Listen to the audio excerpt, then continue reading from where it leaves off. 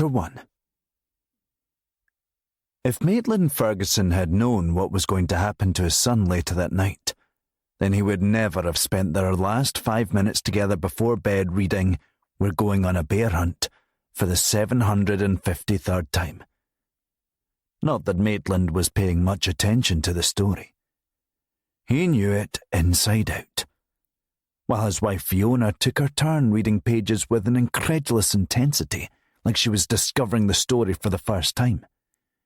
Maitland would rhyme off entire pages without looking.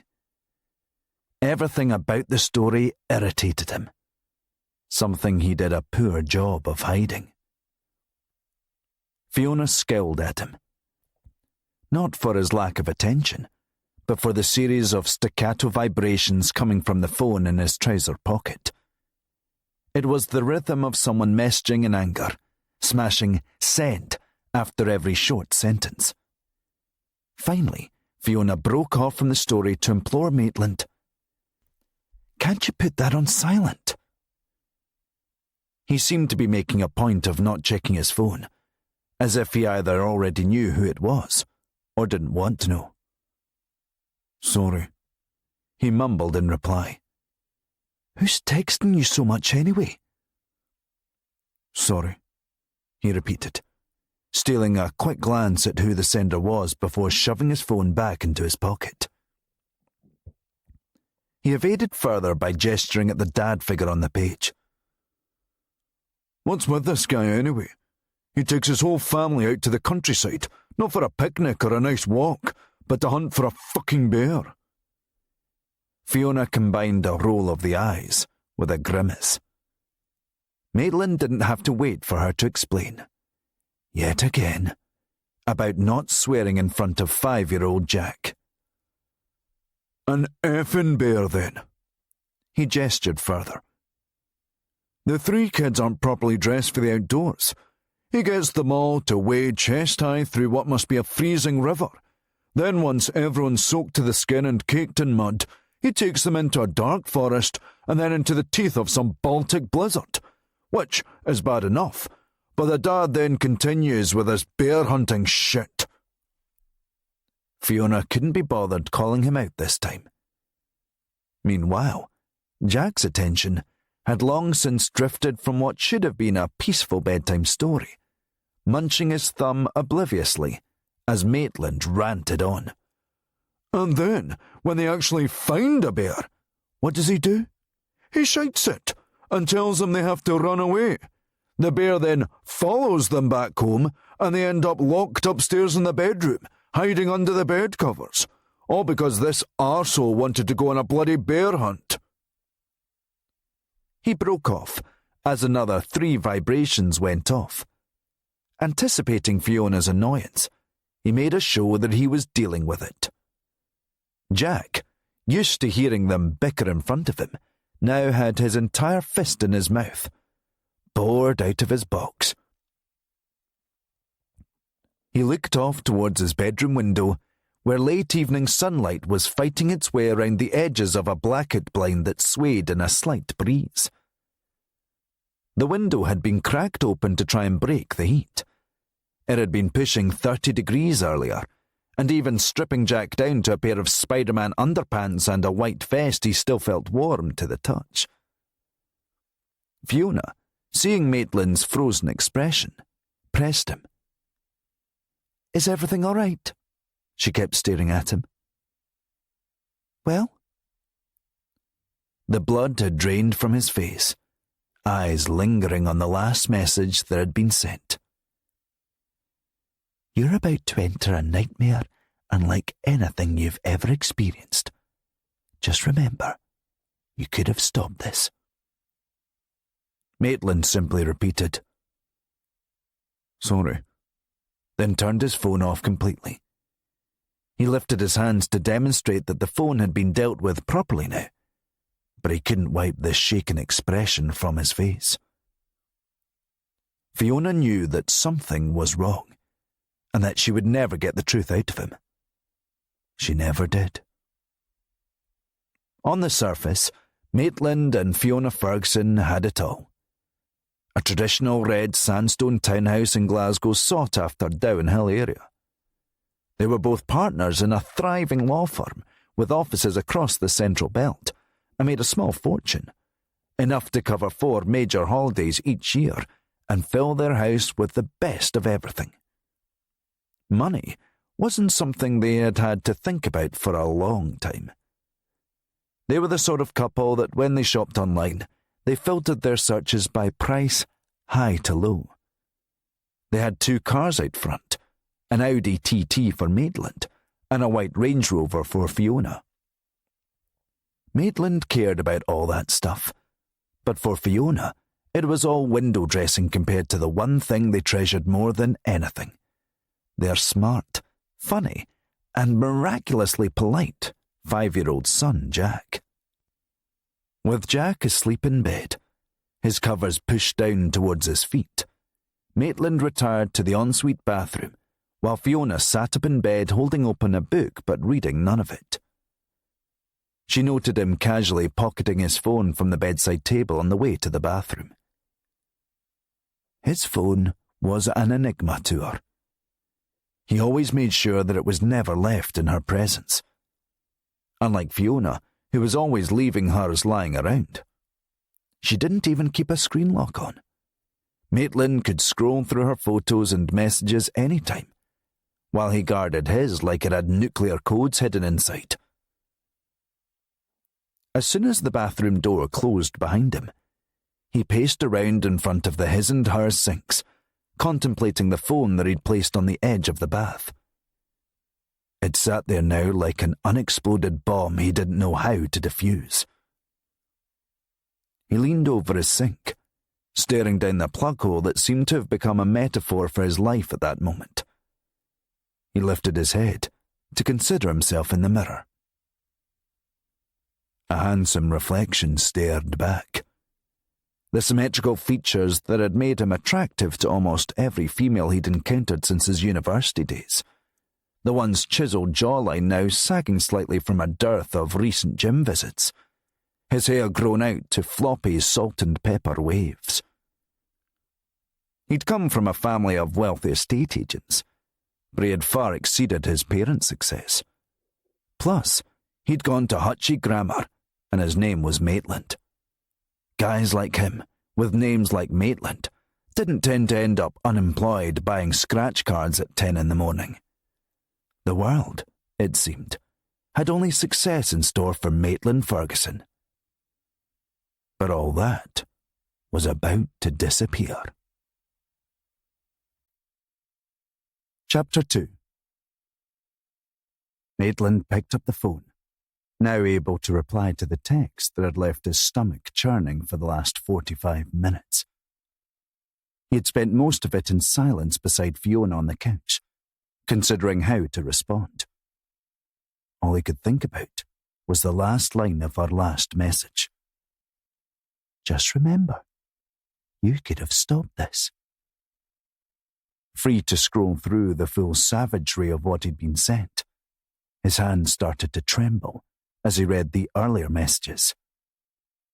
If you come home to find a pet bunny boiling in a pot, you'll sigh with relief at it being a good day compared to what I've got cooking for you. You should never have crossed me, Maitland. He swallowed hard. Many people couldn't admit to themselves that they were bad people, but Maitland had long since accepted it about himself. He would take whatever he had coming. He looked away from the mirror and started typing. Whatever you're thinking of doing, do it to me. Please, leave Fiona out of it. He waited for a reply that didn't come at first. He typed on. Karen? 30 seconds passed. He had no idea how long 30 seconds could feel like, until he found himself staring at a phone screen for that long, praying that the woman you've been having an affair with isn't about to detonate your entire life. Karen finally replied with what Maitland had feared most. It's too late. It's already done. He backed away from the sink, and looked at the ceiling in despair. He tried to catch his breath. He wanted more than anything to let out a cry, a sob, a wail, something, any kind of release. Fiona called from bed. "Are you nearly done?" He closed his eyes, trying to remove the tension from his vocal cords. "Be right out." Moments earlier, Fiona picked up her phone and texted, "Has he replied yet?" The recipient, Fiona's closest friend Veronica, replied, "Are you sure you want to know?" Veronica worked for a cybersecurity firm and was technically proficient enough to arrange for a SIM card clone that Fiona had put in Maitland's phone a fortnight ago. Since then, the evidence had been stacking up, monitored at Veronica's end, where every message and keystroke and screen tap was logged in preparation for the inevitable divorce. "I need to know," Fiona typed. Reluctantly, Veronica shared the mirror of Maitland's phone screen. Now Fiona was seeing everything as if she was standing over his shoulder. She felt sick as she read the exchange from Karen, whoever she was. Fiona could barely move from anger. He was just a matter of 20 feet away, running the tap as if everything was normal behind that door. Betrayal felt somehow much worse when played out in such close proximity. Normally, cheating involved illicit nights in hotels, car park meetups far away from either of the injured parties, travelling, distance. To have it taking place right under Fiona's nose, in the confines of their own bedroom, made it all somehow much worse. She was going to confront him. She had decided. She threw the covers off and swung her feet down off the bed. Then she saw Jack stirring in his bed on the video monitor on our bedside table. It was a reminder that as soon as she confronted Maitland with the truth, it would be the beginning of the end of everything she really cared about. No more lazy breakfasts together listening to Ken Bruce on Radio 2. No more family Christmases or birthday parties. It would be all tense silences and forced levity to make sure Jack didn't suspect that anything was wrong. That was when she felt it. A sudden sharp prick at her ankle, like an insect bite or a wasp sting. She recoiled, pulling her foot up to inspect it. A tiny pinprick of blood appeared under her ankle bone. "What the hell?" she muttered to herself. Her foot felt heavy, like it was filling with sand. It was a struggle to get it back on the floor. Then her vision turned glassy. Feeling her entire motor system faltering, she called out to Maitland. "You nearly done?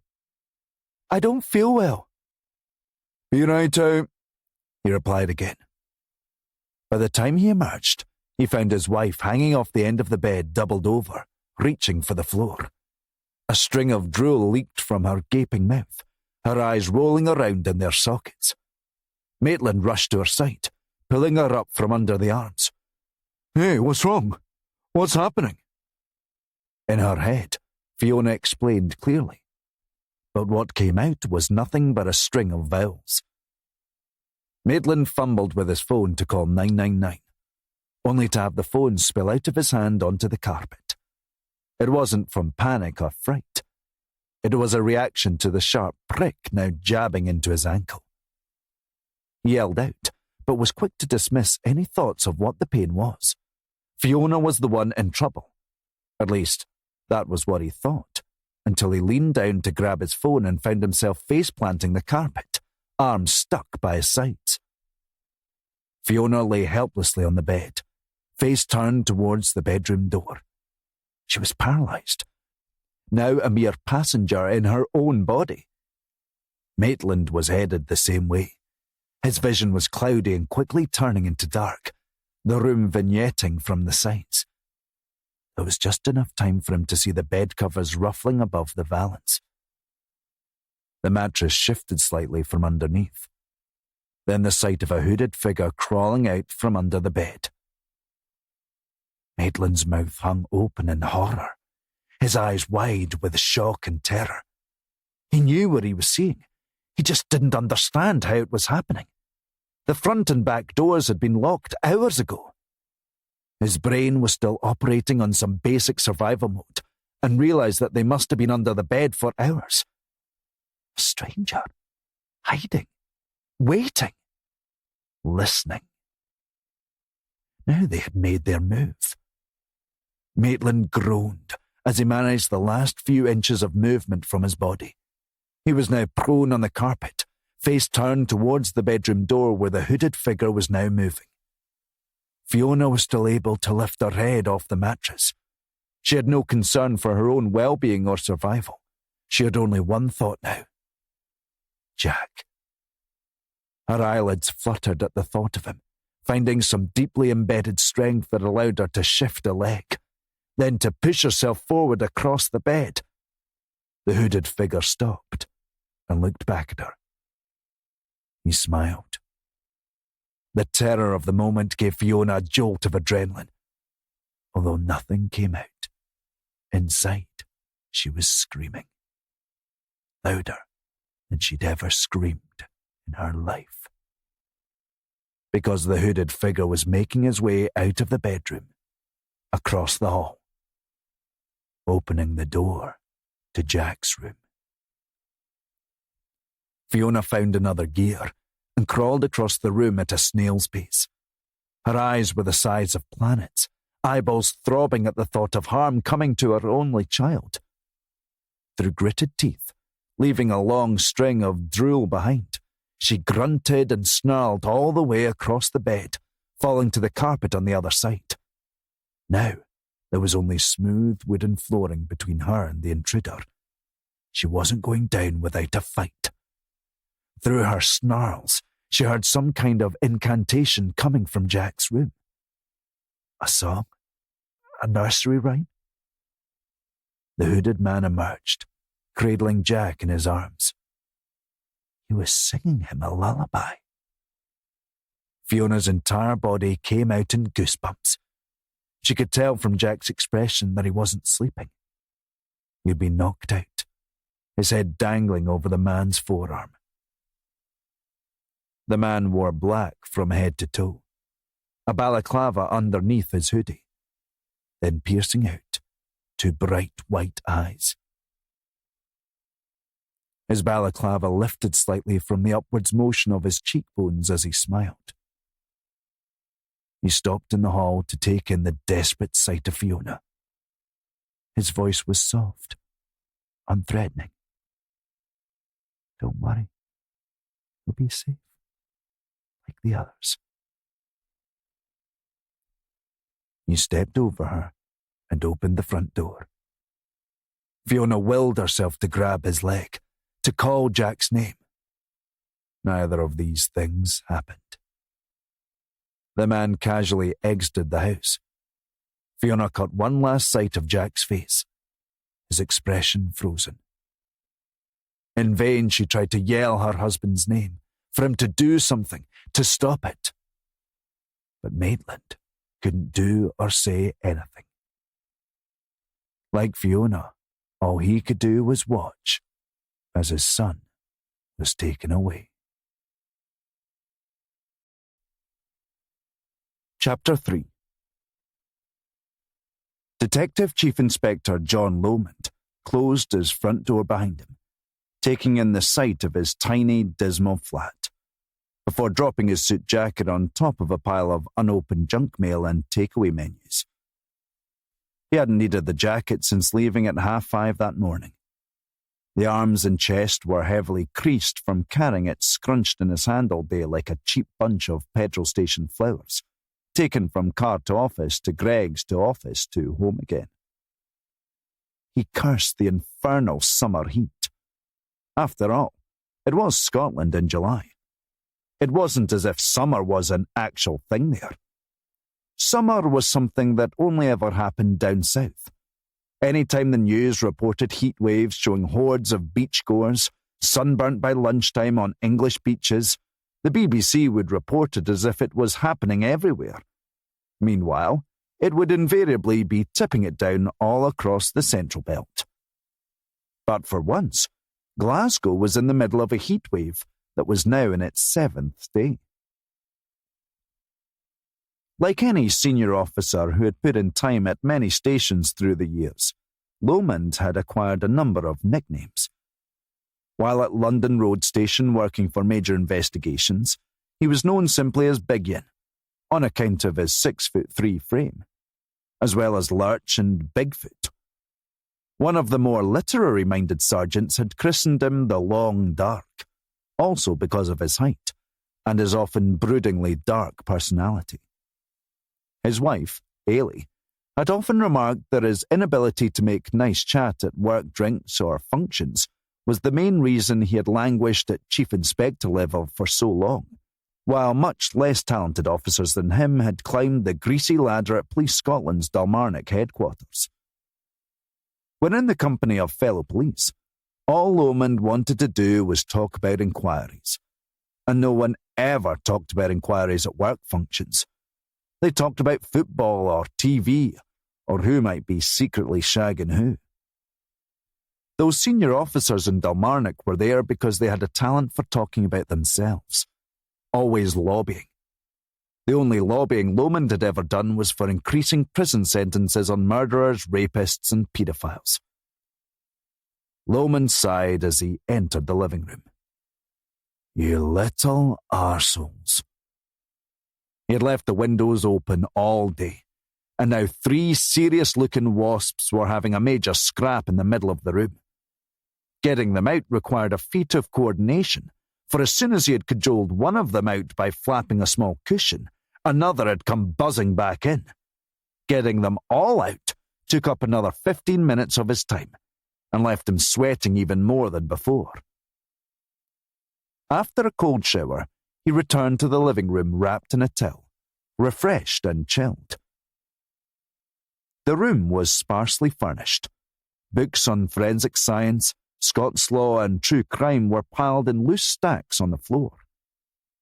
Judging on furniture alone, a stranger might have surmised that Lomond had just moved in, or was on the cusp of leaving.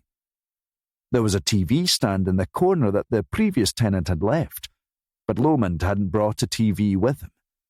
He hadn't had one for years. In the place of a TV was a hi-fi and turntable. Currently playing was The Blue Nile's The Downtown Lights.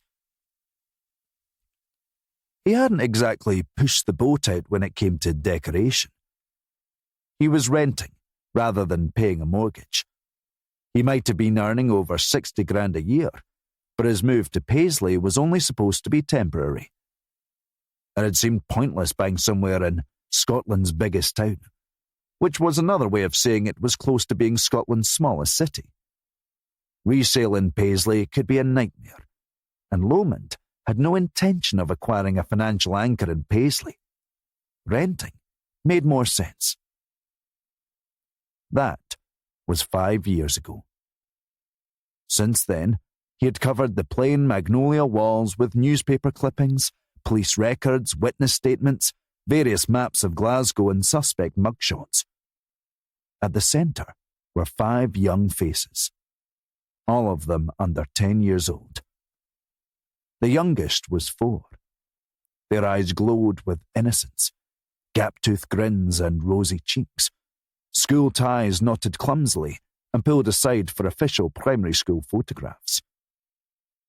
They had started as the missing. Then they were the dead. And, finally, christened by a Glasgow Express reporter as the Bonnie Dead. The headline had been pinned to the centre of the wall. For Lomond, those 5 faces were what it was all about now. Justice. The truth. He changed into jeans and a t-shirt. Then he opened up the hall cupboard, which was completely rammed. As soon as the door opened, a Tetris construction of different-sized boxes tumbled out towards him.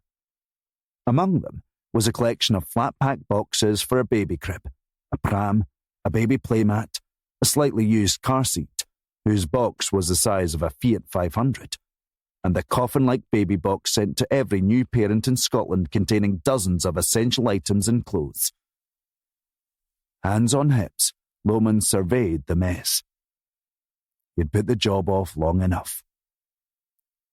He took the boxes one by one to the living room. With the boxes arranged next to the sofa, he changed the vinyl playing to the Beatles' Abbey Road, then opened up eBay on his laptop and set about the laborious task of listing the items one by one. Instead of auctions, he chose Buy It Now and selected prices far below the suggested. He wasn't interested in maximizing profits. He just wanted shot of it all as quickly as possible. They had all followed him from his previous flat in the West End of Glasgow. Some items, like the car seat, had since been superseded by newer models, but such were the rip-off prices of baby gear, he would still be able to get close to the original cost back, particularly as none of the items had been used.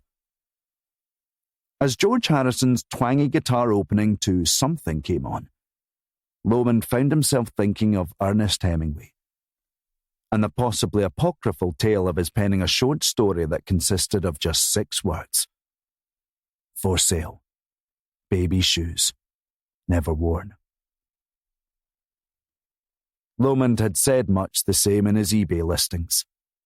Brand new, never used, no time wasters.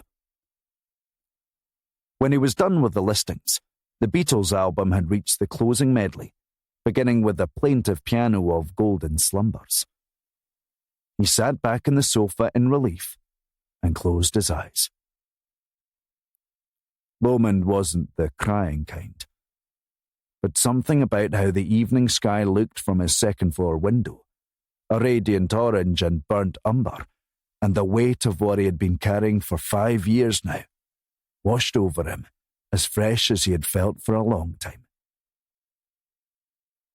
He had started the process of saying goodbye, getting rid of the last traces of his expectant fatherhood, and even now, he wasn't sure that he was ready to let go. There was no time to wallow. The day job might have been over. His current case, a tedious investigation into a till operator who had been skimming from a local supermarket. But he was still a DCI. He wasn't done with work yet, not by a long shot. He cleared the living room of the boxes and set about doing what had become his nightly ritual, unloading boxes of evidence and reading. Lots and lots of reading. All of it on the same case. The case that had loomed larger in his career than any other. The Sandman. Chapter 4. The name had come about when it emerged that the killer was leaving piles of sand in the eyes of his young victims, and in the beds he had taken them from.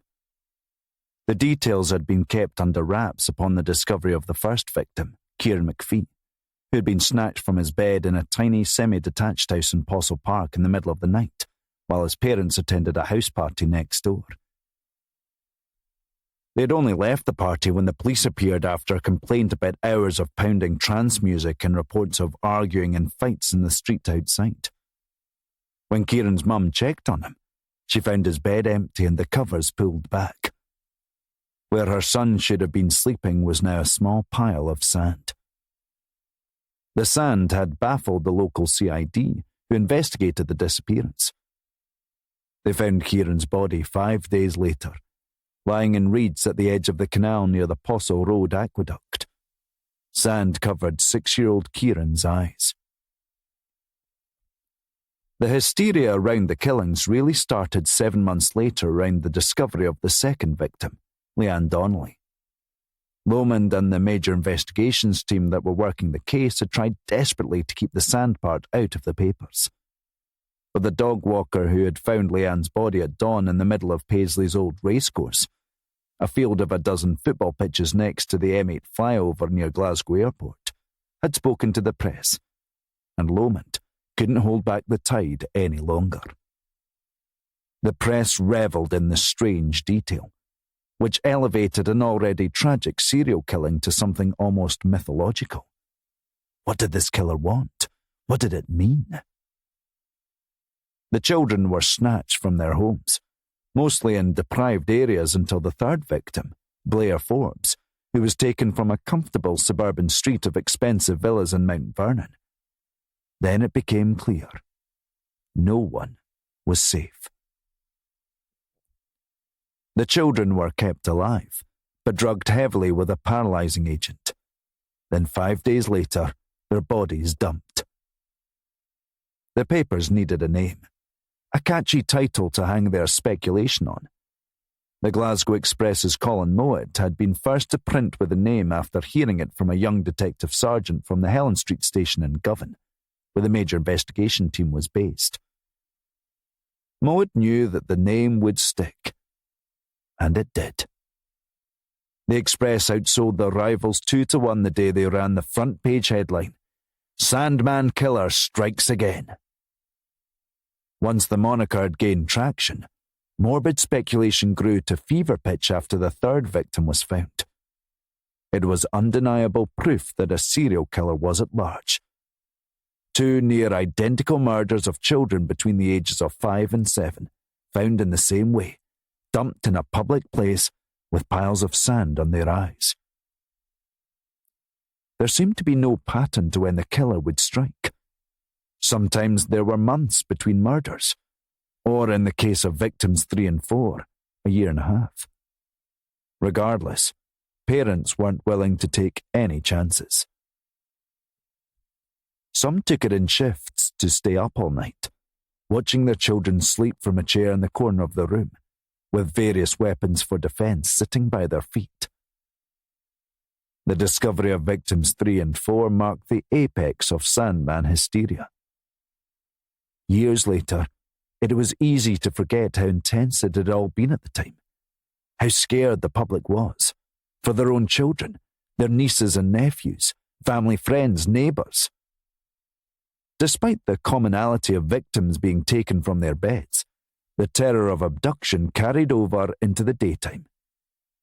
Any instance of a lone child spotted walking the streets, people watched over them from their living room windows, waiting for any sign that someone might be coming for them. It led to a rash of strangers approaching children, offering them company home to keep them safe. One man had ended up beaten to a pulp after word spread around an estate that he'd attempted to drag a child into his car. It later emerged that he was simply the child's parent, who had been attempting to control an unruly 8-year-old who had been refusing to get into the car for a dentist appointment. There were similar stories across the city. On buses and trains and the subway, it was all people talked about and read about, and wrote about on social media. One paper christened it Sandmania. Any child under 10 who went missing and wasn't found within hours was instantly feared to be the next victim, regardless of whether there were any traits of a Sandman abduction. Parents of the missing resigned themselves to fate by as early as day 2, hope abandoned, awaiting the inevitable discovery of a body come day 5. The pattern grimly familiar and predictable. Yet despite the safeguards, the massive police presence scouring the streets at night for lone males, residents locking their windows and installing motion detector alarms, still more victims fell. Colin Mowat was the first major reporter to publicly criticise the police investigation. What had started as full support and cooperation from the public soon shifted when third victim Blair Forbes was found in a tenement back garden next to the rubbish bins. Constables faced outright hostility on their beat, the public's ire directed at the uniformed cops who were there to keep them safe. Doing the thankless, working round the clock, for little fanfare. The days between the abduction and the discovery of the body were the worst. Shouts would ring out in a crowded Sauchiehall street. "The Sandman's no here. Forget about shoplifters and go find that missing Wayne." There always seemed to be some blow-up or confrontation over what was happening, when tragedy now seemed a lot more like incompetence, which wasn't helped by certain officers leaking unintentionally misleading information that had been passed from station to station, until the whispers turned the truth inside out.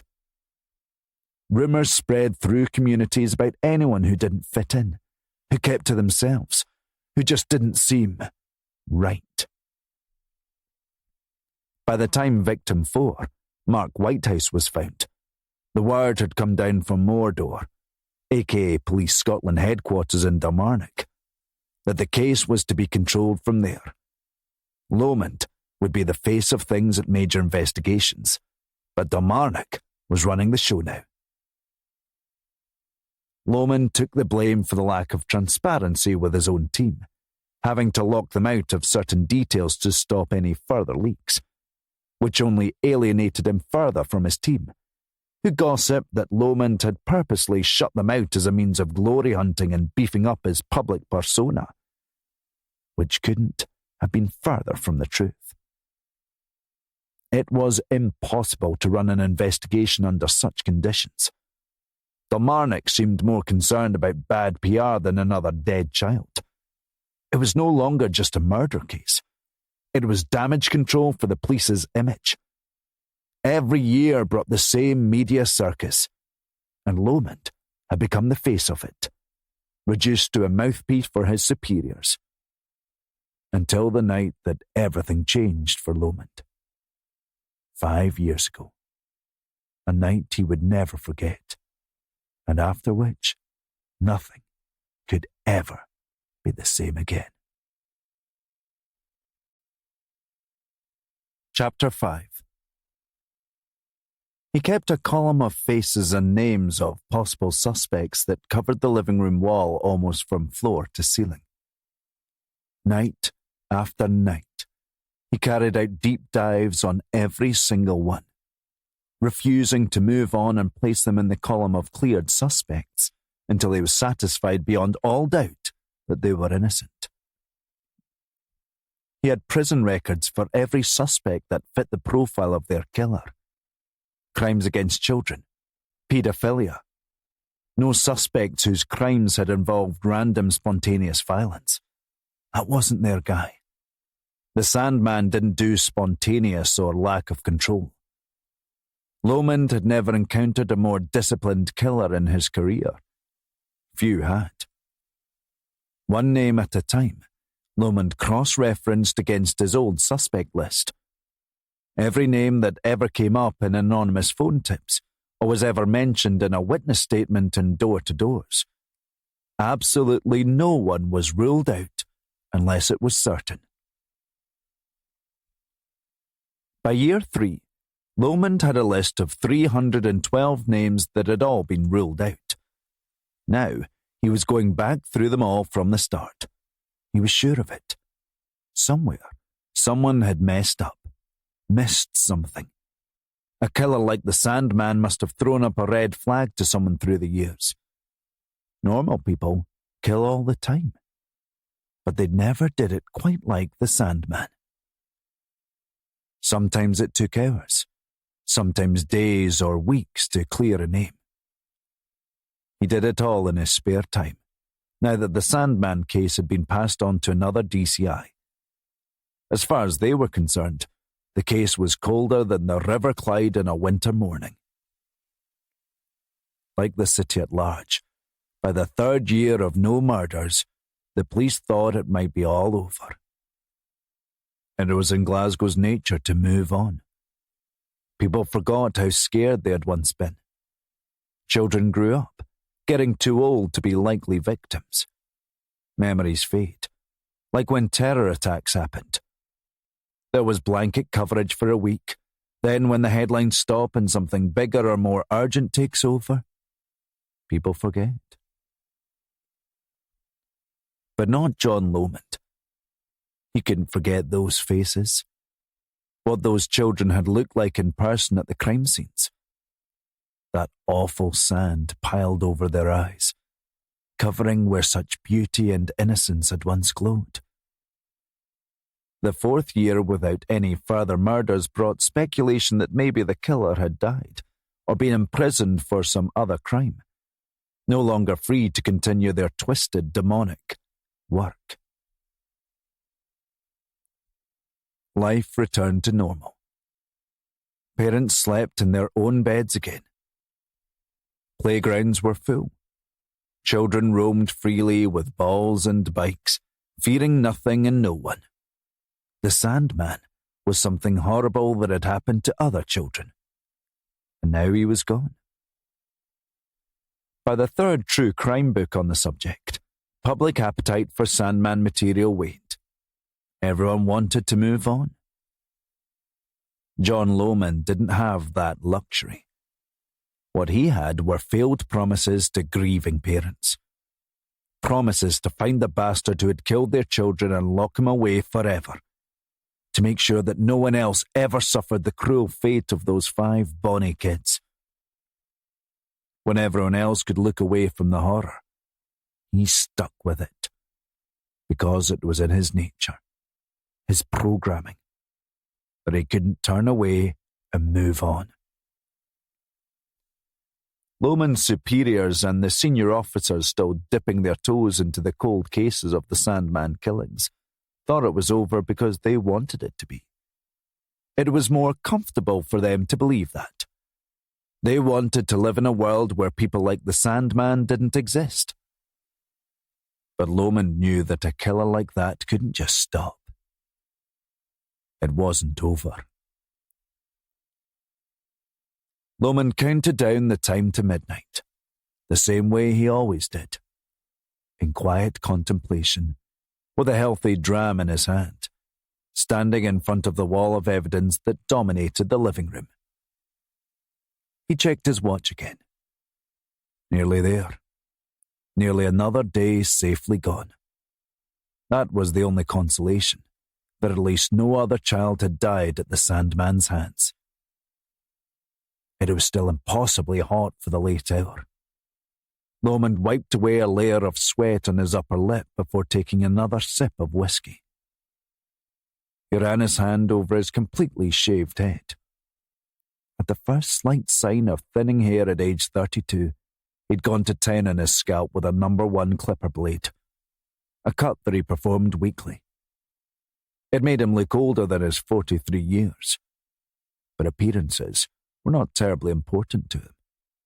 Although he had noted with concern his growing paunch, how much noise he made getting up off the sofa, and the alarming rate at which his nose hair was growing. He had on a live version of Summertime by Ella Fitzgerald on YouTube, recorded in Berlin in 1968. Gone was the studio version's familiar hazy mood and lush strings, replaced by a brooding jazz quartet that played the song at half speed. Rather than the studio version's romanticism, Ella's voice was now that of love lost for good. The perfect soundtrack to a heatwave at night. Lomond had heard it dozens of times, but it still found ways to surprise him. Every note meant something to Ella, deep in her bones. The camera showed Ella dabbing sweat gently from her neck, crooning softly before launching into a sudden change of pitch, a stunning vibrato that appeared like a bolt of lightning that was so powerful it made the pianist behind her visibly jump on his stool. The moment gave Lomond goosebumps. He went to the window, looking down on the street. A lone Ned stalked along, buzzing from the bottle of Bucky in his hand, still shirtless from earlier in the day. His back and shoulders were scorched neon pink with sunburn. At each passing car he unleashed a volley of abuse. About what was unclear. It was no mystery to Lomond how someone could be so angry at everything. He'd encountered so many lives that had been chaotic from birth. All that mattered to them as young adults was getting as wasted as often as possible. They had seen and heard things by primary school age that most adults couldn't even imagine. Years on the street had taught Lomond to always see the core of who they would have been as children. No one was born bad, were they? What always stumped Lomond, though, was the Sandman. How could someone become so evil? What made a person want to do those things to children? What explained that? What explained evil? He checked the time again. Only another 3 minutes had gone.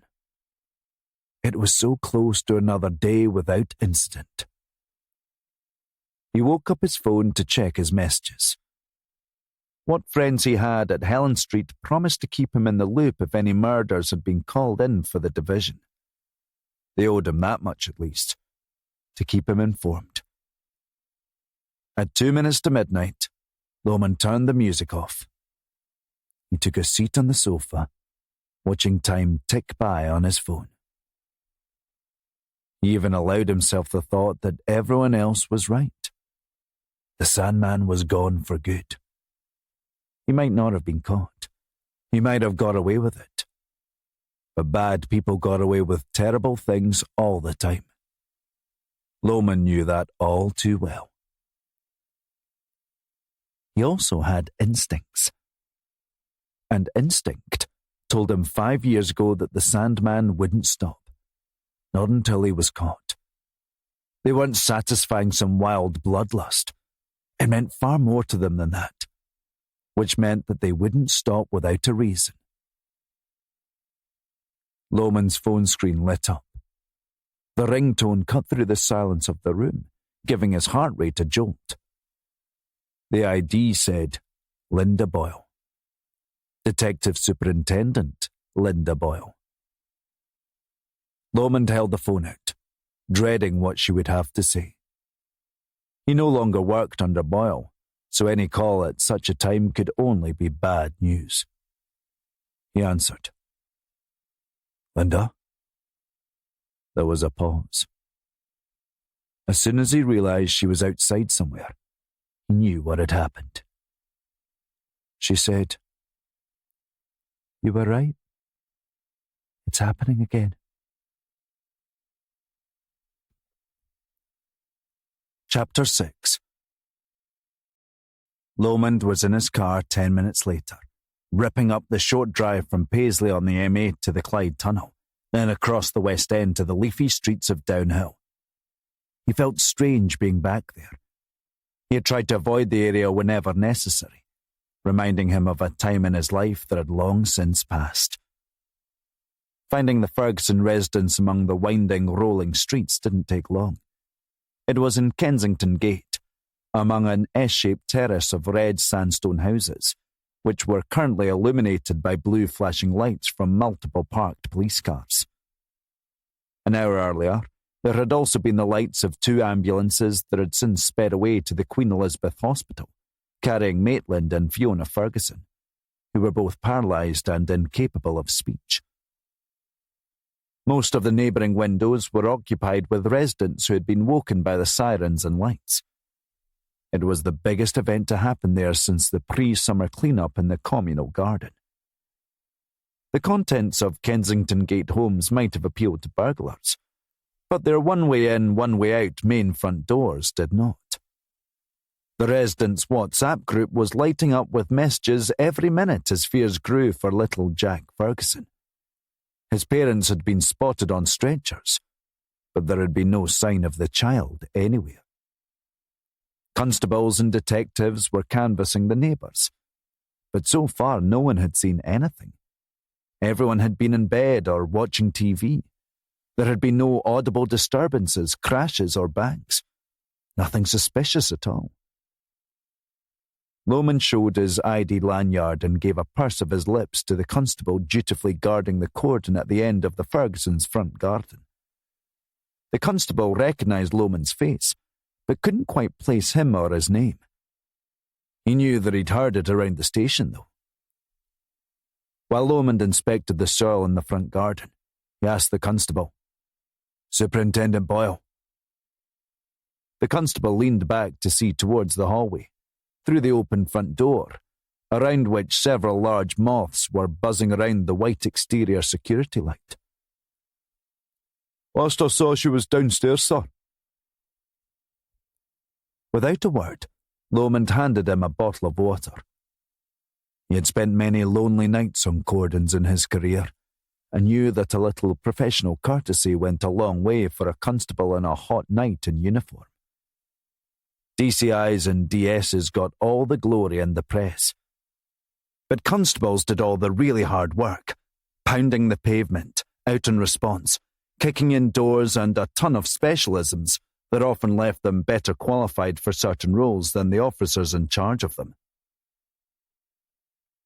Once Lomond was inside, a young detective sergeant who had been trying to listen in from a few doors down approached the constable. He flicked his chin up. "What does he want?" The constable shrugged innocently. "Said he wanted the super." "You know who he is, right?"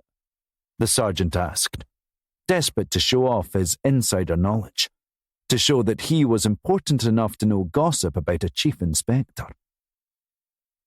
The constable had met a few junior detectives like him already in his brief career. They were as much in love with the idea of pouncing about looking important in plain clothes as they were getting the job done. The constable let the sergeant go through his little routine anyway. "I've never seen him." "God, you are new," said the sergeant. "That's John Lomond." "Yeah, I did actually look at the badge he showed me." "The badge doesn't tell you he ran the Sandman case for a while." "Why was he taken off?" "I never found out. The press had been caning their arse for close to 5 years already. They used to say Lomond was on his way to Linda Boyle's position now. Had to take 6 months leave, and when he came back he was sent to Mill Street. Couldn't hack it in the city anymore." The constable looked clueless. "Mill Street?" "The main station in Paisley," the sergeant said. "Massive grey 70s monstrosity. Looks like something out of East Germany." "Was going to Mill Street really that bad?"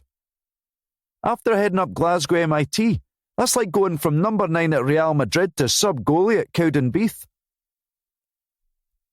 The constable considered this, then pushed out his lips. "Don't really follow football." Dissatisfied at the response, the sergeant set off towards the next door to chap. Lomond set off through the front garden, observing 2 senior officers in the hallway. The woman was Detective Superintendent Linda Boyle.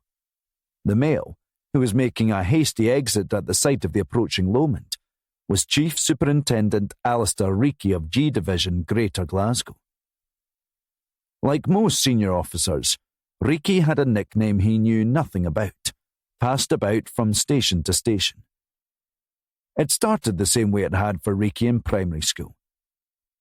Even a small child's limited vocabulary could get them to reek from Reekie, then from reek to smell, from smell to shit, then from shit to shithead.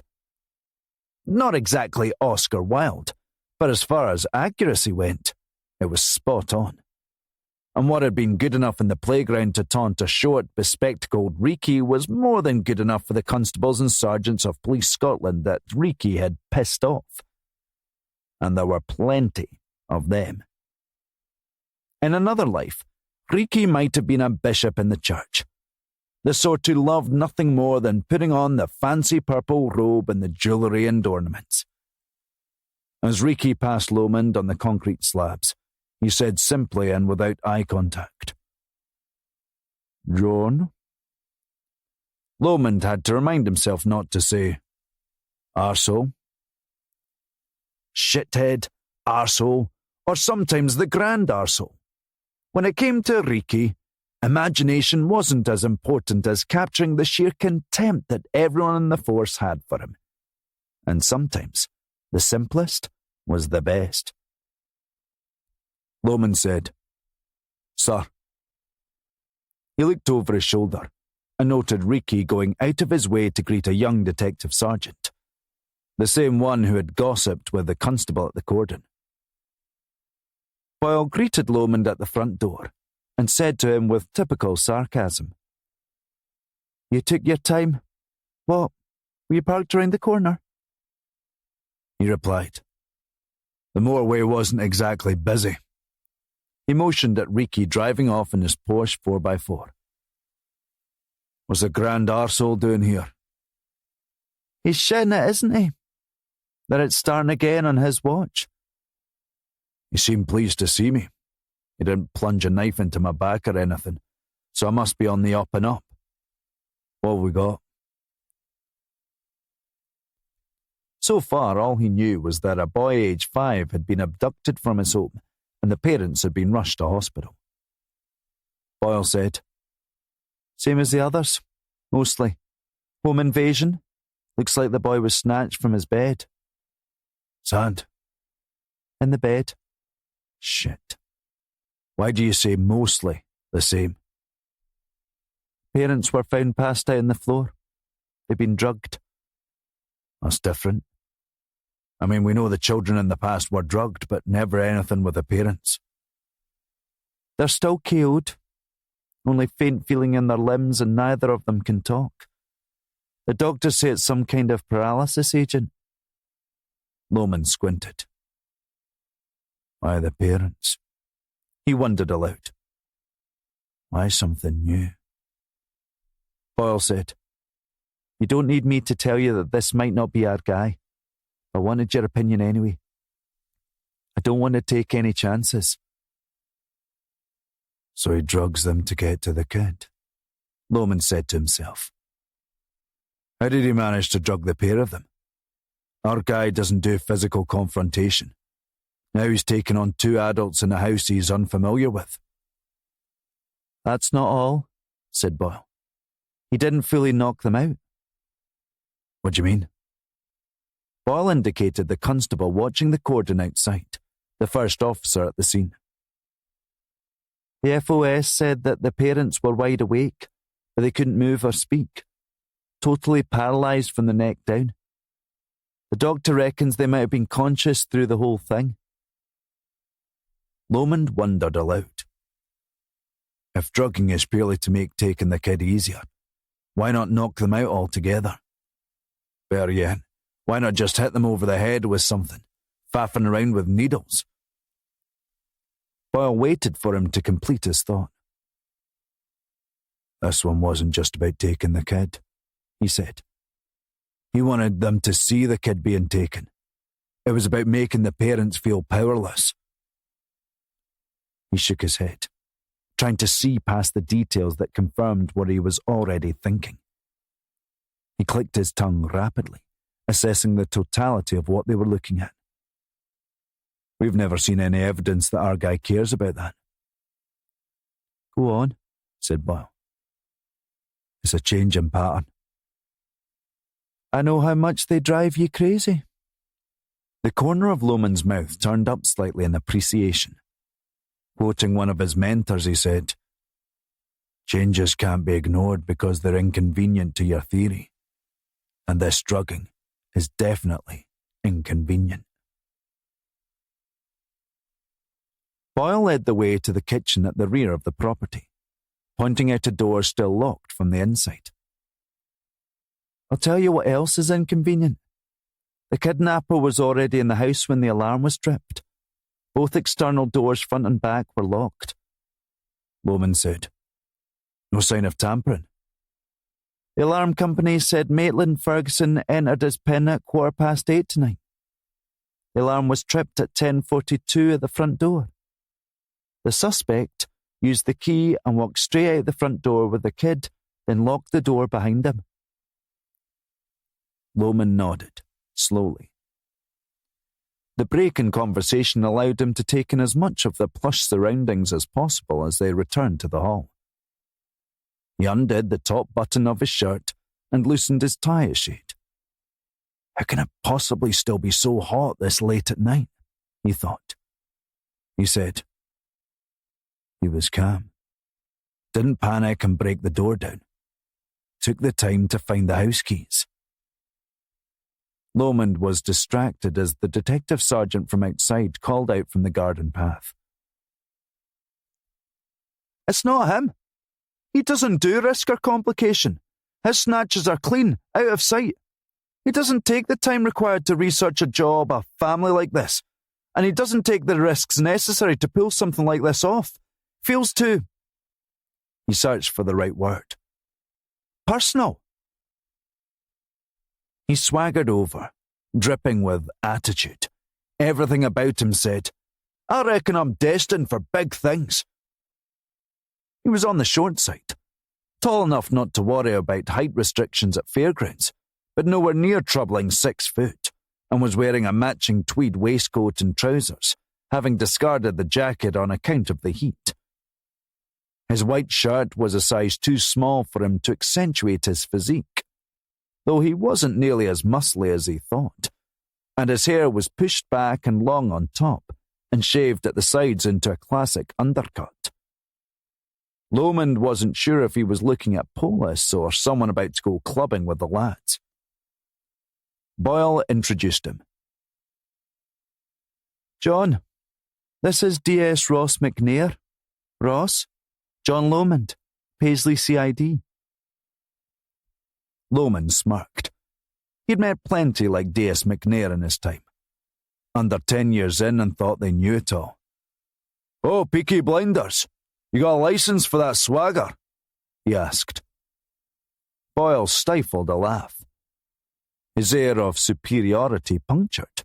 McNair produced an evidence bag containing a mobile phone. The paramedics found this on the bedroom floor. Lomond switched it on, pressing the side buttons through the bag. How did we get the call in the first place? Boyle answered. The alarm company got an auto-response when the front door was stripped. Lomond pondered the numerous sensors hooked up wirelessly around the property. What is it? Lomond said. It's pretty serious security, even for a West End pad. Allow me, said Ross, taking the phone from Lomond. He opened the alarm app, bringing up camera footage from the front door. Watch this. It showed a hooded figure, unmistakably male, carrying a small body out the front door through the garden. I suppose it's too much to ask for any images of a car or a van driving away, asked Lomond. Yep, Ross said. Far too much. He just walks out of view to the left. There's an alley around the side under some trees. He probably parked there. It's only used for bin collection lorries. The residents park at the front. He tapped out of the app and opened the messages. I was wondering if you think that maybe this warrants further investigation. He held the screen up to Lomond, showing the last message received. You're about to enter a nightmare unlike anything you've ever experienced. Just remember, you could have stopped this. Lomond pointed at the sender's phone number. Who is this delightful ray of sunshine? Ross replied. It's a burner, so it's going to take some time. We're working on it. What about the neighbours? No one saw or heard anything unusual. What about no one suspicious seen walking around in the last week? I've spoken to all 24 households with eyes on the front door. Surprised and impressed, Boyle said, You've spoken to 24 already? Ross said, Yeah, I mean, first hours are crucial, right? Lomond kept wandering the property, looking for the one detail that didn't look right. Detective work's a marathon, not a sprint, Ross. You race through witnesses that fast, you might miss something. Not appreciating the unsolicited guidance in showing the first signs of irritation, Ross turned to Boyle. Sorry, am I missing something? Shouldn't DCI Sutherland be hearing this too? Because, with respect, he gestured to Lomond. This is a Glasgow MIT job, not Paisley CID. If Lomond's closest pal on the force and a senior officer hadn't been standing there, he might have considered laying the cheeky bastard out. Being on friendly terms with the CSU had given the young DS an inflated sense of where he was on the ladder of Police Scotland's rank. Boyle said, "John's given us some perspective on what we're dealing with." Ross replied, "I can help you with your perspective, DCI Lomond. It's not your serial. I don't care about that pile of sand in the bed." "Are there any other facts you'd like to ignore?" Lomond asked. "I'm not ignoring them. I'm disqualifying them. There's a difference. I think someone's gone to lengths to make us think this is the Sandman." "You think the mystery woman on the phone is behind it?" "Using publicly available details about a serial killer is a good way of hiding your work." Paul deferred to Lomond. "It's possible," Lomond conceded. Ross added, "I know a lot of this isn't the Sandman's style, so we also can't discount the possibility of a copycat."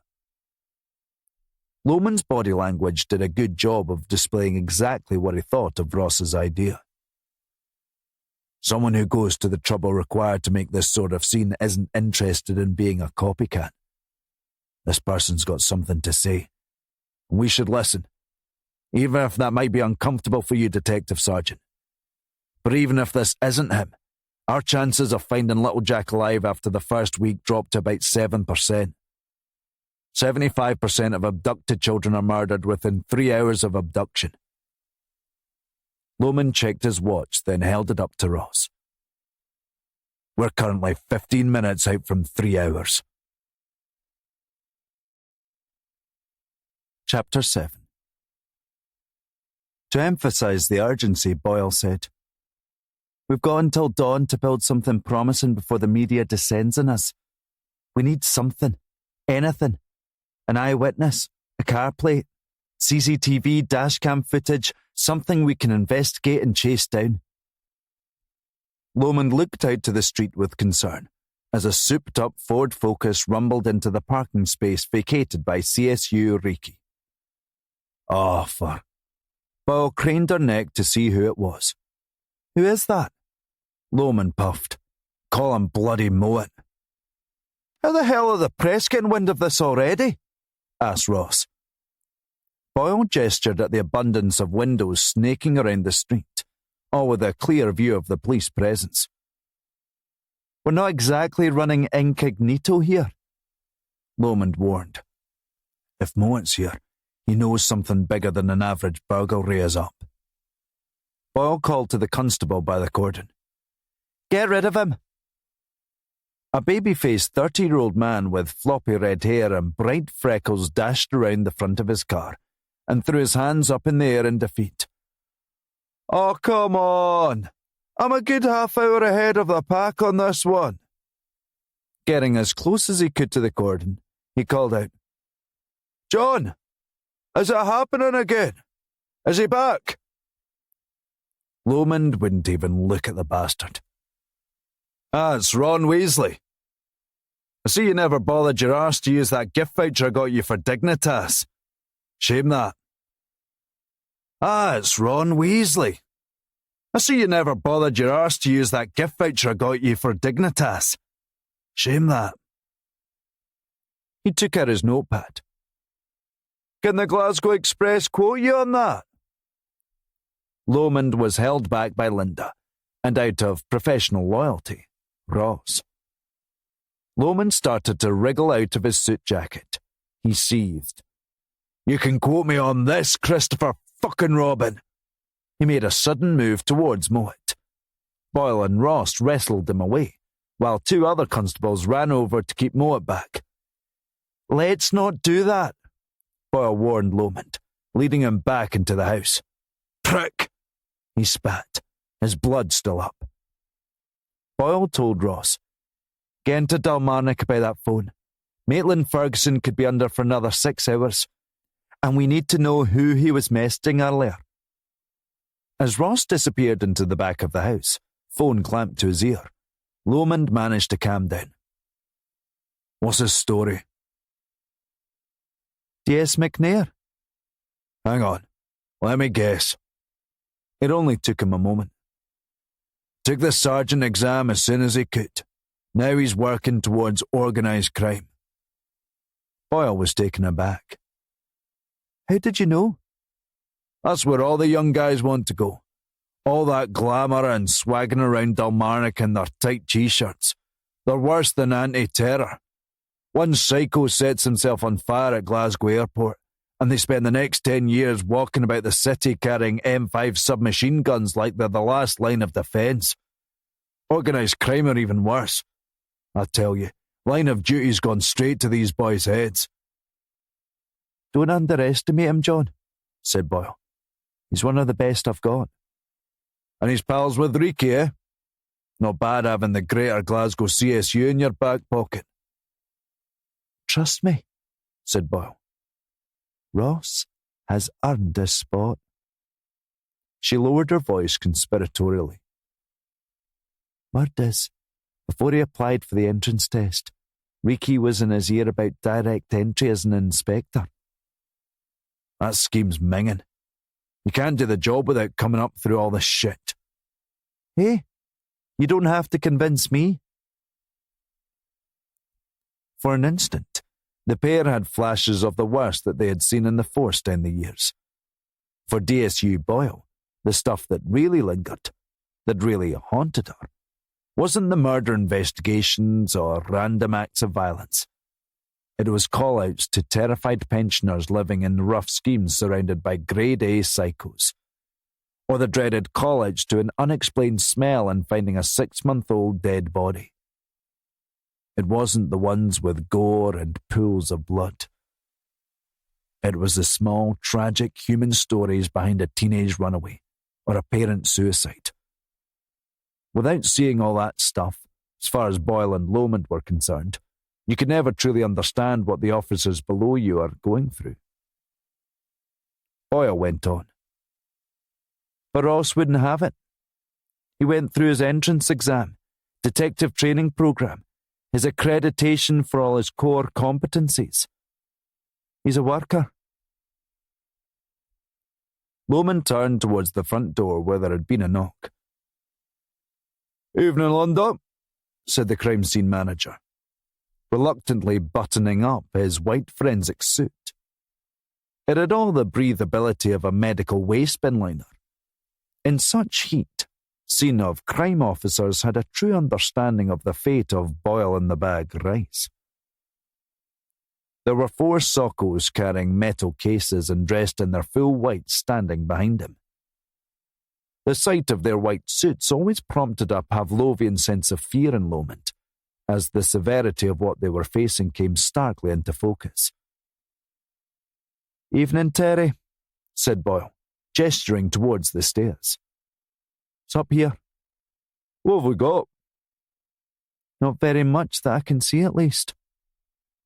Lomond followed them all upstairs towards little Jack's bedroom. With the mum and dad out of commission, the room had been perfectly preserved since the abduction. Forensics set up their gear according to Boyle's direction, while Lomond held back at the bedroom doorway, taking in the scene. It had been lushly decorated, no expense spared. The 2 exposed walls were covered with large murals of rainbows streaming over a cute woodland scene, as well as a clear patch of white wall where Jack's height was being marked every few months. Lomond kept his eyes fixed on the most recent line. How the hell could someone hurt anyone as small as that? He thought. Even after all this time on the force, he found himself searching for answers even though he knew that there weren't any. On top of a pristine white chest of drawers was a row of cuddly toys, their oversized eyes blank and innocent to the nightmare that had taken place earlier. Jack's old paintings from nursery were hung on the wall, etched with his crude signature. It was a room that told you Jack was well loved and nurtured. Lomond got a sudden vision of his wife dressed in paint-stained denim dungarees, singing to the radio as she rolled light mint paint across the wall of the spare room in their old Broomhill flat. At least, what they had always called the spare room, but had since changed to the baby's room. In slow motion, Lomond saw his wife turn around, pausing in profile which highlighted the roundness of her pregnant bump at 7 months in. She smiled at him. "What is it?" Lomond paused for a moment. "Nothing. It's just, I didn't know I could love someone as much as I love you." Her smile widened, and she turned up the volume of the radio and started singing as she danced away gingerly across the room to him. When she reached him, she dropped paint onto the end of his nose, then kissed him. "This is going to be the cutest baby room ever," she had told him. Coming back to the scene in front of him, Lomond thought that his wife would have approved of the decor, the personal touches, the warmth on display. All that was missing was the child. The only hint of something wrong was in the bedspread. The duvet peeled back like the corner of a book page, where Jack had been hoisted out. A handful of sand sitting on the mattress. Lomond got a chill whenever he looked at it. He retreated to the parents' bedroom, which showed a similar lack of a struggle. He crouched to inspect the carpet, which was scuffed underneath the edge of the bed. Putting on his shoe covers, he came closer to the bed, observing thick drag marks in the carpet pile, from knees or feet. He called out to one of the sock officers who was taking prints from door handles for elimination. Lomond pointed to the carpet. "Can we get a sample of this, please?" The officer stopped what he was doing. "The carpet?" Lomond looked at the scuff marks again, getting a sense of how it would have gone down based on what Boyle had told him. "They were in the house for hours, hiding under here." He did a quick 360 of the room. There was nowhere else to go. They would already have been wearing the hoodie. The central heating thermostat says the temperature in the bedroom didn't go below 24 all night. It would have been stifling under the bed and all that gear for that length of that time. That means sweat, maybe a hair sample. The sock officer flashed his considerable eyebrows up at the scale of what Lomond was asking. "How much do you want me to take?" Casually, he said. "There's no way of knowing exactly where they were lying, so take it all." The officer paused. "That's a king-size bed." "What's your point?" "Do you have any idea how long that's going to take to analyse?" Lomond got to his feet. "I don't have a bloody clue, and I don't really care." On his way past the officer, he told him, "Cut it and bag it." Boyle was waiting for him in the hallway. "What do you think?" Lomond rubbed at his stubble. It was time to make a call. "I think it's him. I think he's back. But it's different this time. He's changed." He turned to face her head on. "I want to be lead on this, Linda." She seemed to flinch at the suggestion. "Ricky wants Sutherland for it. He says you bring too much baggage with you." "Sutherland? He cuts more corners than a Black & Decker, and Ricky knows it. Come on, Linda. You know I'm the best chance Jack Ferguson has. And if the Sandman has lifted his head for the first time in 5 years, then we owe it to the parents of Kieran McPhee, Leanne Donnelly, Blair Forbes, Mark Whitehouse and Taylor Clark to catch this guy once and for all." "Her defence is slipping," Boyle said. "Let me deal with Dominic and Ricky, but I can't promise anything." D.S. McNair appeared at the foot of the stairs, holding his phone up. "Ma'am, that was the constable of the QE. Maitland Ferguson just woke up. He's able to speak." All Boyle had to do was look at Lomond. He told McNair, "Tell him we're on our way." "Where?" asked McNair. "Yeah, you're coming with me, if Linda can spare your towering intellect." Boyle said. Like a tree, Mrs. Dutch Elm? She paused. Fine. But Ross? He hung back excitedly in the main doorway. Mom, I don't care if you're taking statements from the centre of the fucking sun. Put your jacket on. Once Ross had set off towards his car, Boyle asked Lomond. You're sure you want him? Yeah, he answered. Why? Because he knocked on 24 doors. He might look like he's been booted through the clearance aisle of H&M, but he wants the right thing. To get Jack Ferguson home to his parents. Chapter 8. The drive from the West End to the Queen Elizabeth University Hospital on the edge of Govan was just a quick blast along Great Western Road, through Anniesland and the Clyde Tunnel. During the day, it was one of the busiest sections of road in the city. This late at night, only the odd taxi and Deliveroo rider provided any company to the two detectives. Lomond could feel D.S. McNair assessing the inside of his terribly average saloon car. There wasn't much to hang a judgment on. The inside was spotlessly clean, leaving no clues as to what Lomond was like. No giveaway sweetie wrappers or crisp packets. No fag packets or ash. No forgotten paperwork or police kit or personal protective equipment, which, in itself, told Ross a little something about Lomond. Worse still, Lomond could sense Ross about to make conversation. I didn't mean to step on your toes back there, Ross said. Takes a lot to make me cry, Ross, Lomond replied. If you've upset me, you'll know it. Do you really think he's come back? The only things I know for certain in life, Ross, is that Billy Connolly is the funniest man who's ever lived, and Partick Thistle will never win the Champions League. Beyond that, it's pretty much all up in the air. One thing I always wondered about the Sandman case. Why the sand? In Scandinavian folklore, the Sandman sprinkled sand into the eyes of sleeping children to bring on sleep and dreams.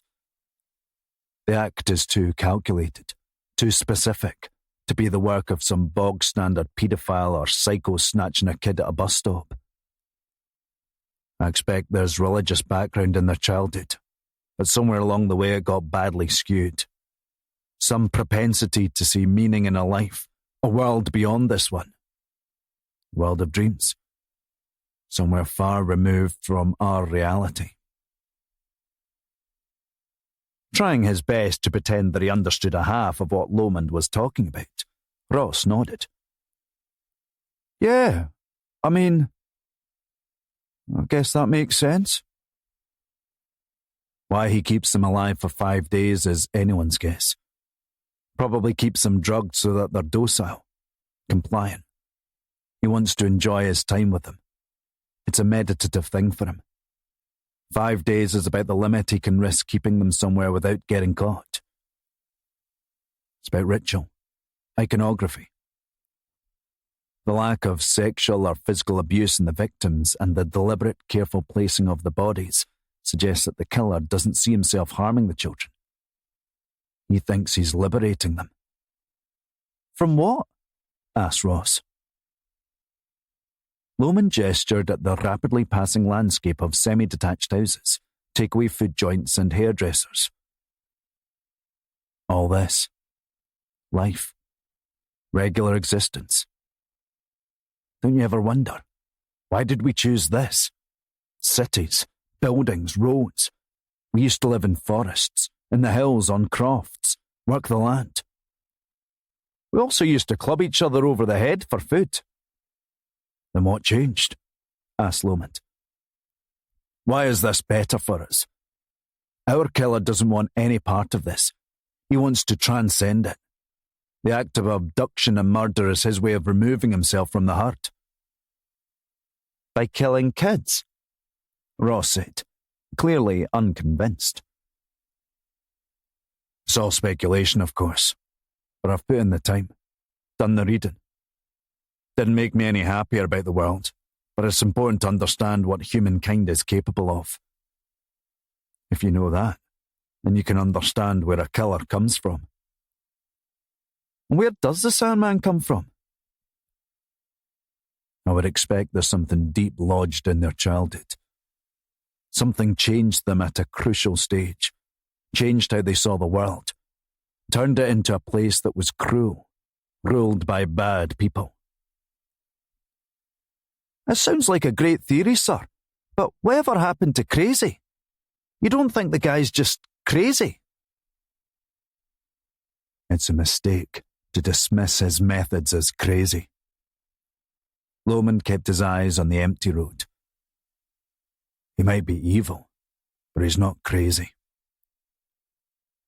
In the pause that followed, Lomond counted down in his head from 5. When he reached 1, Ross said, "Must have been rough trying to find someone like that." "Show me a murder inquiry that's easy, and I'll show you a unicorn that farts rainbows. But at this time of night and at the speed I'm driving, we're about 5 minutes from the QE. We can do This Is Your Life another time, all right?" "This is your life?" Lomond rolled his eyes. It was a TV show, Michael Aspel. You'd go through this big red book filled with stuff about your past, and they bought out all these people from... He could see Ross's eyes glazing over. "It doesn't matter." "I was surprised you asked the debt sub to bring me along. Kind of got the impression that we weren't on the same page back there." "We're not." Ross gave a snort of disdain. "Then why bring me along for this?" "Because you chapped on 24 doors tonight instead of leaving it up to uniform. If we're going to find Jack Ferguson alive, I need hard workers like you." Ross wished that Lomond hadn't felt it necessary to add the alive part, but it had the intended effect of reminding Ross of what was at stake. Lomond went on. "A lot of young detectives think cases are solved by deep creative thought, or brooding in dark rooms with a bottle of whiskey. They're about teamwork, talking to as many people as you can, putting in the hours, and chapping doors." Lomond slowed as their run of straight green lights came to an end and they approached the vertigo-inducing MC Escher of Crossroads, Annie's Land Cross. Even lifetime locals could end up looking like lost foreigners navigating the spaghetti overlap of merging lanes and filter lights. As your brain desperately tried to make sense of the chaos, you could almost hear Glasgow City Council cackling somewhere nearby. "Aye, good luck dealing with this, ya bastards." Ross said, "Barely 5% of applicants make it into the ranks. I've been proving people wrong my whole life, Detective Chief Inspector. I'll happily add you to my list." Lomond kept his eyes impatiently on the red light ahead, his foot purring the engine. Silently impressed by the way Ross had stuck up for himself, he conceded, "You did okay with the phone. You deserve a chance to follow up on it." Lomond hit the accelerator the moment the light changed. He made short work of the Crow Road dual carriageway, then gunned it into the Clyde Tunnel, paying little attention to the 30 miles an hour speed limit. He was in a hurry to get on with the job, but not to see the hospital grounds again. He had hoped to have seen the last of them 5 years ago. The Queen Elizabeth University Hospital was built on the site of the old Southern General and had been nicknamed the Death Star by locals for its imposing 14-story design, which was topped by an enormous aircraft landing pad where emergency helicopters shuttled back and forth day and night.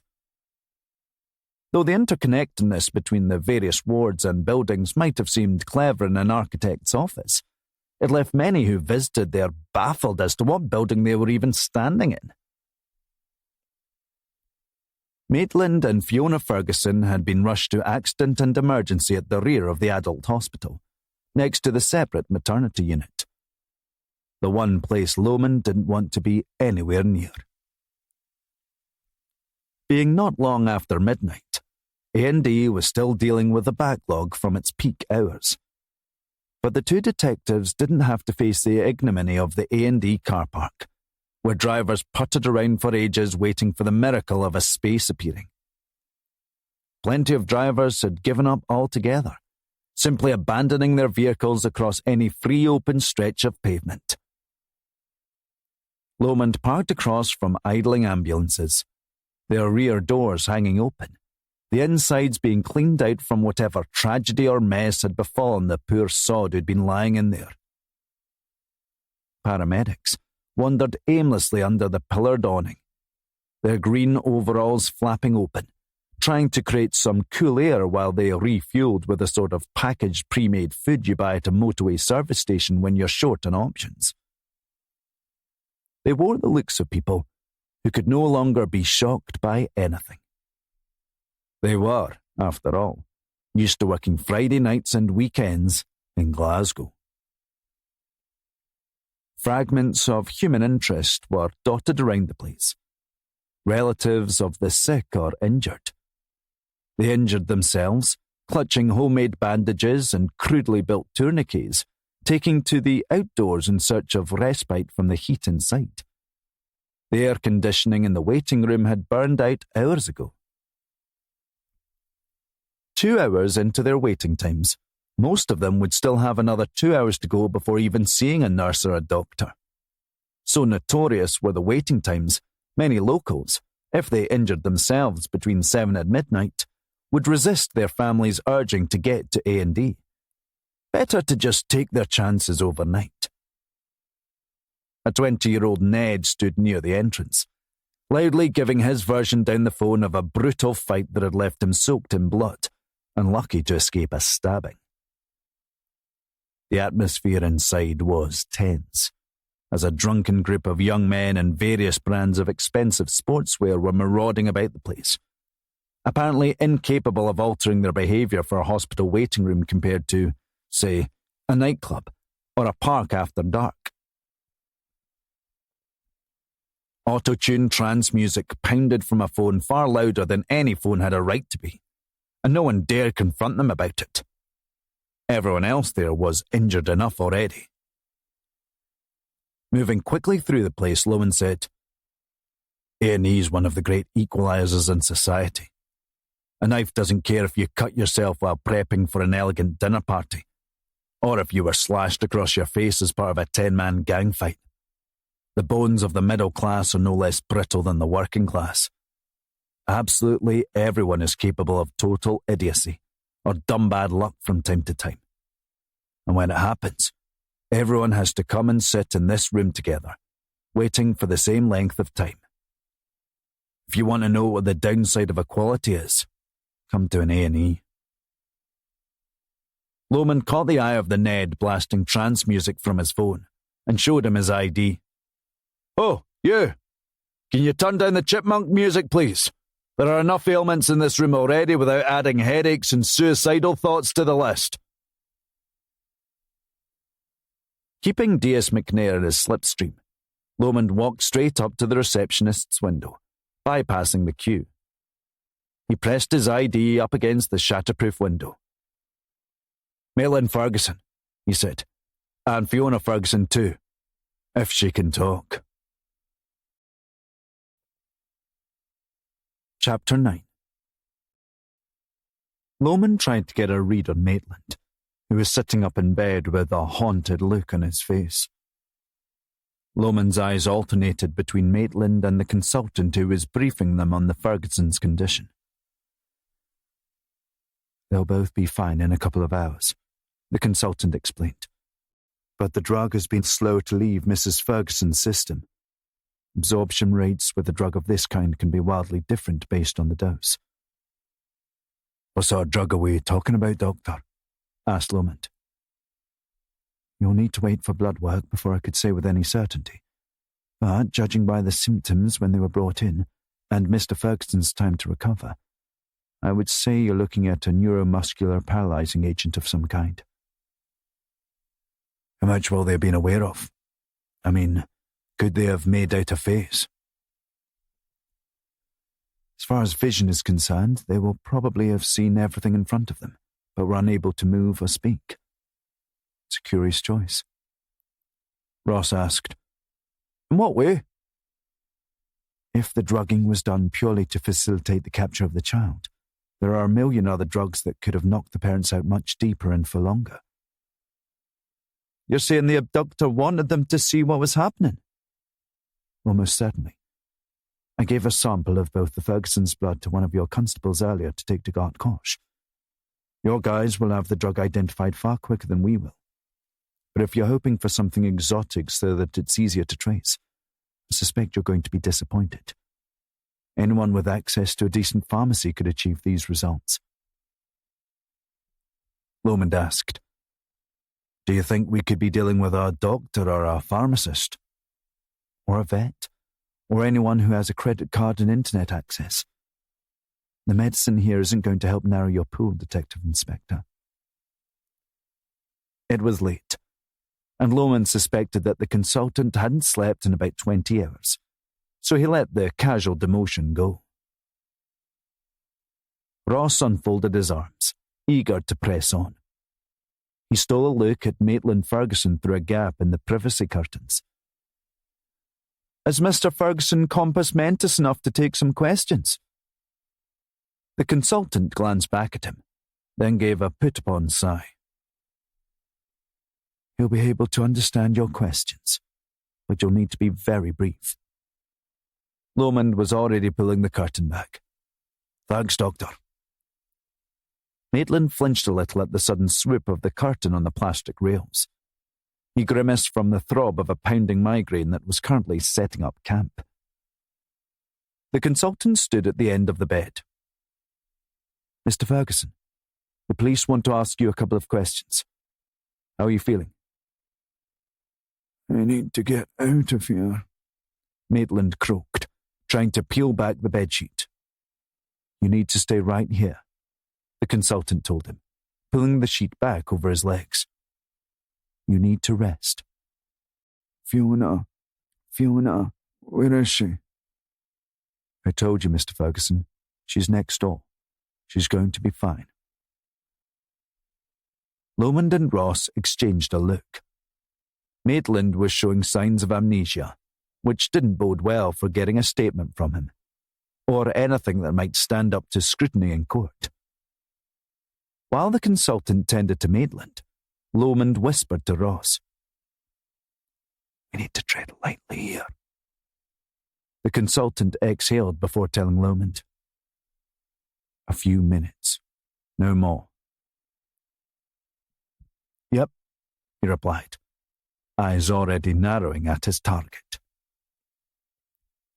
This was where he had made his reputation. Questioning, interrogation. It wasn't common for a DCI to take part in questioning suspects, especially out in the field. But John Lomond didn't exactly do ordinary, and his interrogation skills were sorely needed in a case where the first few hours were the most crucial. "Mr. Ferguson," said Lomond, presenting his ID. "I'm Detective Chief Inspector John Lomond. You can call me John. This is Detective Sergeant Ross McNair. We're here to help find your son. I know that you and your wife have been through a very traumatic event, but there are a couple of things about tonight we need to go over while the details might still be fresh in your mind." "I just want him back," Maitland said, closing his eyes against the pain tightening his temples.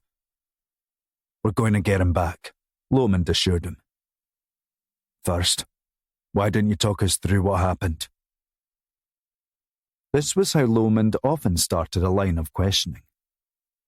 Liars protect themselves by remembering rote answers and details. They don't stray far from certain phrases or descriptions or adjectives, whether it's the first time they're talking through the timeline of events or the 10th. It was why detectives like Lomond were fans of repeatedly asking the same questions. He wanted to hear Maitland Ferguson's version and let his natural radar for bullshit start beeping. He went through the family's routine for Jack's bedtime, which was always the same. Bath, bedtime story, lights out.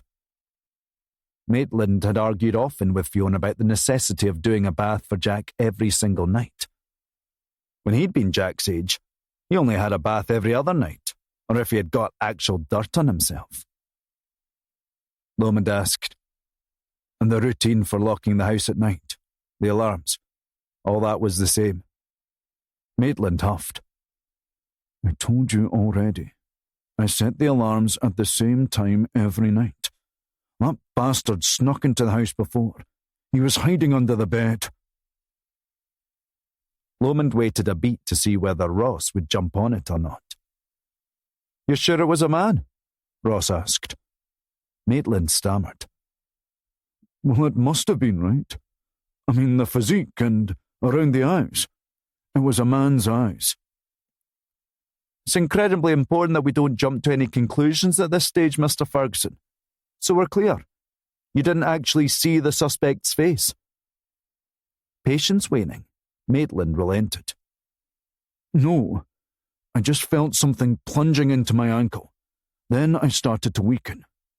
He had on a hooded top and was wearing a balaclava underneath. Like I said, I caught a glimpse of his eyes. It was a man, all right?" Ross asked. "Sort of understanding that you could hear and see what was going on, but you couldn't move." "Well, yeah, but Fiona managed to crawl across the room at least." "Did the man say anything at all?" "He said something to Fiona, but I couldn't hear." Lomond said quietly to Ross, "Find that consultant and get an ETA on when Mrs. Ferguson might come around." Once Ross was gone, Maitland said tearfully, "Tell me it isn't him. Please." "Mr. Ferguson, was there sand left in the bed?" Lomond put his hand out to try and calm him down. "The best thing you can do." "Please, I know that he left sand on the others' beds." He tried again. "The best thing you can do right now," Maitland snapped. "Just answer the question. Is it him?" Lomond relented. "It's one of a number of possibilities, Mr. Ferguson." "I thought that it was all over. I remember when it was happening. I used to see those parents on the news. I felt sorry for them. Of course I did. But we didn't have Jack then. Everyone tells you when your first is on the way, you've no idea how much you can love someone, how strong the urge to protect them is. I never disbelieved anyone who told me that. But it is true. You can't know until they're there. In your arms, or you're tucking them into bed." His voice started to crack. "How far you'd go to save them." Lomond had been told those things too. And like Maitland, he always believed them. "Mr. Ferguson, you said that this man said something to your wife. Was there any particular accent you could identify? Any particular words or phrases that stood out?" "No, just what I told you," he said. "The accent was..." He shrugged. "Glasgow? I don't know. Not especially strong." "Well spoken? Rough?" "No, Maitland rubbed his temples. "I don't know.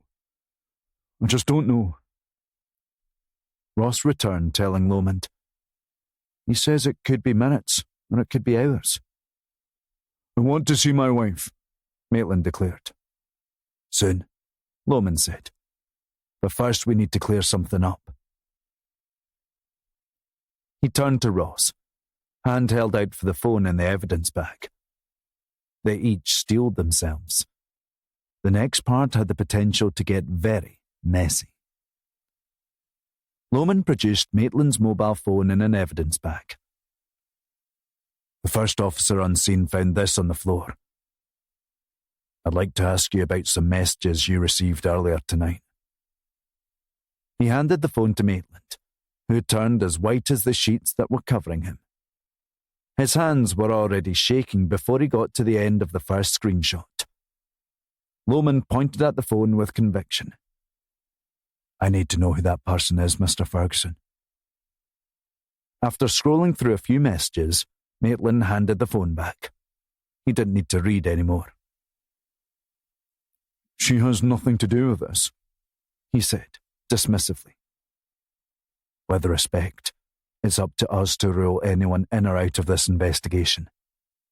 You received a very stark threat hours before your son was taken in a calculated and deeply methodical attack. An attack designed to inflict maximum emotional damage on you and your wife.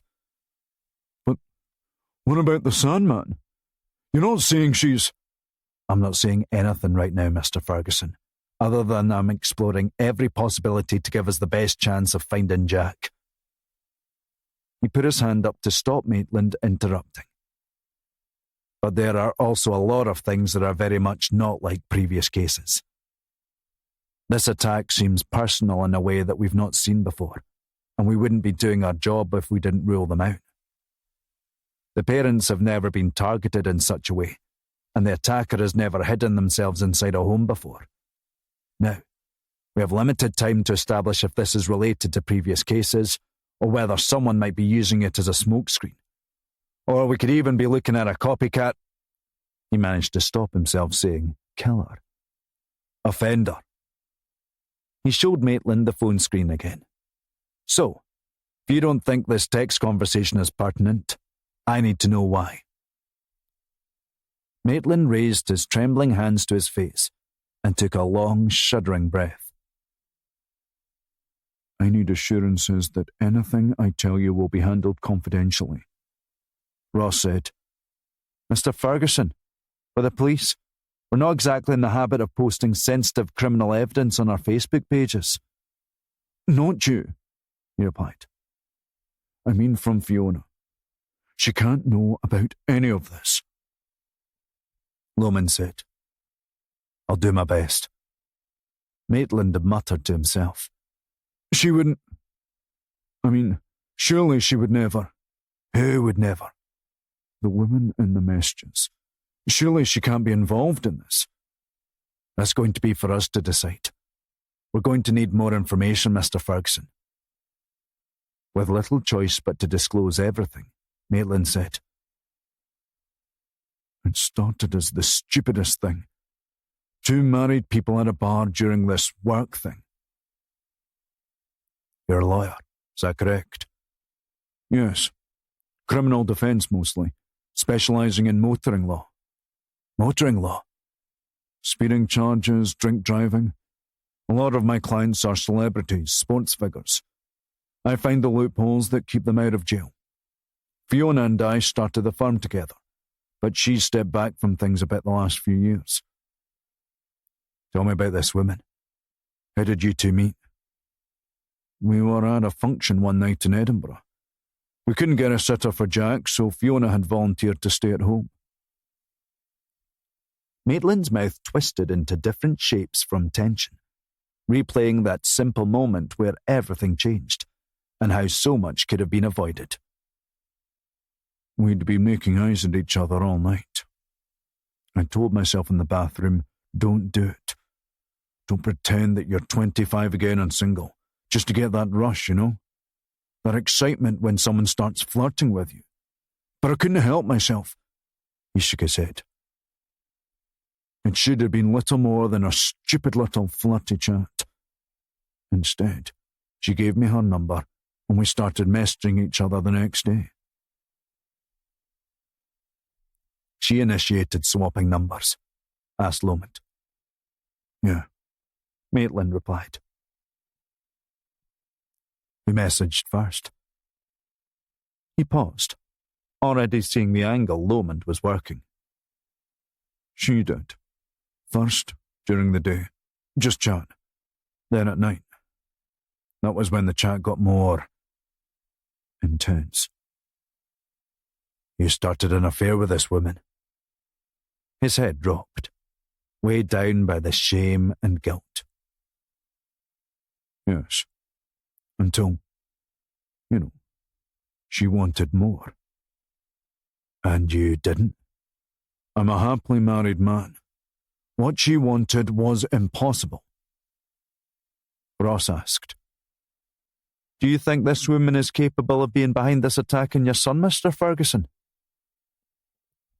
Maitland exhaled sharply, almost trying to convince himself. She wouldn't do that. You don't understand. This isn't some random crazy person. She's... He broke off. She's what? Looking to press home the evidence in front of them, Lomond quoted from the messages. You're about to enter a nightmare unlike anything you've ever experienced. Just remember, you could have stopped this. That sounds pretty clear to me. Maitland was panicking. The idea that his affair was the catalyst for his son's abduction was too much to comprehend.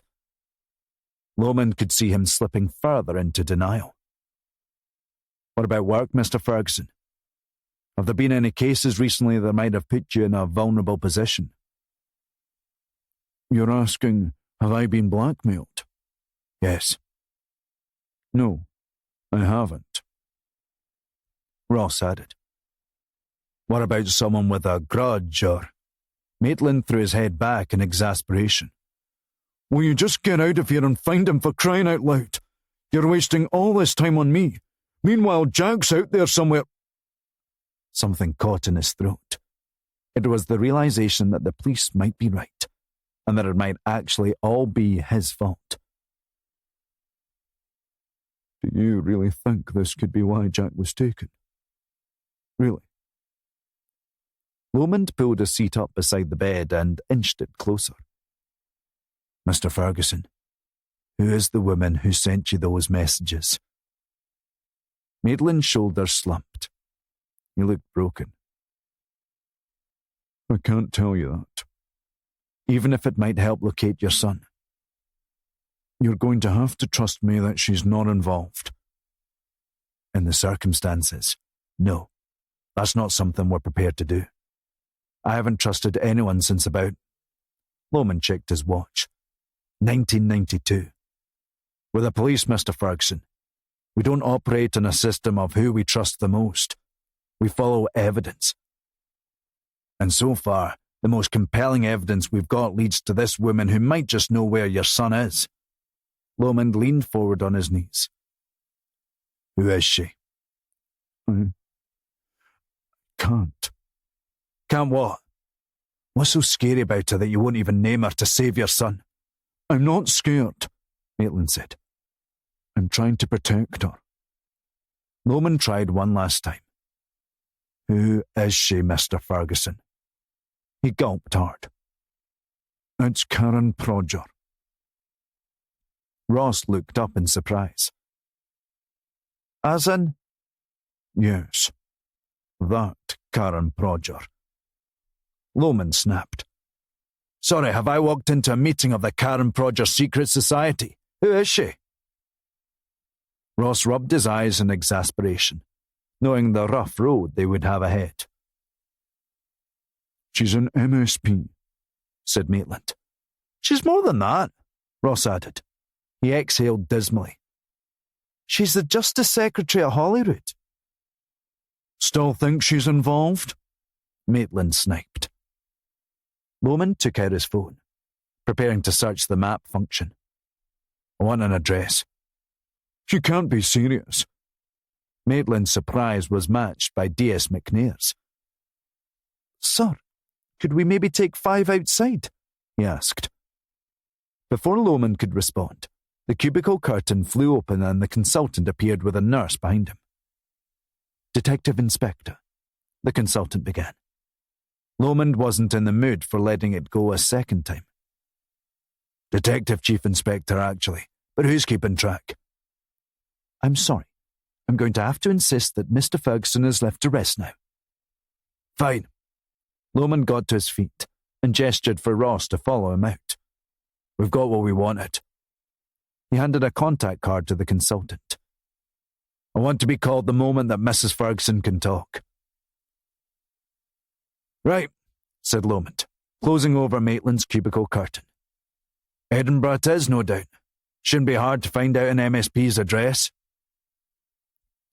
As they marched towards the A&D exit, Against a backdrop of drunken arguing and nurses pleading for calm, Ross said, "Are we really going to wake up a cabinet secretary in the middle of the night and, what, accuse them of child abduction?" Lomond replied, "Yep, pretty much."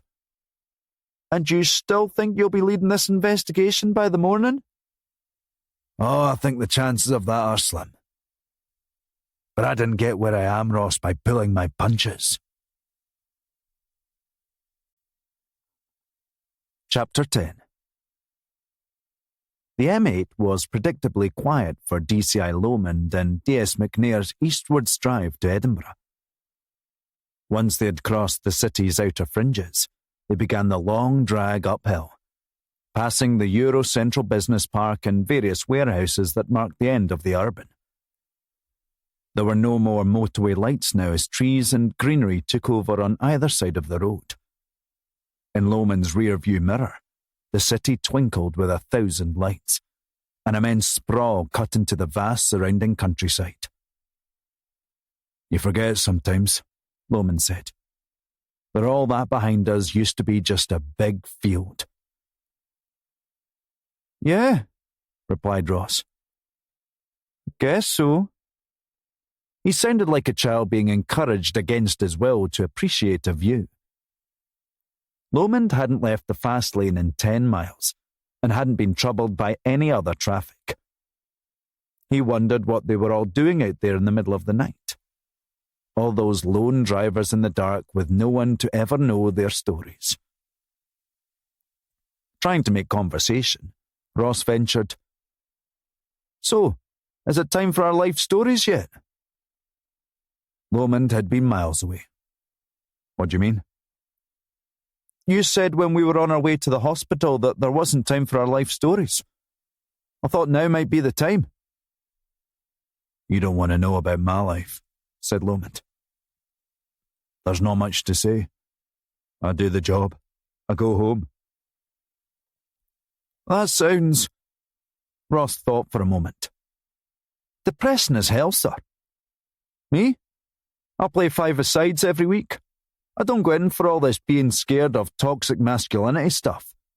Sometimes it's good to just go run around with some guys and kick the shit out of each other over a game of football, then have a pint. Have a laugh. You should try it sometime. The football, I mean. You could sub in for a half." Lomond tried to think how he could reply politely. "Not really my thing." "What is your thing? Sitting in a dark room every night reading Dostoevsky?" "It's not my thing because I have no need. The world needs people like me. Someone who doesn't need all those so-called regular things like companionship, love, hobbies, a desire to tend to a garden, argue online with strangers about inconsequential shite. Everyone needs that. Not me. I know it's hard for someone like you to understand, but I don't consider the way I live my life to be a sacrifice. I used to tell myself that the job made me this way, but the more I think about it, I think I might have been this way all the time. Maybe the job just brought it out." Realising that he was bumming Ross out, Lomond said, "Linda told me you've got a wee one at home."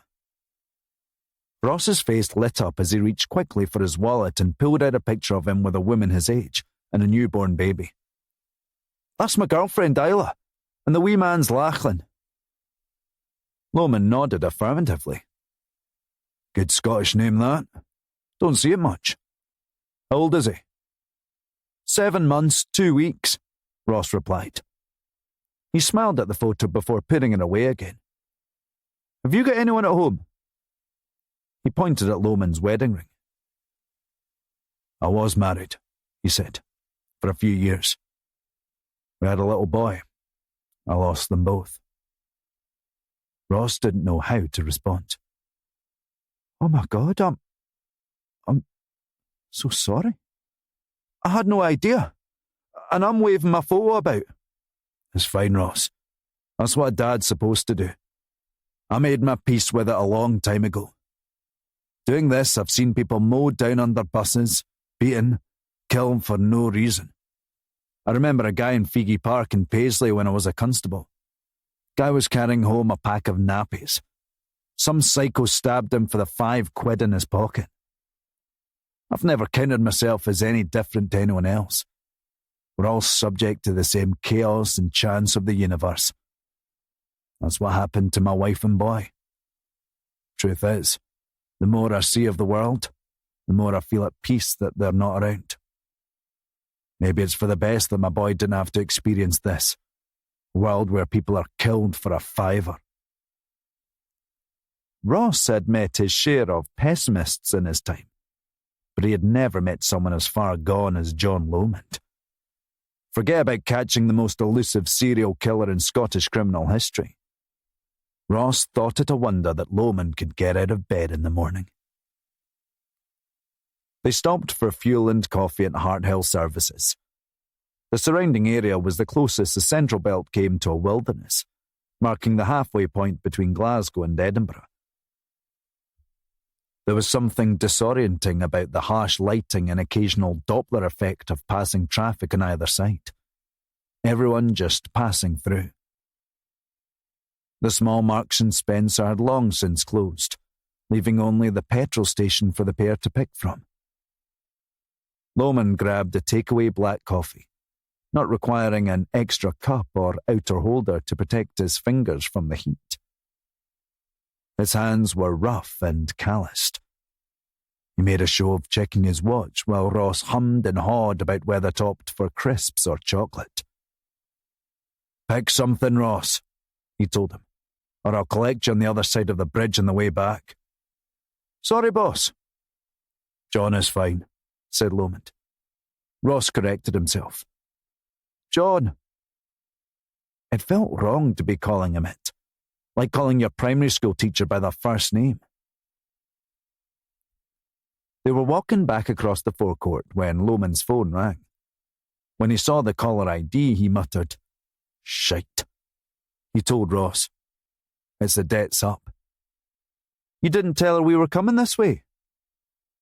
"It might have slipped my mind," he said, before answering, "Linda, what can I—" Before he could get any further, DSU Boyle bellowed, "Have you lost your mind? Have you actually lost your mind?" Lomond put his coffee cup on the car roof while he opened the door with his free hand.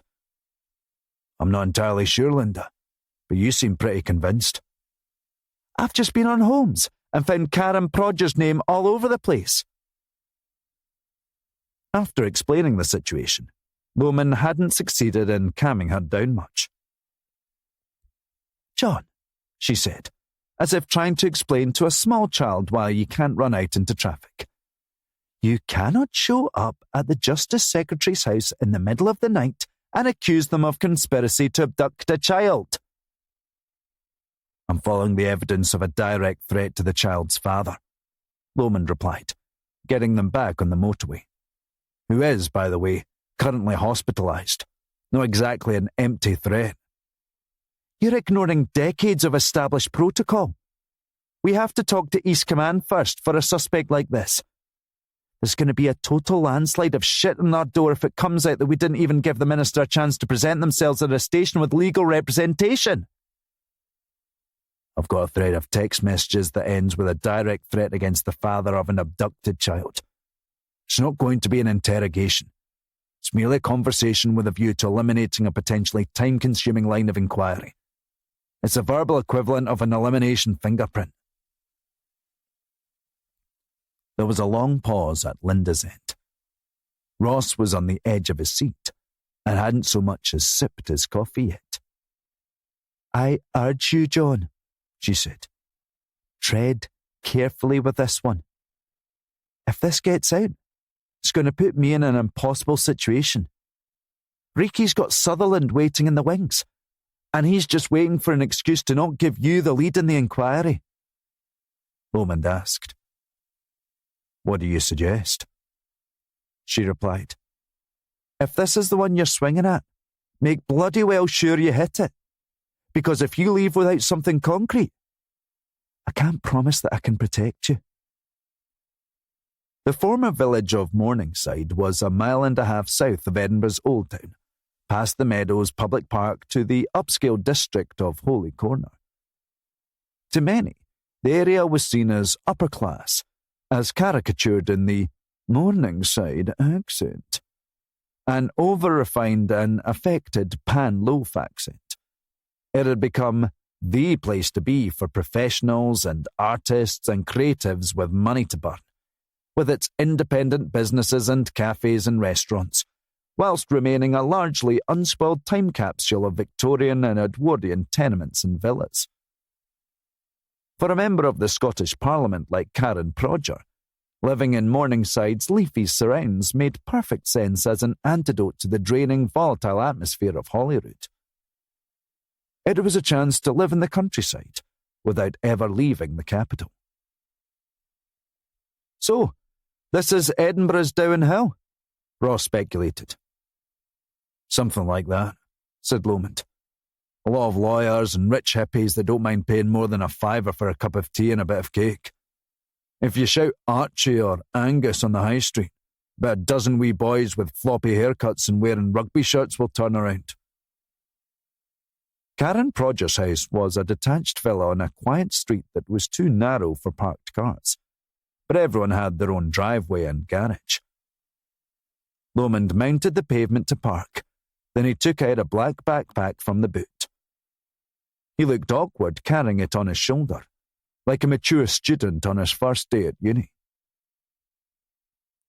He and Ross found themselves on the outskirts of the property, outside a heavy, solid wooden gate. For an embarrassing moment, Lomond worried that if no one answered the attached video intercom, they'd be stuck out there. But after nearly a full minute's wait, a female voice answered, "Yes." Lomond showed his badge to the camera. "I'm DCI John Lomond. This is DS Ross McNair. Am I speaking to Karen Prodger?" She could see them, but they couldn't see who was talking inside. "Speaking," she replied. "Mrs. Prodger, we need to talk to you as a matter of urgency." There seemed to be some conferring going on in the background, followed by the gate buzzing open. The minister opened the front door, still wearing her work clothes from the previous day. Her husband, Tom, was wearing chinos and a polo shirt that bore the logo of Muirfield Golf Club, a club so posh that it was officially called the Honourable Company of Edinburgh Golfers, and had only recently begun allowing female members. Tom remained on the periphery of the hall, like a mouse unsure whether to leave its home in the floorboard in case it gets eaten. When he heard it was the police, his mind immediately jumped to thoughts of, have I done anything wrong? Am I sure I haven't committed a crime recently? That they were plain clothes came as a relief. If anyone was to be arrested, there would have been uniformed officers too. Forever the second most important person in the house, he tried to assert his authority as the man who was going to handle things, calling out in a reedy voice, "What's this all about?" Lomond ignored him and spoke to the minister. "I'm sorry to come at such a late hour, Mrs. Prodger." "What is it this time?" she asked. "Far left? Far right? None of the above?" "I'm sorry, ma'am. I don't follow." "I assume it's more online threads again. If so, this really should wait until office hours tomorrow." "No, ma'am. We're here about Maitland Ferguson." Lomond waited for the penny to drop, fascinated by how the minister would react. The husband waited for an explanation. "Tom, this shouldn't take long," she said. "Why didn't you go back upstairs?" He did as he was told. The minister lowered her voice. "What's this all about?"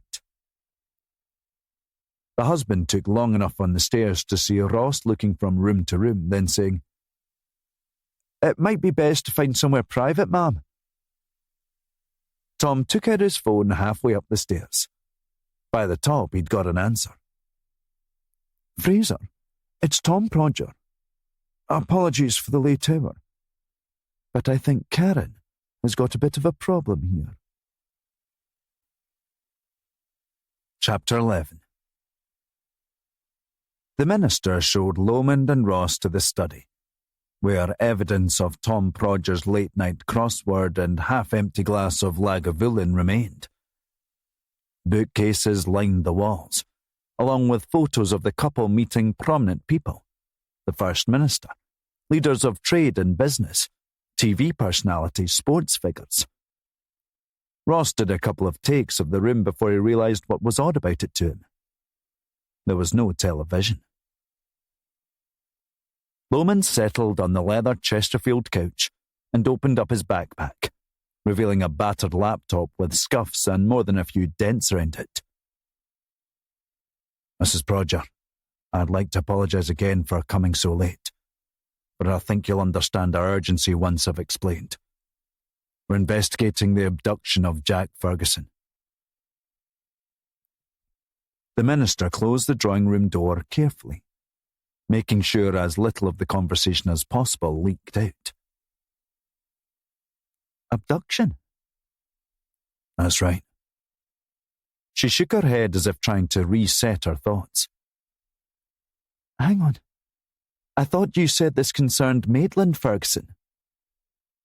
It very much concerns him too. Lomond opened the laptop and navigated to Holmes, the Home Office IT system where UK police forces could organise and coordinate their investigations. You do know Mr. Ferguson, correct? To buy herself a little time, she cracked open the window a little higher, then stood in front of it with her arms folded. Well, I think I met him at a function a while ago. It rings a bell anyway. Lomond said, because back in the hall, it seemed like you recognised the name straight away. Detective. She lifted her head, inviting him to remind her. Detective Chief Inspector Lomond, he replied. I don't know if you realise how many people I meet on average on a daily basis. How many phone conversations, handshakes and chats I rack up. I'm afraid I don't, Mrs. Prodger. I don't really follow politics, not if I can help it. For the same reason I avoid 4-hour subtitled films and anything with James Corden. I prize my sanity too much. But I'm not talking about strangers you encounter out and about in public life. I'm talking about a man you were sending messages to just a few hours ago. He opened the tab where the evidence from Maitland's phone had been uploaded, showing the phone number that had sent him so many messages earlier in the night. Do you recognise that number, Mrs. Prodger? She stayed standing, putting on her glasses to see as she leaned down for a closer look. I can't say that I do, she replied. Ross didn't take his eyes off her. As a police officer, he was used to being lied to, or hearing lies on a routine basis. No, I was never there, I swear. I never even hit him. He just fell down. Those aren't mine. I don't know where they came from. A lot of police like to think they could spot a lie as soon as it tripped off the end of someone's tongue. But Ross really did have a talent for it. And it was all in the eyes. Shifty, evasive, uncomfortable staying put on any spot for more than a second or two. And the minister's eyes were darting all over the place. He then caught sight of a particular face in a photo on the wall. A scene of 3 men standing on the first tee at the Old Course at St Andrews. 2 men he didn't know, along with Tom Prodger. But it was the man standing next to Tom in the photo that Ross was focusing on. It was Alistair Reekie. Ross couldn't think of a way to draw Lomond's attention to it. Lomond went on. Earlier tonight, Maitland Ferguson's son was abducted from his home in Glasgow. A few hours after Maitland had received this message. He showed her the message. She only needed a slight peek before she shut her eyes. She was giving in. Chief Inspector, I can see where you're going with this, but you're terribly mistaken. My relationship with Maitland Ferguson is a private matter. I'm very sorry to hear about his son, but none of this has anything to do with me. She started towards the door. Now, if you have any further questions, I would direct you to my solicitor, who will be happy to help you with your inquiries. If you don't mind, I have to prepare for constituency appointments tomorrow morning. No, I do mind, Mrs. Prodger, said Lomond, staying put on the couch. I've got a missing child and I've got a direct threat from you to the boy's father the same night. Her expression hardened. Mr. Lomond, we both know that you can't pin that phone number on me. I mean, sure, you might have some circumstantial location data that puts it within 20 meters of this property. But there's no way in hell you can pin me as the person who typed that message and sent it. I've got more than enough for a warrant, Lomond warned her. I'd need to come back here with more officers to carry out a thorough search. Here, and your constituency office, as well as Holyrood, which will be fine for you because there isn't a lot of press kicking about there on a daily basis, is there? And I'm sure your husband, who you're going out of your way to keep this conversation from, will be more than willing to corroborate that there's been no long-standing intimate relationship with Maitland Ferguson. He'll give you an alibi, won't he? Unless he's worried about how a perjury charge might go down with the old boys at the club. Ross looked on in stunned silence. He hadn't spent any time in the presence of politicians, let alone senior government ministers, but he was pretty sure that you weren't supposed to speak to them the way that Lomond was. Before the minister could reply, there was the sound of the front door being answered by Tom Prodger, and an as-yet unidentified male voice who inquired, "Where is she?" A second later, the study room door opened, revealing a man in a smart suit and an open-neck shirt, like a politician trying to look casual and down-to-earth on the campaign trail. He was carrying a briefcase and had hurried over from his flat across the city, and his short hair had the slight misshaping of having been on a pillow for a few hours already. He told the minister, "Thanks, Karen. I'll take it from here." He was all business, unintimidated by the police presence. He held his hand out towards Lomond. "Detective Chief Inspector Lomond, I believe." Lomond shook his hand, wondering how he knew his name already. "And you are?" "I'm Fraser Bonington, Mrs. Prodger's solicitor. As her legal representative, I'm calling a halt to this conversation, which is completely irregular, as you well know. Mrs. Prodger will be more than happy to cooperate with your inquiries at a pre-arranged time that suits her busy schedule." Ross now had a face to go with the third man alongside Tom Prodger and CSU Riki in the golf photo, and it all started to fall terribly into place. Lomond's phone began to ring. Bonington pointed to it. "You should take that. It's the Chief Superintendent for Greater Glasgow who's about to find you a desk somewhere bleak." Right enough. The caller ID on Lomond's phone said, CSU Alistair Riki. He knew he couldn't ignore the call, but he also didn't want to have to answer it in front of Bonington and his entitled client and hear him getting a dressing down. Riki wasn't just angry. He was on the ceiling angry, and spent the next 30 seconds explaining to Lomond all the different reasons he was angry and what he expected Lomond to do about it. Lomond replied, "I understand, sir, but I have a missing child and—" Bonington led his client away to the hall, much to Lomond's relief. Riki concluded, "You and D.S. McNair get back to Glasgow. I'm going to be spending most of tomorrow cleaning this up. You're done, Lomond. I've called Linda already. You'll be back in Paisley where you belong tomorrow. I want you back on your outstanding inquiries." "What about this one, sir?" asked Lomond. "Well, you've been gallivanting across the country, DCI Sutherland has been running things properly in the background. I'm sorry it's turned out this way, John, but I can't afford the headlines. I've got to say, the way you've handled this tonight is beyond reckless. Lomond nodded softly to himself. Sir. Check in with Linda and make your handover with Sutherland. Okay? Ricky hung up. Ross asked with trepidation. What's happening? We're done here. Lomond corrected himself. Or should I say, I'm done. The drive back to Glasgow was a quiet affair, neither man feeling much like speaking. Ross was first to break the ice. He shook his head in irritation. Did you see the photo on the wall?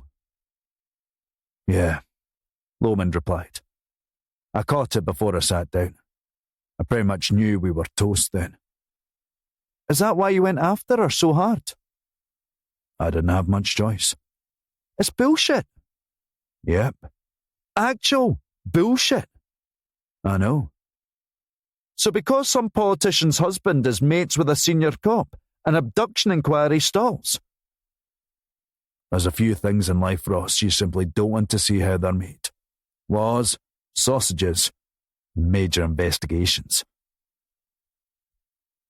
The husband calls the solicitor, then the solicitor calls Ricky, right?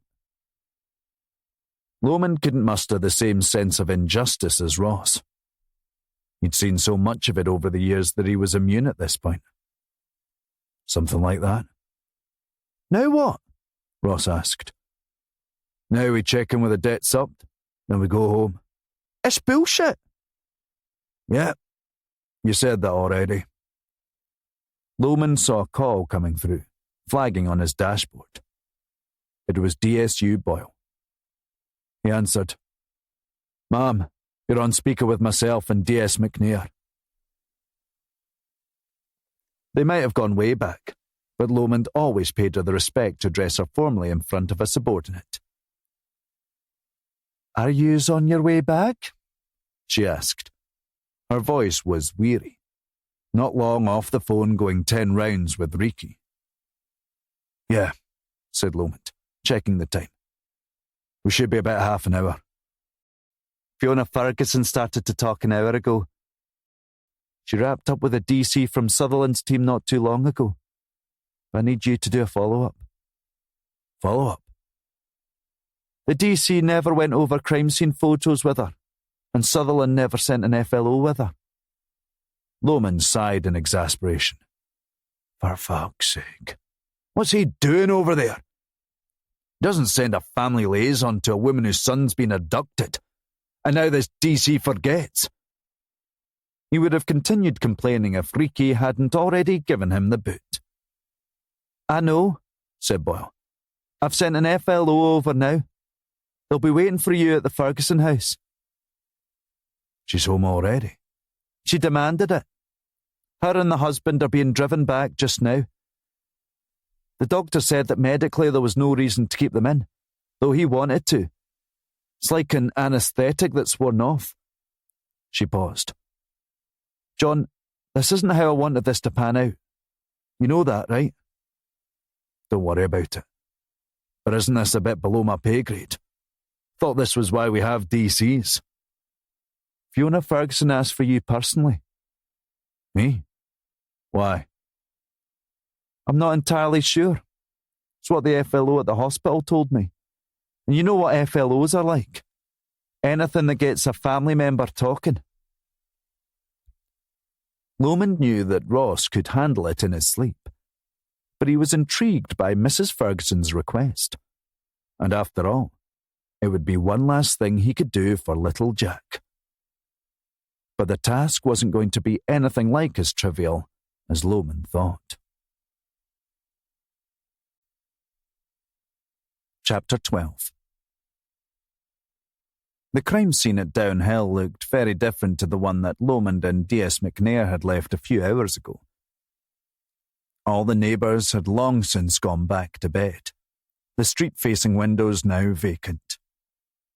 Curtains drawn, blinds pulled down. There was still a constable posted at the front door, and forensics were inspecting the garden area for footprints. Everything now scaled down. Fiona and Maitland Ferguson hadn't been back long by the time Lomond and Ross got there.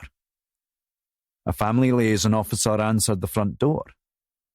If he hadn't, Lomond would have been busy standing outside for a while. Fiona and Maitland were busy arguing in the kitchen behind a closed door. The words were indistinct, but the tone and volume were unmistakable. "Detective Chief Inspector Lomond," said the FLO, extending his hand. "What's your first name, son?" It took him 2 attempts to get it right. Derek, sir. It's a pleasure to meet you." Lomond shook his hand, then gestured to Ross and introduced him. He knew that it wasn't politically correct, and it wasn't as if Lomond pictured an FLO always as a female officer who had been specially trained to make cups of tea and dole out strategic hugs and consolations to grieving family members. But he had never quite pictured someone called Derek, and looking like Derek, being an FLO. He looked like he belonged behind the wheel of a lorry rather than guiding a family in crisis. They weren't just there to keep the family company. Primarily, family liaison officers were investigators, and had been that for over 20 years. Of course, sensitivity and communication skills were imperative when dealing with relatives of murder victims or other serious crimes. It was equally important, not just to the family but to the investigation team, that they have a deeply inquiring mind, taking in everything that was said around a dinner table or in passing during a phone call, something that doesn't stack up against what had previously been told to detectives. Their job was to listen and to observe. The tragic truth was that a lot of murder victims know or are related to their killer. In that, or any other major investigation, the devil can always be lingering in the details somewhere. Like an FLO's ability to cultivate open conversations that can fill in gaps that detectives wouldn't otherwise be able to uncover under more direct and official questioning. It's natural for the public to be intimidated by detectives, even when they haven't done anything wrong. A good FLO gets rid of that fear and gives the truth a chance to come out on its own. They were also there to walk the family through the investigation process, to explain procedure to people who were in no fit state to take on board the what is happening and why. Their title and public perception might have made them appear the fluffiest of police officers, but many an FLO had blown open major investigations in the past purely by listening and paying attention to the smallest of details behind closed doors. "What's the deal?" asked Lomond as they entered the hallway. All 3 of them had half an eye and ear on the ongoing argument in the kitchen. The FLO kept his voice down. "As you might have gathered, the wife knows about the affair.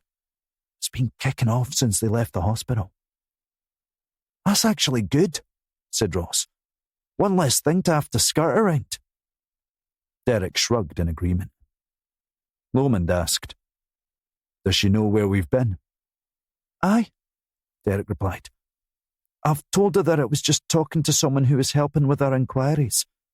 She seems convinced that Karen Prodger's got more to answer to than just sleeping with her husband." Lomond told Ross, "Right. Well, first of all, we need to get these 2 separated, or we'll never get anywhere. We need them focusing on the details, not each other." Derek added, "Angry minds don't think clearly." The kitchen door flew open behind them, revealing Maitland Ferguson, who stomped up the stairs. Derek called after him, "Mr. Ferguson, are you—" Maitland barked back, "The bedroom's off limits, yeah, I know. Fuck's sake, can't breathe in here." He slammed the spare room door behind him. Fiona Ferguson then appeared, carrying a plastic tub of cleaning products into the living room. Derek did his best to broker an introduction to Lomond and Ross. She heard him, but she wasn't listening. Lomond stepped forward, trying to get her attention. Mrs. Ferguson, I'm Detective Chief Inspector John Lomond. You can call me John. This is DS Ross McNair. I know Derek's explained that we were coming over to ask you some questions, and maybe run through a few photos. She set the cleaning products down on the carpet and kneeled by a nest of tables, setting to work scrubbing them with a damp cloth. He said. He approached her gently. Why don't we sit down over here? You can ask me your questions, she said, knuckles white, face tight with effort. I've just got to get this place clean again. To Lomond's annoyance, Derek was a little too fast to interject. Fiona, why don't you... She slammed the cloth down on the table. Can you please... She took a moment to compose herself. Can you give me just 5 minutes, Derek? Please.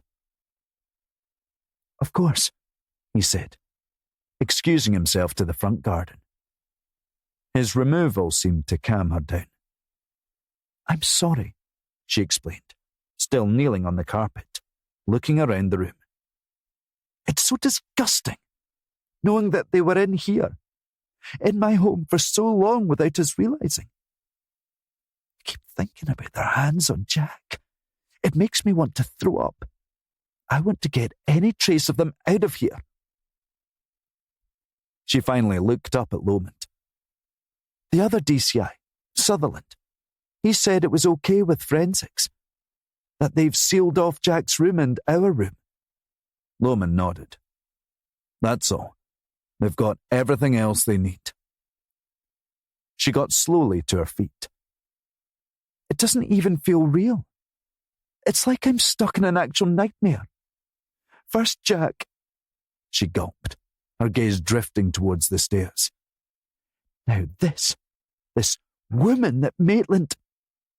She broke off, covering her mouth in disgust. I knew about it, you know. The affair. She fumbled with her phone, scrolling to the relevant screenshots. I'm not going to get in trouble over this, am I? The SIM card thing? Asked Ross, thinking of the most tactful way to respond. It's not something we'll be prioritising right now, Mrs. Ferguson.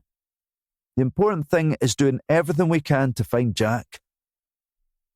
She looked back through the messages, then tossed the phone aside. When you read messages like that, from someone you think loves you, it's like watching them be taken over, possessed, like it's not really them. Then the real kicker comes along when you realise maybe that's who they really were all along. You were never really getting them, just some other version of them. Lomond cleared his throat, trying to reset things. For what it's worth, Mrs. Ferguson, having spoken to this woman, I'm satisfied that she's not connected with what's happened to Jack tonight. Really? Her eyes were rigid and searching, holding Lomond's unwaveringly. You're absolutely sure? Lomond opened his clasped hands. She's guilty of having an affair. Not that we're investigating this based on intuition, but suffice to say, I've looked into the eyes of someone capable of abducting or hurting children. She's not one of them. At this stage, there is a possibility that Jack's case is related to other child abductions in the past. Murders? I'm sorry. They were child murders. The Sandman. She gulped dryly. How many days was it before he... She couldn't bring herself to finish the sentence. It was 5. Lomond leaned forward. But Mrs. Ferguson, we're going to find them before then. How many times have you promised that to other parents, John? He didn't reply. I'm sorry. Fiona said, staring with exhausted, haunted eyes. No, you're fine, Lomond replied. It's true that I investigated this man in the past. And the reason I went to Edinburgh tonight to talk to Mrs. Prodger is because there is nothing I won't do to get your son back. I want you to know that. My husband may have destroyed our marriage, but I trust that he's not the reason that our son's been taken. He knows senior people in Police Scotland. Someone who told him that no one got as close to catching the Sandman as you. I don't know about that. In a murder inquiry like that, close doesn't really matter. I spoke to DCI Sutherland on the phone at the hospital earlier. Can't say I cared for him much. Lomond had to restrain himself from saying something unprofessional. He opted instead for silence. Fiona continued. I've asked around about him as well. Can't say I'm filled with confidence. He shook his head, trying to be diplomatic. These decisions are really not up to me. Well, I don't want my son's fate depending on people like DCI Sutherland. Lomond exhaled, not sure what to do with the direction of the conversation. He couldn't start running down a colleague in front of a crime victim and a subordinate. I just don't get the impression that he cares the same way you do, said Fiona. As far as he was concerned, he was already officially out the door anyway. Whatever he had to say now wouldn't make any difference. Forgive me for asking, Mrs. Ferguson, but it's my understanding that you asked for me personally to come here. I did, she said. I was told that you can be trusted. They told me about your handling of the Sandman case. They also told me a little about why you couldn't continue leading the investigation. Ross couldn't help but notice that Lomond looked uncomfortable. It was the first time he'd seen any hint of vulnerability in the man so far. Ah, said Lomond, hoping she wouldn't expand too much on the details in front of D.S. McNair. She explained. I need someone like you in my corner, in Jack's corner, for him to have, she broke off, the best chance of getting home. Speaking of which, said Lomond, taking out his laptop from his backpack. I know your husband looked through these earlier, but someone should have gone through them with you as well. So we're making absolutely sure that we don't miss anything. He pointed the laptop at the space beside her. May I? Of course. She shuffled down. What exactly am I going to have to look at? I don't want to see anything. I don't know. Graphic. I don't know exactly what, if anything, has been found. I've had a good look through these, said Lomond. These are photos of rooms that, according to you and your husband's testimony, the suspect was present in. Myself and D.S. McNair, we don't know what normal in your home looks like. You do. That's why we ask people in your position to do this, to check that nothing out of the ordinary is there. He handed her the laptop, then showed her what buttons to press to progress. Starting scrolling through the photos, Fiona asked, What am I looking for? Lomond turned to Ross, who said, Anything that doesn't look right. Lomond gave an affirmative blink. He couldn't have phrased it better himself. It had been the exact phrase that Ross was taught to use for interviewing witnesses. Fiona was doing a stellar job at keeping it together in the circumstances. She knew that in that moment, Jack needed her to concentrate. Although Maitland had already looked at the same photos, she simply didn't trust him to have done a thorough enough job. Then, her tough exterior faltered for a moment at the sight of Jack's empty bed and the small pile of sand. How wrong the whole scene seemed to her. Any photos she had ever taken in the room featured toys being played with, smiles, happy memories. The pictures that forensics had taken were as stark and emotionless as someone in insurance assessing a property for a claim. Pictures of the everyday that it would never occur to a parent to take. Snaps of the window frame. Some stray clothes strewn on the carpet.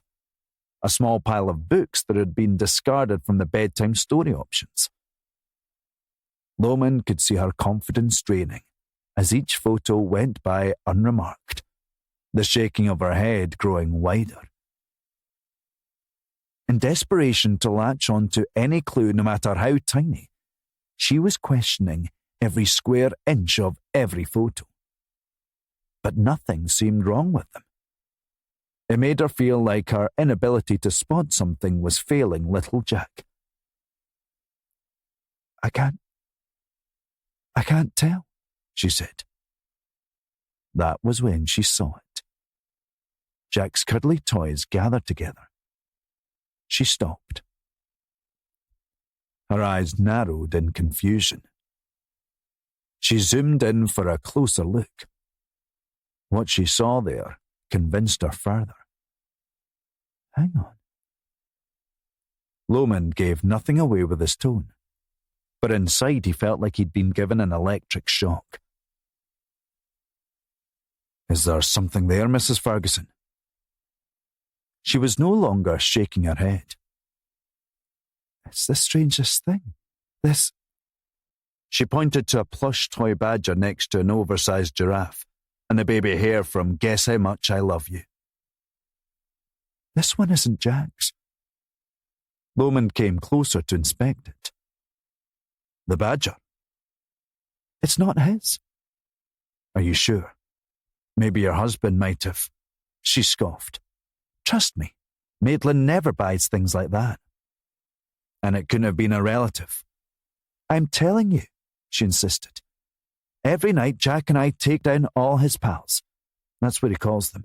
And we say good night to each of them before putting them back up on the shelf. Every one of them has a name. I know them all. She stabbed a finger on the laptop screen. That cuddly toy was not there when he went to bed. Lomond leaned towards D.S. McNair. Ross, grab one of those sockos outside and get them upstairs. Pronto. Chapter 13. On the way into the Helen Street Police Station car park in Govan, Lomond stopped at the secure entrance barrier just as another car stopped at the exit.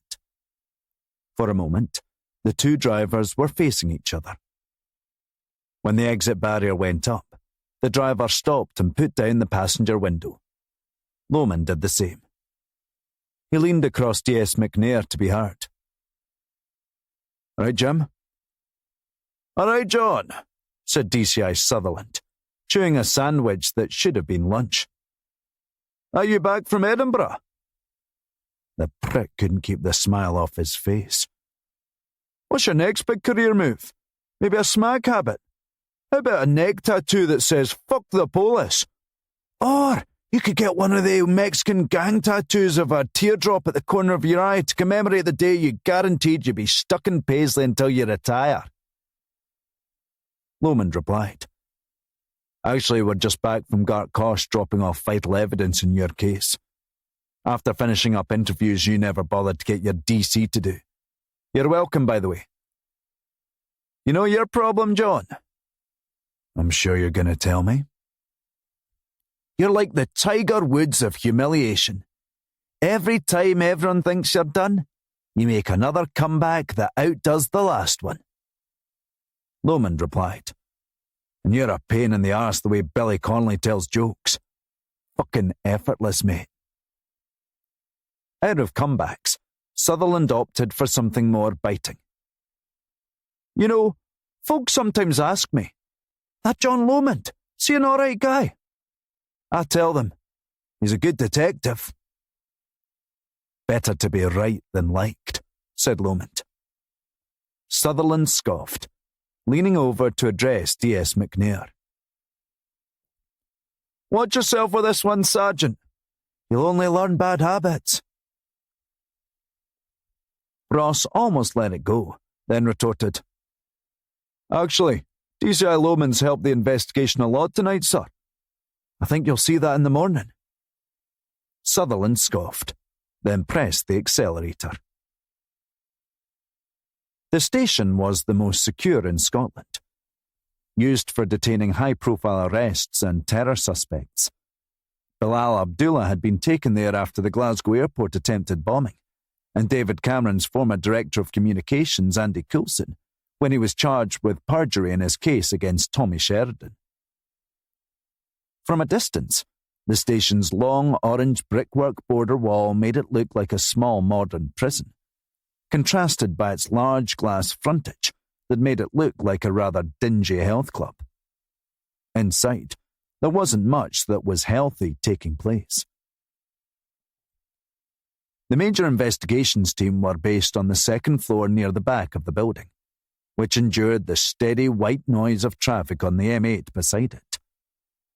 There were MITs throughout Scotland, responsible for investigating murder inquiries and the most complex large-scale cases.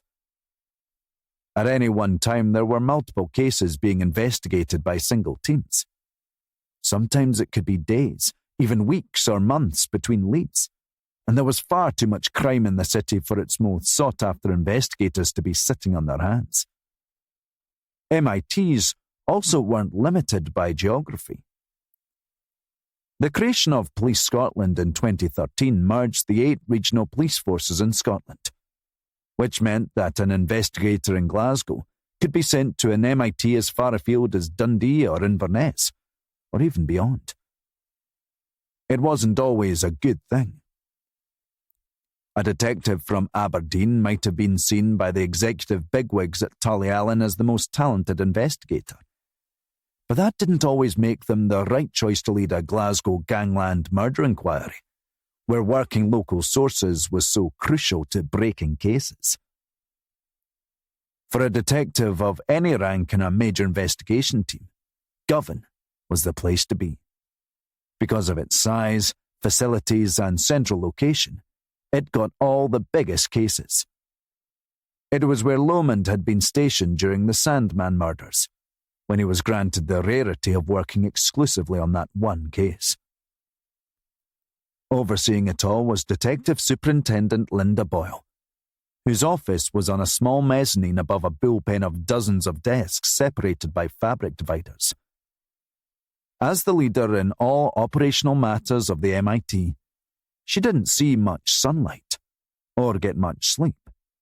She was often the first one in and the last one out.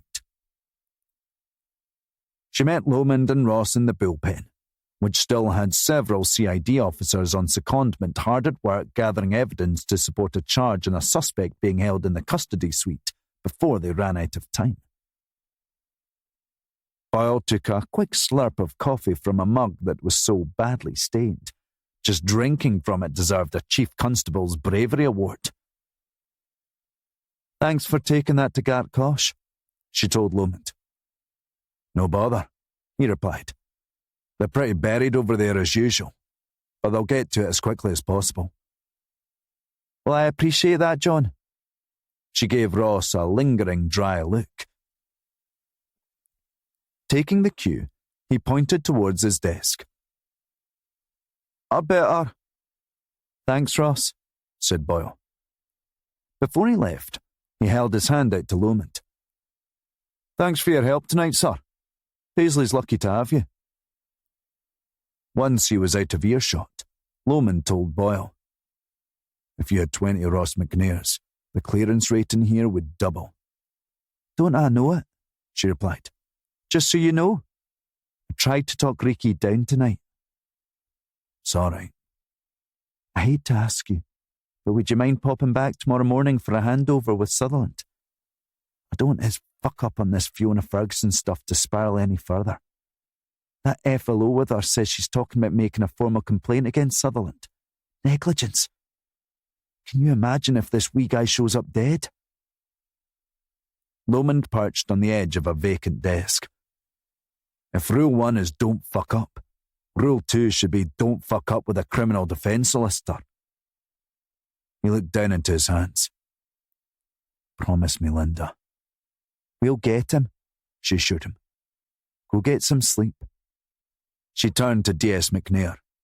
Ross, you too. Get your head down. When she spotted him clearing paperwork from his desk, she added, Ross, at home. She told Lomond. You too, mister. Now, he said, heading back through the bullpen. Then he stopped. Linda. Yeah? Do you think you'll get him this time? She took a beat, wondering what their chances were without Lomond on board. Then, for the first time in all their years of working together, she lied. Yes, she said. Chapter 14. Lomond felt like he'd barely been through his front door before it was time to leave again the next morning. After getting home from Helen Street, he had sat in front of his wall of Sandman research, eating a pie and beans with a can of Tennant's lager, taking it all in, still hoping against all odds that some detail would jump out at him that he could take into Helen Street later on. But nothing had come of 5 years' dedicated work. The idea that something new would reveal itself at the 11th hour was little more than wishful thinking. He'd always found his best ideas came from thinking intensely hard about the problem for a long time, and then simply walking away from it. His brain had done all the hard work. At a certain point, he had to give it space to run through the calculations. Then the answer would suddenly click when he was in the middle of doing something as innocuous as taking his car to a car wash, or ironing.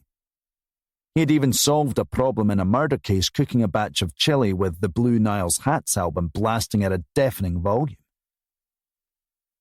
Deep down, Lomond knew that the Sandman case wasn't about one little detail and a moment of revelation. It was about grunt work, putting in the time, pounding the pavement, inches at a time, talking to people. As much as the abduction of Jack Ferguson was a catastrophe for his parents, if it was indeed the Sandman that was responsible, it was exactly what the police needed to regain a foothold in the original investigation. It had been running for so long now. Finding new witnesses and clarifying existing statements became harder and harder. Memories fade. People forget. And the one thing that a solid murder case needs is certainty. Without it, a defense team would rip you apart. Before he left the next morning, Lomond took one last look at the wall and resigned himself to being stuck on the outside of the investigation. The drive to Helen Street for the handover was little more than a quick run down the M8 from Paisley, turning off before the really heavy rush hour traffic kicked in around Ibrox. The thought of pulling into that drab grey building at Mill Street later on, while a new potential Sandman case started up, was crushing. When Lomond had played football in school, his dad would berate him for running away from the action. Wee John argued that he was trying to find space, but his dad told him that it didn't matter. The best footballers want the ball, John, because when it comes down to it, you can't trust a teammate to score. All you can do is rely on yourself. It wasn't long after that conversation that John quit the football team and took up running long distance instead. No more teammates for him. No more disappointments. It would all be on him. Stuck behind a Glasgow airport bus showing an ad on the back for some idyllic Caribbean island with the tagline, "Isn't it time you escaped?" Lomond thought about what his days in Paisley CID were going to look like for the next while. Building cases against Neds slashing each other in parks, shoplifters at Bray Head, junkies, well, pretty much everywhere, burglaries, and what the job was becoming more and more, mental health emergency response. Lomond caught sight of the hubbub as soon as he came off the roundabout onto Helen Street. There were dozens of press outside, and not just photographers.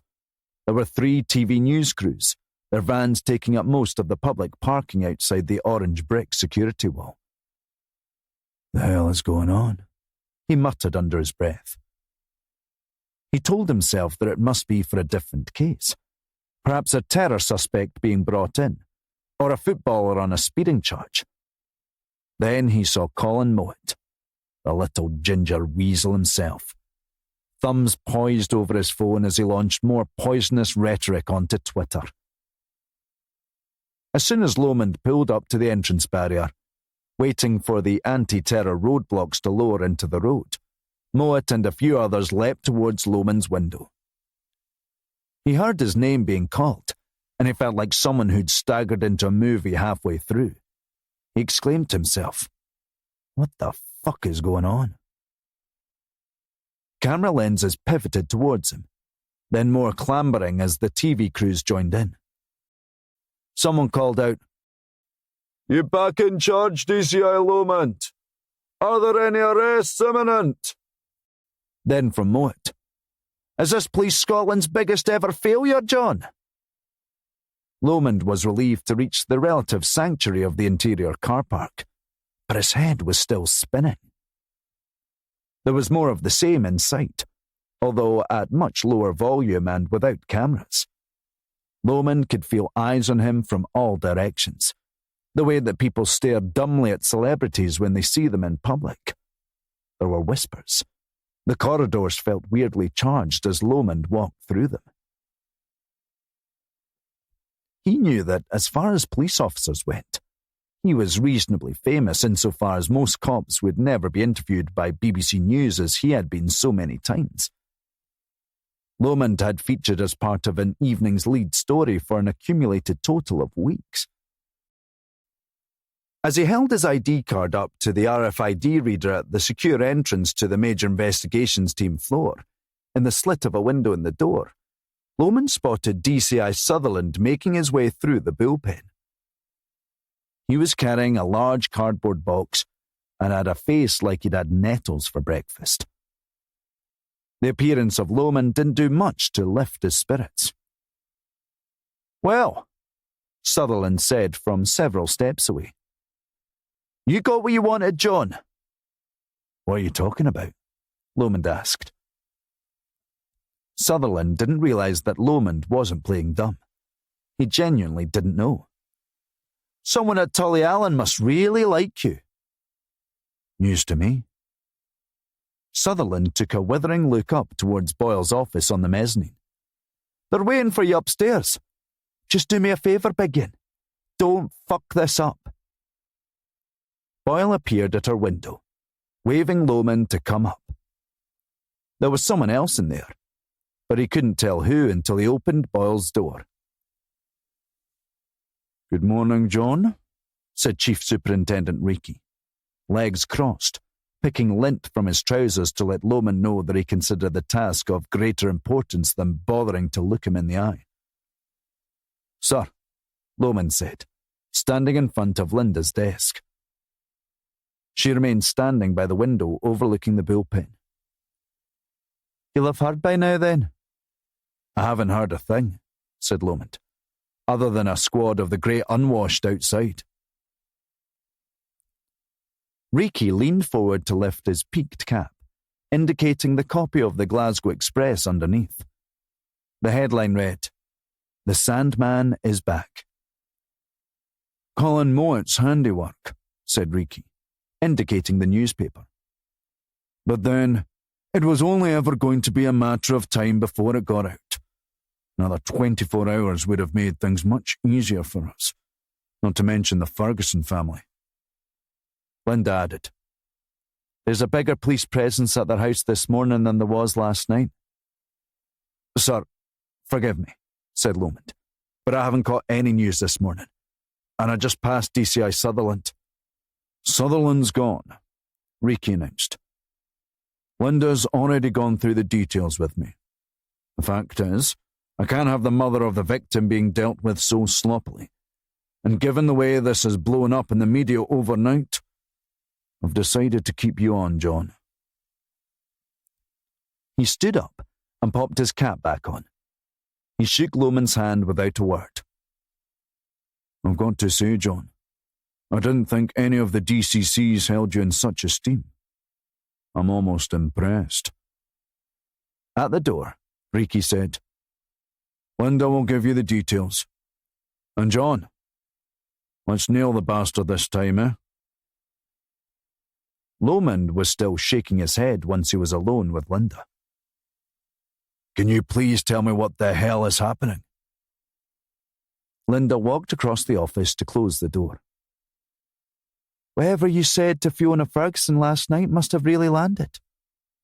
It seems that she called in a favour from her old pal, Jim Airy. Lomond's eyes widened.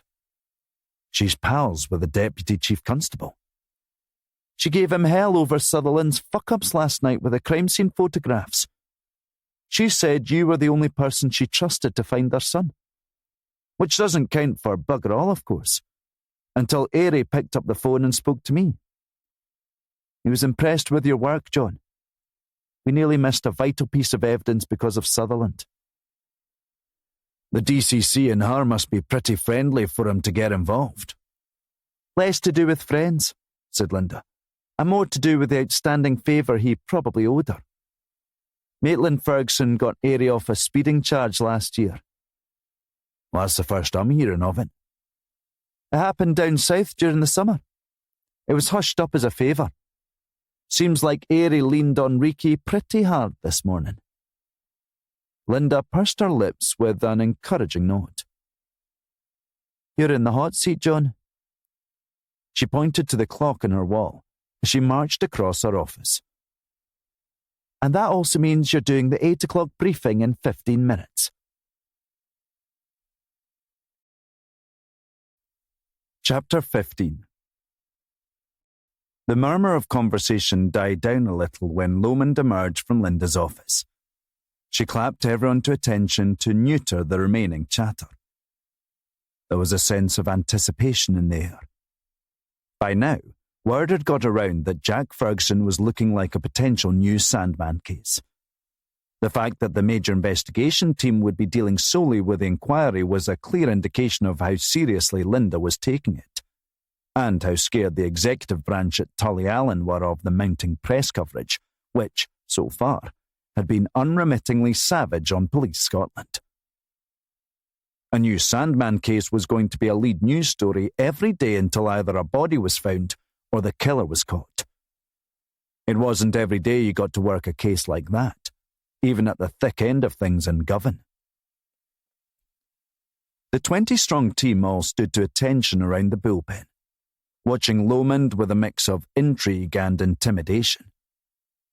Only DS McNair and DSU Boyle had worked with him in any capacity, but word of his exploits in the Sandman case had travelled far and wide through the years. To have such a DCI helming their case was a big deal. Good morning, everyone, Linda announced, taking up a spot in front of a long whiteboard. For those of you who have been living under a rock for the last 10 years, or for the little ones we still have running around here in their Pampers pull-ups, this is DCI John Lomond. He's going to be leading things from the ground here. She looked to Lomond. John, all yours. Lomond took up a position in front of the whiteboard that ran for several feet at the front of the bullpen, which DS McNair had diligently filled with the details of Jack Ferguson's abduction as they knew it so far. Lomond paced slowly from one side of the board to the other. Kieran McPhee, Leanne Donnelly, Blair Forbes, Mark Whitehouse, Taylor Clark. Before last night, those were the known victims of the serial child killer we've come to know as the Sandman. Now, we may well have a sixth name to add to that list in a few days' time. Jack Ferguson. Jack was abducted from his bedroom after his parents had been drugged by a home invader that had hidden in the bedroom for hours beforehand. Jack has been missing since about 10:30 last night. So far, we have no clear leads, no meaningful eyewitnesses, no physical evidence, and, as you might have noticed outside, The press are all over this already." There was silence across the bullpen, everyone listening with rapt attention. Lomond went on. "Why then am I encouraged? Because I know that standing in front of me are 20 of the best officers in Greater Glasgow, which puts you high in the running for best in this entire police force. Helen Street is the thick end of the wedge. We are in this room because we have passed grueling selection processes. We have studied and passed exams and put in hundreds of hours on the sort of core competencies that are going to solve this case and find Jack Ferguson." He stopped pacing, coming to a halt in front of the centre of the board. "I've investigated a lot of abductions and murders. I've had to sit down with the families of the abducted and tell them that their children have been found dead. In previous Sandman cases, there were a few things in our favour. The abducted children were kept alive until the 5th day. It's not a lot, but it's something.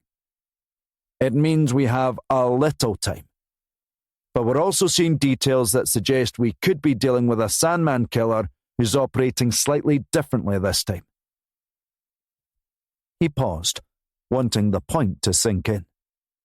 "It means that we should prepare ourselves for absolutely anything." There was silence, as everyone wondered whether the briefing was over or not. Lomond's gaze panned across the room at the unfamiliar faces. "Today, we get our fundamentals right. Where is DS White?" A hand went up in the middle of the bullpen. Lomond said, "Your team is on eyewitnesses in the streets around the Ferguson property.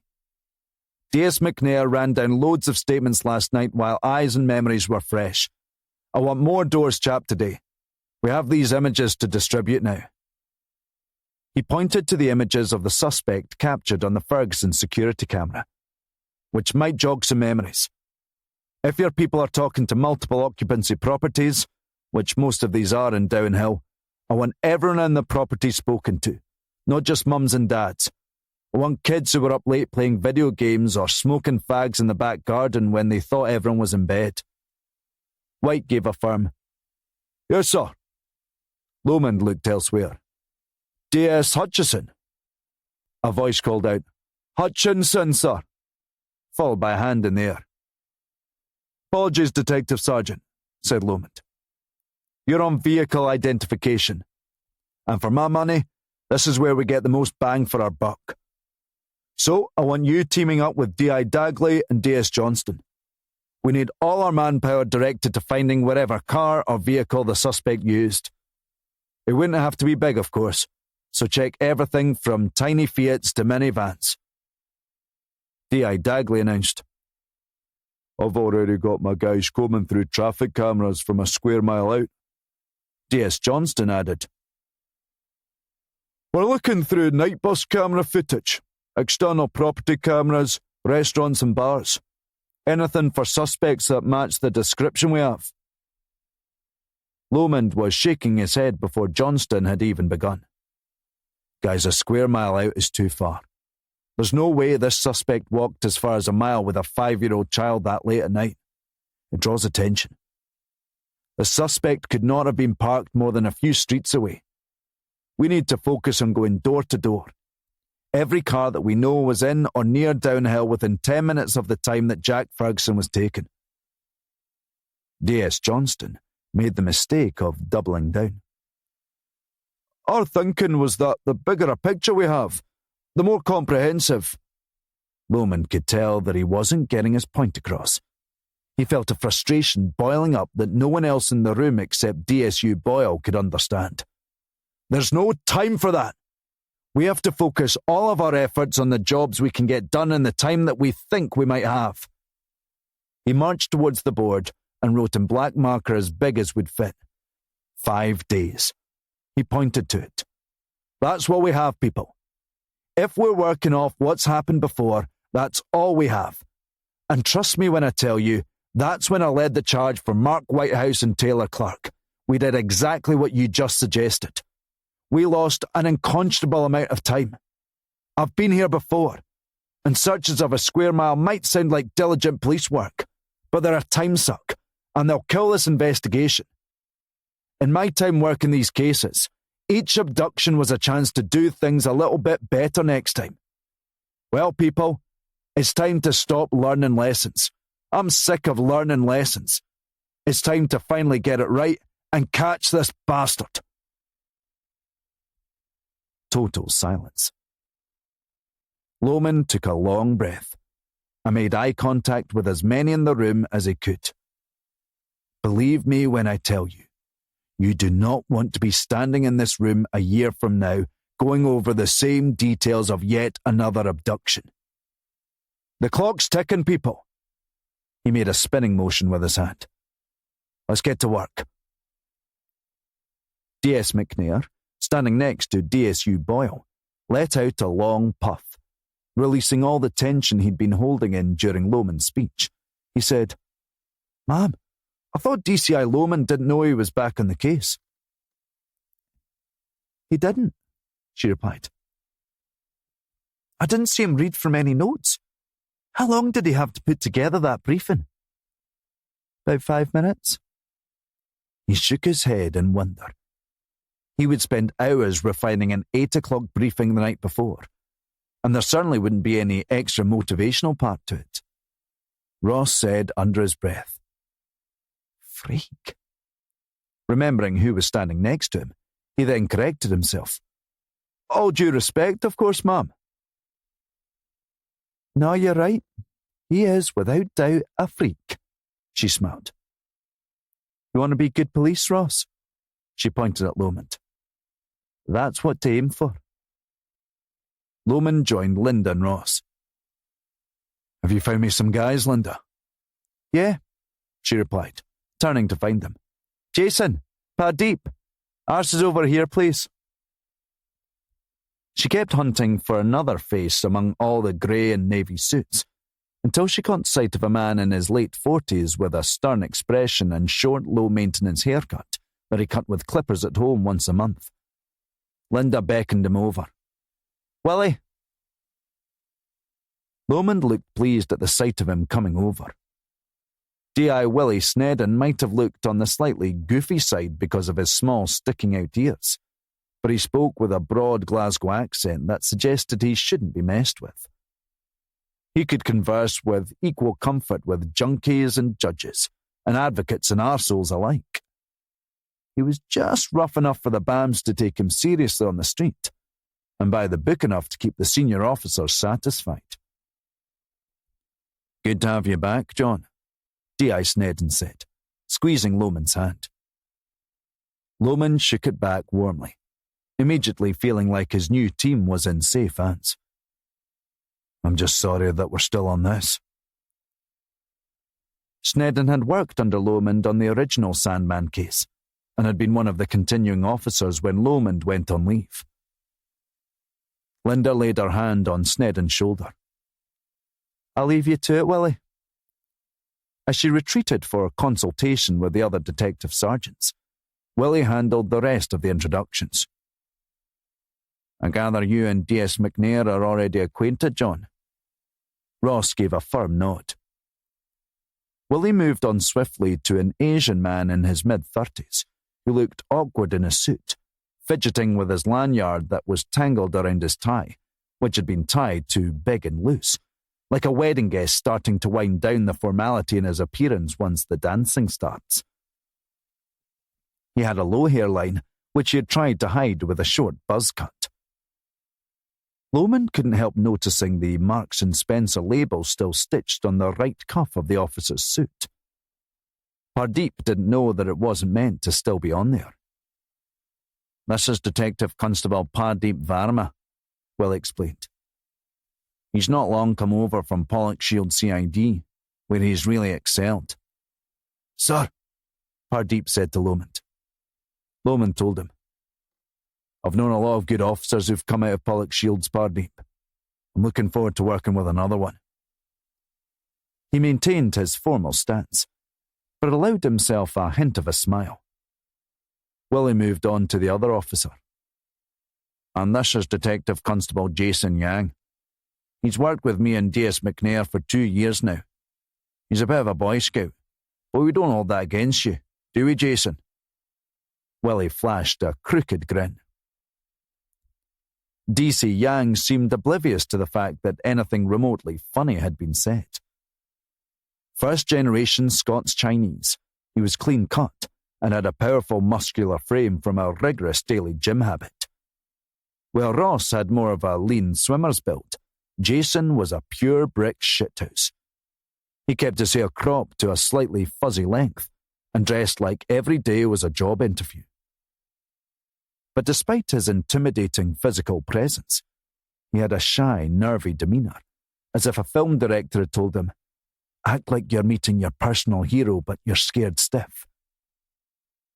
He leaned forward eagerly to shake Lomond's hand, then launched into a series of near run-on sentences in a thick West Coast accent, with a tinge of Paisley about it. "It's a pleasure to meet you, Detective Chief Inspector. I followed the Sandman case closely and read everything I could about the investigation. I was working out of Paisley CID before I came here, but unfortunately I didn't get a chance to meet you. I'd really like to thank you for this opportunity. I can't tell you." Lomond felt like his only option was to interrupt, or they'd be standing there all day. "Well, it was Willie who picked you, but thanks all the same." Jason nodded deeply. Of course, sir." Willie rubbed his hands together. "Okay, you two. You've both got 50 registration plates to start tracking. Get to work." Once they were safely away at their shared desk space, Lomond said, "Bit of a sausage fest here, Willie." "Aye, I know. And I could do with another familiar face. I'm sure these two are good, but we're not exactly overloaded with getting to know you time here. Have you got someone in mind?" Lomond took a beat. "There's a constable working out of Mill Street that I want." "What's the name?" "Donna Higgins. I need a hard worker, safe pair of hands." Willie gestured at the 20 others in the room. "This is Helen Street MIT, John. These are all hard workers." Lomond smirked. "Yeah, not like this, they're not." Chapter 16. As DC Donna Higgins launched into a foot chase, she puffed under her breath. "You fucking junkie bastard." An old man, shuffling along with his walking stick and daily bag of groceries from Marks and Spencer's, turned to follow the chase along the quiet halls of Braehead Shopping Centre. "Go get him in," he told her. A constable should have been embarrassed at having a member of the public overhear what she'd muttered, but Donna Higgins had never been one for worrying about what people thought of her. She was meant to have been done with this kind of work, hoofing after bams who had decided to help themselves to a cheeky wee 5-fingered discount. She had passed her detective exam 3 weeks ago now, but an administrative error at Dalmarnock from an office temp had left her without a team to join. With shortages in staffing being what they were, Donna had been roped into her old beat until it had been all ironed out. Currently in her crosshairs was Tony McGoldrick. DC Higgins' assessment of him, foul-mouthed as it was entirely accurate. He was skinny, and he was most certainly a fucking junkie. On most days, though, Tony wouldn't be described as a bastard exactly. He wasn't that mean. As far as junkie bams went, he was a good egg. If he saw an old lady heading for the lifts in the high flats that he called home at Gallow Hill Court, he'd hold the button to keep the doors open. When he was done with last season's St Mirren home jersey, he donated it to charity. It just so happened that he was between jobs at the moment. The last job was several years ago, and the job had been stealing cars. But he was between jobs nonetheless. Which is why he had been pinching Xbox games and Blu-rays from HMV at 10:05 in the morning at Braehead Shopping Centre, and now had Donna herring after him through them all. The Braehead security staff couldn't get near her pace. The sedentary pace of work in the centre made them a bad fit for foot chases. Tony's arms flailed about his head in a panic as he tried to manufacture more speed. Several of the stolen Blu-rays that he'd slipped into a Tesco bag for life spilled out onto the floor, destroying any pleas of innocence he might have claimed. 5 separate CCTV cameras caught the moment. He dropped the doctored bag, which was only going to slow him down. He had lined the bag with silver foil to stop the security barrier sensors at HMV's exit picking up the tagged items that Tony had slipped in there. Except the foil had fallen off on one side. The call had come over the radio to the security guard moping about by the revolving doors at the main entrance. He could see Tony sprinting towards him from ages away, but that only gave him time to question his options. He wasn't allowed to physically restrain a shoplifter, but suddenly he felt the eyes of the security team watching in the camera suite on him, and he decided he was going to impress them.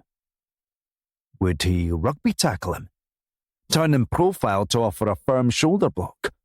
Or should he opt for the good old waist-high spear?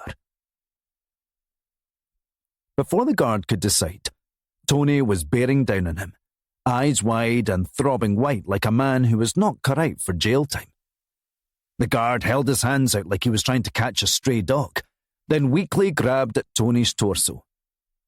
But Tony was carrying far too much speed and sent the guard flying onto his back. Tony kept going, careering into the revolving door pod, which was travelling much too slowly for him. With nowhere to go, he slammed side on into one of the glass panels, the impact from which stopped the doors dead in their tracks. Now, he was stuck. And DC Higgins was getting ever closer. She yelled at the guard who was now sprawled on the floor. "Stop him!" Tony shoved the door panel through, heart racing as he heard DC Higgins' instructions getting ever louder behind.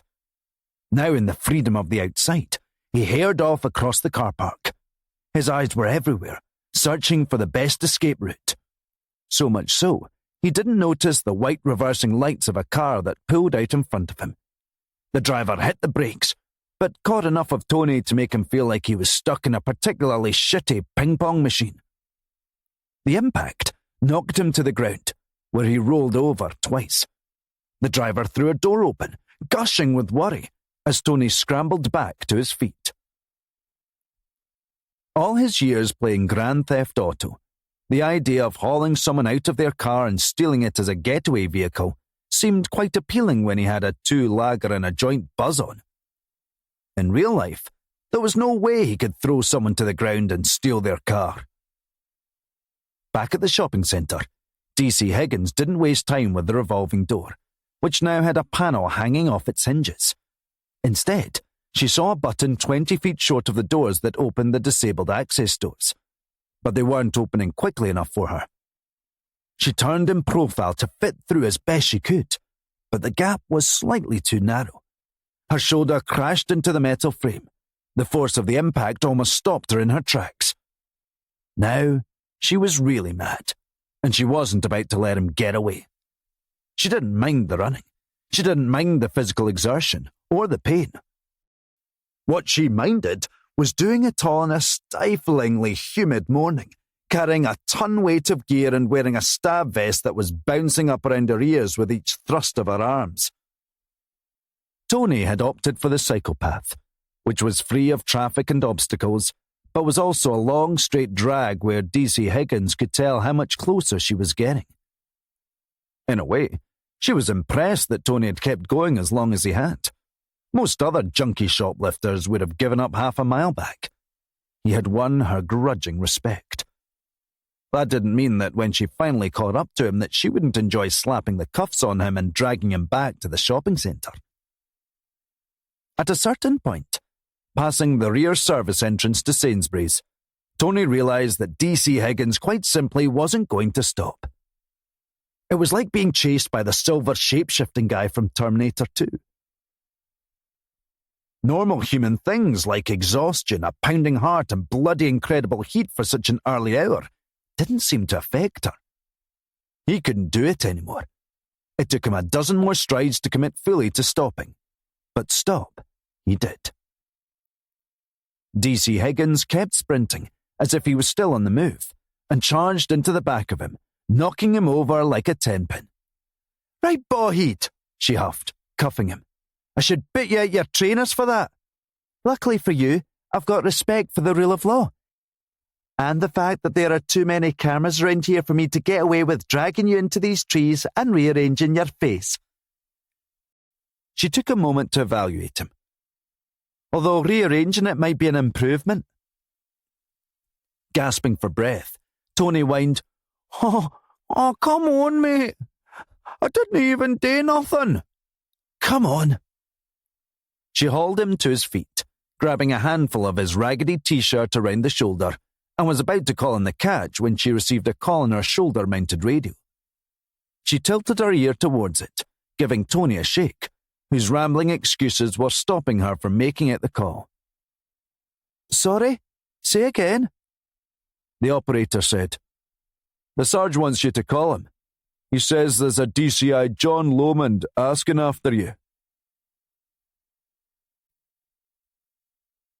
Chapter 17. Back at Helen Street, Lomond was getting into his suit jacket, even though it was the last thing he wanted to be doing given the temperature outside. Linda was knocking on her window up the stairs, but Lomond couldn't hear her and started towards the secure double doors. Linda wrapped up her phone call, then ran to the top of the stairs. "John!" she shouted. Lomond waited. She didn't say anything until she was standing right in front of him. "Where are you going?" Wondering what the rush was, Lomond said, "I'm going out to Mill Street. There's a constable over there I've worked with that—" "I've got Gartcosh on the line upstairs," she said, looking for D.I. Snedden and D.S. McNair. She called the pair of them over. "What is it?" asked Lomond. "The cuddly toy. The badger."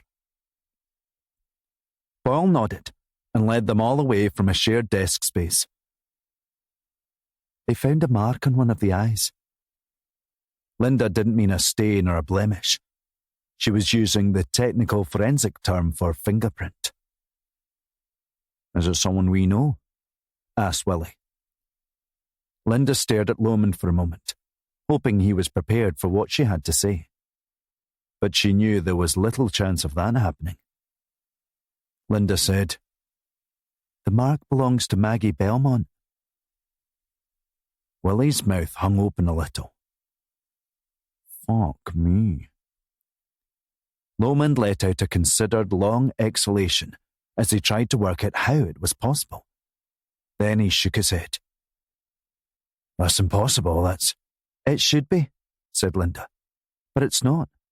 There must be—" She knew what he was going to say. "They've checked. And no, it's not just some intern or student. This one went right to the top at LiveScan. Believe me, because the next call I have to make is to the Deputy Chief Constable." Ross couldn't understand what had spooked them all so much. "Who's Maggie Belmont?" he asked.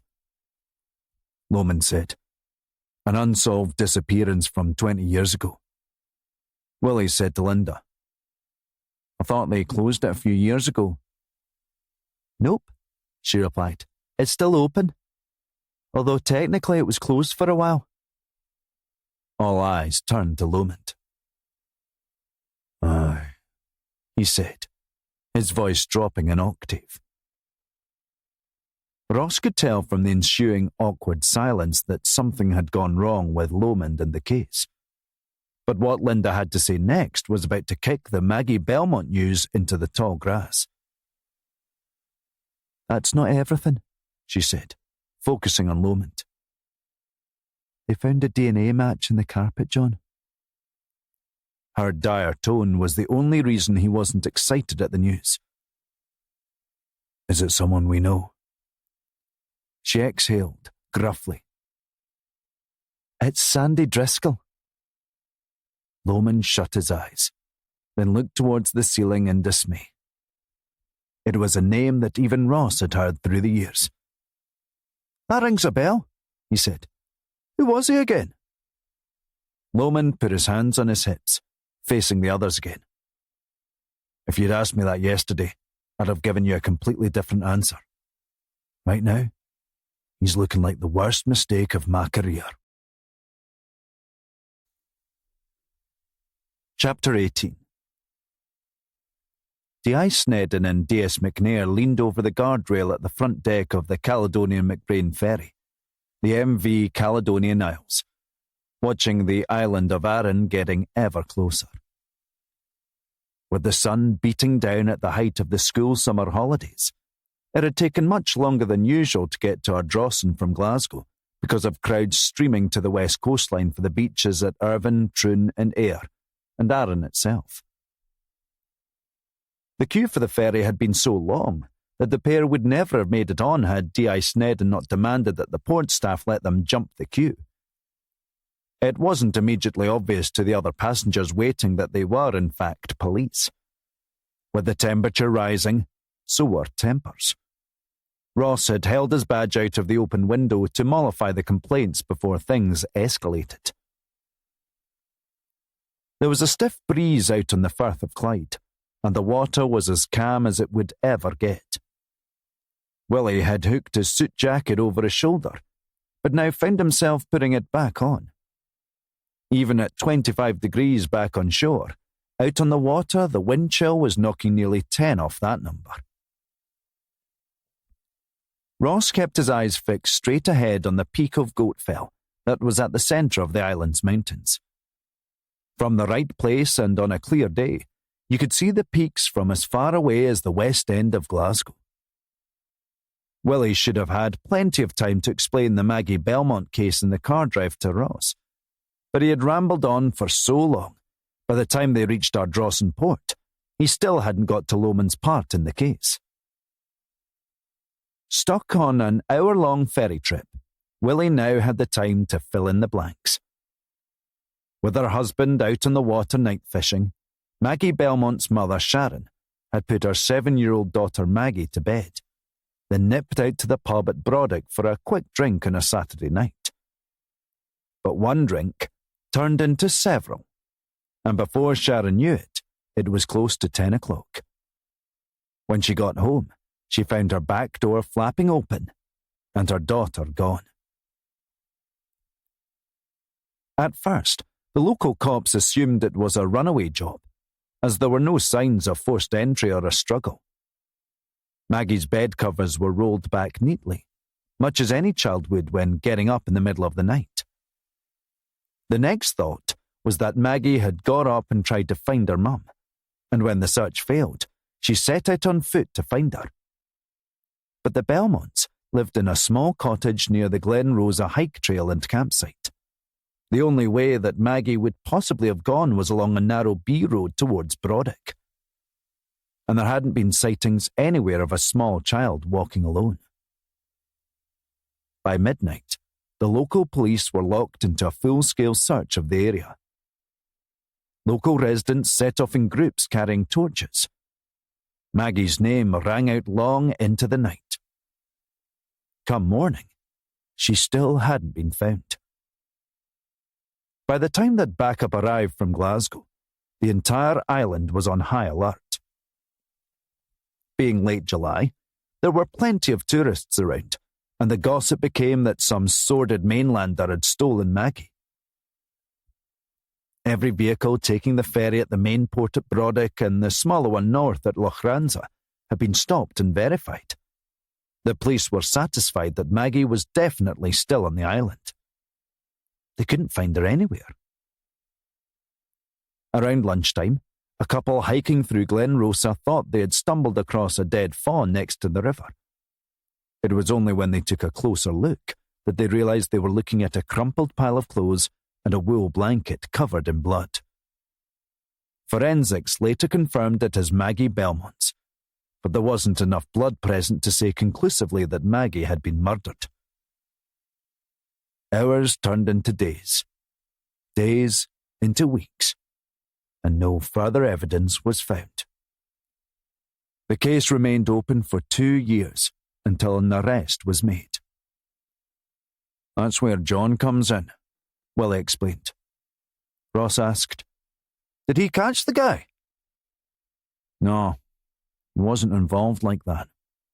This was 20 years ago. John wasn't long at DC.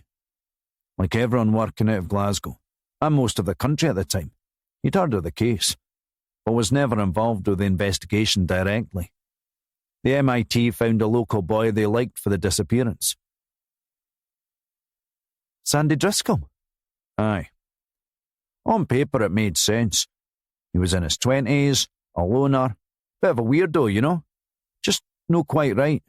No the full banana. Was always talking to himself when he was about the high street. There were rumours that he'd been seen prowling the Belmont's back garden early in the day. He didn't have an alibi for when Maggie was taken, and he'd been spoken to by the local police about talking to Wayne's on the beach. So he was brought in for questioning. The guy cracked wide open after about an hour. He signed a confession that he'd taken her, but wouldn't admit to killing her. MIT worked him over for days until they finally got it out of him. Yes, he said. He had killed Maggie Belmont. What about the body? Asked Ross. He couldn't tell him. Said he couldn't remember. That doesn't sound right. Of course it doesn't. But if he didn't kill her, why did he confess to it? Also, normally the Procurator Fiscal needs either eyewitness statements, fingerprint evidence, or other forensic or scientific evidence. Apart from the confession, all they really had on Sandy Driscoll was circumstantial. But I went to trial, and suddenly Driscoll told his lawyer he wanted to change his plea to not guilty. It didn't change anything, and he was convicted. That's where John comes in. What happened? I only heard the rest second-hand. John found an eyewitness who claimed that Sandy Driscoll was nowhere near Aaron when Maggie Belmont was snatched. John spent a week going through old CCTV files until he found Sandy Driscoll right enough, 100 miles away. An appeal judge quashed the original verdict, and Driscoll was set free. The papers gave the force a kicking over it for weeks. To top it off, Driscoll was given a new identity and shipped off somewhere secret for his own protection. Bloody hell, said Ross. John can't have been popular after that. Willie snorted. You kidding? He single-handedly dismantled a solved case that had involved thousands of man-hours and sent the inquiry right back to day one all over again. He turned his palms up, as if that was the end of it. It's been a cold case ever since. Maybe not for much longer. What do you mean? Maybe Sandy Driscoll's been operating for far longer than anyone ever thought. Maggie Belmont could be where this all started, and if Driscoll's calling attention to that now... Well, they could see where Ross was going. Then Jack Ferguson might be where this all ends. Chapter 19. Lomond found himself catching the dregs of rush hour and the start of the regular workday traffic. All those white vans and delivery drivers, speeding like rally drivers and parking like they had dying passengers in sight. He wound his way through the south side onto the M74, past an endless series of storage facilities, plant hire firms, trade wholesalers, and industrial warehouses, all made of the same corrugated steel frames in similar shades of grey. It was a thoroughly depressing sight. Lomond couldn't help but think. They cleared the Highlands for this grey shite. The bleak surroundings and the fact that being called to Police Scotland headquarters at Clyde Gateway in Dalmarnock often meant getting a roasting from a senior official had led to its nickname of Mordor, named after the Dark Lord Sauron's lair in The Lord of the Rings. The glass building on the banks of the Clyde was easy to spot coming across Rutherglen Bridge, but Lomond was damned if he could find the actual street to access the car park. It had happened each time he'd gone there. Pedestrianised walkways and cycle paths taunted him from the busy road. Each time he tried a different roundabout exit, his sat-nav reloaded, the robotic voice informing him that the route is being calculated. Lomond shouted in frustration. Just tell me where to go. You've got one bloody job to do, lady. Finally, he found a way in. The hierarchy in the car park was easy to spot. Bunched together at one end were all the mid-price family saloons, followed by the Range Rover and Porsche SUVs of the executives and senior management. A lot of people that had never walked a beat in their life. Parachuted in through direct entry schemes that meant someone could go from civilian to superintendent without any operational experience.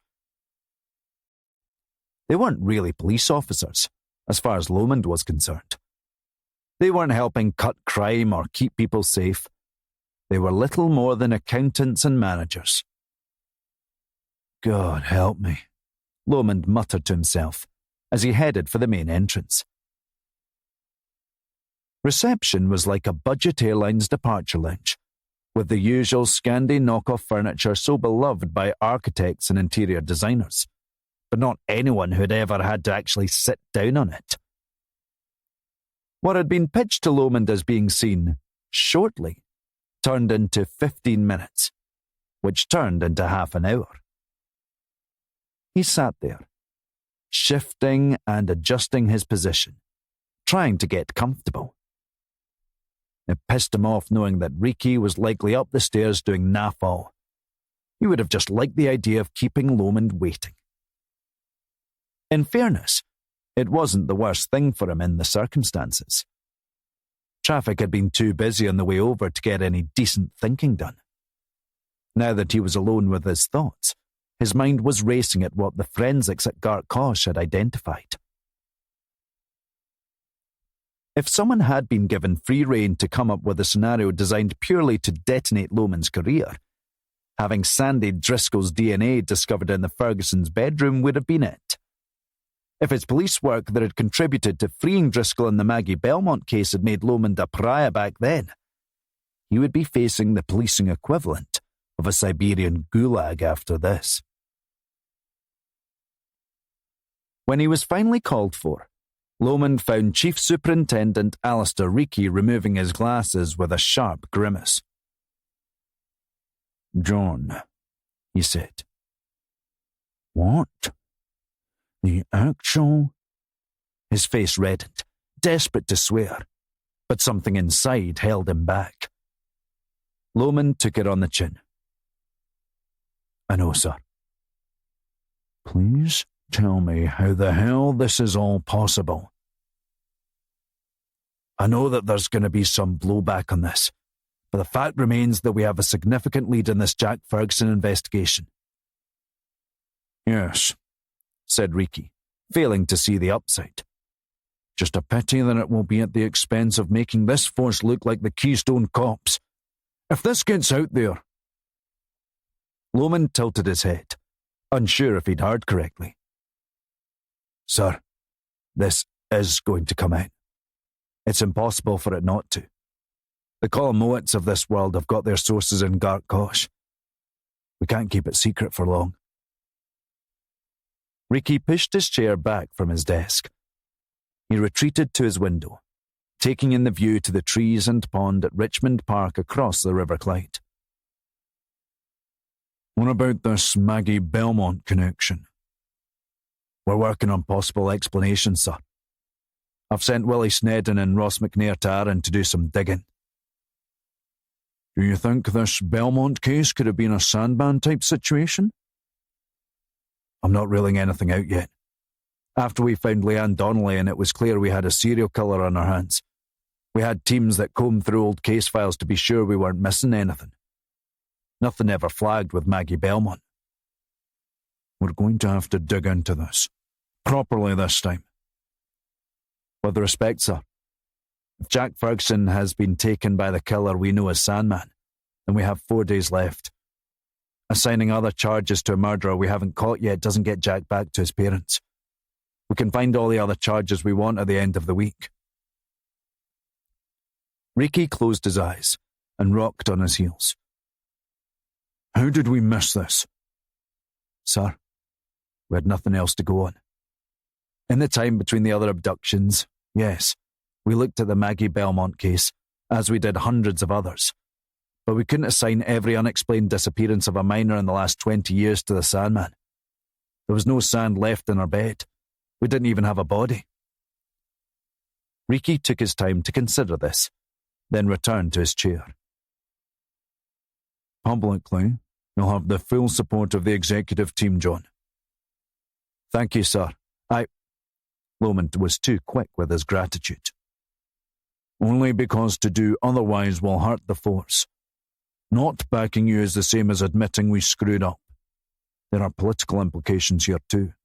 I mean, what if we haul Sandy Driscoll in and it turns out he's innocent? Again? Sir, the chances of it not being Driscoll that was hiding under that bed, expressed as a probability accepted by our own forensic scientists, is so low, they'd class it as 0. 0, sir. It was him. He took Jack Ferguson. We know that now. What remains unknown is whether Driscoll also took Maggie Belmont, and if he's been the Sandman this whole time. Riki puffed. What do you need from me? When Driscoll's conviction was quashed, he was given a new identity under MAPA as an offender under risk of serious harm. I need inside his MAPA file to see his last known address. Riki leaned forward on his desk, hands clasped together. You know I can't tell you where he is. When someone's granted a new identity, the only people who know their new name and location are a senior official in the Public Protection Unit and the Assistant Chief Constable for the area in which the criminal is moved to. He's still in the West Command somewhere, isn't he? The Assistant Chief Constable must know where he is. Riki smiled nervously. He would personally kill us both if he knew what was being discussed here. I've got 4 days to correct this, sir. You've got every right to not respect me, dislike me, whatever it might be. But don't do that to Jack Ferguson. I beg you. Lomond's face tightened. When this is over, feel free to can me. But I need to know where Sandy Driscoll is. The Assistant Chief Constable is not going to make that call, John. No, but you can. All I need is the last location we had for him. Riki paused. If I'm right, said Lomond, we catch the Sandman once and for all, and we save Jack Ferguson. Have you thought about the political implications of that? Riki took a moment. Then he scribbled something down on a piece of paper and handed it to Lomond. Before he could take it, Riki retracted it. I hope you're prepared, John. You're about to become the most infamous police officer in the country. Lomond reached out for the paper, snatching it out of Riki's hand. I lived with it once, he said. I can live with it again. Chapter 20. Willie and Ross nearly drove past the police station in the tiny village of Limlash, 3 miles south of the Brodick ferryport. Once they had doubled back in a quiet residential street, Ross couldn't believe that they had really found the right place. He alternated between the map's street view on his phone and the view out of the car window. Willie laughed. Jesus, it's Bala fucking Mori. The station was little more than a modified bungalow with a police sign outside it, and a Ford Transit police van parked in the driveway. The thin plywood door and A4 printout stuck to the inside of the window made it look like the extension to a rather small church hall. The sergeant manning the front desk, covering 2 other roles within the station because of sickness and holiday time, put down his cup of tea when he saw the 2 city detectives rolling in. He was in his late 50s, and looked so natural behind the desk that he could have been part of the furniture. Morning, gents, he said, spotting their Police Scotland staff lanyards. I'm Sergeant Davy Muir. What can I do you for? Willie introduced them, then got straight down to business. You the senior on site today, Sergeant? Davy gestured at the cramped reception area, which was just a wooden desk in a hallway. He chuckled. "I've got 5 constables for the entire island, Detective Inspector. I'm everyone to do." "Davy, I'll tell you what it is, right? We're investigating the Maggie Belmont case." "Oh, aye?" he said, darkly. "Were you here at the time?" "Aye. Been here 23 years. I helped with the search the first night." The sergeant wasn't just remembering it. He was reliving it. "I used to see her cycling around the path beside the golf course. He seemed a happy wee lassie. It was hard to imagine something like that happening here.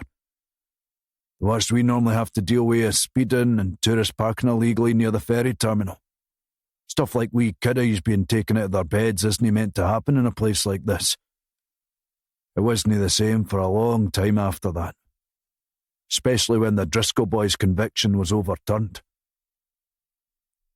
Willie said, "I think that took everyone by surprise." "Horrible," said Davy. "Awful.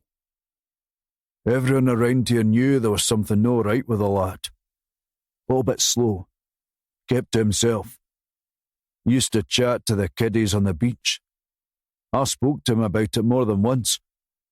The parents didn't like him. I mean, I think he liked the kids because they were closer to his level than the adults. Mind, no one ever thought he was capable of that." Ross was confused. His conviction was overturned. "I know. But the people around here lost a lot of faith in the police after that. I could have done without it personally." Ross couldn't resist pushing him a little further. "Do people here still think he did it?" "Aye, and I'm one of them." Willie couldn't help but step in to defend Lomond. "You know, DCI Lomond risked his career to make sure justice was served, and the right man was put behind bars. We do well to remember that." Before he lost all sense of cooperation, Willie asked, "Do you have an address for Sharon Belmont, Davy?" He didn't need to look her up. "She's still in that same cottage up by Glen Rosa. The white one on the side of the hill before the campsite. You can't miss it." After saying thanks, Willie and Ross turned to leave, when the sergeant stopped them. "She'll no be there, mind. Not today." "Where will she be?" asked Willie. "Where she is this time every year. The Glen Rosa Trail, where we found the blanket and Maggie's clothes." The sergeant said it like it was obvious. "She keeps out there on the anniversary." Willie and Ross didn't say anything further about it until they were outside and could check the map that Sergeant Muir marked up for them. Getting back in the car, Ross said, "Thought we had officers going through the case files this morning." "Apparently," Willie sniped. "How much longer before someone told us Maggie Belmont was abducted on the same day of the year as Jack Ferguson? First Sandman abduction in 5 years, and it happens to link to the same case. That can't be a coincidence." As Willie started up the engine, he told Ross, "If you want to dally with coincidence, go to a psychic. We deal with police work in MIT, son." Chapter 21. Willie and Ross drew more than a few strange looks from passing hikers on the loose and rocky Glen Rosa trail path that ran alongside the river. While everyone else was cutting about in short-sleeved, sweat-wicking t-shirts and walking shorts and boots, the 2 detectives were carrying their suit jackets, baking under the lunchtime sun. Willie particularly was suffering. He had never had the complexion for sunbathing, and without the aid of suntan lotion, which he had neglected to put on that morning, he was rapidly turning the colour of a lobster. Ross, meanwhile, looked just as out of place but far more comfortable than Willie, exchanging courteous nods with each passing hiker, who wondered where on earth the 2 men in shirts and ties and dress shoes could be going. Half a mile along the trail, they saw a tent next to the river, along with burned-down candles and a standing framed photo of a young girl. A stiff breeze was rolling down through the glen, blowing the plastic wrap on a bunch of flowers Sharon Belmont had bought in the co-op the day before. She had put them into an empty own-brand cola bottle, fashioning it into a vase by cutting the bottle across the middle. Sharon was sitting in a foldable picnic chair, smoking a cigarette and holding a can of Tennent's. She paid no mind to the two detectives until they were so near to her that she could no longer ignore their presence. "Mrs. Belmont," Willie began, shuffling his arms reluctantly back into his suit jacket. "I'm Detective Inspector Willie Snedden. I'm from Glasgow." "Good for you," Sharon replied, not making eye contact. She sounded half-cut, with the merest hint of a slur. Willie gestured at Ross, introducing him as well. "I was wondering if we could maybe ask you a few questions." She finished a long drag on her cigarette. 20 years, she said. She turned to look at them. "That's her gone 20 years. Now you want to ask me some questions." Willie hadn't expected the hostility and wasn't sure how best to proceed. Ross stepped forward. "Mrs. Belmont, I'm very sorry for your loss on your daughter's anniversary. I know this must be a difficult time for you. I don't know if you've seen the news." "I heard it on the radio. What's it to do with me and my Maggie?" "Maybe we could go somewhere and discuss it." "This isn't private enough for you? All these cameras and massive crowds. Who's listening in? The deer or the fish?" She snorted to herself. "We were wanting to talk to you about this."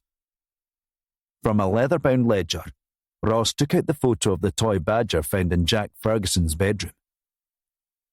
Sharon put out her cigarette by dunking it into the can of Tennent's, then got to her feet. "I was about to pack up anyway.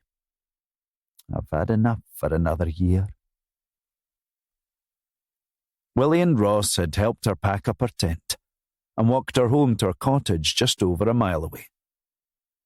While the men waited patiently and silently in the living room, Sharon stood pensively in the kitchen, watching the kettle boil. Her mind was racing at the sight of the toy badger. Had they found someone? Was the photo their way of trying to soften the blow? Had they found Maggie's body finally? 20 years of questions swirled around at once. Before she crossed from the kitchen into the living room, she took a steadying breath. She put down a tray on the table, 2 builder's teas for the police, a cold can of Tennent's for her. She was about to light a cigarette when she stopped the lighter at the tip. "Do you mind if I—" The 2 men were all polite, deferential gestures. A little second-hand smoke was an occupational hazard, and often one worth paying the price for. "I know I shouldn't," she croaked. "I don't really care. You get like that after." Her hands were trembling, a nervous condition that she kept at bay by picking at the skin around the base of her fingernails. They were red raw. "Do you ever meet people that know they're bad?" "How do you mean?" asked Willie. "No one does the right thing anymore, do they? Always trying to get away with something. Lying, cheating, stealing." "We certainly see plenty of that," said Ross. She took a long drink of lager. "That's why I drink. I'm not worth a damn. I deserve it, to hurt myself." Ross slid forward to the edge of the couch. "You of all people, Mrs. Belmont, don't deserve to be punished. What happened was—" It was my fault, she interrupted. Everyone around here knows it. They were too polite to say it to my face. I could see it when we were all out searching, stretched out in a long line, arms linked, staring at the ground looking for any sign of her. They all blamed me. And they were right. I went out when I shouldn't have. If I'd stayed in, Maggie would still be here. You shouldn't be allowed to get away with it, to cause harm to come to your child. But the way I see it, killing myself would be cheating. I deserve punishment for what I did. She took another drink and a puff of the cigarette. She exhaled a thick cloud of grey smoke. And when it's all done, I've still got hell to look forward to. Ross didn't know what to say, so he looked to Willie to take the lead. Mrs. Belmont, I was hoping we could have a chat about some evidence that's come into our possession. As you know, there was a young boy taken from his home in Glasgow last night. Before he could get any further, Sharon butted in. Some rich family. That's the only reason you care about Maggie again. She put her arms out wide. Where's the search party these days? Who's still looking for Maggie? Who cares? We care very much, replied Ross. That's why it's so important we talk about this. He laid the photo down on the table. Do you recognise that? It's Maggie's badger. She called it Billy. She squinted. How come you've got a photo of that? Ross rummaged through the other photos he had, finding one from the original case file on Maggie's disappearance. It showed an angle of Maggie's bedroom, capturing a few cuddly toys sitting at the foot of her bed, one of which was Billy the badger. This cuddly toy wasn't mentioned in the original report. Was it always here? It's still here right now, she said. The two men paused. Willie asked, When did you last see that toy, Mrs. Belmont? Last week. The surprise and disbelief on the men's faces was obvious. Feeling bolshy from the lager, she snapped, Is one of you going to tell me what's going on? Am I correct in saying that the cuddly toy in this picture, Ross showed the Jack Ferguson forensic photo again, was Maggie's? Not just the same type, but the same exact one. She took a close look. Aye. Its left leg is all frayed. Maggie used to hold it in her sleep. It got worn away. Willie said, Mrs. Belmont, last night that toy was found at the crime scene involving the Ferguson boy. It can't be, she maintained, getting to her feet. She stomped off towards the bedroom. The two detectives followed. When they reached Maggie's old bedroom, Sharon had frozen. It's gone, she said quietly. It was here. Last week. I looked right at it. You're sure? Asked Willie. I don't like coming in here. Everything's just like it was the day she was taken. All I do is a bit of dusting now and then. Ross asked, Have you heard any suspicious noises in the last week? Like a window or a log being tried? Are you saying someone's broken in and stolen Maggie's badger? Panic descended on her face. They're saying online that the boy in Glasgow. It's a Sandman killer again. She started to cry. Does that mean Is she really? Right now, we don't know what it means, Willie said. She wiped a tear from her eye. I kept saying to myself, as long as they don't find the body, there's still hope. She might be okay. If he's taken her. Ross took a slow look around the room for any signs of disturbance. Mrs. Belmont, standing here right now, without rummaging around the place, is there anything that looks out of place? Anything else that's not as you remember it from last week? Her head flitted about frantically, unable to think clearly. I don't know. I don't think so. Then she looked at the duvet, her eyes narrowing. Hang on, she pointed.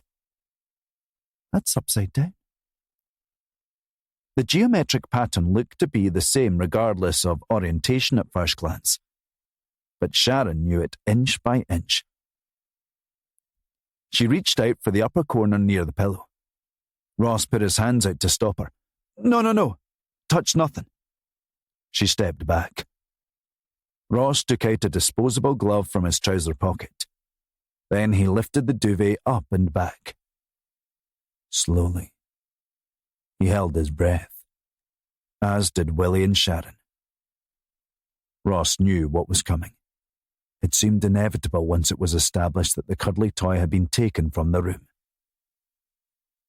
Ross stared at the small pile of sand sitting on the bedsheet, flattened slightly from the weight of the duvet that had been on top of it. Sharon was horrified. That wasn't there last week. I'm sure it wasn't, said Ross. Mrs. Belmont, we need to leave this room right now. We need to do some further inspections here. Out in the hall, Willie was on the phone. Where are you? Lomond was on speakerphone in his car. Just leaving Mordor. What have you got? I need forensics over to Aaron. He was here, John. He was here in the last week. Chapter 22. Once Ricky had secured permission from the Assistant Chief Constable to open Driscoll's file, Lomond was given a windowless secure office to access the Public Protection Unit records. He had a code that would open Driscoll's file, and only Driscoll's. There were tabloid journalists that would have paid a lot of money for half an hour scrolling through the unit's files. A lot of notorious criminals had been spirited away under new identities, given new addresses, new lives, while the victims of their crimes had to make do with their old lives, the ones they'd had shattered, stolen from them. All it would take would be one tweet with an address, and a vigilante mob would assemble in no time. Lomond couldn't access them, but there was a list of the offenders' names on a main register. Seeing them all grouped together, it was a who's who of human scum. Child killers, serial murderers and rapists, pedophiles, gangsters, drug dealers, names that had hung on to the front pages of newspapers like mold around a window frame, festering, and only getting more toxic as time went on.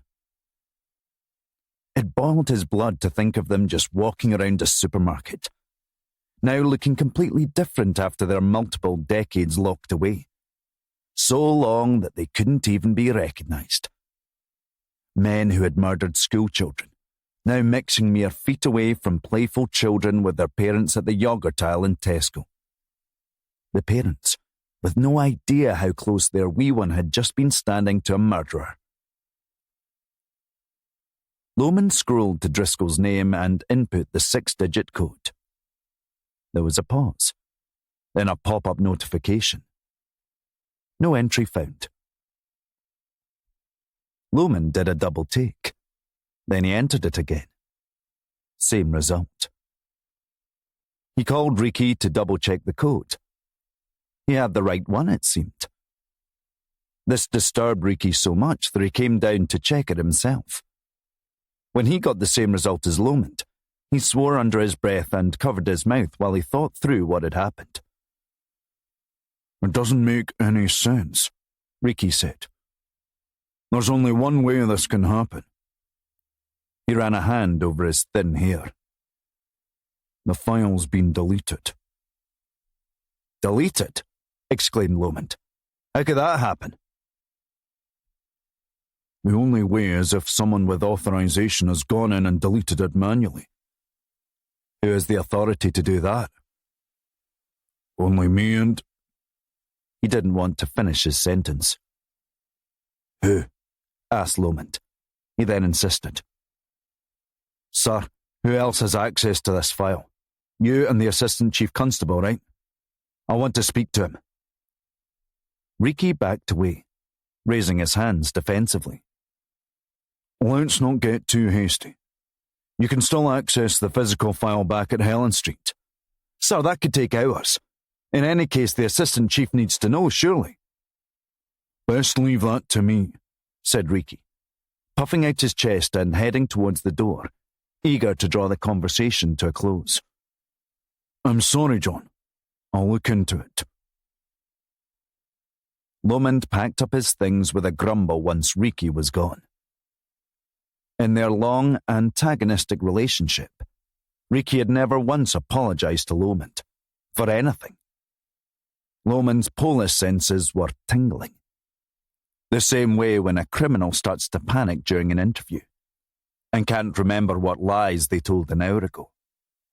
Riki's eyes had the same panic look to them.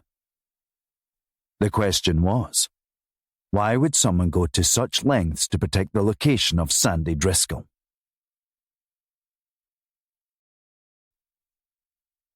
Chapter 23. Lomond hightailed it back to Govan with Riki's Weasley words still echoing in his head.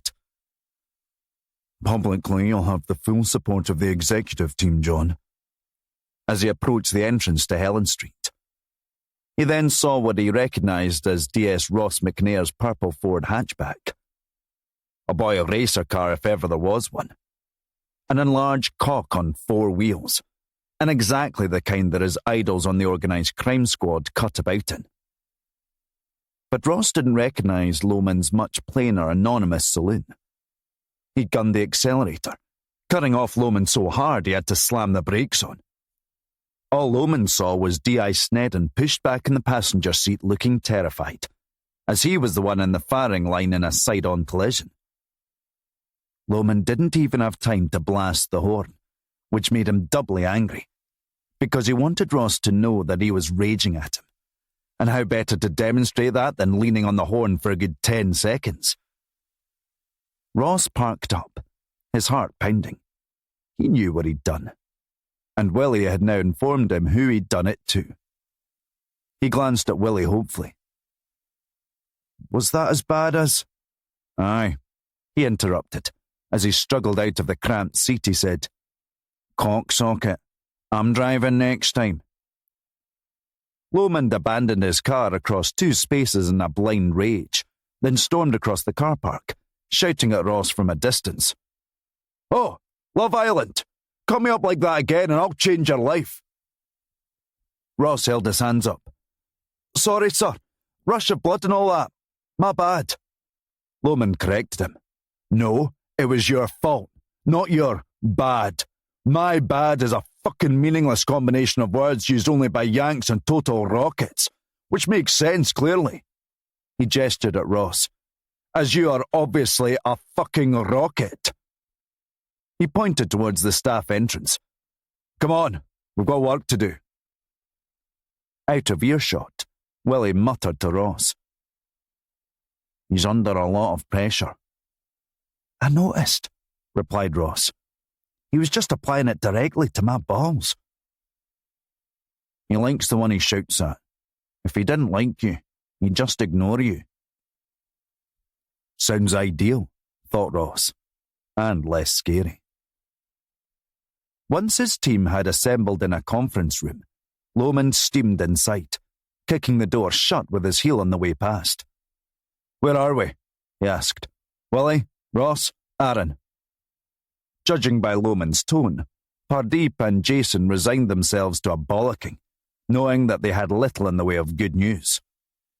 Willie said, "Well, we left forensics at Sharon Belmont's house like you asked. They're checking everything, of course.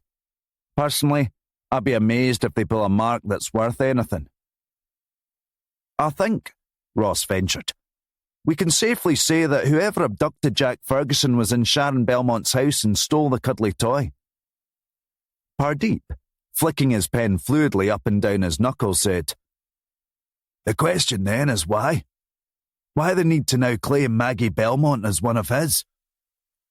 "Posturing," said Jason. "He wants the credit." And taking Jack Ferguson is his chance to do that.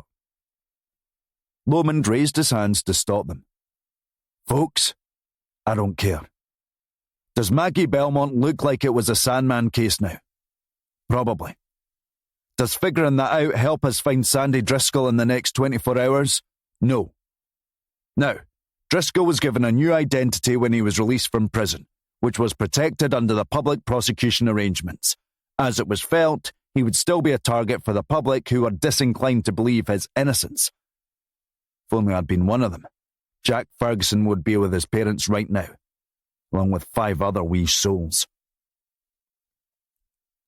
He wanted the ground to swallow him up at having to say it all in front of officers he barely knew. He felt their eyes on him. You did this, genius. You're the reason he was out walking the streets. Lomond concluded. Well, that's on me. I don't know how, but there must have been a flaw in the evidence that freed Driscoll last time, and I'll have to find a way to live with that. Right now, I need all of your attention on finding the hard copy of Driscoll's file. What about the digital copy? Asked Willie. It's been deleted. And yes, that stinks in a way that I can barely process. But people, we have got to keep our focus on the task. Find Sandy Driscoll. If we do that, I'm sure we'll find Jack Ferguson. There was a knock at the door that made everyone turn towards it. It wasn't a meek knock of someone embarrassed at being late. It was an open this door before I kick it in smack. Then DC Donna Higgins appeared. Sorry, sir, she said, already marching towards a free seat. I got held up trying to get this. She showed Lomond her lanyard. The debt sub told me to come through. You're just in time, Donna, said Lomond. He led them down to the basement, where the remaining hard copy files had been banished to. Row after row of metal filing cabinets stretched along a chilly concrete corridor, lit by harsh white lights of the buzzing and flickering variety.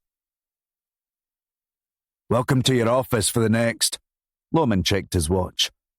However bloody long it takes. Pardeep craned his neck, trying to see how far it went. There must be thousands of files here, sir. Correct, Pardeep. And we're going to check every last one until we find Sandy Driscoll's. There was a lot of shuffling of feet and restrained complaints. Lomond knew what everyone was thinking. He said, Guys, this is 10 years of MAPA records, right up until digitization hit. All of them are sealed.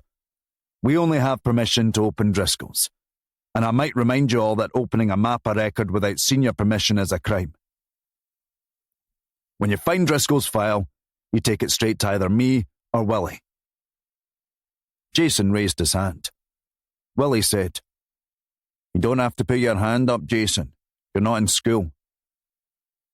Though it's not the worst idea in the world, Lomond added. Jason peeled one of the files out of a drawer. Sir, how will we know which one is his? There are no names on these. Donna, Ross and Pardeep crowded around, hoping to hell that Jason was mistaken. Overly bright, Lomond said, Correct, DC Young.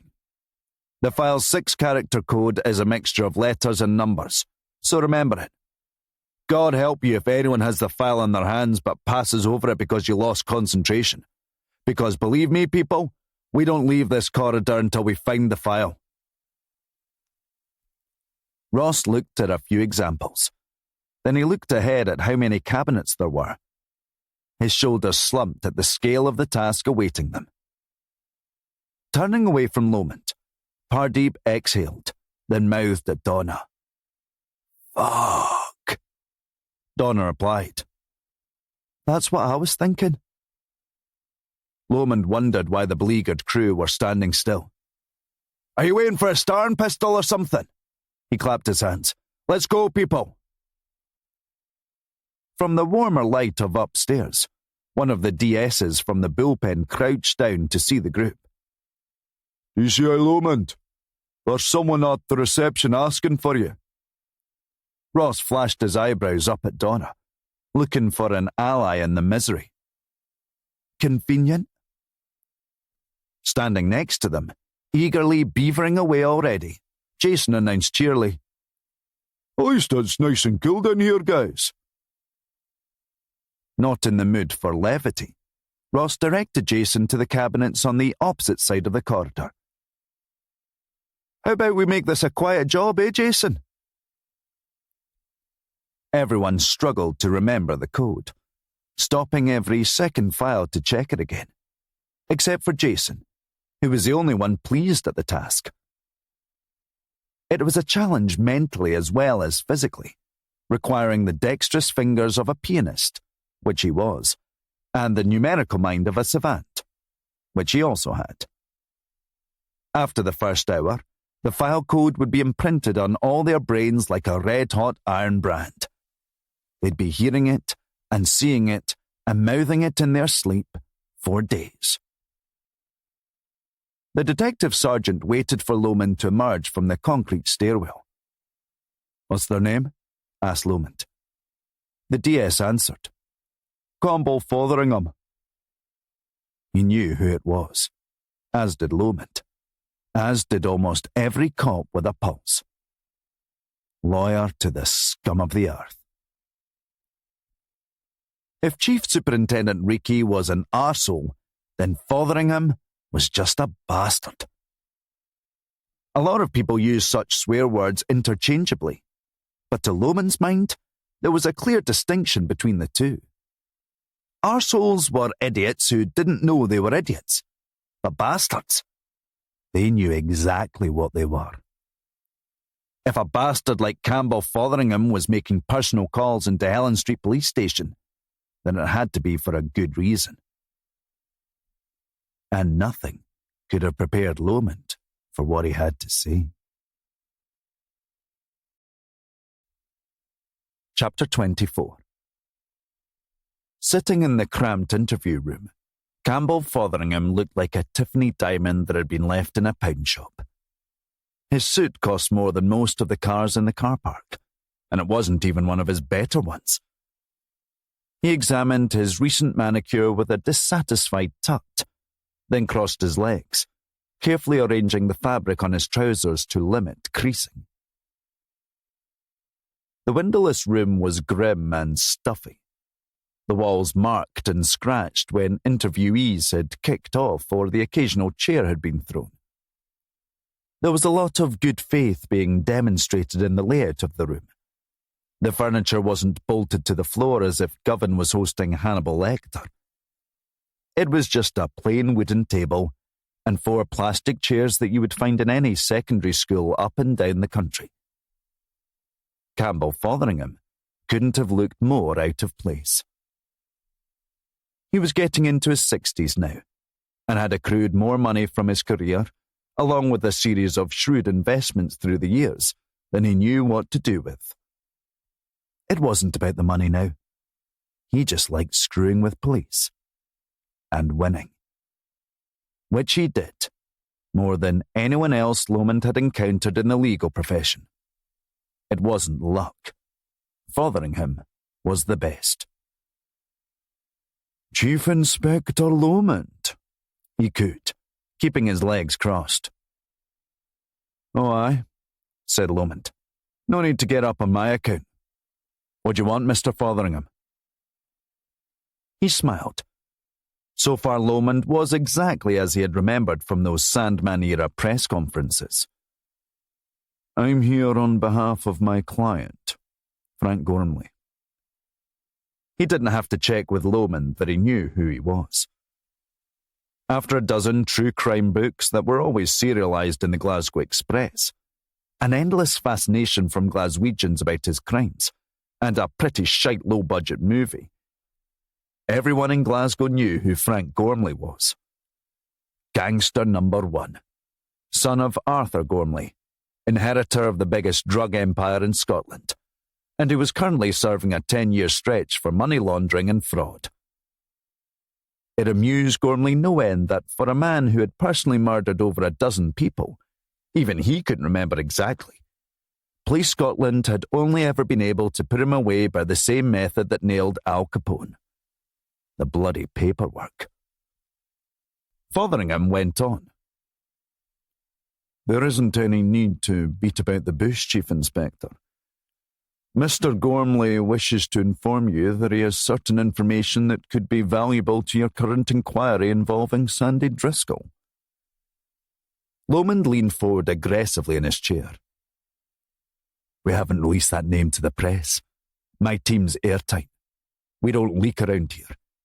Everyone knows it would be their arse if they did. How does Gormley know who we're looking for? Fotheringham shrugged. I am merely here to communicate a message of cooperation from my client on a deeply important inquiry. Lomond said, Certain information? Sounds about as vague as whatever the offside rule is these days. Why don't you just tell me what he knows right now? My client isn't prepared to do that at this moment. He has a long history of being let down by this station, your officers, and Police Scotland when it comes to keeping promises. Lomond chuckled. Your client has a long history of drug trafficking and murder. Before Fotheringham could open his mouth, Lomond amended it to say, alleged. He's operating on good faith, Chief Inspector. He could have gone to the press with the information. And believe me, when you hear what he has to say, you'll be mightily relieved that he chose to do the honourable thing, rather than the profitable one. The Glasgow Express would have paid handsomely for what he has. The honourable thing? Lomond waited for the punchline. You taking the piss? I mean, seriously, are you attempting to extract urine right out of me? He began to stand up. Let me guess. He's looking to cut his sentence, nothing more. This conversation is over. Fotheringham cut in.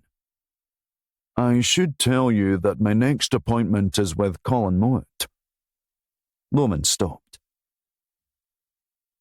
Chief Inspector, I can assure you, I have reviewed my client's information personally. Mowat and the Express will have a field day with this one. Mr. Gormley is committed to doing the right thing here. But there has to be some quid pro quo. He's very serious. And so am I when it comes to abducted children, Lomond retorted. I'm amazed it's taken cretins like him as long as this to exploit a tragedy. I don't know how he found out that Sandy Driscoll is a person of interest, but... Mr. Gormley would like to see the man responsible arrested and put in prison.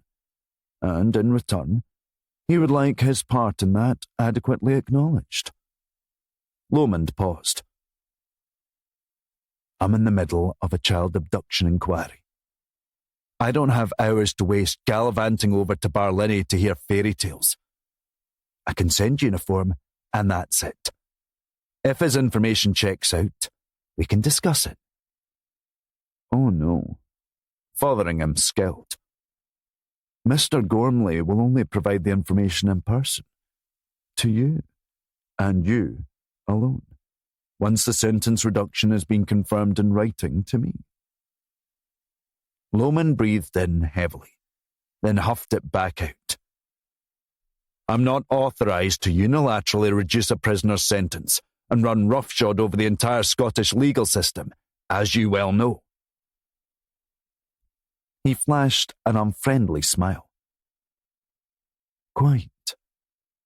Alas, Mr. Gormley isn't entirely sympathetic when it comes to agreeing to his terms in business arrangements. But I'm sure I could convince him with a personal insurance by you should the information work out. Lomond leaned on the back of the chair, looming over the table like an angry cloud. The fact was, Gormley was sitting on something potentially explosive. He asked himself if he was seriously ready to risk Jack Ferguson's life over the matter. Gormley could have a location for him, for all Lomond knew. He didn't see any other way out. Fine, Lomond relented. But Fotheringham, if my time is being wasted while a small child is missing, tell Gormley that I'll unleash the most poisonous vendetta seen against a prisoner since the Shawshank Redemption. It'll make Papillon look like a weekend at Butlins. Fotheringham had heard it all before. He nodded with an expression of boredom that only the truly rich and powerful can pull off. I get the point, Chief Inspector. He stood up, picking up his briefcase. Make your calls. He offered Lomond a hand to shake. Lomond drew his eyes off it, then reluctantly shook it. Like I said, there's nothing I won't do to get back Jack Ferguson, even if it means shaking hands with the devil. Fotheringham smirked. I'm not the devil, Chief Inspector. No, you're right, said Lomond. You're just the guy who keeps the heat running in hell. Chapter 25. The team had been combing through the cabinets for an hour. The only sounds were the rustling of manila folders and the occasional metallic thunk of a cabinet drawer being closed and another one opened. Occasionally you would hear a mumbled complaint of, "Fuck's sake," usually from Pardeep. When Willie was called upstairs to talk to the forensics team in Arran, Ross took the opportunity for some much-needed conversational relief. Anything but that bloody file code. "So, Donna," he began, "you've known the gaffer the longest. What's he really like?" "You've seen what he's really like," she replied. "You know what I mean?" "I really don't. He could have drafted in anyone to this team, and he chose you. He must have told you something." "We worked CID together, Ross. I made a couple of nice arrests and he remembered. That's it. He needed someone to do shit like this. It's not like we're Hillary and Norgay." Ross didn't respond. He looked in Jason's direction. "The first two to climb Everest," Jason answered. "I'm a safe pair of hands," said Donna. "This isn't some Muse situation, or where he tells me his innermost thoughts. I don't even know where he lives." Ross kept on. "You must know a little something about what happened." Pardeep had had enough of the euphemisms and the distractions. "Donna, he wants to know why he left the original Sandman inquiry." Jason added, "I heard he was closer than anyone to catching him." Donna said, "If he wants to tell you, then you can hear it from him." Ross wasn't quite ready to give up yet. He was standing there doing the most boring job imaginable. He was at least going to get some gossip, rumour, or innuendo out of her. "I kind of got the feeling that I put my foot in it last night when we were out in the car." "Oh yeah," said Donna distantly, carrying on with her work. "I was telling him about the wee fella at home, and so asked if he had any kids." "Jesus," Donna replied. "Of all the things to ask him, not that." Ross stopped searching. "What? Why?" If for nothing else than carrying on her work in peace, Donna decided to throw them all a bone. Everyone was working at 50% capacity with half averted eyes and ears anyway. "You really did put your foot in it," she said. She glanced back toward the concrete stairs, seeing no sign of Willie returning yet. "This is just what I heard. I can tell you, but you have to swear yourselves to secrecy."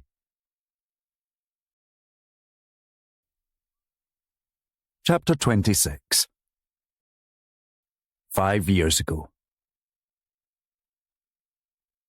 Lomond had spent another crushing day at Helen Street Station, ploughing through yet more criminal records of paedophiles and degenerates, desperately trying to capture that one connection that would unlock the Sandman case for good. The fifth victim, Taylor Clark, was only a few weeks in her grave, and Lomond wasn't going to hang around waiting for another abduction before kicking into top gear again. He was impatient and snapping at his team. And if anyone made the mistake of suggesting, barely even hinting, that they might make tracks home after a 10th 14-hour shift in a row, Lomond would lose his rag at the entire team, questioning their commitment, which he would inevitably apologise for once he'd cooled down 10 minutes later. It wasn't just the stress of leading the inquiry into one of the country's most baffling serial murderers. Lomond was worried sick about his wife Ailey, who was 9 months pregnant with their first child.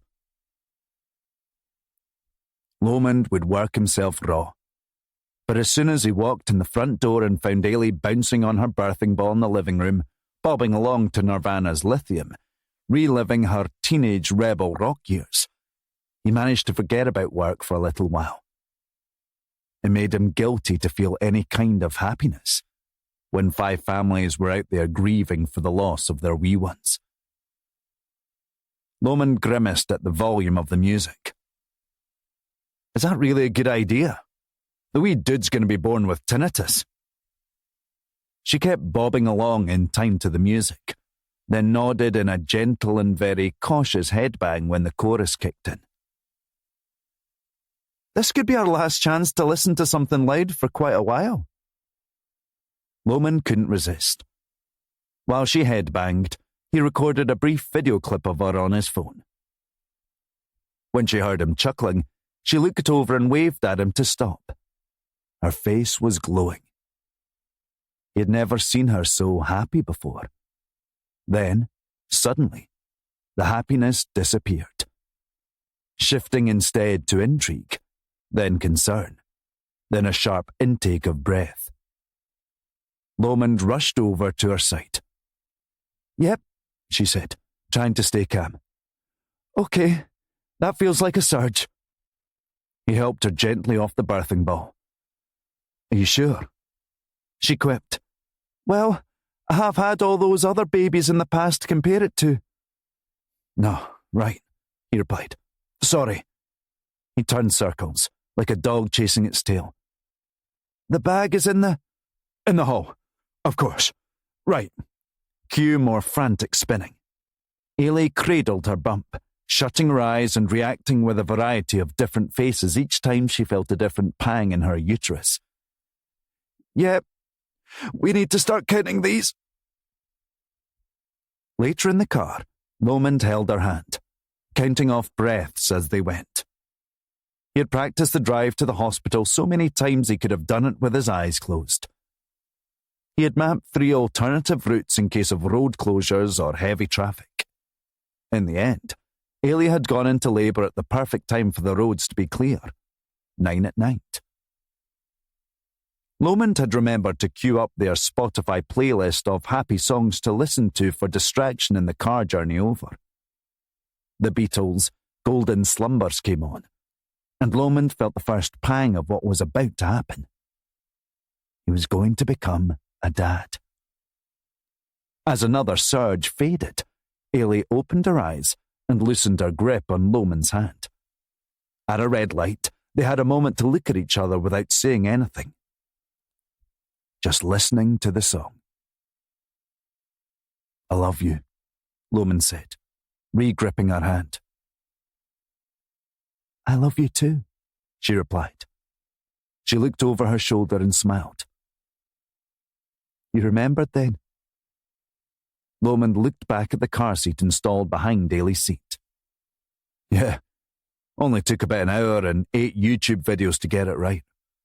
Honestly don't know how men like me got anything built before YouTube. The labour went as smoothly as a first labour could be expected to go. As they had requested in their birth plan, the 2 young midwives present in the private room had kept the room calm as a mega 3-hour playlist of their favourite songs played on a Bluetooth speaker. Ailey was only slight, but Lomond had never seen her so forceful or determined. Labour had progressed to the point that the time for visualising of breaths and meditative stuff was over. Now it was time to push and get the baby out. It was more physical and visceral than Lomond had prepared for, The baby's head had crowned, but Ailey couldn't quite get it over the line. "You just need one more massive push," the midwife told her. "Yeah," she thought, "like I haven't been doing that for the last hour." The longer the pushing went on, the more concerned Ailey got about the baby's stress levels.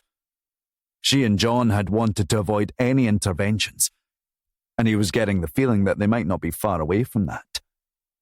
Ailey pushed until the veins in her temples throbbed, continuing to push after the midwives had stopped their countdown. She simply couldn't hear them from the effort. She was almost in tears from the exhaustion and effort.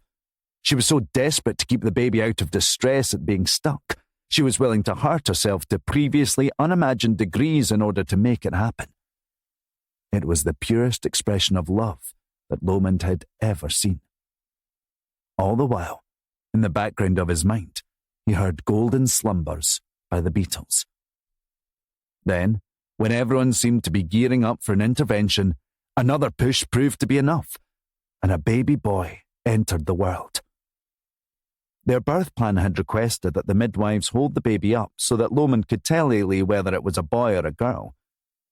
But they weren't holding the baby up. In fact, Lomond couldn't see what was happening over the tangle of blue sheets between Ailey's legs that were covered in blood. And there was no crying. One of the midwives lunged for the red crash button on the wall, sounding an alarm outside. Before Lomond could get an answer to his questions of what was going on, 2 doctors and a consultant came running into the room and took control of the scene. The baby was whipped aside to a separate table. A midwife was trying to explain to Lomond what was happening, but he couldn't understand the words. He was still holding Ailey's hand. He gave her a shake to let her know that he was sure the baby would be okay. The baby would be okay. He was sure of it. Then he finally got another look at the blue sheets that her midwife had piled up between Ailey's legs. They were now all completely red. Fresh surges of blood kept coming in an endless wave. The midwife couldn't find enough sheets to stem it. She asked for help, and for the first time in several hours, the midwife, who had been unshakably calm before, now looked properly scared for Ailey. Lomond looked at his wife, who couldn't see anything, her position tilted far back on the bed. He tried to get a better look at the baby, but the medical team had it surrounded. The consultant took Lomond by the shoulders and moved him away. "Mr. Lomond, I need you to step back. We're having a bit of trouble with the baby's breathing." "Is he going to be okay?" Ailey called out. "John, what's happening?" I don't know, honey. Hang on." The consultant had seen plenty of episodes like this. The best thing to do right now is stay calm. He took Ailey's hand and put it back in Lomond's. The consultant explained. "Mrs. Lomond, we're having some trouble with the baby's airway, but you've also got some bleeding that we need to take care of, okay? The doctors are doing everything they can. Just stay sitting back for me." Lomond looked on helplessly. One by one, more doctors came in, the serious-looking ones with different-coloured scrubs to each other. They were paediatricians, anaesthetists, consultants, all of them telling Lomond as soon as they arrived not to worry. He kept waiting for one of them to be the one who told him that it was all fine now. It was over. But that didn't happen. It kept escalating with each new uniform that entered the room. He couldn't tell if they were to be trusted, or if they were lying to him to stop him going totally postal with worry. The more doctors that told him it was going to be okay, the less he believed them. "You all keep saying that, but I still haven't heard the baby, and there's now 5 of you in here working on Ailey." She'd suffered a bad tear from the baby's final movement, and the doctors couldn't get the bleeding to stop. They'd stitched the wound, but they couldn't see it properly from all the blood. 3 separate doctors had a go. Still, she kept bleeding. But Ailey and John weren't thinking about that. They were too busy staring at the doctors who were now performing CPR on the baby. Ailey looked away, in agony of her own, and started to cry. Lomond couldn't move. He was paralysed with fear. He held Ailey's hand and told her it was all right. It was going to be okay. But he didn't believe it. He had no idea what was going on. The pair looked on in horror as the doctors finally relented and stepped back from the baby. It fell to the senior paediatrician to give the news. The baby hadn't made it. After 9 months, he'd been 10 centimetres from safe passage into the world. Lomond covered his mouth. He reached for Ailey. His hand had gone limp, though it wasn't from grief. Her head had tilted to one side, and her eyes had closed. The doctor working between her legs stood up with more than a hint of alarm. "I need some help over here!" Lomond tapped Ailey's hand frantically, saying her name over and over again. He got no response. "Ailey? Ailey, please! What's happening? What on earth is happening?" He couldn't breathe. His brain had been flooded with every emotion imaginable, and now that was giving up too. His vision was turning foggy. The doctor who had taken over swiftly stood up too. "We need to get her to theatre," she told her colleagues. "Now!" In a matter of seconds, Ailey's bed was on wheels and on the move. A doctor tried to explain to Lomond as they went. "We're having trouble getting the bleeding to stop, Mr. Lomond. She's hemorrhaging and her body has gone into shock from blood loss. We need to stop the blood loss before she has organ failure." He looked back at the midwives who were standing over the baby on the table, finishing wrapping him in blankets. Lomond didn't even have time to dwell on the death of his and Ailey's baby. Now all that was left was to try and save his wife. When it was all over, 5 hours later, the sun was already up. Lomond left the maternity unit, carrying his wife's overnight hold-all, full of an exhaustive collection of ointments, special clothes, a mood board pinned with photos of happy memories and inspirational quotes to help Ailey through labour. Lomond stared blankly at the pavement as he walked towards the car. Numb. His head a shambles.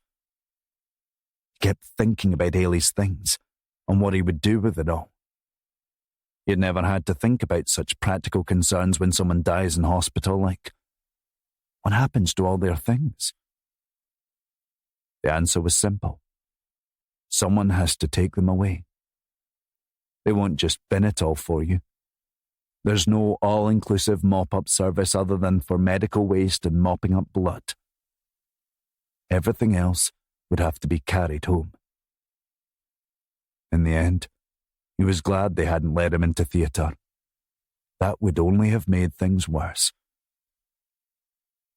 When he got into the car, he noticed a smear of blood on the side of his face from when he had said goodbye to Ailey on the operating table. Over the course of 45 minutes, he had gone from expectant father to new father to grieving father, and finally to widower. It was the car seat in the back that set him off properly.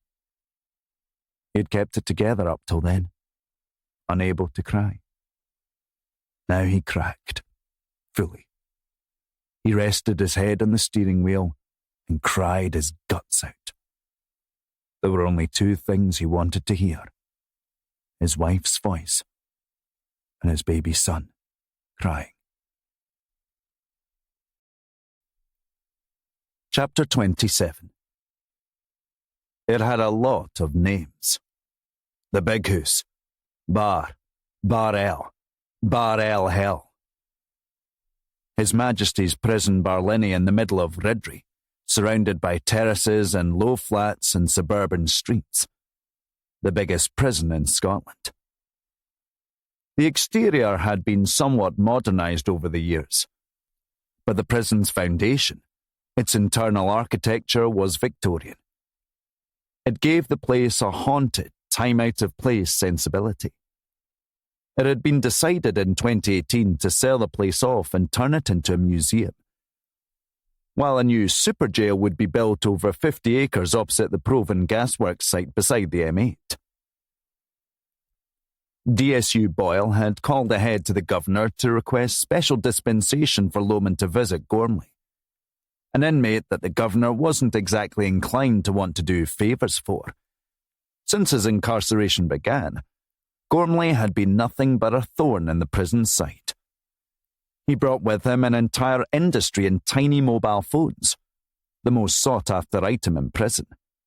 And, of course, the ever-present Class A drugs and cigarettes. Getting the stuff in was the easy part. You could bank all sorts of things before coming in. If you could stuff up your arse, then there was decent money to be made from it inside. A tiny phone that cost 20 quid on eBay could fetch over 500 inside. There were even inmates at Bar L who had intentionally put themselves there for the sole purpose of trading illegal goods. Offenders on home detention curfews were supposed to wear an ankle tag everywhere they went. Few days out, they would breach their curfews, which got them sent straight back in.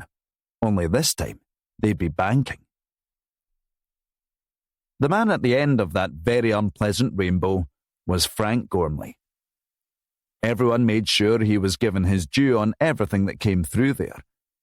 He had people everywhere. Eyes, ears, nothing was missed. Ever. Even the screws were in his pocket, letting him know the moment someone grasped. The term prison was a joke to someone like Frank Gormley.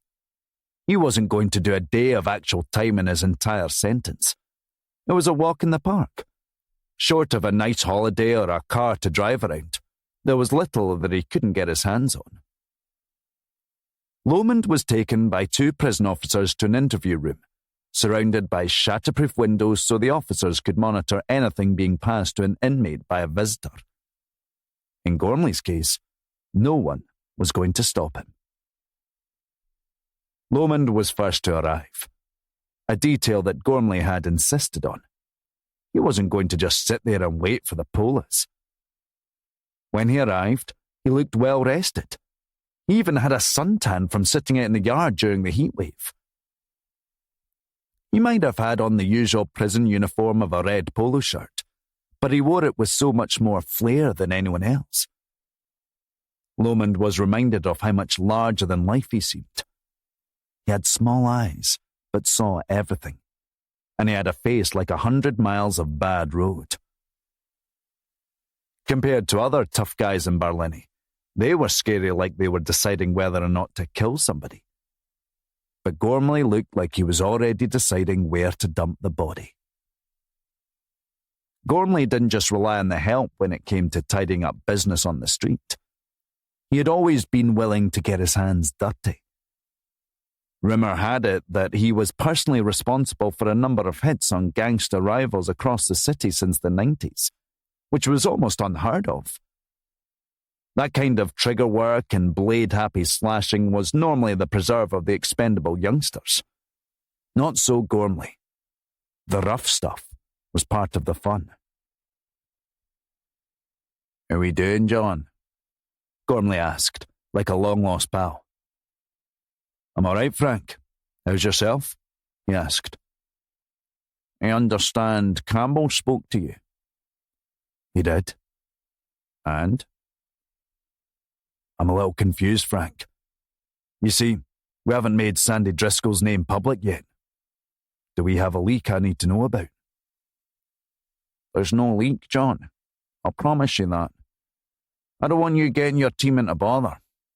No, I'm just a connected man. I know things. I hear things." "Thing is," said Lomond, "the man you've named is a person of interest in a child abduction case." "Really?" Gormley said, with a total lack of fascination. "You seem to be aware of that already." "Sounds to me like what I have to say is worth something." "I need something first.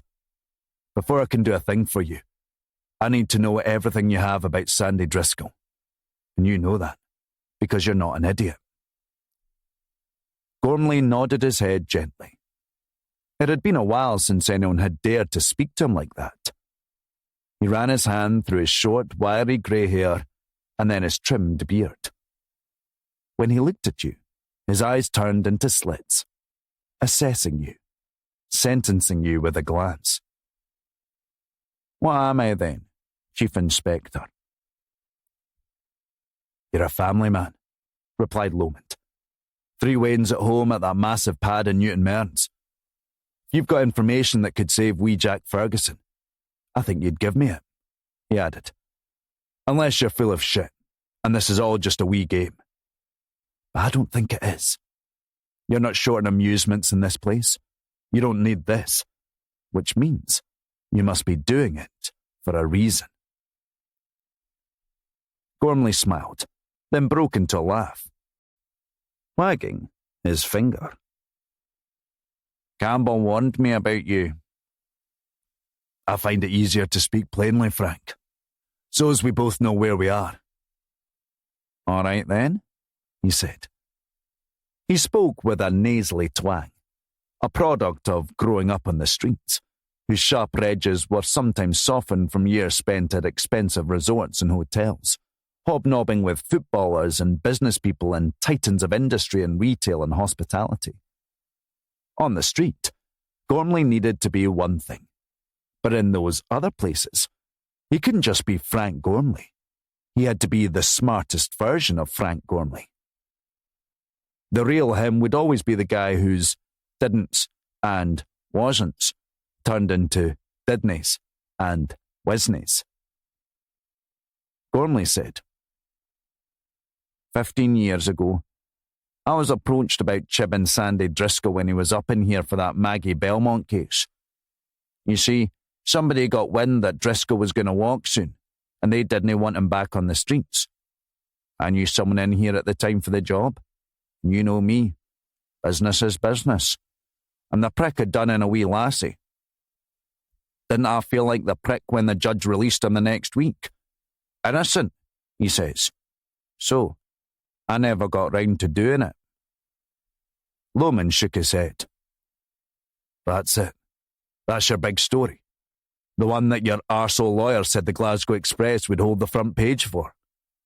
Hang on, said Gormley. I'm not done yet. You never asked about the guy who paid me to do it. Who was it? Asked Lomond. Martin Scullion. Lomond didn't take his eyes off Gormley, trying to work out if he was bullshitting or not. Gormley said, You know the name then? Of course I do. Bad rep, even for Polish. I was going to say he was probably the sleaziest, dirtiest cop the force had ever seen. But yeah, bad rep about covers it. What's this got to do with Sandy Driscoll now? You think it's just coincidence that right before you found evidence that proved Driscoll was innocent of snatching and possibly killing Maggie Belmont, one of your fellow cops was putting a hit out on him? One of my boys on the street heard he was up to his neck in something. Hasn't been seen for a while.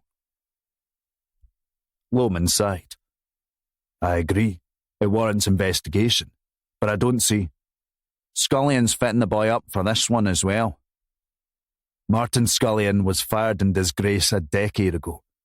I don't even know that he still lives around here. Well, I'd be checking it out, insisted Gormley. If you want to know about Sandy Driscoll, Scullion's your man. Lomond smirked. Of course, a cop. Do you want to just tell me why you want revenge on him? Or are you going to make me jump through the hoops of having to look it up myself? I've got no history with Scullion, John, I swear. He nodded once in Lomond's direction. I've heard about you, that you're decent, fair, and if Sandy Driscoll's innocent again, it's going to be you on the front pages, not Martin Scullion. And all you want in return for this name, this selfless act of yours, is, what, 5 years off? 5 years, he exclaimed. I want sent home. He stabbed a finger down on the tabletop. Pronto. Being honest with himself, Lomond knew that it didn't make a blind bit of difference whether Frank Gormley was locked up or not. Behind bars or not, he was still very much running the show in Glasgow's gang wars. Trust me, said Gormley. You find Martin Scullion, you'll find Sandy Driscoll. Lomond stood up, eager to get cracking. Either it was a waste of time, and he wanted to find out as soon as possible, or Gormley really was onto something. I suppose a handshake in the circumstances, said Lomond. Gormley did a 180 through the windows, assessing the guards watching him. I appreciate that, but I've got a reputation to think of. Fair enough, Lomond replied. My people will contact your people, etc.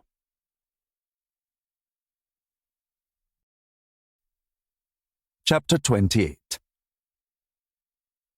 Donna had now read back the code in a file 5 times to check it wasn't the right one. She slammed the file down on top of the others and stretched her neck out. This is ridiculous, she thought. They were going to be there for days. Jack Ferguson's body was going to be found at Govan Docks or wash up in the Clyde outside Bray Head by the time they found Driscoll's file. It got her thinking. What mattered was finding addresses associated with Driscoll. She shunted the filing cabinet drawer closed with her hip, then headed upstairs. On her way past, Willie asked, You get to pick and choose what jobs you do while everyone cracks on with the mundane ones? We're trying to find Driscoll in here. No, she replied. We're trying to find out where he was 15 years ago. There's no guarantee there will be any credible information on where Driscoll is now in any file we happen to find in here. You clearly have a better idea than the gaffer, then. I'm going to run through the Maggie Belmont files again. She started towards the stairs again. You've been reading too much crime fiction, said Willie. Mavericks don't actually do very well in this force. Team players who think to buy their colleagues a steak bake and a cookie from Greg's are the ones that get on. What Willie didn't realise was that he had made the cardinal mistake of telling a maverick to not be a maverick. It was the policing equivalent of, do not press this button. So Donna did the thing any maverick who wants to survive must do. Prove herself right. Back in the bullpen, she slipped onto the nearest computer and booted up Holmes to find the Maggie Belmont case files online. She scrolled quickly through the endless witness statements and records of car searches at the ports in Arran, finding instead the section on Driscoll. This was the magic of searchable digital files instead of thumbing through hard copies for hours at a time. She entered Driscoll and address in the search terms, but nothing came up. What she did find, though, was reference to a flat in Paisley that Driscoll's dad had once rented out.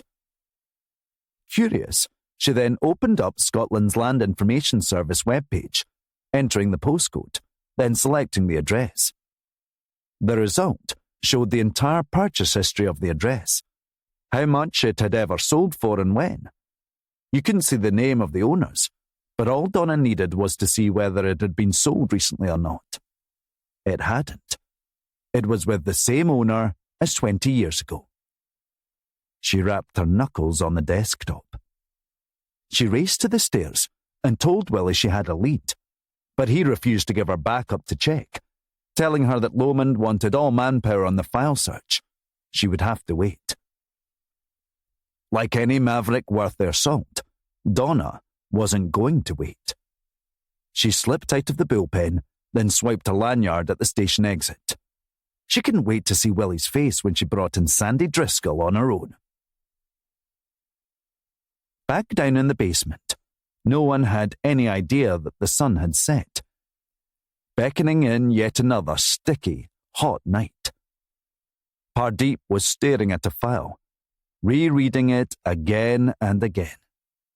Eventually, he passed it to Jason to confirm it. That's it, right? Asked Pardeep. I'm not imagining it.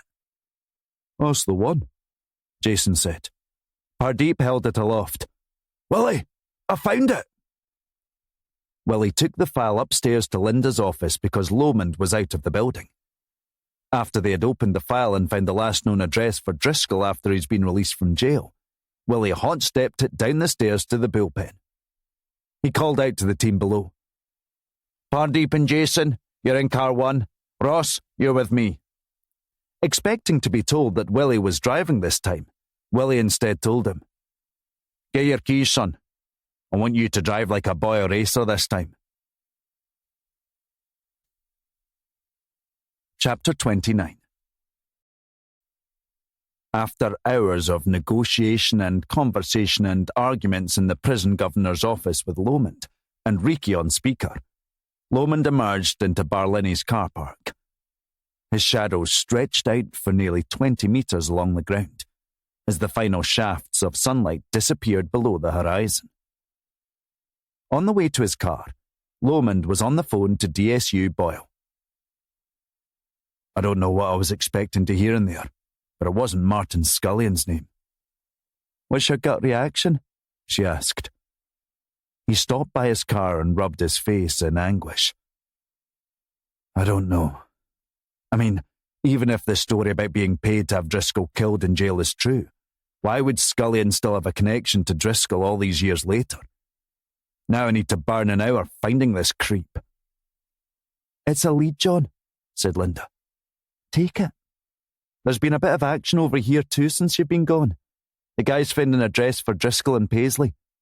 They're on their way now. Lomond made a celebratory fist. That's brilliant, Linda. Can you get me that address? No, she said. Check out this Scullion thing. It has the potential to do a lot of damage. What do you mean? Asked Lomond. Gormley's threatening to go to the press, John. Do you really want to call his bluff on that? We can weather the storm of Driscoll making headlines again, but not a corrupt perv of a cop trying to have him killed in jail. It'll set back public relations with the police by decades if it gets out. Doesn't make sense, Lomond said. If Driscoll really was innocent of snatching Maggie Belmont, but it looks like he's behind Jack Ferguson's abduction, why all these links to Maggie? Maybe Scullion has got the answers to that, replied Linda. He slapped the roof of his car affirmatively, the decision made. As he swooped into the driver's seat, he said, Right, find me an address on him. Will do. Oh, by the way, your star pupil has done a bunk already. That's got to be an MIT record. What are you talking about? Donna Higgins. She's gone off on her own somewhere. Willie's raging, John. Willie is. I'm raging, Lomond grumbled. Shite. Okay. I'll have a word when she gets back. It'll need to wait. I'm pulling out of Barlinnie now. Where am I going? Linda paused while she pulled up an address for Martin Scullion. Chapter 30. Donna was hearing it down the M8 towards Paisley, still inputting the target address on the sat-nav for Foxbar in Paisley. She knew that she was taking a risk running out on the team. In her maverick brain, she could simply gun it to Paisley, bang on the door and haul Sandy Driscoll back to the station after finding Jack Ferguson safe in a bedroom, unharmed. To any other officer, what DC Higgins was doing virtually guaranteed disciplinary action, even if it was just a verbal warning. Donna didn't see herself as any other officer, though. That was why they failed to make the big collars. She had decided a long time ago that she was going to do some good in this world, to make a demonstrable difference. She wasn't going to watch violence tear families apart and innocent people fall victim to the callous and the cruel. There was also a bit of her that wanted the glory, which was why she was touching 80 miles an hour by the time she reached the long straight past Hillington, and the high flats in Gallow Hill came into view. If she brought in Sandy Driscoll, the Sandman, and saved Jack Ferguson on her own, through only her own intuition and solid police work, she would be in a fast track to DS and a permanent spot on any MIT she wanted. If she had to share the win with 4 other officers, all of that went on hold. Her phone rang as she snaked from lane to lane to get past the sluggish drivers who didn't understand what a fast lane was really for. She put them on speaker. This is Donna Higgins. Donna, it's Pardeep. His voice was distant and had an echo. Pardeep? What's going on? I can barely hear you. I'm in the car with Jason. Willie and Ross are in the car ahead. We've got an address for Driscoll. Donna turned her head away and mouthed, Shite. She knew she had to play dumb. Where are you going? Fox Bar in Paisley. Oh, aye. She did a poor job of masking her disappointment. How come you're out on the road? She paused. How did he know? She said, Sorry? Your GPS. D.I. Snedden said you were last logged on the M8 westbound. You going to Paisley too? She couldn't think of another way out. She couldn't just drive around while they took in Driscoll. She had to think fast. Yeah, I called the incident room and they said where you were going. Oh, said Pardeep with surprise. It's just, you took off without telling the gaffer. He seemed to think you were bunking off or something. No, she said. She needed to bide some time to think of a better excuse. Look, you're breaking up a bit, but I'll be there in about 9 minutes according to the sat-nav. If I get there first, I'll wait for you outside the address. Aye, all right, he said. Sounds like you'll be there first. See you shortly. Donna shook her head. She had missed her chance of making the arrest herself. When she hung up, she waited a moment, then punched the steering wheel with the side of her fist. Bastard! Willie and Ross were first to the Crowfoot Avenue address, parking up a few houses short of Driscoll's residence. The sun was fully gone now, the orange streetlights taking over. The street was a grey block of low flats, 3 floors high, operating with a shared close much like a West End tenement, but without any of the style or history. They had tiny square windows that let in hardly any light. Not that there was much around the area. The streets were covered in litter and dog shit, and the grass verges were overgrown. The front gardens of the low flats varied wildly in condition. Some immaculate, some totally wild with weeds and nettles.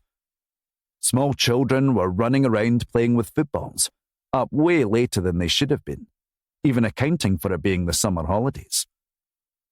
There didn't seem to be any adults around, other than a few Neds hanging around outside the newsagent. The area felt feral. Willie got out of the car, but stayed on the pavement. This would be Ross's op. Ross directed Pardeep and Jason as soon as they pulled up behind his car. He peered around from side to side. Where's Donna? Pardeep answered. She said she was on the way. He checked his watch. She should be here by now. She said she was 9 minutes out. We're not waiting, Ross said. His team briefing made clear that although there was no known violence in Sandy Driscoll's past, given the crime he was suspected of, they weren't taking any chances. It was stab vests all round, and Jason would be armed with a taser. With an abducted child possibly in the property, Ross wasn't sure whether to expect much resistance or not. As the team crept quietly towards the closed door of Driscoll's building, Jason said quietly to Pardeep, enjoying having an unofficial partner for the day. Surely he won't fight when he realises we've got him. Pardeep replied. Mate, don't ever expect a suspect to act in their own best interests or what's sensible. Once Ross had the closed door open from buzzing a neighbour, he stopped everyone, jamming his foot in the doorway to stop it closing again. Remember, he said, once we've chapped the door, I'm given minimal time for him to answer or acknowledge. If he's in there, there's no telling what he'll try to do before he gets cuffs on him. The debt's up will be all right with a bill for a new door, I'm sure. He looked them over one by one, suddenly feeling quite young to be leading the charge. We ready? They each nodded. Back at the car, Willie relayed the action to Linda Boyle back at the station. They filed up the stairs, a strong smell of bleach emanating from the concrete steps. It hadn't so much been cleaned as just having had chemicals poured all over them. The close lights came on, filling the stairwell with white light. There was various gang insignia and graffiti for the local young team scrawled on the walls, as well as threats against specific people, Danny F. is a grass. Once your name was out in the street as a grass, especially in the rough side of Foxbar, it was almost impossible to change anyone's mind. It was like trying to unknit a sweater. Ross held a finger to his lips as they passed a middle-aged woman on the first floor landing. She froze, pressing her back against the wall. Ross pointed upwards. 3-2. The woman pursed her lips. There's nobody in that.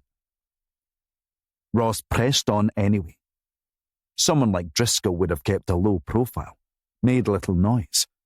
In such a building, it was possible to go months without seeing your neighbours. When Ross reached the front door of flat 3-2, he announced that he was the police and that Driscoll was to open up. No answer. After a few more heavy thumps on the door, Ross waved Pardeep forward, who was carrying the red Enforcer battering ram. The paint on it was well chipped now. It had seen plenty of action over the years on many stubborn reinforced doors. Ross gave the signal. Pardeep called out, "Police!" then swung the ram against the door at the lock. It collapsed and came flying off the hinges. It couldn't have been made from anything stronger than plywood or chipboard. The team streamed in, but Ross had a feeling just from the hallway that they were going to leave disappointed. The floor and the walls of the long hallway were bare, not even a carpet laid. Ross again shouted Driscoll's name and that they were the police. No response. The doors along the hallway were all wide open, and it was stuffy like none of the windows had been opened for a very long time. The team went room to room, calling each one clear. Ross hunted through each room, determined to find a cupboard or closed nooks. But there was nothing to find. There wasn't a lick of furniture anywhere. The living room fireplace had been stripped out, and the kitchen cupboards were bare and doorless. All the windows had cobwebs hanging in them. The team reconvened in the hallway. "Bust," said Ross. Pardeep concurred. "There's been nobody here for a while." Ross's phone rang. He answered it, not recognising the number. The team was still so new he hadn't assigned caller IDs to anyone there. "Ross McNair," he answered. "Ross, it's Donna," she said, sounding confused. "Where are you?" "I was about to ask you the same thing. We're in the hallway at the front door. Driscoll's not here. He's not been here for a very long time, if he ever was." "Did you say you're in the hall?" "Yeah, why?" She paused. "I just walked through there." "Don't be daft," said Ross.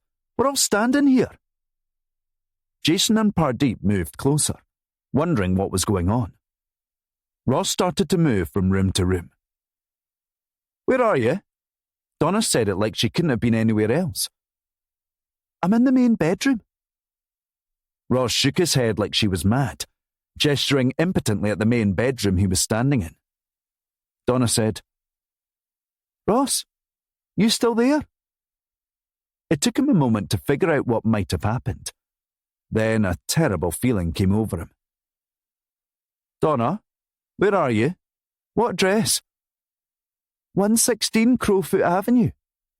He clicked his fingers at Pardeep, who was standing in the hall thinking all was well.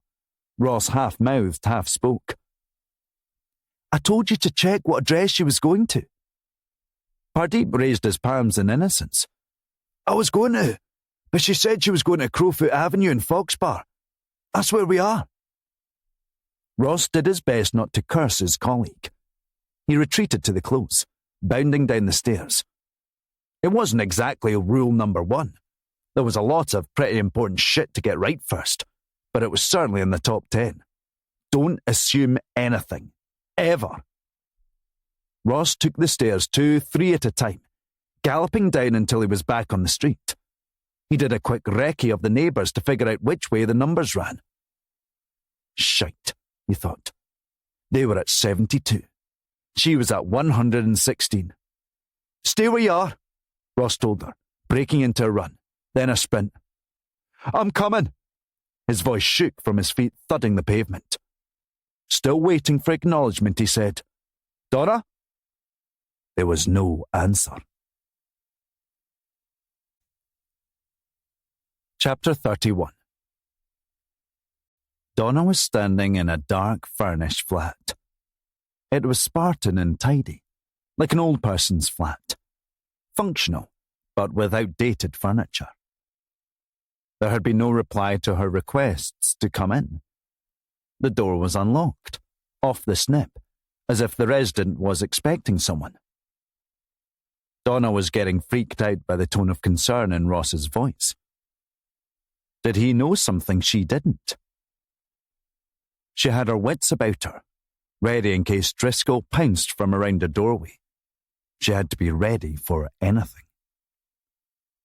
As she spoke to Ross on the phone, moving from room to room, she realised something was wrong. She had assumed she was bound for the same address in Foxbar that Pardeep referred to, but he never gave her the number.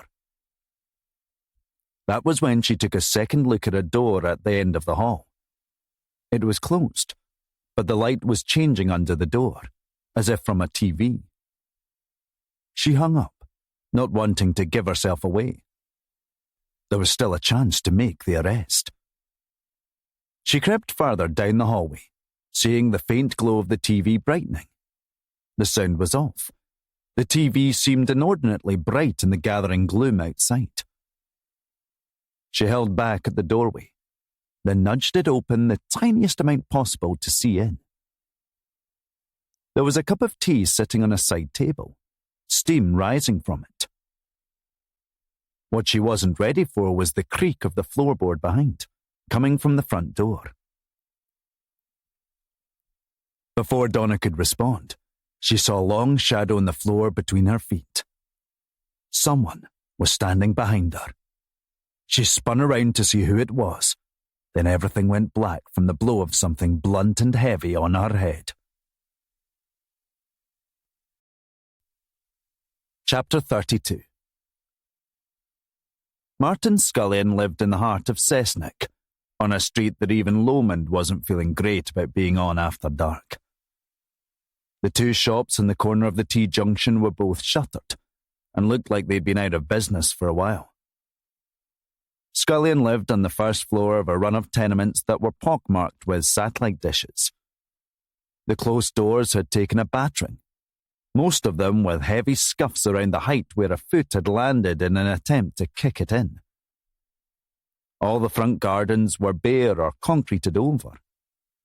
A lot of windows were bare, and the rooms behind them empty. There had been a lot of evictions on Scullion Street. Lomond locked the car door, then turned around a few metres later to check it was definitely locked. All around him there were noises of aggression and violence. He wasn't buying the laughter and whooping from marauding youths in the neighbouring streets. There had been nothing light-hearted about that part of the city, especially at night. Lomond struggled to work out if he had the right house number, as there were no names on the buzzer, and there was no house number attached to the building.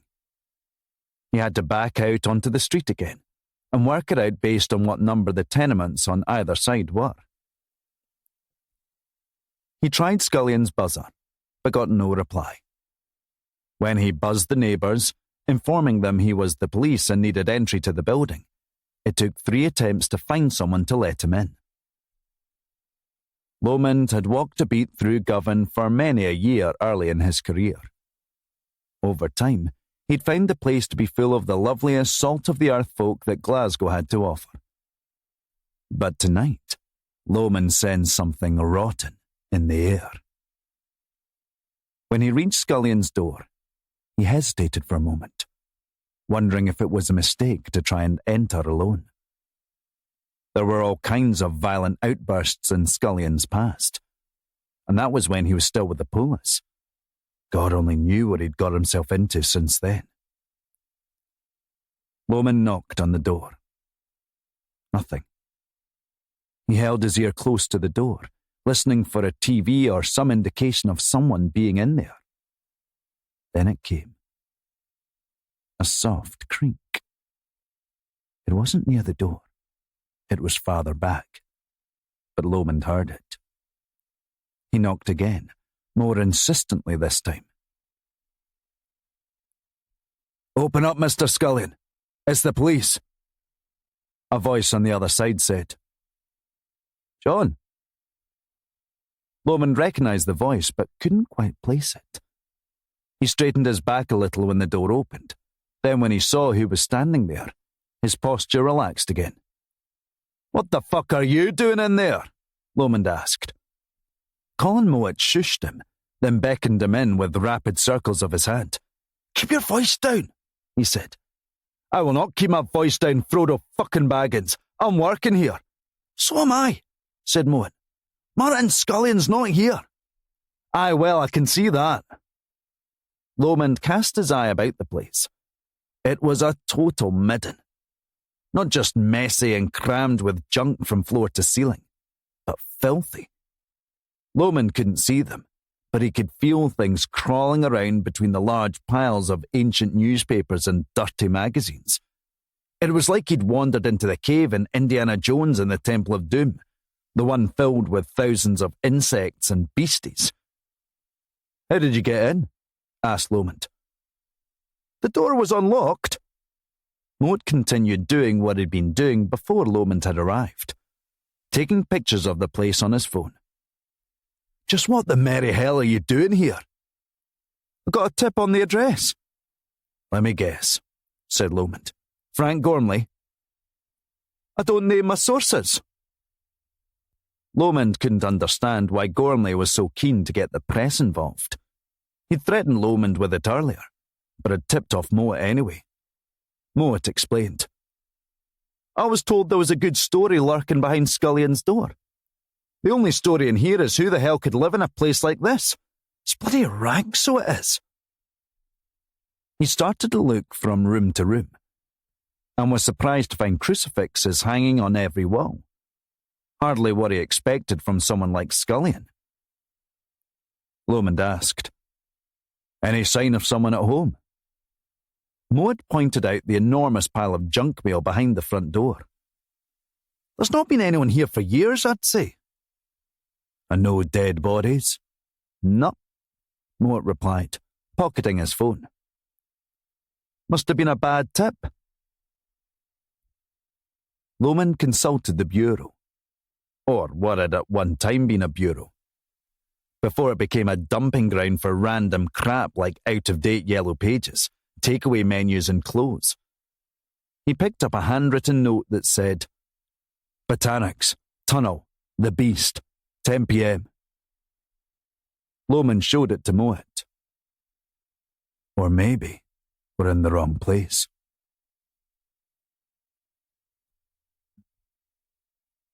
Chapter 33. Mowat was buzzing around Lomond's side like a fly on livestock, firing all manner of questions at him about the Sandman inquiry as he followed Lomond over the fence into the Botanic Gardens at the crossroads of Byres Road and Great Western Road. "Where the fuck do you think you're going?" asked Lomond. "To find out what the beast is." Mowat jumped down off the fence on the other side. "What are you going to do? Arrest me and miss the beast at 10 p.m? Shite, Lomond thought. The wee Ed Sheeran but with no talent lookalike was right. The park had long since shut to the public, but Lomond was determined to get to the bottom of the Martin Scullion conundrum before it was time to return to the station. "So, is Martin Scullion a suspect?" Mowat asked. "He must be if you're running down his address in the first couple of days of another disappearance." "You can ask the question or answer it, Colin," said Lomond. "But when you do both, it's bloody irritating." "You really don't like me, do you?" "What on earth gave you that impression?" Lomond said, with mock heart. "I've got good relationships with plenty of cops. You're the only one that never gives me anything. Not a phone call, a tip, a heads up or anything." "Well, that's a particular ecosystem that I'm keen to see die out quickly. You pay us for leads, and we end up leaking something back to you. But see, I've got a better plan. How about we give you nothing, and you and your whole crooked profession behaves itself. Like not hacking the phones of grieving parents of dead children. Mowat raised a warning finger. I never did that. No, but it was a guy you shared a desk with that you offered a character statement for at his trial. Didn't seem to help much, mind. Thank God the judge saw through your bullshit. I wonder what that says about how the world sees the great Colin Mowat. You're like antimatter. Ginger antimatter. All living things just want to get the fuck away from you. Has anyone ever told you that you've got anger issues that need dealing with? Anger? Of course I've got fucking anger issues. I'm trying to catch a man who kills children, and I've got to do it while creeps like you are harassing victims' families and getting in the way. It's the biggest story in Glasgow for decades, John. You want me to pretend it's not happening? Lomond stopped and turned around. It's an inquiry, Colin. A case, not a story. That depends on where you're standing. Lomond stopped at a small copse where a tall metal fence had been installed to stop the very thing he was about to do. Mowat said in horror, We're not climbing over that, are we? I've no idea what we are doing, but I'm climbing over it. The fence was surrounding an enormous cavern that was overgrown with weeds and littered with rubbish. 50 feet below had once been a train platform, now almost unrecognisable. Once you knew it had been a train platform, the architecture started to make sense. It was part of the underground tunnel network that was shut off in the 60s. They had been largely forgotten about, boarded up and fenced off. The tunnel in the Botanics had a hidden entrance that required some perseverance and steady feet to get to, scrambling down through some heavy scrub, which had been dried to a crisp in the last week.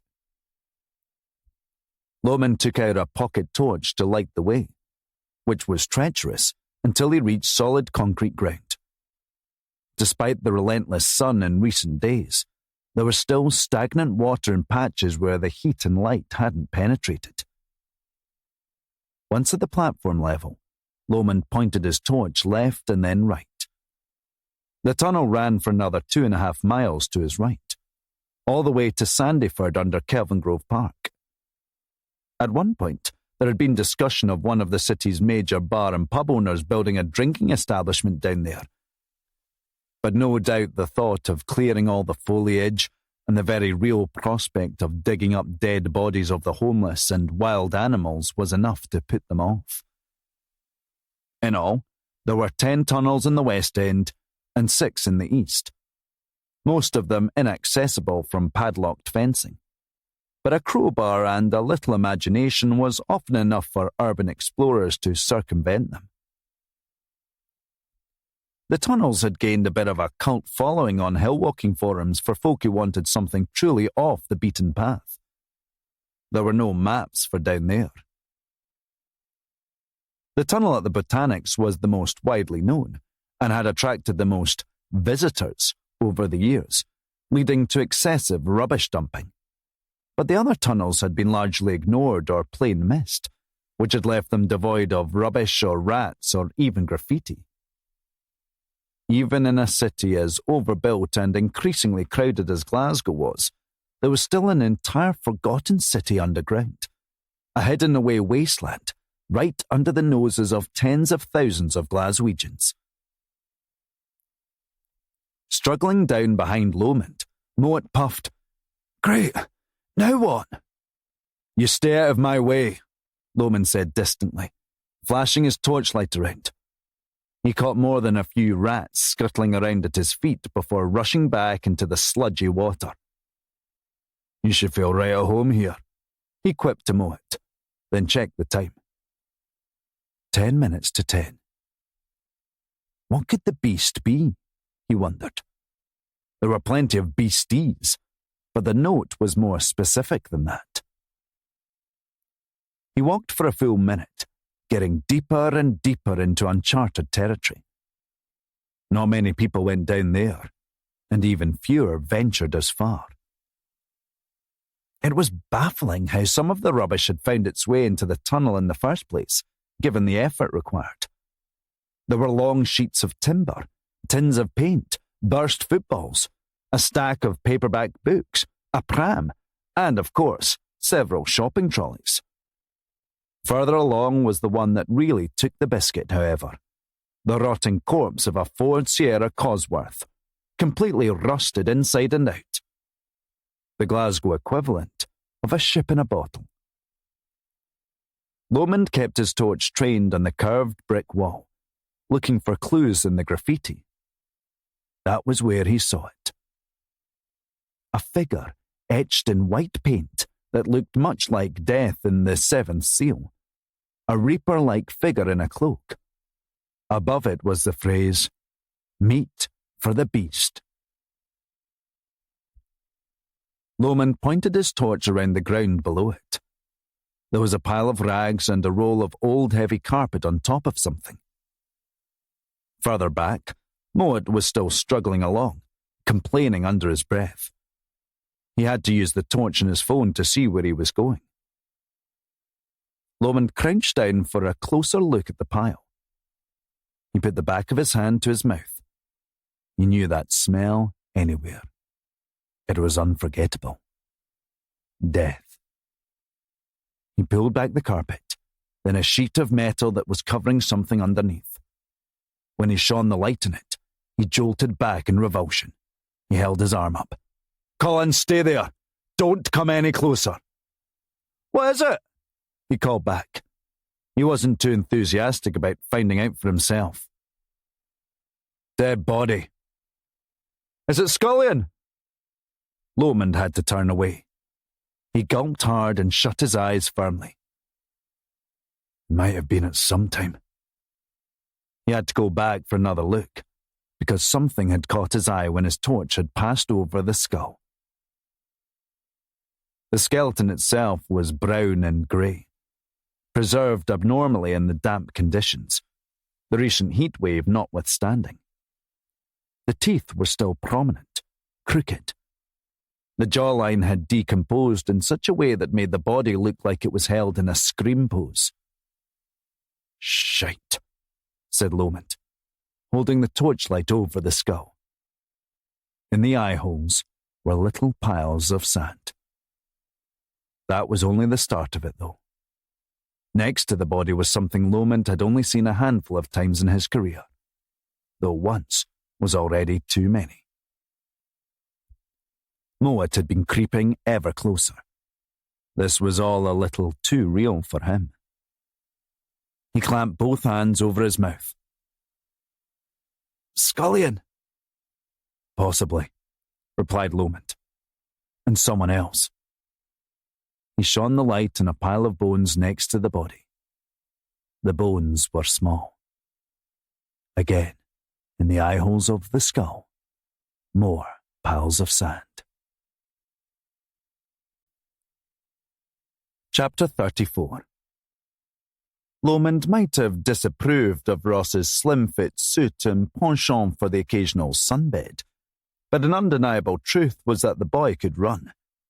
Thanks to his twice-weekly five-a-side football matches where he played winger, Ross was an explosive runner. He couldn't have kept up with a Donna Higgins for endurance, but on short hauls, Ross was the one you wanted in pursuit. 116 Crowfoot Avenue was up a slight incline. In a car, the long drag uphill would have been barely noticeable, but running? After 10 seconds of maxed-out sprinting, Ross's thighs were on fire. He yelled into his radio. "Pardeep, I've got the front, but I need cover at the back. Jump in the car and go around Spey Avenue. Tell Jason to stay where he is." He saw the sign for 116. There was no indication of activity in any of the windows, and he wasn't sure if that was a good or a bad thing. His frantic pursuit came to a sudden stop at the closed door. It wouldn't budge. Ross ran his hands up and down the buzzer buttons for the other flats, calling into the microphone behind the steel grille. "Police! This is an emergency! I need access to the building, now!" Multiple terrified residents buzzed him in.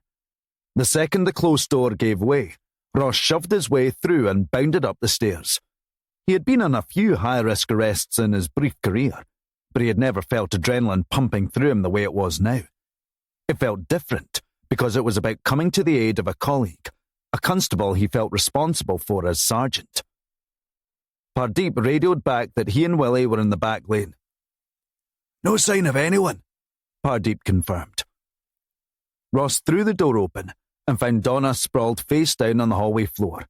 She was hurt, but moving. She gingerly reached for her head, where the shooting pain was. You're all right, Ross said, helping her up carefully. Somebody's given you a fair old whack. He was here, Donna croaked. Who? Driscoll? It must have been. Stay here, Ross told her. He checked room by room, but there was no one in the property. It's all clear, he said. He got back on the radio in the spare room. Pardeep, do you have anything out there? His shoulders had already slumped. If Pardeep had found someone, he would have told him by now. Sorry, nothing, Ross, Pardeep replied. They must have run off already. Donna struggled to her feet. She blinked heavily, trying to readjust as the black edges faded from her vision. She blew out her cheeks as she made her way to the spare bedroom where Ross was standing. What's going on? She groaned. Where were you all? Us? Asked Ross. What are you doing here? Pardeep said you called the station and they told you where we were going. Why did you come here? Busted, she thought. Lying would only make it worse. She said, It was in the Maggie Belmont file as a possible location for Sandy Driscoll.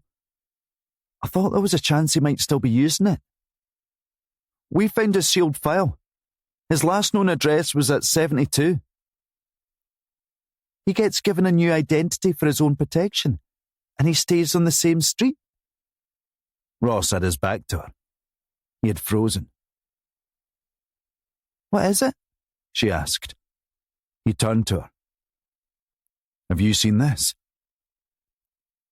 When she joined him and saw a piece of torn fabric lying under the bed.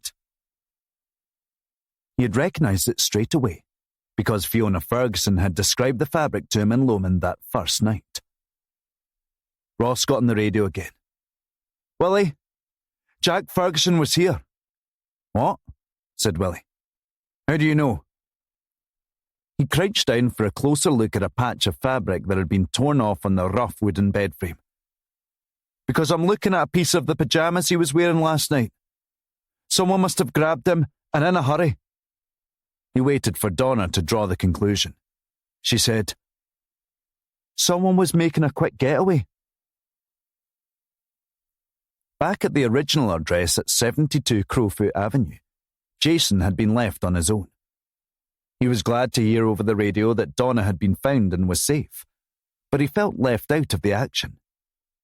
There he was, guarding an empty property. It didn't feel like the action and investigation that had made him want to apply for detective in the first place. He took the opportunity to look around a little more, kicking his feet absent-mindedly at the bare floorboards.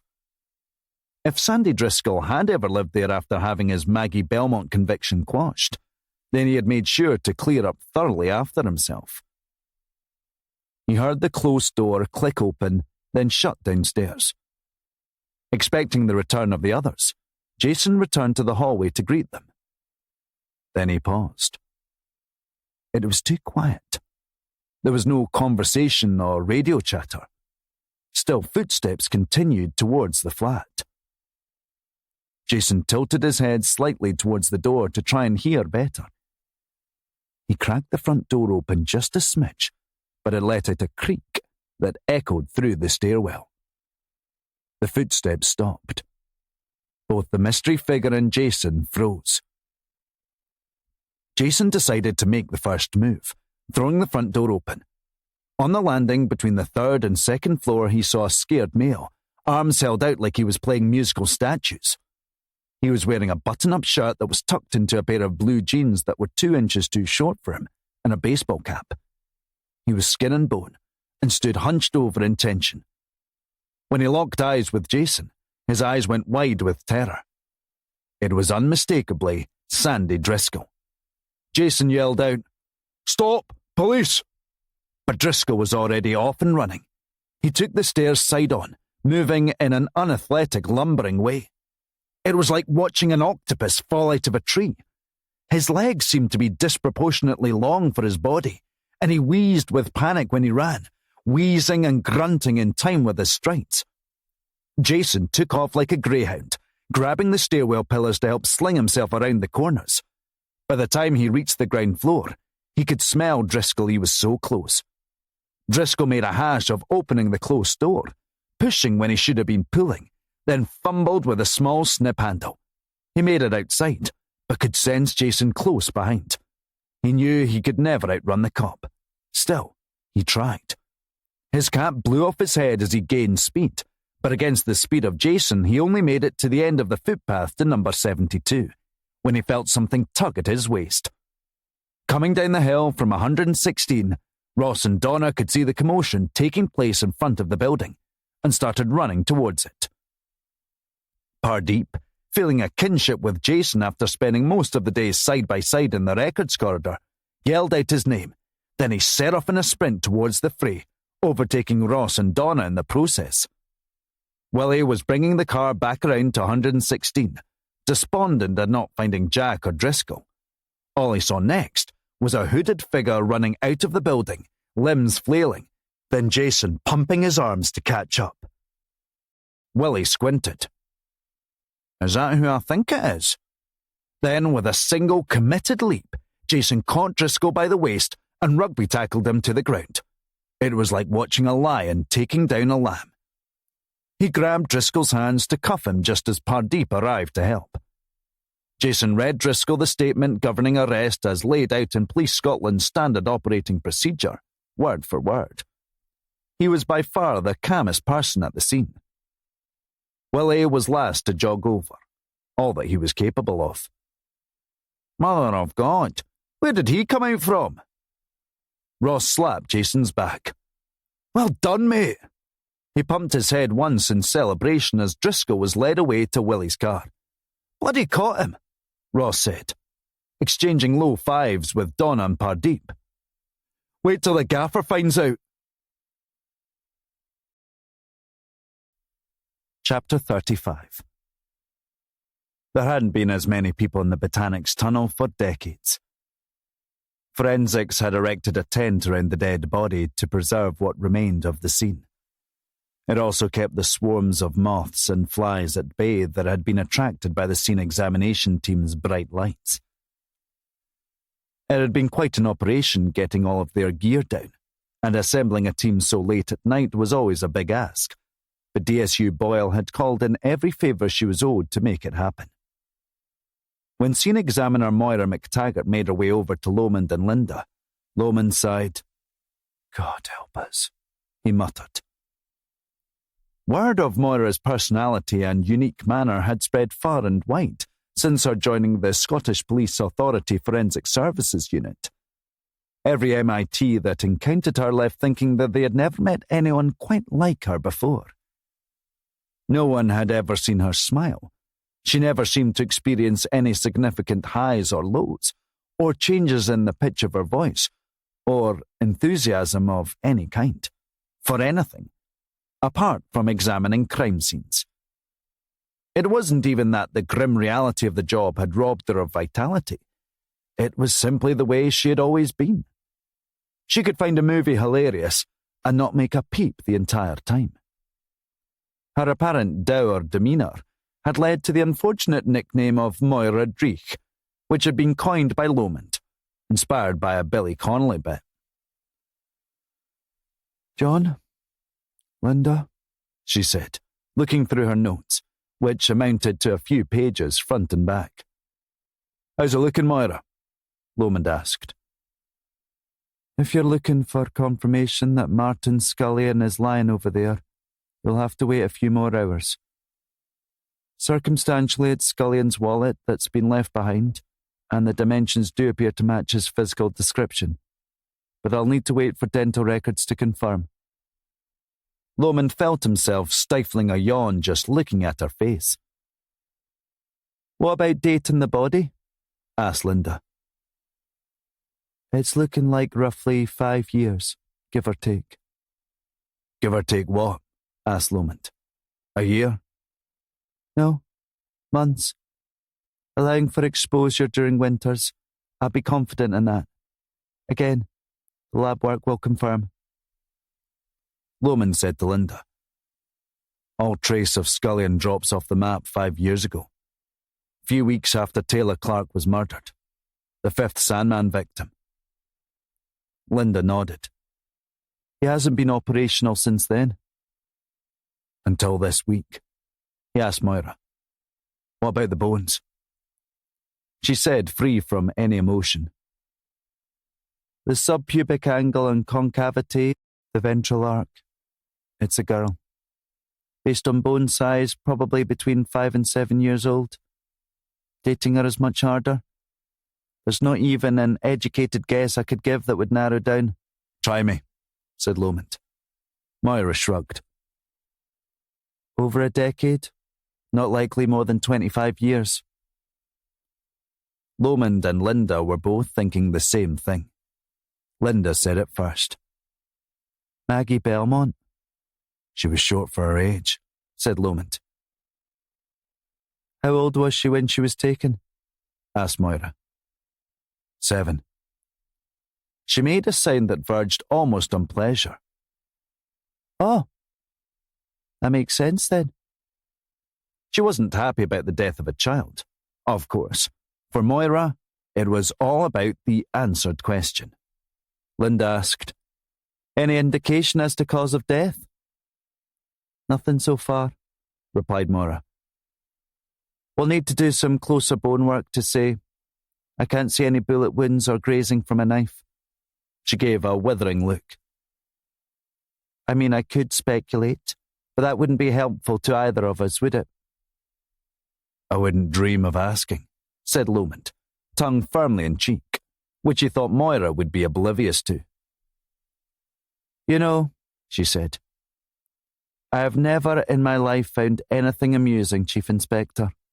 She paused, keeping Lomond on tenterhooks. "But that was all right." "Thanks, Moira," said Linda.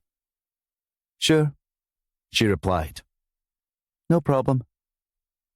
She walked back to the forensics tent, barely moving her arms and leaning slightly too far forward, which, from behind, made her look like a zombie.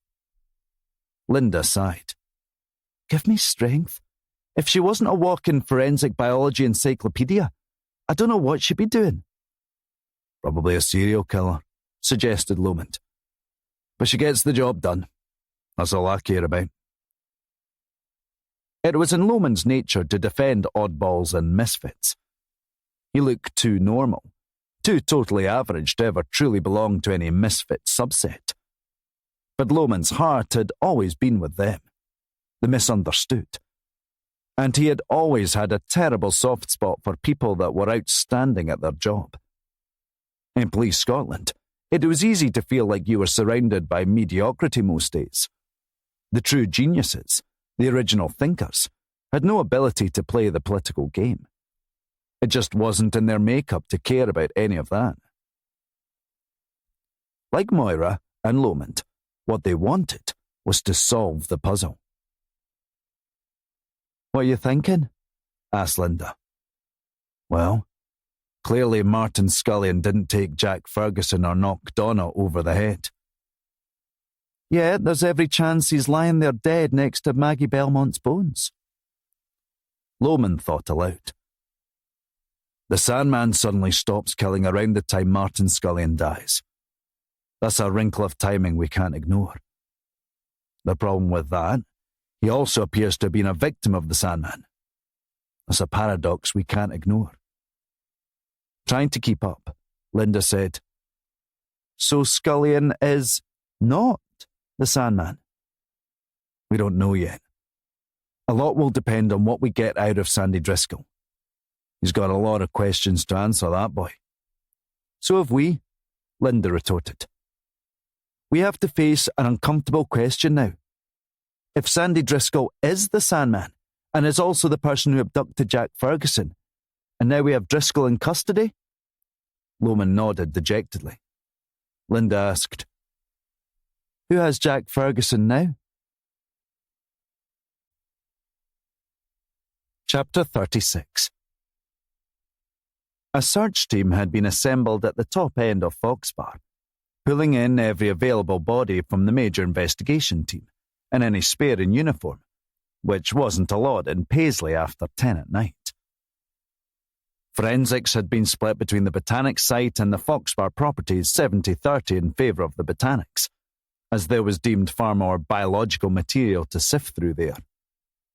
That didn't mean, though, that there wasn't anything valuable to be found in Paisley. Ross had been stuck to Willie's side all night, taking in how a proper old-school inspector went about working a major crime scene. Although exactly where the crime scene was had been hard to pin down for a start. The first address at 72 had yielded no visible physical evidence.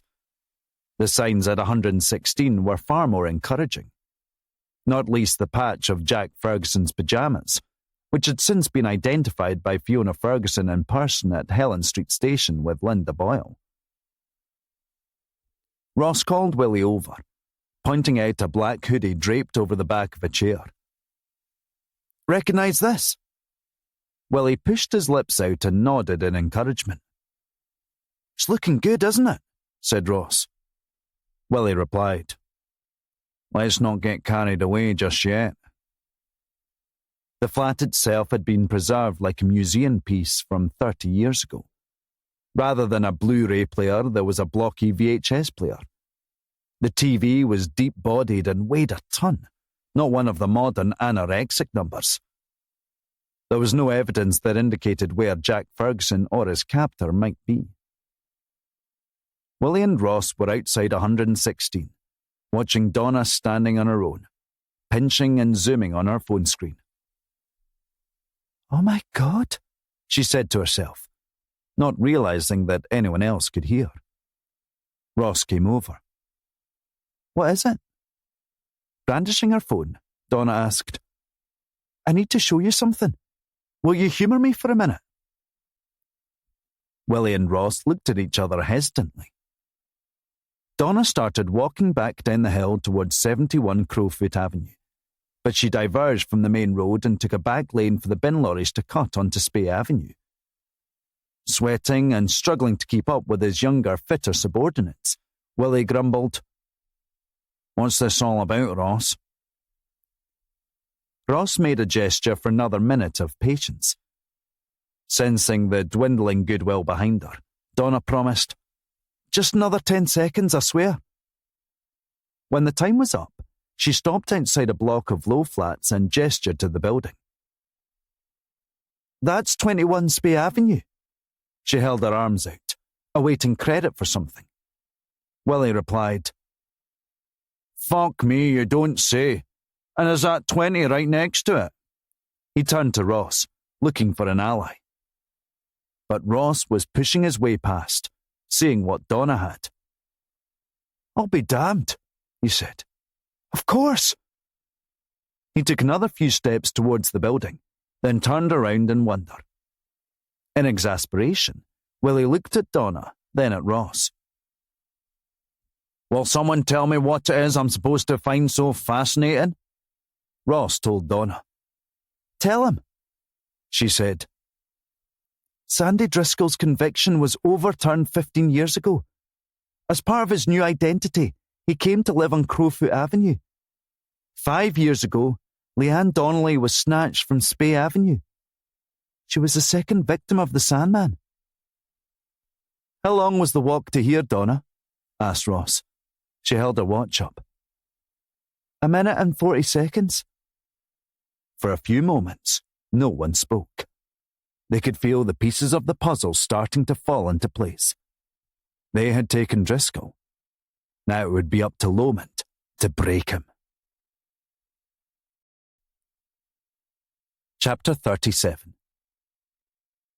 Doubts about Sandy Driscoll's solicitor, Gordon Reed, started early when Lomond overheard him requesting access to see Sandy Drummond. After the desk sergeant's suggestion, Reed double-checked his paperwork. He showed not even a hint of embarrassment at the mistake.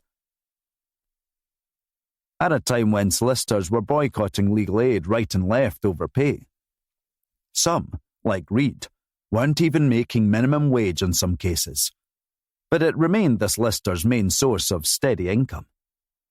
He simply couldn't find the work in the private sector. Many in the trade would have called someone like Gordon Reed an ambulance chaser, but he thought of himself more as a hearse chaser. Murder trials were his bread and butter. 90% of the time all he had to do was tell his client to say, "No comment," then plead guilty, as his clients invariably were, or get to trial and hope that a key witness dropped out, or that the police screwed up paperwork or procedure somewhere along the way. His clients weren't the kind to have thought their crimes through. They had acted impulsively, then panicked in the aftermath, when all the dumbest choices tend to be made. Their faces were caught on CCTV fleeing the scene. They left blood traces on their shoes. They blabbed to their pals about doing someone in. Or the police found internet searches on their phones from the week before for how to kill someone with a knife. Reed wasn't exactly dealing with criminal masterminds. Their guilt was already sealed by the time Reed got involved. There was no legal advice he could give that would save them from a 10 or 20 stretch. And when the fall is all that's left, Reed's job, as far as he saw it, was to find the shortest and least lethal route towards the rocky ground below.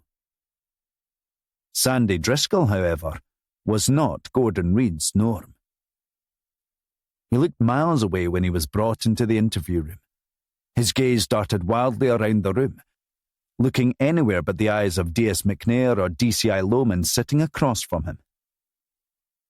Lomond sat back in his chair, arms folded, trying to contain his anticipation.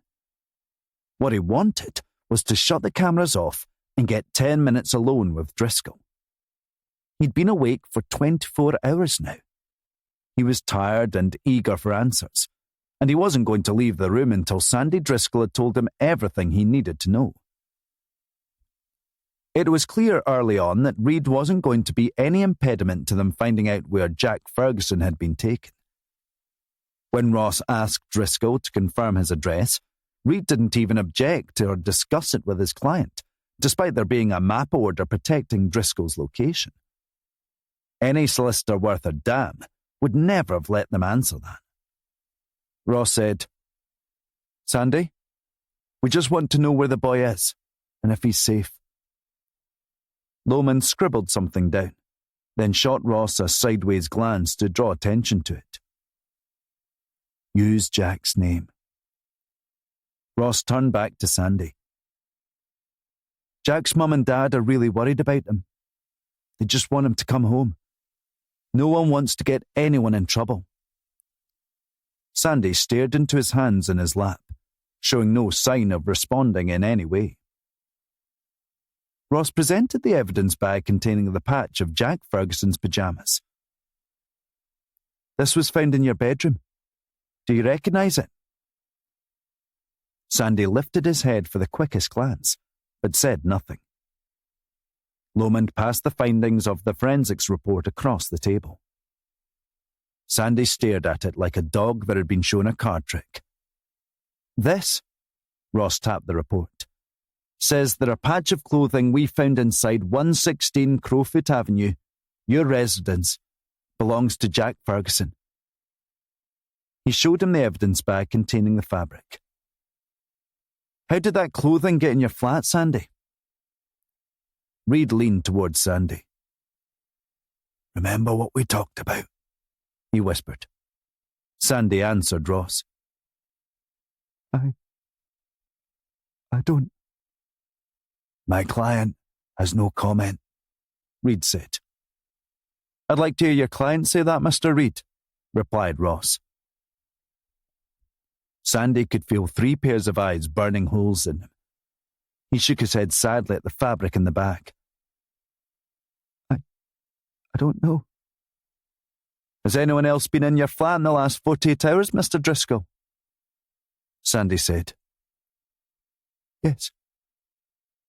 Ross and Lomond each felt a shot of adrenaline surge through their torsos. Just a hint of what was to come. Who was in your flat? Asked Ross. The police. When I came home. Ross's posture relaxed again. Okay. So apart from us when we came to arrest you, Mr. Driscoll? I don't... Showing his first sign of irritation, Ross cut in. You don't know. Okay, fine. He pointed to the forensics report again. This report, Sandy, tells us that DNA markers for Jack Ferguson were present in a bedroom in your flat. The chances of that DNA being there without Jack Ferguson also having been there are billions to one. We know he was there. He noticed Lomond writing something down and moving it barely into Ross's eyeline. Patience. As soon as Ross had read it, Lomond folded the note over and pocketed it. Look, said Ross. You seem like a decent guy to me. I don't know how Jack Ferguson ended up in your flat. What we want more than anything is to find him and get him home. That's all that really matters. He leaned down to make sure that Sandy could see him. Do you know where Jack Ferguson is? Sandy mumbled something no one could hear. Ross and Lomond leaned forward. What did you say, Sandy? Asked Ross. He said a little clearer this time. I just wanted to save the children. The adrenaline was flowing fully now. What children, Sandy? Asked Ross.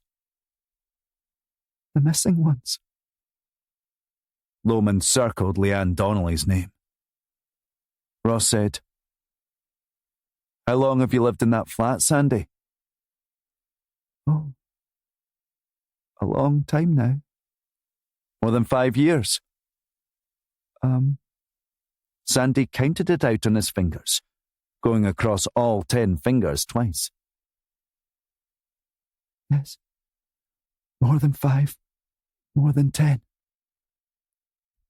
Ross showed a picture of Leanne Donnelly.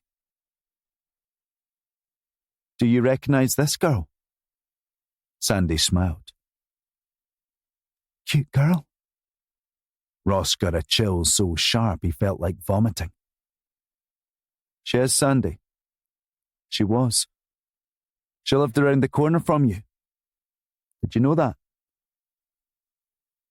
Used to see her. Skipping.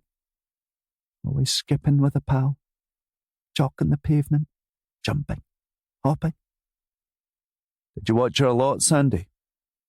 Did you like watching her? I did.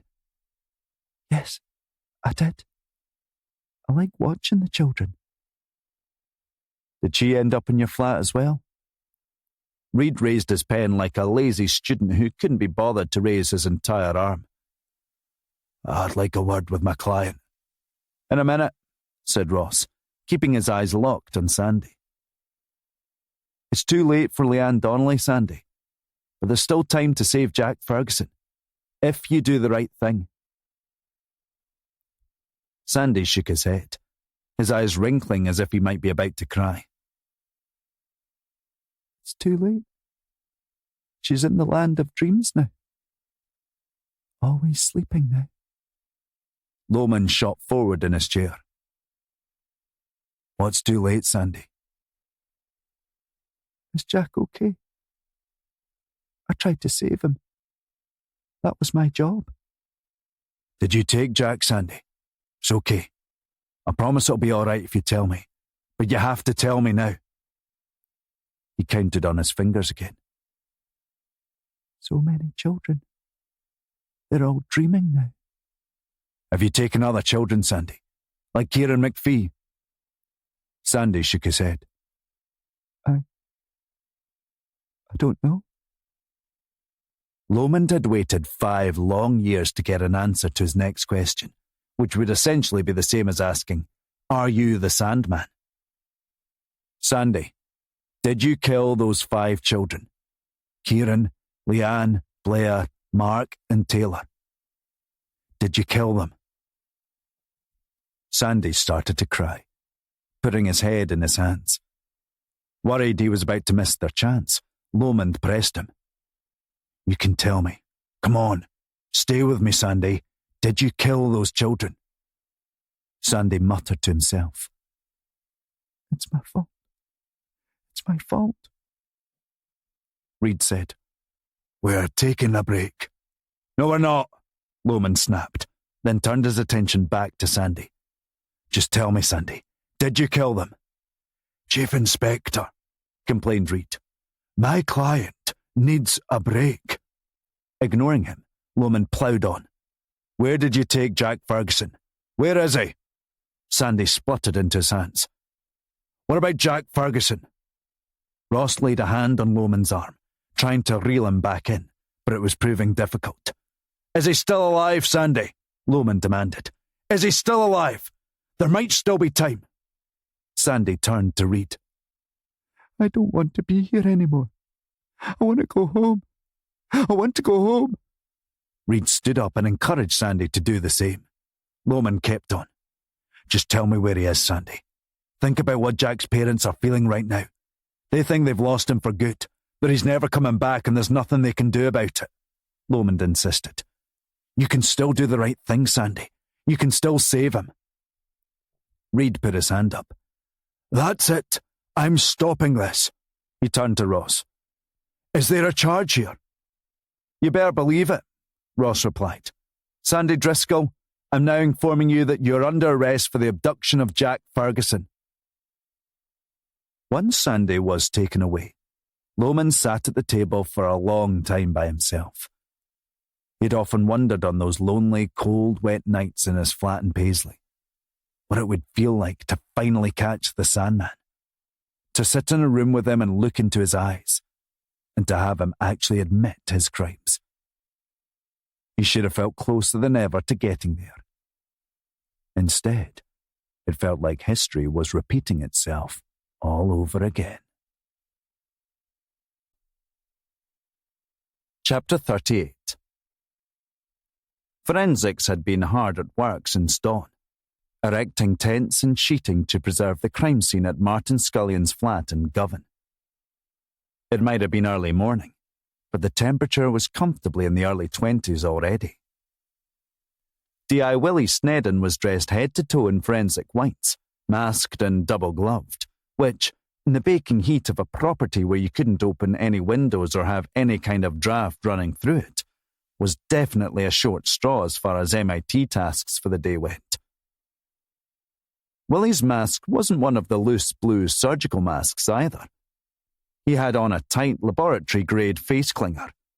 He could feel sweat rolling down his face behind his mask, and he couldn't lose his discipline for even a moment and wipe it away. Trying to analyse complex forensic details in a flat like Scullion's was time-consuming to say the least. It was almost impossible to tell what might be a significant marking or what was just neglect. The flat had been poorly maintained before Scullion's death, and had stayed that way. Filthy glasses and dishes littered the kitchen. The sink was full of what had once been soapy water for steeping dirty dishes. It was now a thick brown sludge. A layer of grease seemed to coat everything in the kitchen. There was nothing about the flat that suggested there had been a murder committed there.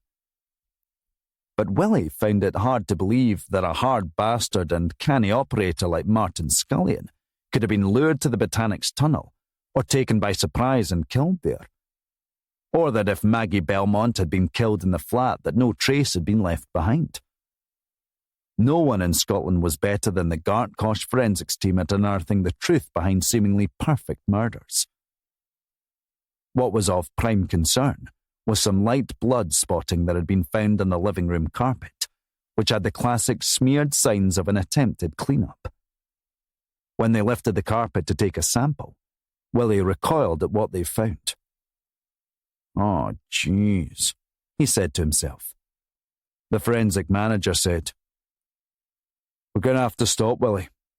We need to take up every inch of these carpets. We're looking at really heavy blood loss in this room. Willie peeled off his mask and gloves when he got outside onto the street. He took in deep lungfuls of air, then called Lomond. I've got a very bad feeling about what's gone on in this place, Willie said. There's dried bloodstains that have seeped through from the carpets. Lomond sighed. Shite. Okay, Willie. We're going to have to lift all the carpets in there. Get them to mark enhancement. Already started. They took out all the carpets, room by room, and carefully packaged them up for analysis at Gartcosh. There they would be sprayed with a mixture of luminol powder with hydrogen peroxide and hydroxide. Luminol detected minute traces of hemoglobin present in blood, which made it glow a bright blue-white as seen in a dark room. A carpet could look perfectly normal, but a few sprays of luminol in a dark room could reveal a murder scene. The forensic biologists in the Mark Enhancement Laboratory laid the carpet samples down one by one, so they could capture images in relative size to the photos already taken in Scullion's flat. The senior biologist said, "Okay, lights down, please. Photography, if you could give me a few seconds for my eyes to adjust." The room went completely dark. Then the biologist started to spray the carpet with the luminol. She had seen a lot in that room in her time, but what she was seeing now took her breath away. Normally unflappable, she would perform her task without comment.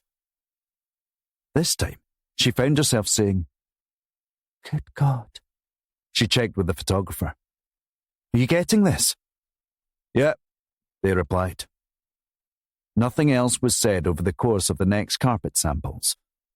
When the lights eventually came up, the biologist was a little shaken. "Let's get these to MIT. They're going to want to see this as soon as possible." The biologist's deputy was staggered. "Have you ever seen any of that bad before?" The biologist scoffed. "No, never. And I doubt I will ever again." She stared at her laptop screen, which showed the uploaded photos of the luminol demo. For the living room carpet, the sample was almost entirely bright white, with a handprint clearly visible in the middle of the blood. At the center of it all was a message, written in blood by hand. It said, "God forgive me." Chapter 39. There was a relatively celebratory mood in the briefing room the next morning, tempered by the fact that Jack Ferguson was still missing. Pardeep, Donna and Jason joined the rest of the MIT as news filtered through that Sandy Driscoll was being charged. The truth was that as police it wasn't always possible to save the day. Sometimes bodies were never found. The dead went to their graves unavenged. Often, the only thing left to call a victory was punishing the accused and making sure they served their time. One way to ensure a person lost any belief in there being any justice in the world was to be a police officer for a year. Terrible people got away with terrible crimes all the time. And if you had a problem with that, then you were better off going to a seminary instead of police college. Ross had been leaning back casually against a vacant desk, holding court as the most senior officer in the small group. The moment Lomond appeared, Ross let go of the desk and stood up straight. "Do you know what I don't understand?" said Lomond from a distance. Neither Ross, Pardeep, Jason nor Donna knew who he was speaking to. Ross chimed in. "Why phones were getting tiny and then got massive again? I mean, what was that all about?"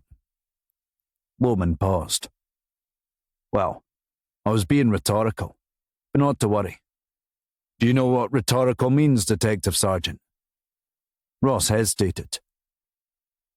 "I don't want to answer that, sir."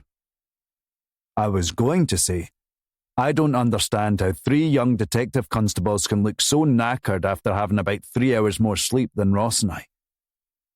Jason, You might have ironed your tie and shined your shoes, but you look like you spent the night with a finger in a plug socket. No more caffeine for this guy.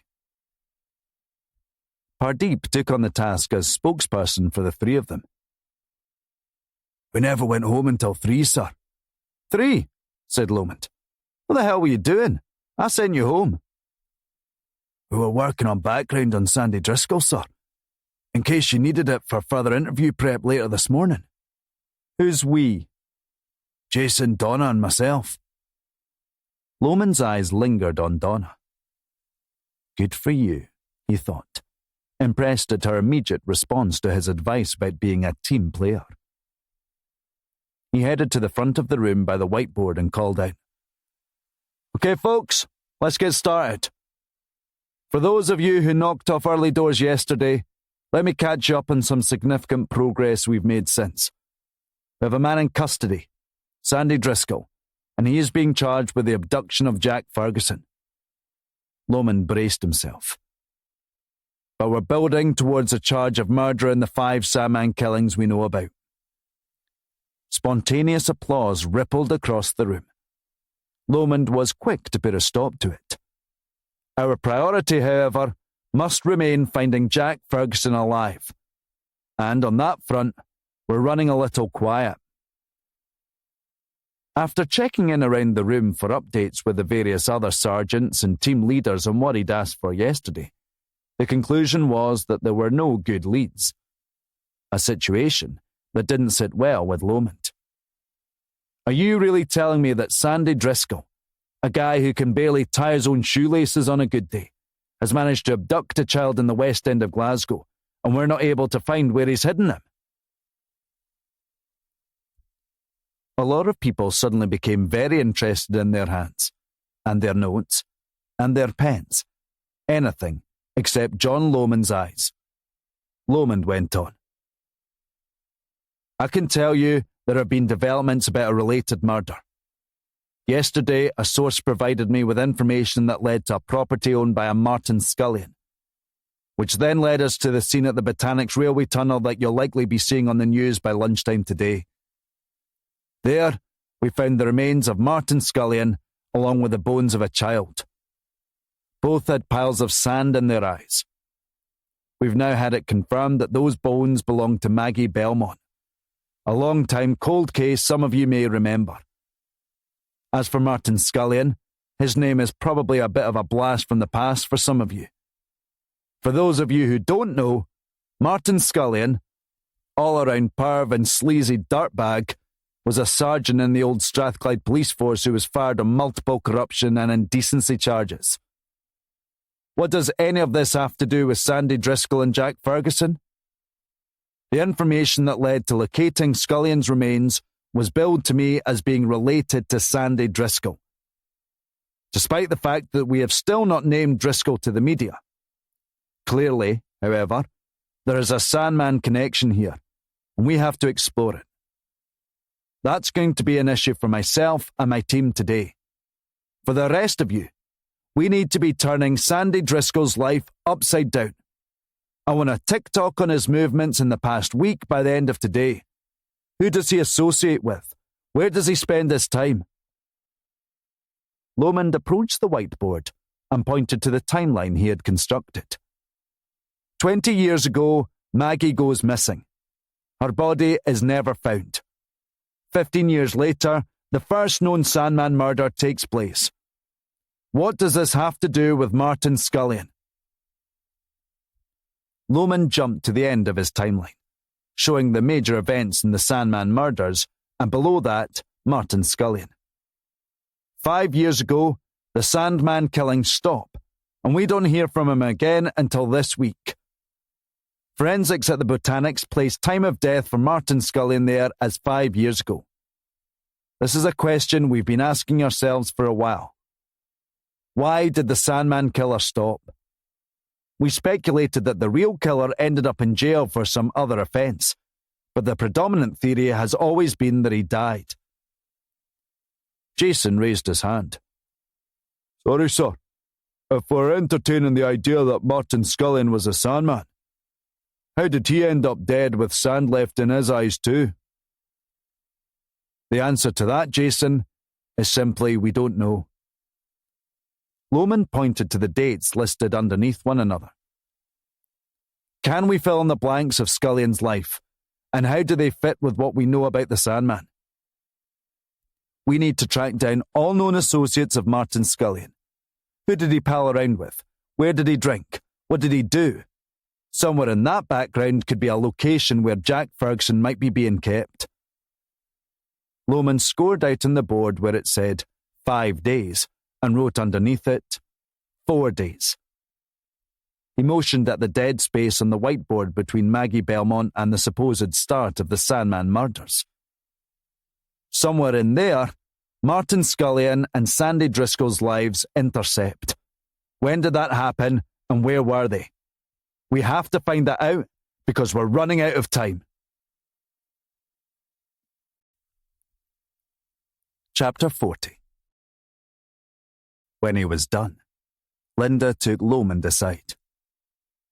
Good work, John, she said. You almost had me convinced. I'm sorry.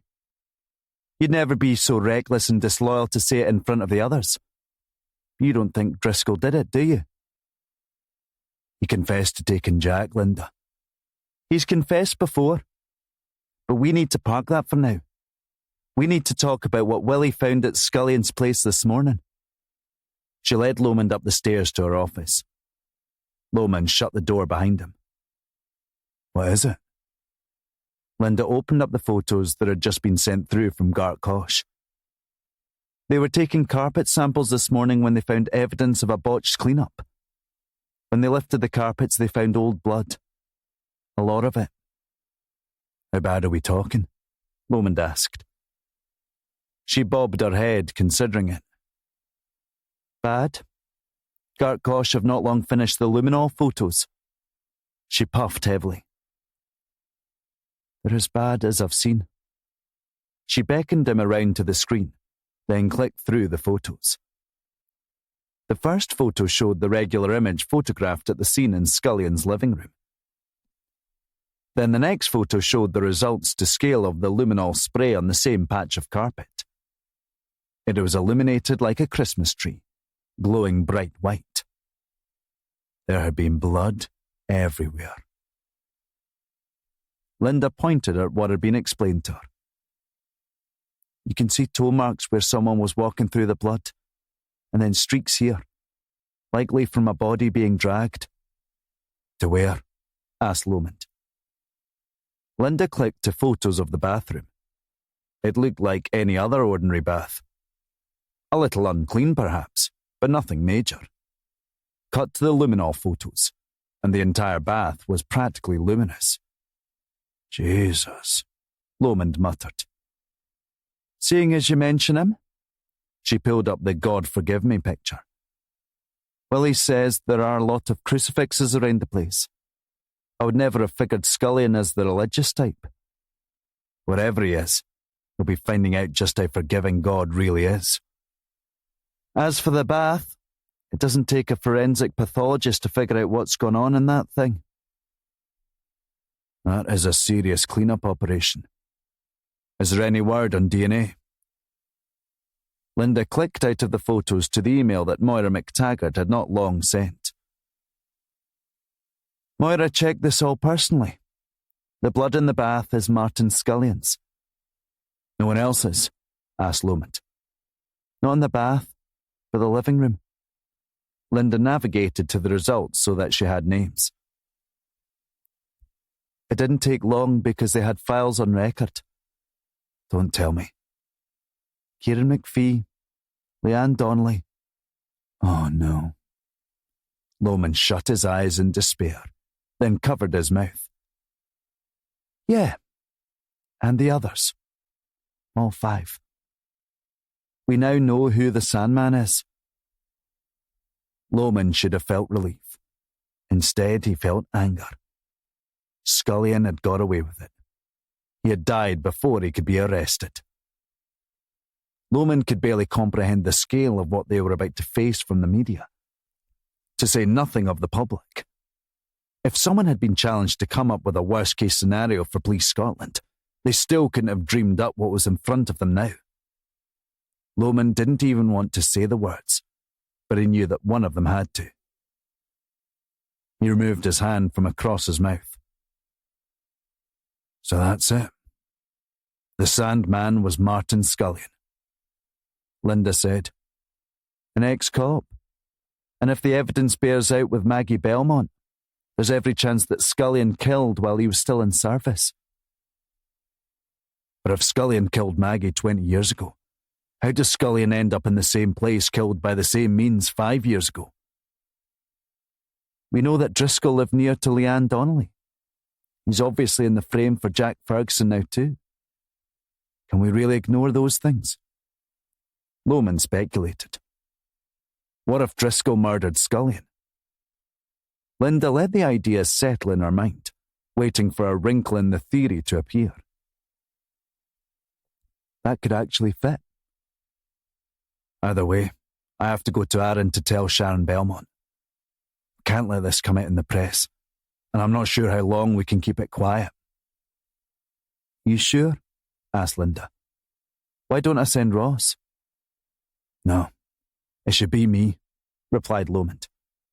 It's not just Scullion and his possible involvement in killing little Maggie. Driscoll's arrest will break by lunchtime too. Sharon should hear it from the man responsible for helping set him loose. Driscoll admitted to snatching Jack Ferguson. Do you still think he's innocent of taking and killing Maggie Belmont? He had an alibi for the night that Maggie was taken. With Jack Ferguson, there's Stonewall DNA proof that he was in the parents' bedroom. But there's something else to this yet. Something we're not seeing.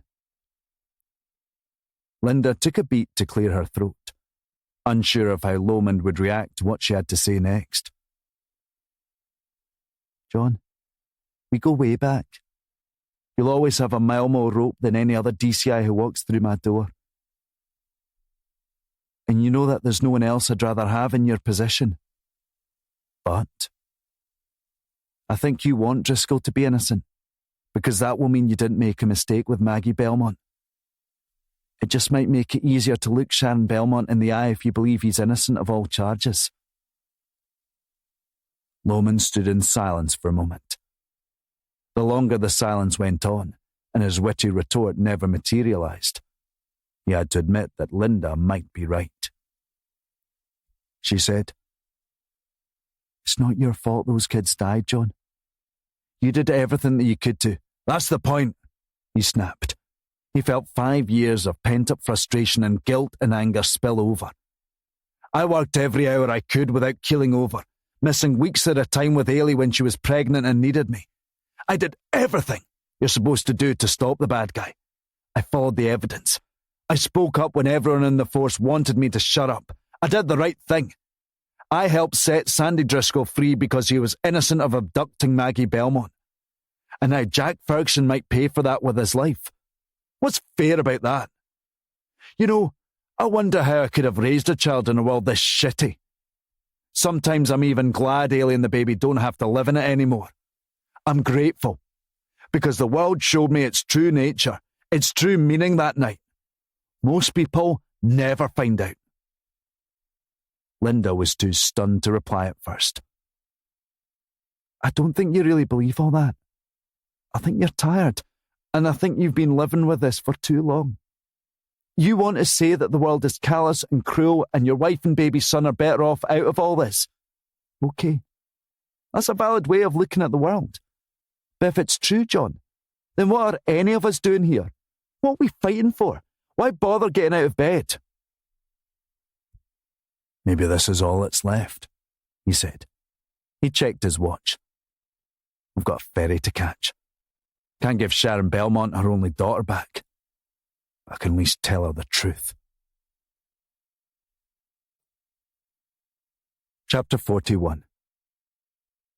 Ross stood with Lomond on the deck of the Ardrossan Arran ferry, uneasy in his body language. The drive from Glasgow had been strained as he struggled to avoid firing a million questions at him. Lomond was obviously withdrawn, and Ross didn't want to push him. He had assumed Lomond's quietness was because the pair now had to deliver the news that every police officer dreads having to do. Ross said, "I haven't done this before, by the way." "You're kidding," he replied. "A detective sergeant and you've not done a death call before?" "I've done role play at college," he trailed off, embarrassed at how weak his CV was when it came to death. "You don't need me to tell you it's not the same." "If you've got any pointers, I'm all ears." It didn't take Lomond long to think. "Be clear. If someone's relative is dead, then say that. Euphemisms and talking round things will just cause confusion." "I suppose you must be used to these by now," he said. "Don't ever let anyone fool you that they get any easier. They don't. Folk love to make out after they've done their first that they're immune to getting all cut up about telling someone their relative is dead. That they can just head home and eat their dinner in peace. I've seen DIs and DCIs do death calls, then be laughing and joking in the car 5 minutes later. Callous bastards who think they can block out the darkness. Trust me, those are the guys who end up drinking themselves to death in retirement. Can't get through a bowling match without flashbacks. It always catches up with them eventually." Ross speculated. "It must be harder when you care as much as you do." "I wish I didn't, Ross. Honestly. Life would be a lot simpler." Trying to sound casual but failing miserably, he said, "I couldn't help but notice when I was doing some background work with Pardeep and Jason, all of the file upload times for the Sandman inquiries on Holmes." "What about them?" "Well, there's work uploaded under your name pretty much around the clock for months at a time." "You've been doing your homework. So tell me, what exactly goes around about me these days?" Ross looked away for a moment. "There was a nickname going around at Mill that Donna told me about. The Long Dark." He scoffed. "Christ, that one's just never going to die off." He looked at what remained of the journey ahead. More than enough water to tell the story. "Might be hard to imagine now, but in my teens I was a long-distance runner. 10,000 metres mostly. I didn't belong to a club or anything. I just ran. The only way I knew how was to go out fast and burn everyone off. Then I'd simply outlast everyone. But as I won more and more races, the harder the fields got, until I reached a point where I couldn't burn the competition off anymore. They were too strong in the final third. Anyway, I found a coach, and he told me that I ran best when conditions were bad, when it was wet and windy and cold. I loved the dark, the rain. Wasn't always like that. It happened after this one race. I was heading for the start line with all these semi-pro runners when it starts pelting down with rain. I was moping about with my arms crossed, trying to keep warm when my coach says to me, "What's the matter?" I said I didn't feel like running. "Didn't I feel like running?" I says aye. The rain was getting even harder. "Look behind you," he says.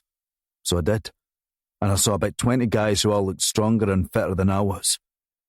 Coach says those guys might be walking to the start line, but half of them just quit. I decided not to have a problem with it being dark and cold and wet. Everyone else was so busy fighting the weather, they didn't have any fight left for me. A guy I used to run with told the story when I was at Tully Allen one time, and somebody called me the Long Dark. "Why did you stop running?" asked Ross. "Ugh," he said. "My coach said I could have been good if I found another gear at the end. All I knew how to do was go out really fast." Ross had also been told that Lomond's nickname, the Long Dark, had stuck during the Sandman investigations. When things got really dark, Lomond embraced it. If anything, it made him want to dive even deeper into his process, to set up camp there and live there. Because in a place like the Sandman inquiries, No one else could outlast John Lomond. It was still early, so the island wasn't nearly as packed as it would be come mid-afternoon. Now it was mostly the retired in their multiple shades of beige, and serious hill walkers in their practical clothing and stuffed rucksacks and wraparound sunglasses. They had to set off early if they were to scale the peaks of Goatfell and Kiervor and the like before the sun hit its peak and the temperature had properly soared. They wanted to be descending by then. The day trippers from Glasgow and nearby would come later, having slumbered late into the morning, then rushed around ill-prepared for the day ahead, which resulted in long queues in the co-op on the island, which didn't carry half the stuff that they were used to in their supersized Tesco extras back home.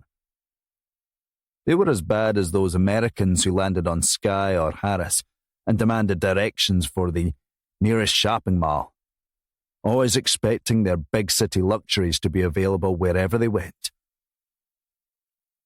The islanders didn't have it nearly so easy. When the Calmac service was disrupted due to urgent engine repairs to the MV Caledonian Isles ferry that operated between Ardrossan and the island, residents were left stranded there until it was fixed, or forced to go all the way from Lochranza to Clonaigue on the Kintyre Peninsula on the mainland via the island's secondary ferry service, a mere 100 miles and 3-hour drive to Glasgow. Food deliveries and residents who had hospital appointments on the mainland had to be prioritised.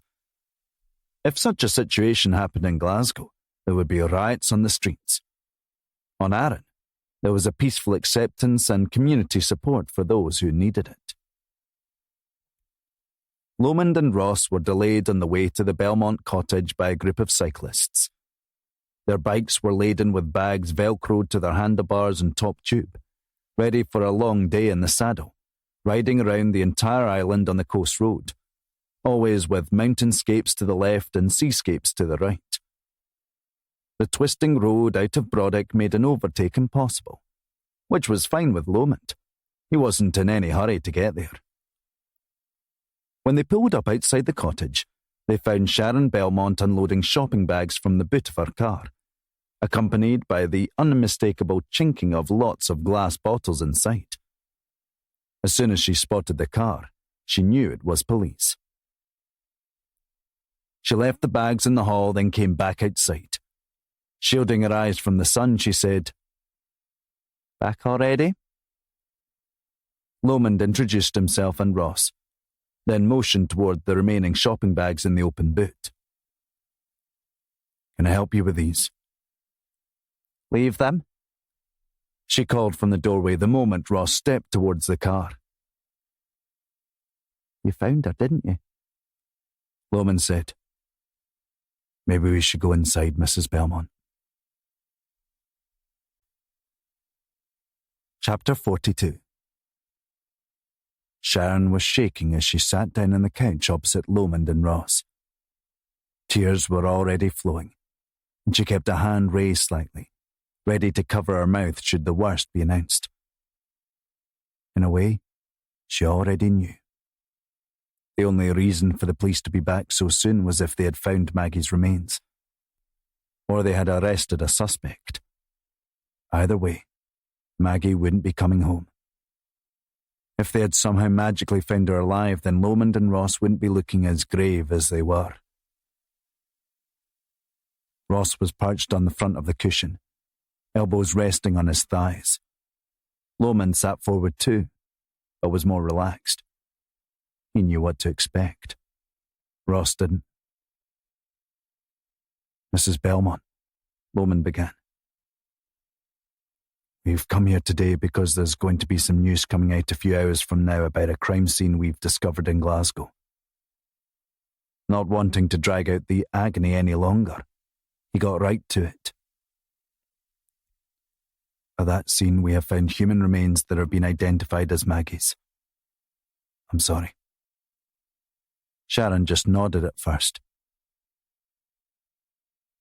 "When did it? How long ago?" "Our forensic teams say it most likely happened within a week of her disappearance. That would be consistent with what we've seen in similar cases." She spoke through a trembling hand. How did it happen? How was it done? I mean, would she have been in any... Would she have suffered? Lomond replied, "It's very hard to assign cause of death in cases like this. But I can tell you that sand was found amongst her remains, similar to what was found in her bedroom by D.I. Snedden and D.S. McNair. This leads us to believe that..." "It was him, wasn't it?" Sharon said. "This Sandman person." "We do have persons of interest, but I'm afraid I can't go into too many specifics." "That's it." She dropped her hands on her lap. "It's over. All these years, waiting for the phone to ring, for a knock on the door. Now it's over. She's dead. No more hope. That was all I had." She paused to wipe her eyes. Ross leaned forward and offered her a tissue. Through choking back tears, Sharon said, "At least as long as she was still missing, there was a chance." Ross said, "The Chief Inspector and I would like to offer our deepest condolences, Mrs. Belmont." "I don't want condolences. I want you to find this bastard. Tell me, is it Sandy Driscoll?" Lomond paused. "I can't go into too many specifics." "Why?" Seeing Lomond's reluctance, Sharon tried Ross instead. "Why?" Ross answered. "In an inquiry as complex as this, it's vital for information to be controlled very carefully." "You think I'll blab to the press?" Neither Lomond nor Ross knew what to say to that. Sharon went on. "You'll protect whatever monster killed all these children. Who's going to protect me when Maggie's name breaks in the papers later the day, eh? I'll have them camped out the end of the driveway again like 20 years hasn't passed." She eyeballed Lomond. "Just be straight with me. Is it Sandy Driscoll?" Figuring it was only a few more hours before it would get out, he confirmed. "No. But we are charging him with a possibly related abduction." Sharon shook her head, feeling tears renewing behind her eyes. "This is your fault, you know. You're the reason he was back on the streets. And if it wasn't for you, he'd be behind bars doing the time he deserved. You already caught him. Then some bollocks about CCTV comes up and suddenly he's being treated like Nelson Mandela." "Or Sir Walter Raleigh," said Lomond. Realising the reference had gone over the others' heads, he added, "There's a biography on King James I over there." "My husband's," Sharon said. "He left them here when he left me." She looked pointedly at Lomond. "Try holding a marriage together when the press are hounding you and the man who was arrested for murdering your child is released." Ross chimed in with the one contribution Lomond had told him to provide towards the end of the conversation. "Mrs. Belmont, we'd like to offer you the services of one of our family liaison officers. This is someone who can keep you up to date with progress in the inquiry." "Like the last one you sent? Prick just sat where you two are and drank all my tea." Lomond stood up. "The offer will always be there, Mrs. Belmont. It might seem like a better idea when this is a little less raw." He offered her his contact card. "If you need anything at all, or if you have any questions, you can call me any time on that number." Sharon made no move to take the card. "You want thanks for the house call? If I need to talk, I'll talk to Maggie the way I have for the last 20 years. Her voice turned to stone, raw and ice cold. "Thanks for coming. Thanks for telling me. Now fuck off and die, the pair of you." Chapter 43. Jason, Pardeep and Donna were finding out what it was all about at the thick end of a major murder inquiry. Intricate paperwork. Endless streams of it. piles of manila folders and binders that refused to stack straight on top of each other lay all around the floor in an area the three had cleared in front of the whiteboard. One report, one inquiry at a time, they combed through Martin Scullion's documented movements, trying to find any link or consistencies with Sandy Driscoll. So far, they had come up with absolutely nothing. It had been simple to check, as after relocating to a secret location under the MAPA order, Sandy Driscoll didn't appear to have done anything for a 15-year period other than go to work at Shield Hall Recycling Centre on the edge of Govan and Renfrew, and come back home. He hadn't even bothered to change his name, as the 3 different employees that Pardeep spoke to on site all knew him by Sandy Driscoll. They all said the same thing, reported Pardeep. Quiet, bit strange. They kept him busy in the section sorting the landfill waste. The guy I spoke to said it was the worst job they had. Driscoll volunteered for it every day for years. What about before his arrest? Asked Donna. When does he move to Arran? Pardeep and Jason had teamed up on that one. That's where things get a little murky, explained Jason, sifting through a mountain of paperwork that had told them very little. He lives in sheltered housing in the east end of Glasgow from 18 years old, and does odd jobs for the next 10 years. He collects trolleys at B&Q at Parkhead for a few years. The manager there couldn't even remember him. I had to show him a picture. Then stacking shelves overnight at Tesco in Maryhill. Waste collector for Glasgow City Council. Every time it's the same answer. He seemed like a nice guy. Quiet. He gets a job as a litter picker on Arran. Moves there permanently after 3 months on the job. Moving into a tiny cottage a minute away from the Belmont cottage. Driscoll's old boss went on record as saying he was the best employee I ever had. Never late and never asked for holidays. Pardeep nodded his head at the familiar story. The guy is clean.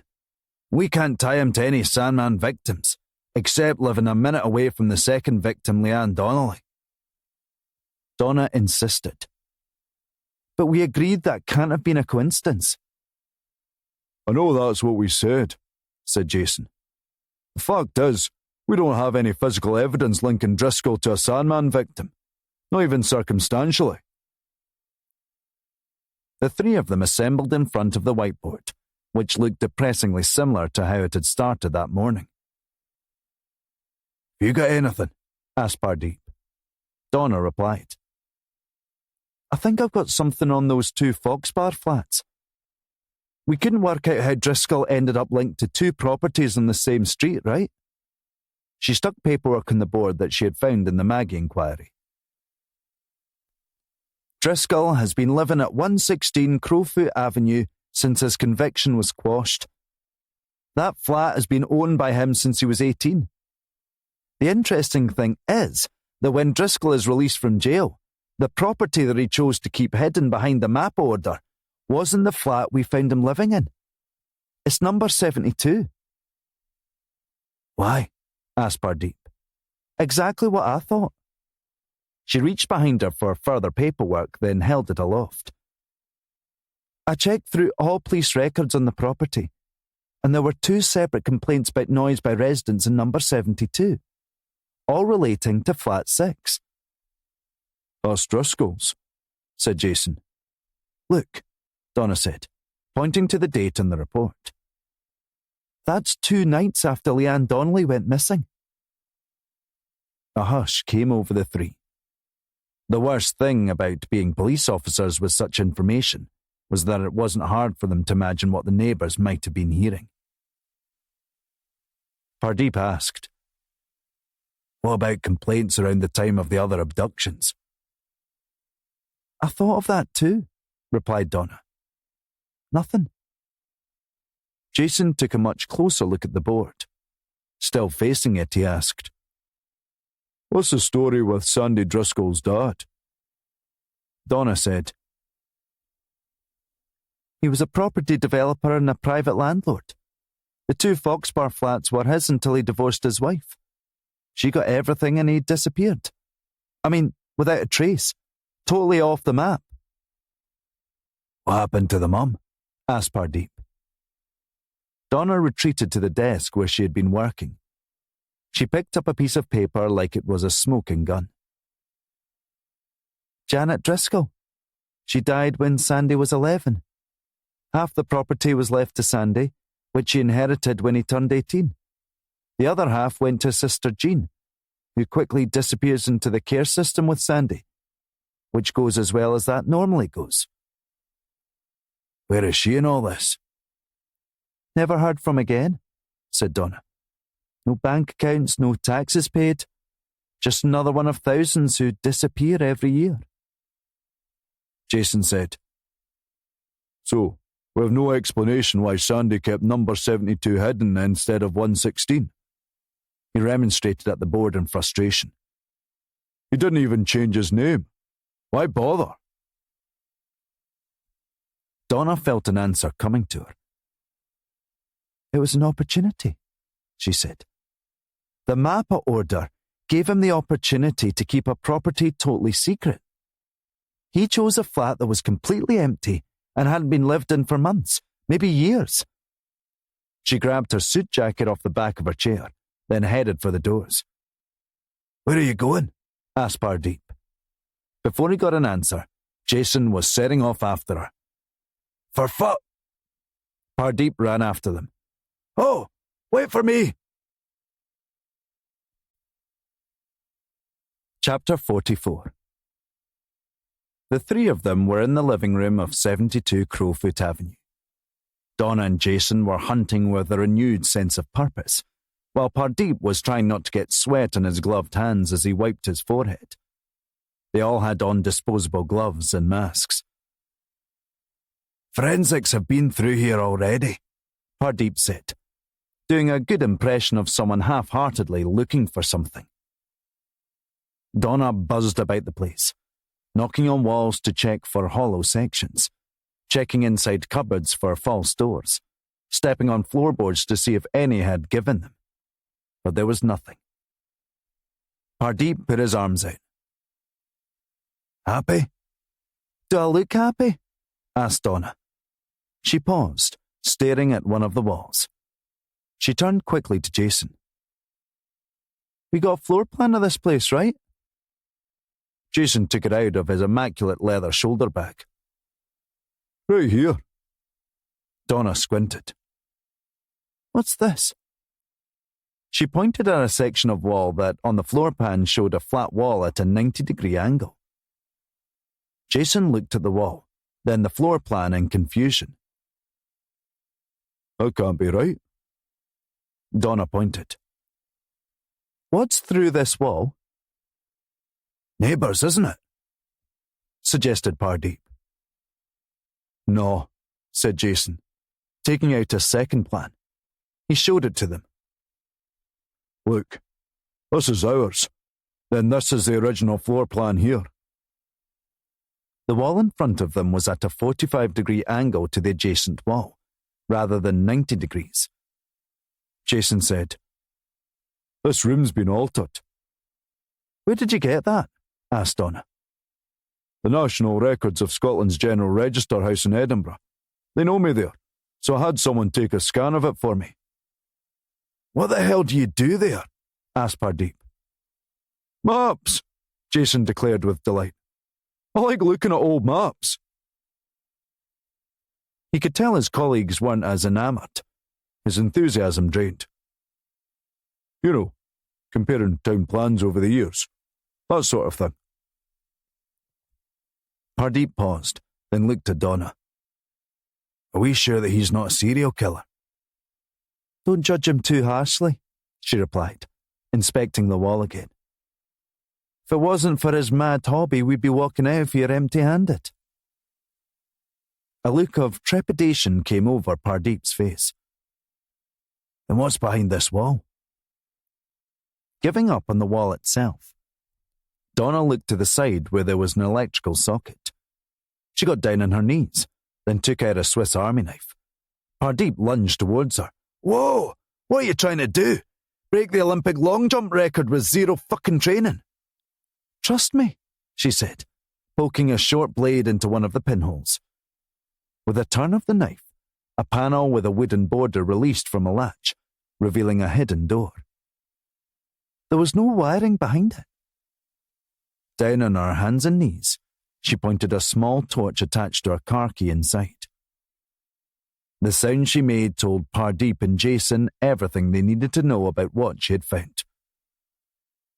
Oh, God, she sounded sick, unwell. Oh, no. Disgusted. She stood up and held the torch out. Pardeep was reluctant to take it. Jason went next, crawling through into a hidden room. What is it? Pardeep asked Donna. She was still shaking her head. He crouched down and called through the door. Jason, what is it? There's a bed, he replied gravely. A bare bed with an old mattress, and his voice cracked a little. I'm coming out. When he emerged, he and Donna looked at each other. That's not a hidden room, she said. That's a prison cell. It makes sense, Jason added. No neighbours beyond that room, and the sound insulation on the walls would stop any... He didn't want to finish. Pardeep said, Yeah. So, what is it then? Wondered Donna. Driscoll keeps this place empty so the children can be kept here in private. Did you see his interview tape? Asked Pardeep. Sandy Driscoll isn't juggling multiple properties and hiding kids in a busy residential area without getting caught. Jason concurred. Donna said, Then who's helping Driscoll? Pardeep shrugged. We've spent all day looking at the same things you have. Driscoll doesn't go anywhere except to work, where he doesn't talk to anyone. He doesn't even have internet up the road. Donna was first to suggest a solution. What's the one place we know he's been that we haven't checked yet? Jason answered. Prison. And how are we going to look into that? Asked Pardeep. It's 15 years since he was put away.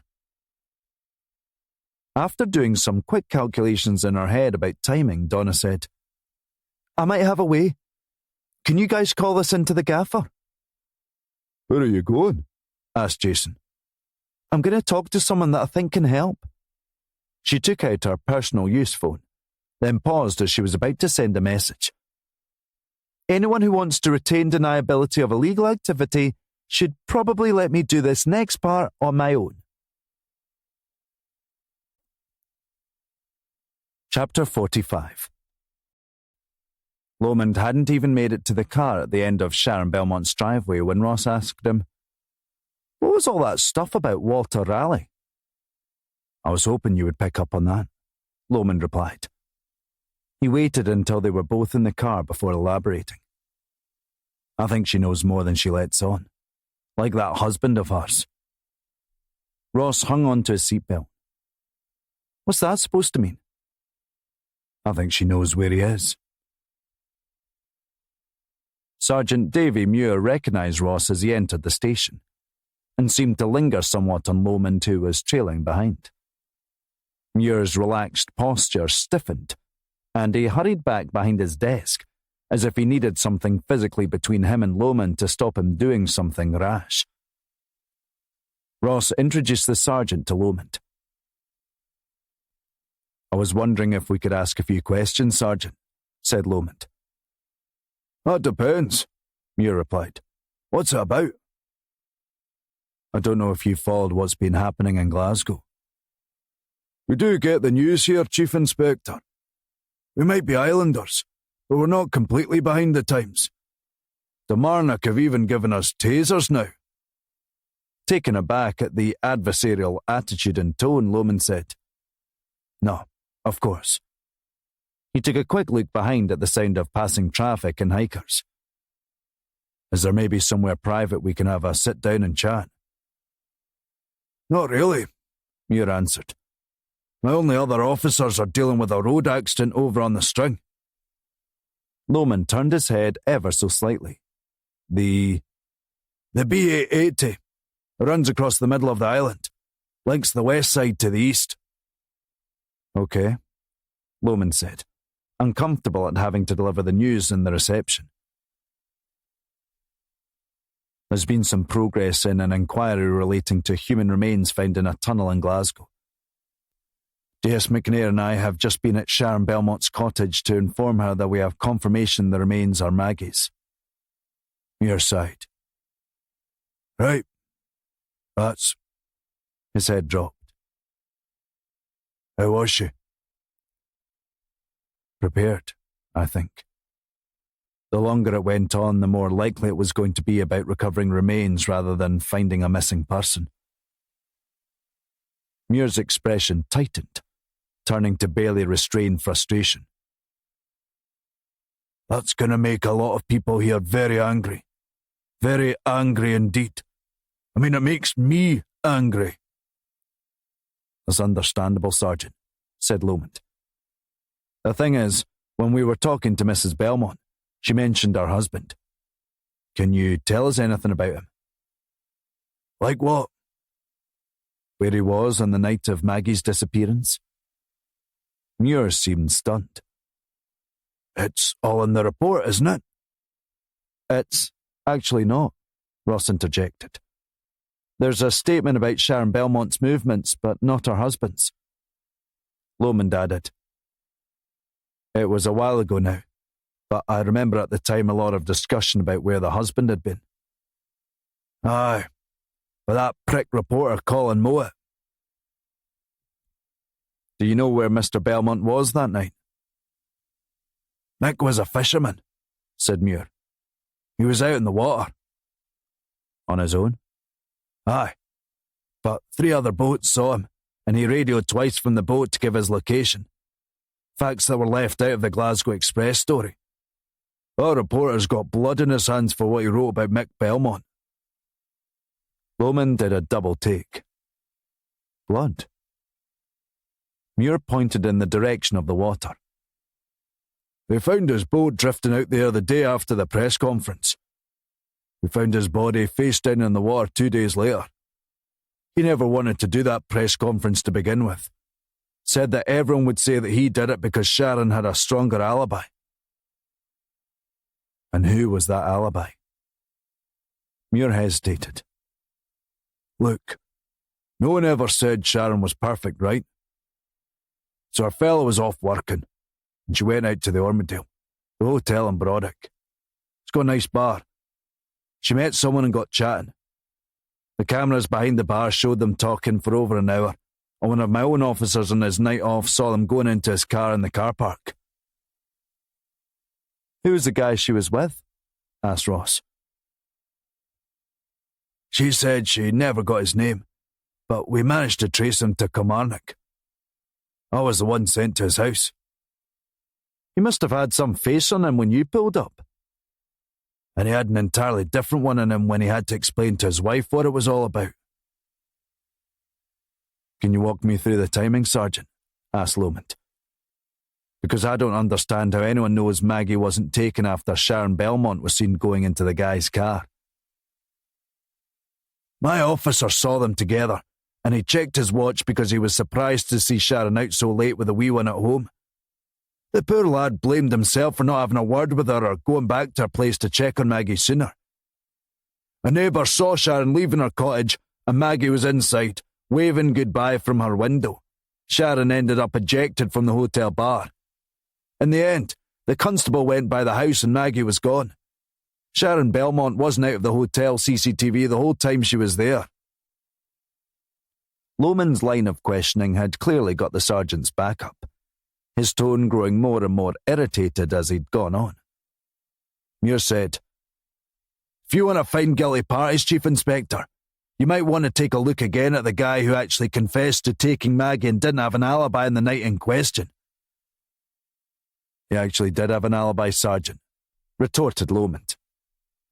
"Then he had someone else helping him," Muir fired back. "I don't care what anyone says. That Driscoll boy was up to his neck in this thing. Ross was shocked at how Muir was speaking to a chief inspector, but that was nothing compared to how much Lomond's restraint was being tested.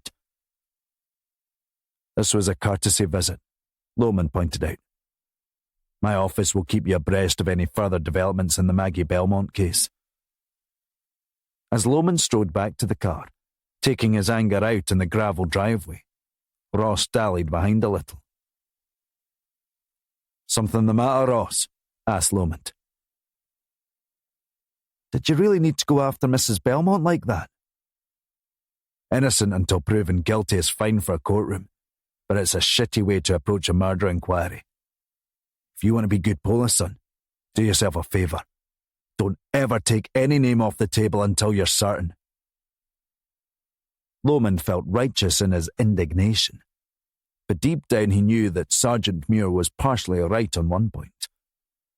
When he found out that Driscoll had copped to taking the 5 Sandman victims and was up to his neck in the Jack Ferguson abduction, Lomond knew that he would be lucky to ever be allowed back on the island again. Chapter 46. Donna stood at the corner of a small shopping square in Broomhill in Glasgow's West End. It was one of the many places in the area where working class collided with middle class. Almost every street offered some variation in housing. On one side of Broomhill Drive were expensive tenements that had ballooned in value in the last 10 years, while directly across the road were high flats that routinely had police vans pulling up outside them. Donna was surrounded by just as many residents of the high flats as from the nearby tenements. You were as likely to pass a recovering junkie in a tracksuit heading to Boots for his methadone as you were some lawyer who had just parked their Audi TT. The real engine room of the Broomhill shops was Greg's and a small co-op supermarket. Throughout the day it fed the men in their white vans, the kids on their way to school, the lone drunks who shuffled over from the flats before shuffling back with a carrier bag filled with only wine and cigarettes, and everyone in between. Donna finished off a Gregg sausage roll and was reminded why she ate there so rarely. No one actually liked Greggs, did they? She wondered. It just so happened that they were absolutely everywhere, and you could get something hot in the middle of the day without having to wait very long. Once she'd rubbed the grease off her fingers down the front of her trouser legs, she took the SIM card out of her work phone and removed the battery. She didn't want anyone tracking where she was going, or ever find out where she had been. What she was participating in took place hundreds of times across Glasgow every day, and most people hardly ever noticed. It started with a text message to an anonymous number. The number changed every week, and you only found out what it was through personal contact with someone on the inside of the Broomhill taxi service. You never asked for what you wanted or how much. If you did that, you never got a call back. You did exactly what Donna had done, and only that. You texted asking for a taxi along with your meeting location and what you were wearing. Then you received a reply saying what time you would be picked up at. If it was your first time, it could be a scary business. You were climbing into a drug dealer's car, and you had no idea where you were being taken or what would happen. It could have been a complex police sting operation. But they didn't have the resources necessary to hoover up such low-hanging fruit. As far as the trade went, the drugs sold via the Broomhill taxi service were fairly soft. A bit of weed, opioids, maybe ecstasy near the weekends. There was never any smack. The dealers didn't want proper hardcore junkies stinking up the interiors of their rides. It was easy to spot cars operating in the service. They were the gleaming, kitted-out Mercedes and Audis and BMWs that pulled into the high flats car park, picked up someone who didn't have any bags, drove around the block a few times, then deposited the passenger back where they came from. The passenger normally jogged back inside, eager to consume whatever they had just bought. Donna knew it was the car before they even pulled up. A black Mercedes with sparkling rims, the suspension dropped far lower than was practical in a city with so many potholes, and the sound system thumping so loud it could be heard from the other side of the Clyde. Donna couldn't actually hear anything other than the bass when she opened the door. "How you doing?"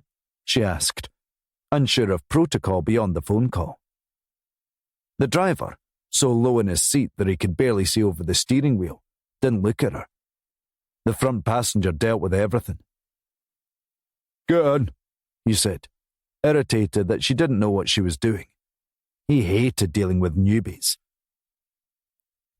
Both the men were in their early 20s, handsome in an obvious kind of way, and exceedingly well groomed, especially their intricate little beards and their hair.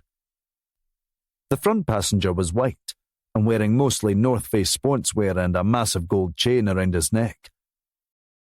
The driver was Asian, looked bored out of his face, and smoked a cigarette.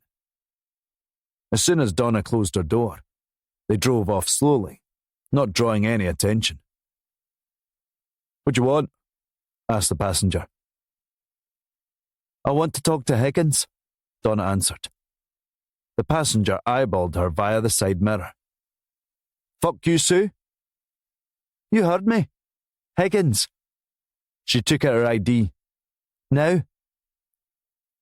She didn't show it, but inside Donna was shaking like a leaf. If she had gone rogue and taken off on her own before on the Sandy Driscoll address lead, then she had gone completely off the reservation now. She was unarmed police in an area she didn't really know, and had tricked 2 drug dealers, both with semi-serious time under their belts already, into picking her up for a score. "I think you've made a mistake," said the passenger.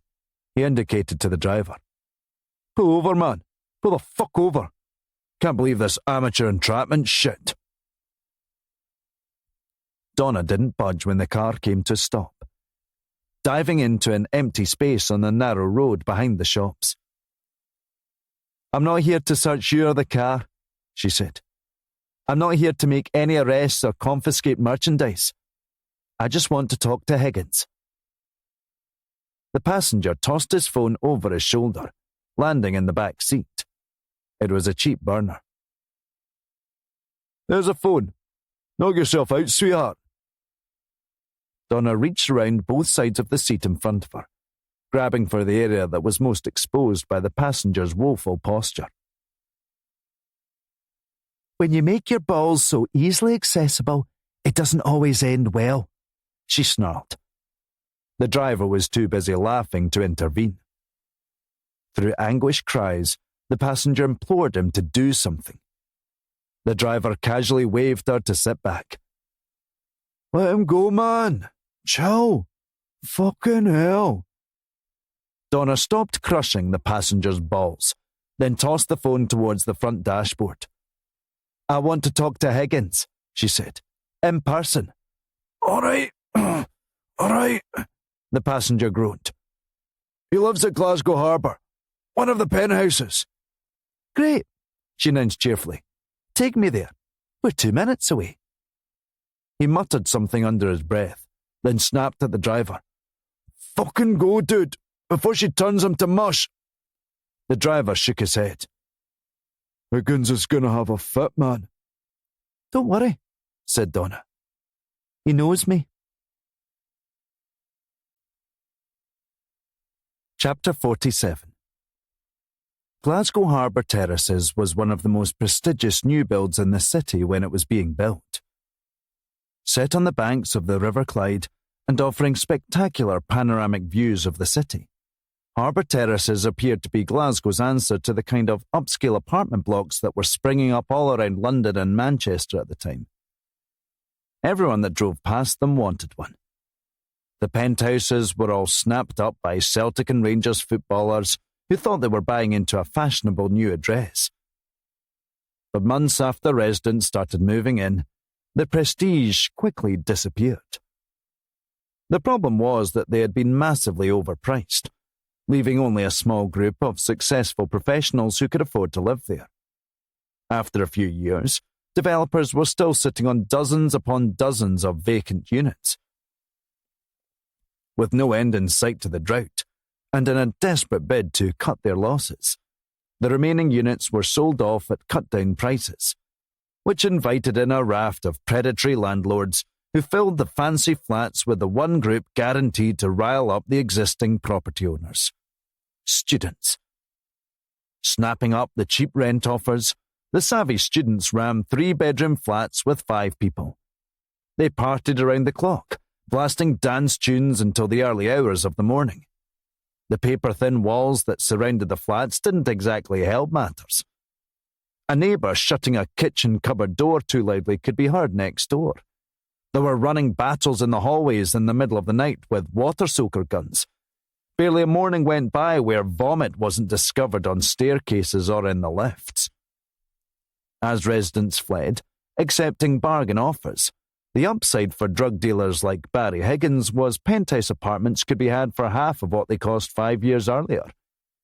It was one of dozens he kept in his portfolio. And even a guy like Higgins, who brought in over £20,000 a week, was on the lookout for a bargain. The passenger escorted Donna to Higgins' door on the top floor. "If he knocks us both the fuck out, remember whose fault it is," he told her. Higgins said, "Hello," from the other side of the door. "It's Donna," she said. There was a pause, then a flicker of light at the peephole as he checked it.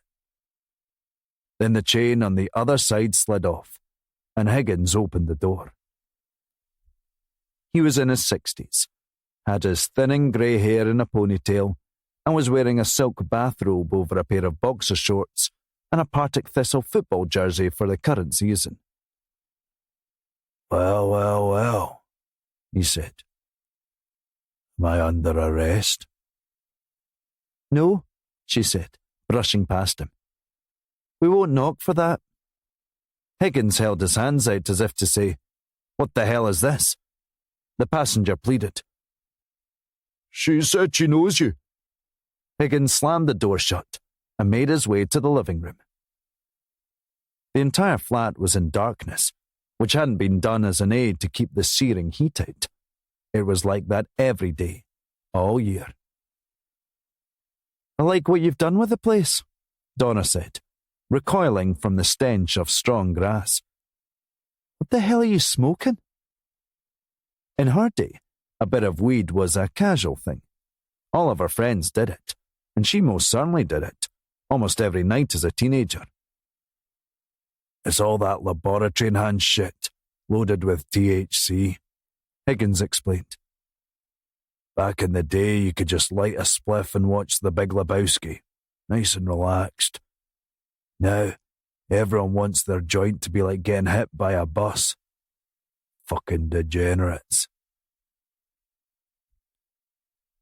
Donna pointed at the silk bathrobe Higgins was wearing. "Doesn't seem that long ago you were slashing folk in Gallow Hill.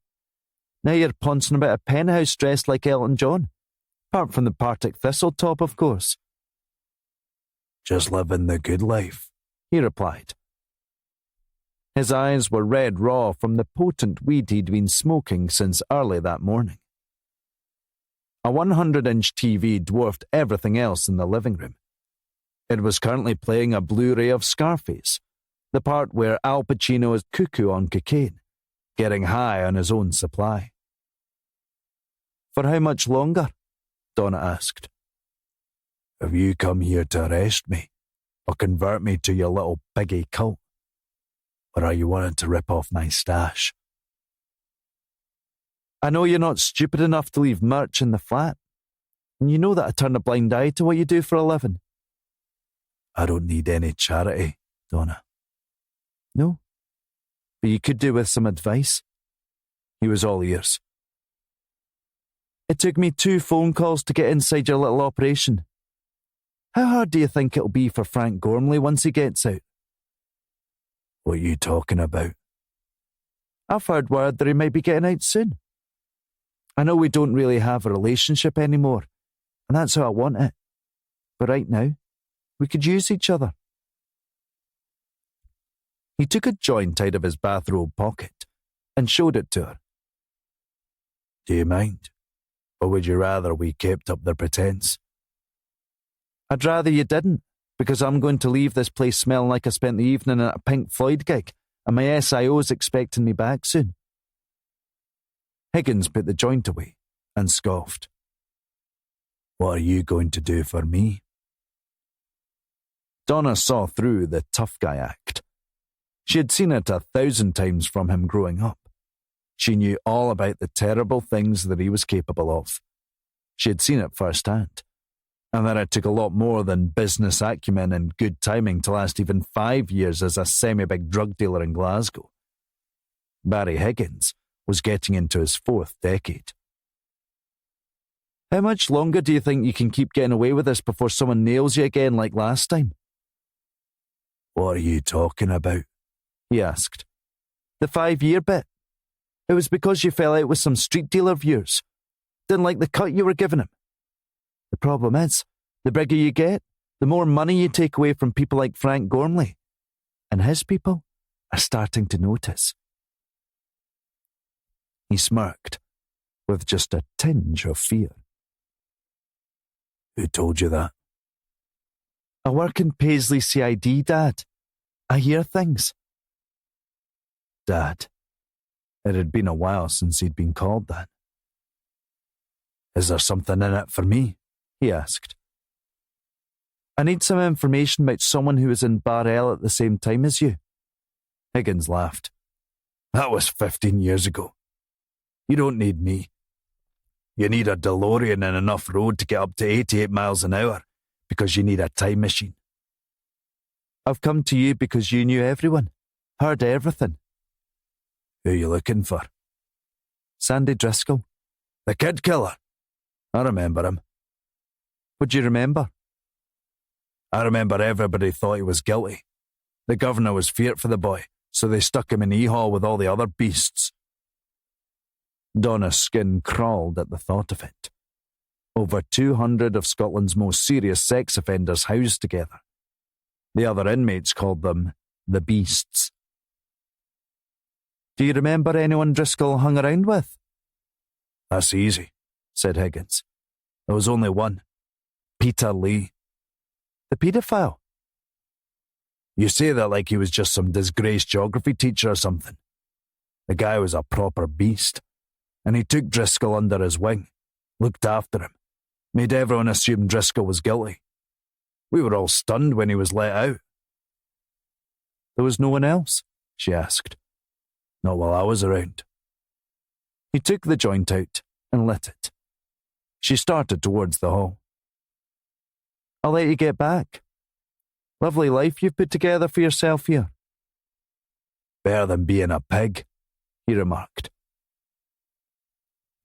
Donna told herself that she should just leave. She got the information she wanted, but she couldn't let it lie.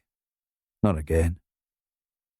As if it wasn't hard enough having to watch you beat my mum half to death. Do you know how hard I've had to fight just to get into uniform because of your name, your reputation? There are officers at Mill Street that don't want to work with me. Higgins gestured at the surroundings. To think, you gave up working for me to join that shite. That shite saved my mum's life that night. That constable is the reason I joined the police. He showed me what a life was really worth. What's it worth? He asked. Far more than you think. As she reached the front door, he called after her. You let me know about Gormley getting out? Quietly, she replied. No one can ever know this meeting happened. Chapter 48. Back at Helen Street Station, Jason and Pardeep were back poring over anything they could think of to track down Robert Driscoll, or at least confirm that he was dead, and thus not a suspect. I'm telling you, said Pardeep. I like this guy for it. He would certainly tick plenty of boxes, Jason replied. Someone with some authority over Sandy. He could look after the practical concerns that Sandy couldn't. After things had lulled again, Jason waggled his pen. What do you think Donna's up to? Dunno, said Pardeep. Don't want to know. His eyebrows suddenly furrowed at the files he had been combing through. I was just clearing this old file on Scullion off my desk. It's his arrest reports. Have you seen this name come up a few times? He showed it to Jason. Now you mention it, I have actually, he said. He considered a large pile of folders on his desk, then thought for a moment, and took out the one he needed. Here, Charlie McBain, over and over again. They spent 7 years together in Drumchapel CID before McBain moved on to specialist crime. Doing what? Cybercrime unit, Pardeep recoiled. Fuck that. You couldn't pay me enough to do that job. As a father of 4, the idea of working in cyber was particularly repulsive to Pardeep. They were the team that tracked down paedophiles with images and videos of child pornography. Pardeep said, If there's anyone that can fill the gaps in on Martin Scullion, this guy's worth a punt. Having called Lomond on the road and been left hanging, Pardeep instead tried D.I. Snedden, who was still working through the final forensics report from Scullion's flat. Pardeep put one of the files down to show Willie the signature. You ever heard of this guy? Good old Beanie, said Willie. That's a name that takes me back. Pardeep said, Personnel says he's retired. How would you go about trying to track him down? If he's still alive, there's only one place Beanie will be at this time of day. The legendary cobbled Ashton Lane in the West End of Glasgow, with its ceiling of fairy lights and village atmosphere, was home to the equally legendary restaurant and bar, the ubiquitous Chip. As Jason and Pardeep arrived, the first of the early evening drinkers were beginning to assemble on the front patios of the various bars that lined the lane. It was busier than usual for that time, as the sunshine had brought everyone outside instead of sitting in dingy, dark pubs. For Pardeep, who was always either working or looking after his children, it was a rare glimpse of Glasgow nightlife. Indeed, his glimpses of it only ever happened now when on duty. Pardeep and Jason headed for the upstairs bar in the ubiquitous Chip. It was hard to think of an establishment more loved by Glaswegians. The pair struggled through the dense crowd that had already assembled inside. A prime spot in the upstairs bar was often treated like a sun lounger by a holiday resort swimming pool, with folks showing up well before their friends to secure it.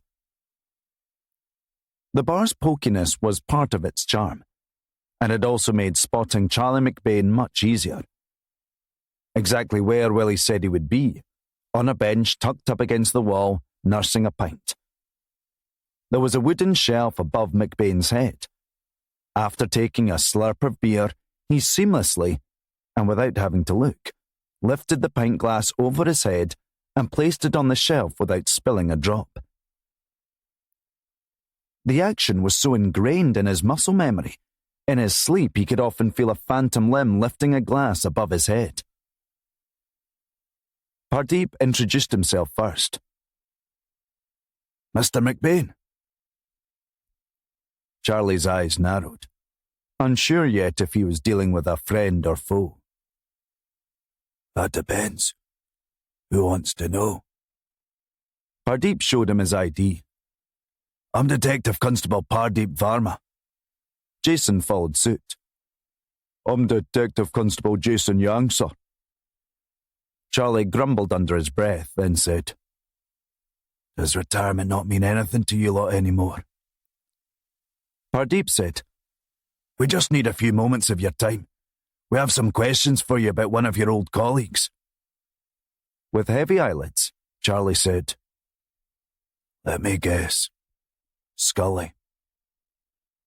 Pardeep and Jason looked at each other quizzically. There is actually, said Jason. How did you know? Charlie reached for his glass. I've been waiting for one of you to show up for a while now. I knew it would happen eventually. He motioned to the 2 free seats that had just opened up in front of him. Take them quick, before they go. We'll get yous a drink. Pardeep pointed at Charlie's glass. Same again? Aye, he said. This might take a while. Jason. Jason turned towards the bar, weighing up his options. Do you think they do any protein smoothies? Pardeep gave him a withering look that said it all. Okay, Jason said to mollify him. Just a water, but from a bottle. And can you check it's definitely sealed? And that there are no fingerprints in the glass. I hate that. And ice that's very cold, but not like rock hard. Pardeep stared at him. Anything else? Would you like the building moved slightly to the left? I bet you're one of these people who wash their dishes before putting them in the dishwasher. I'm just specific about what I like. Charlie McBain remarked. Aye, that's one way of describing it. Pardeep explained to Charlie, as if apologising for a small child. You'll have to excuse my colleague here. He's only with us to fill our quota of the anally retentive. With drinks bought, the portrait of Martin Scullion that then emerged from Charlie's testimony was consistent with everything they had gleaned from his personnel file. Charlie explained.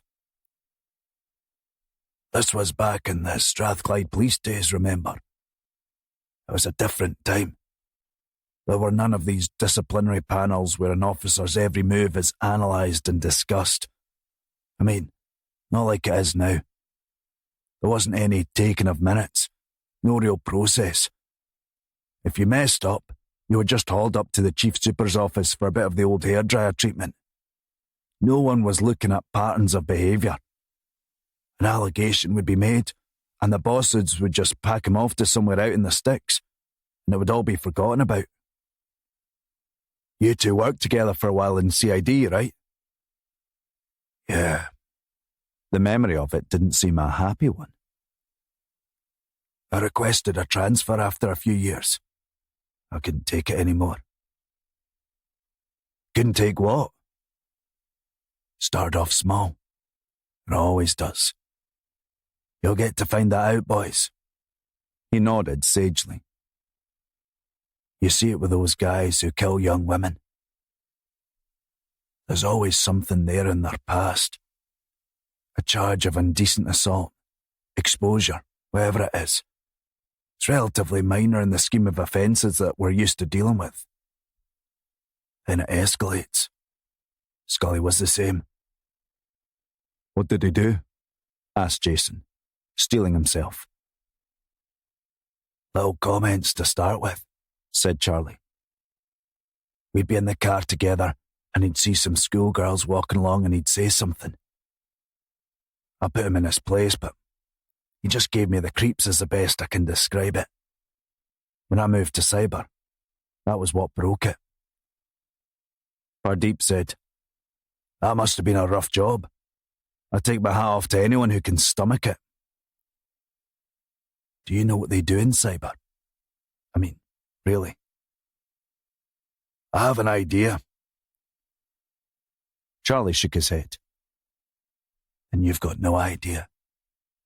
Every time we arrested some pedo, someone had to look through the thousands of images and videos they had on their computers to track down victims.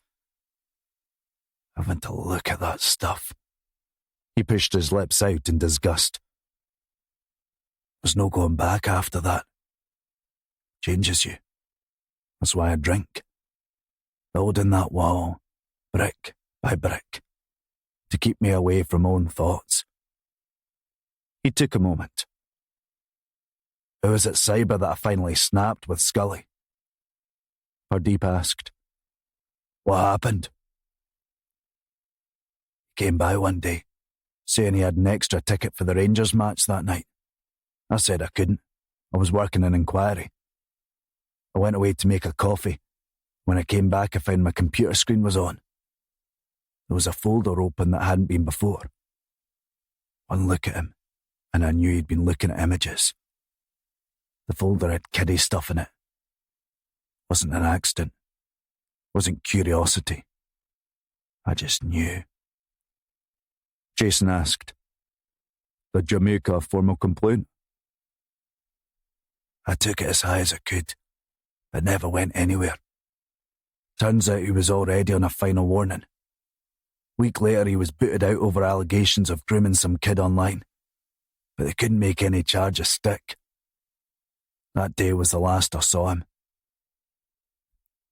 He drained the last of his pint. "What's he done this time then?" Pardeep leaned closer, mindful of keeping anyone else from hearing. "Mr. McBain, Martin Scullion is dead. We found his remains under a tunnel on the Botanics." Charlie nodded slowly, thinking through his response. "Good," he said. "I mean, I've got no problem saying that. Some people are just born bad." He stopped, tilted his head to one side. "Is that why there's police all over the Botanics then?" "That's right," said Pardeep. Charlie turned away, his head suddenly somewhere else. "It's funny." "What is?" Charlie blinked heavily, bringing himself back to the present. "It's just, when you said the Botanics and Scully, so funny the stuff you remember only once you've been prompted. You forget that? If you asked me to tell you everything I could about Scully, I could have sat here for another 2 hours and not remembered this. Till you mentioned the Botanics." For the next 10 minutes, Pardeep and Jason barely moved a muscle, rapt with attention to Charlie's story. When he was done, Pardeep checked. "Are you sure?" "I might be a drunk detective constable, but I'm not a liar, and I'm not mistaken. I'm telling you, that's exactly how it happened."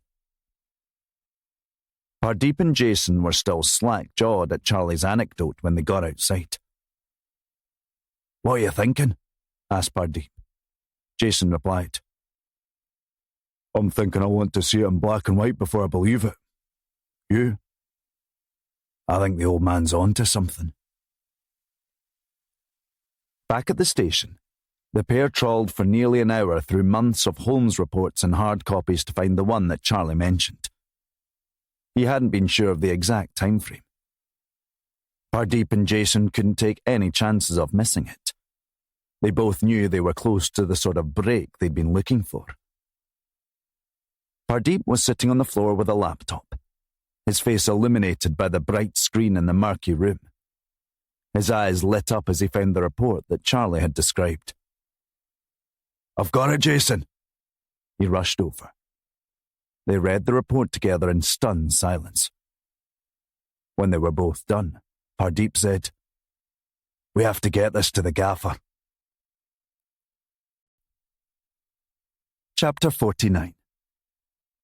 As they rushed past the records room, Jason and Pardeep spotted Donna languishing on her knees on the floor, deep in concentration. Pardeep called to her. "Donna!" She jumped a little and put her hand to her chest. Suspicious as to what had made her so jumpy, he told her, "The gaffer's just back. Are you coming?" "Be right there." She kept the file close to her chest until Pardeep was out of sight again. She didn't show it, but her heart was beating like a jackhammer. She opened the folder which bore a sticker down the side that said, "Lee Peter." But the file inside was sealed, stamped with MAPA order. Wherever Peter Lee was now was a mystery.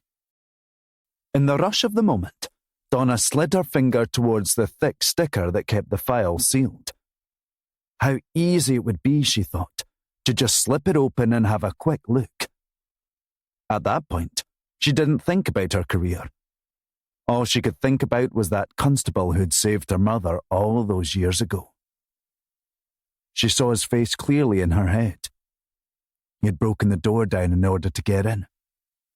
Once her animal of a father had been restrained and cuffed, the teenage Donna told the constable thanks. "Hey," the constable replied, to let her know it was all part of the job. "Whatever it takes." She had already taken it to Linda, who'd bumped the matter up to CSU Riki as a matter of urgency. She shook her head, telling herself to stop being crazy, to wait for the proper channels to open up and have Riki give them access to the encrypted digital version on the intranet system. With a puff of her cheeks, she returned the file to its place on the shelf, then dashed upstairs for Lomond's briefing. Lomond was deep in consultation with Ross in front of the whiteboard when Donna ran in, the last to arrive. "Right," said Lomond. "We've got some catching up to do here.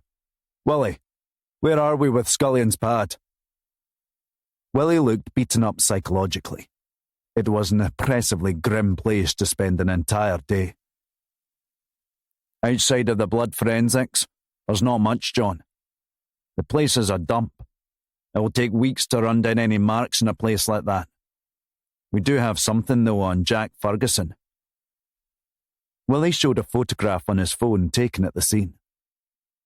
Underneath a table in a bedroom was a plastic tub containing glass files. Willie said, "According to forensics, it's a paralysing agent. And yes, it's exactly the kind that could have been used on the Fergusons." Lomond thought it through. Then who administered it? It certainly wasn't Scullion. "That remains up in the air." "Okay, let's get that up on the board," Lomond said, then redirected to the others. "On the Maggie Belmont issue, the Chief Super will be conducting a press conference tomorrow morning where he'll announce the discovery of her remains at the Botanic site. We're going to have to get ourselves ready for a heap of press about the connections to the Sandman inquiries as well as Jack Ferguson. Sharon Belmont has been informed, so we can at least relax about the news getting leaked. She took it about as well as you would expect. I think it's highly likely that we'll get some media blowback over Sandy Driscoll in the next few days, but we can't concern ourselves with that right now." While Lomond picked up a steaming cup of coffee, he said, "Do you have anything to add, Ross?" "As far as possible accomplices go for Sandy Driscoll, we've ruled out Maggie Belmont's dad, who had an alibi and died in rather tragic circumstances not long after her disappearance. And Sharon Belmont is in the clear as well." "Out of interest, what was her alibi?" asked Pardeep. Lomond answered. "She was on a bar's CCTV all night until it was discovered that Maggie was gone." "Then who discovered she was gone?" "A local off-duty constable saw Mrs. Belmont at a hotel bar and decided to run past her cottage to check on Maggie." Lomond turned to Willie. "Can you imagine that happening here?" Willie flashed his eyebrows up as if to say, "No chance."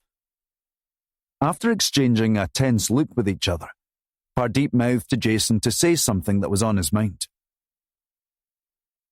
"Go on," he urged him. "Who was the officer?" asked Jason. Lomond paused. There was me thinking that I was the most cynical bastard in the room, but no. He announced like a TV game show host. "Step forward, Detective Constable Jason Young." Donna could already see what he was getting at. "Martin Scullion was never based in Arran, Jace." But Jason insisted.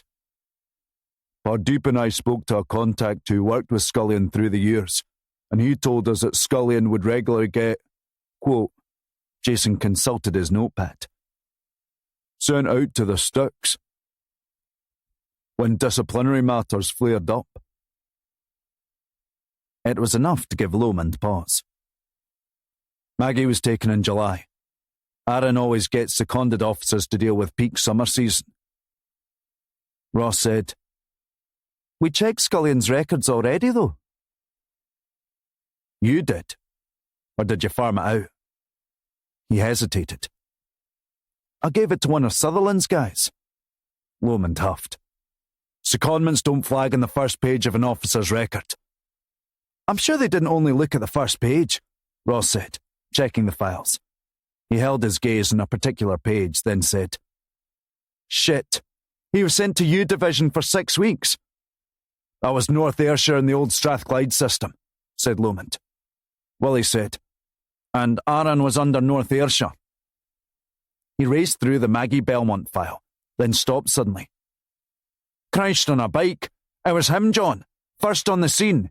PC Martin Scullion.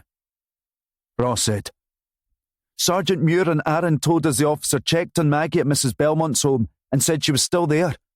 He could have taken her then. Willie added, He could have had an hour, maybe more, to hide her. Lomond could see how it might have worked. This is great work, but it still doesn't get us any closer to finding Jack Ferguson. We need to work locations. He turned to Pardeep and Jason. What about this hidden room at Crowfoot Avenue? Forensics haven't found any trace of Jack or anyone else in there, said Pardeep. They're still looking, but they say it appears to have been thoroughly cleaned. Maybe we'll get something overnight.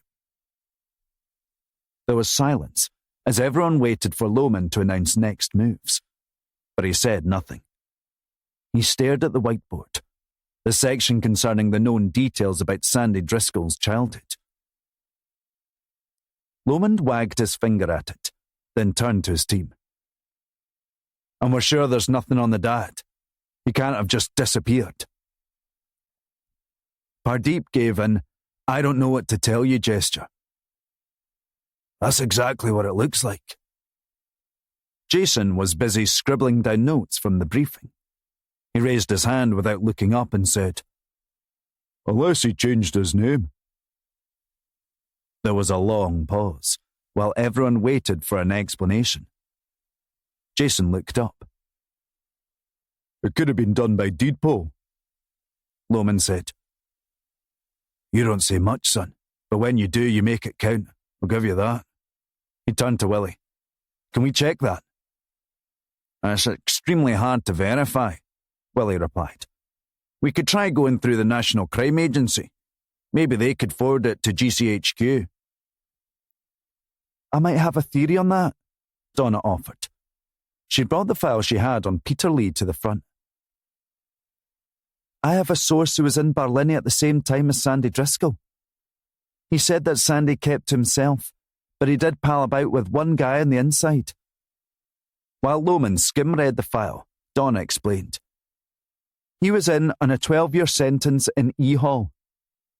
Lomond looked up from the file in disbelief. Is this right?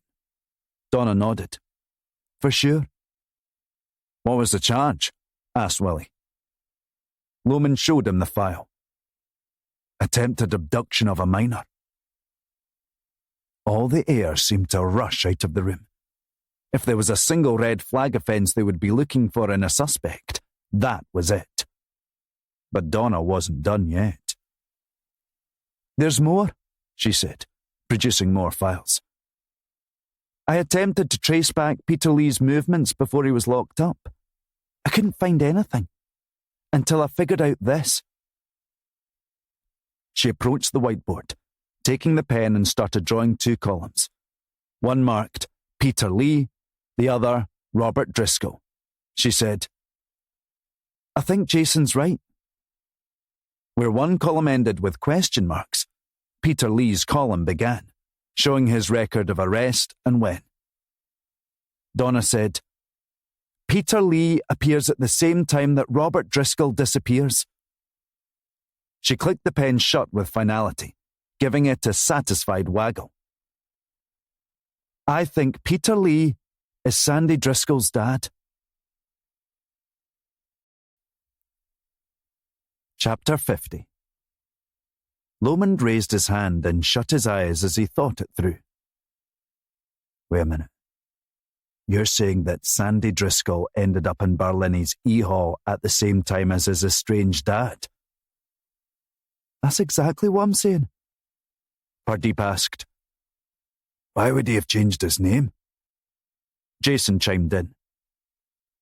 If you look at when Peter Lee was arrested, it's around the time of the sex offenders register coming into law.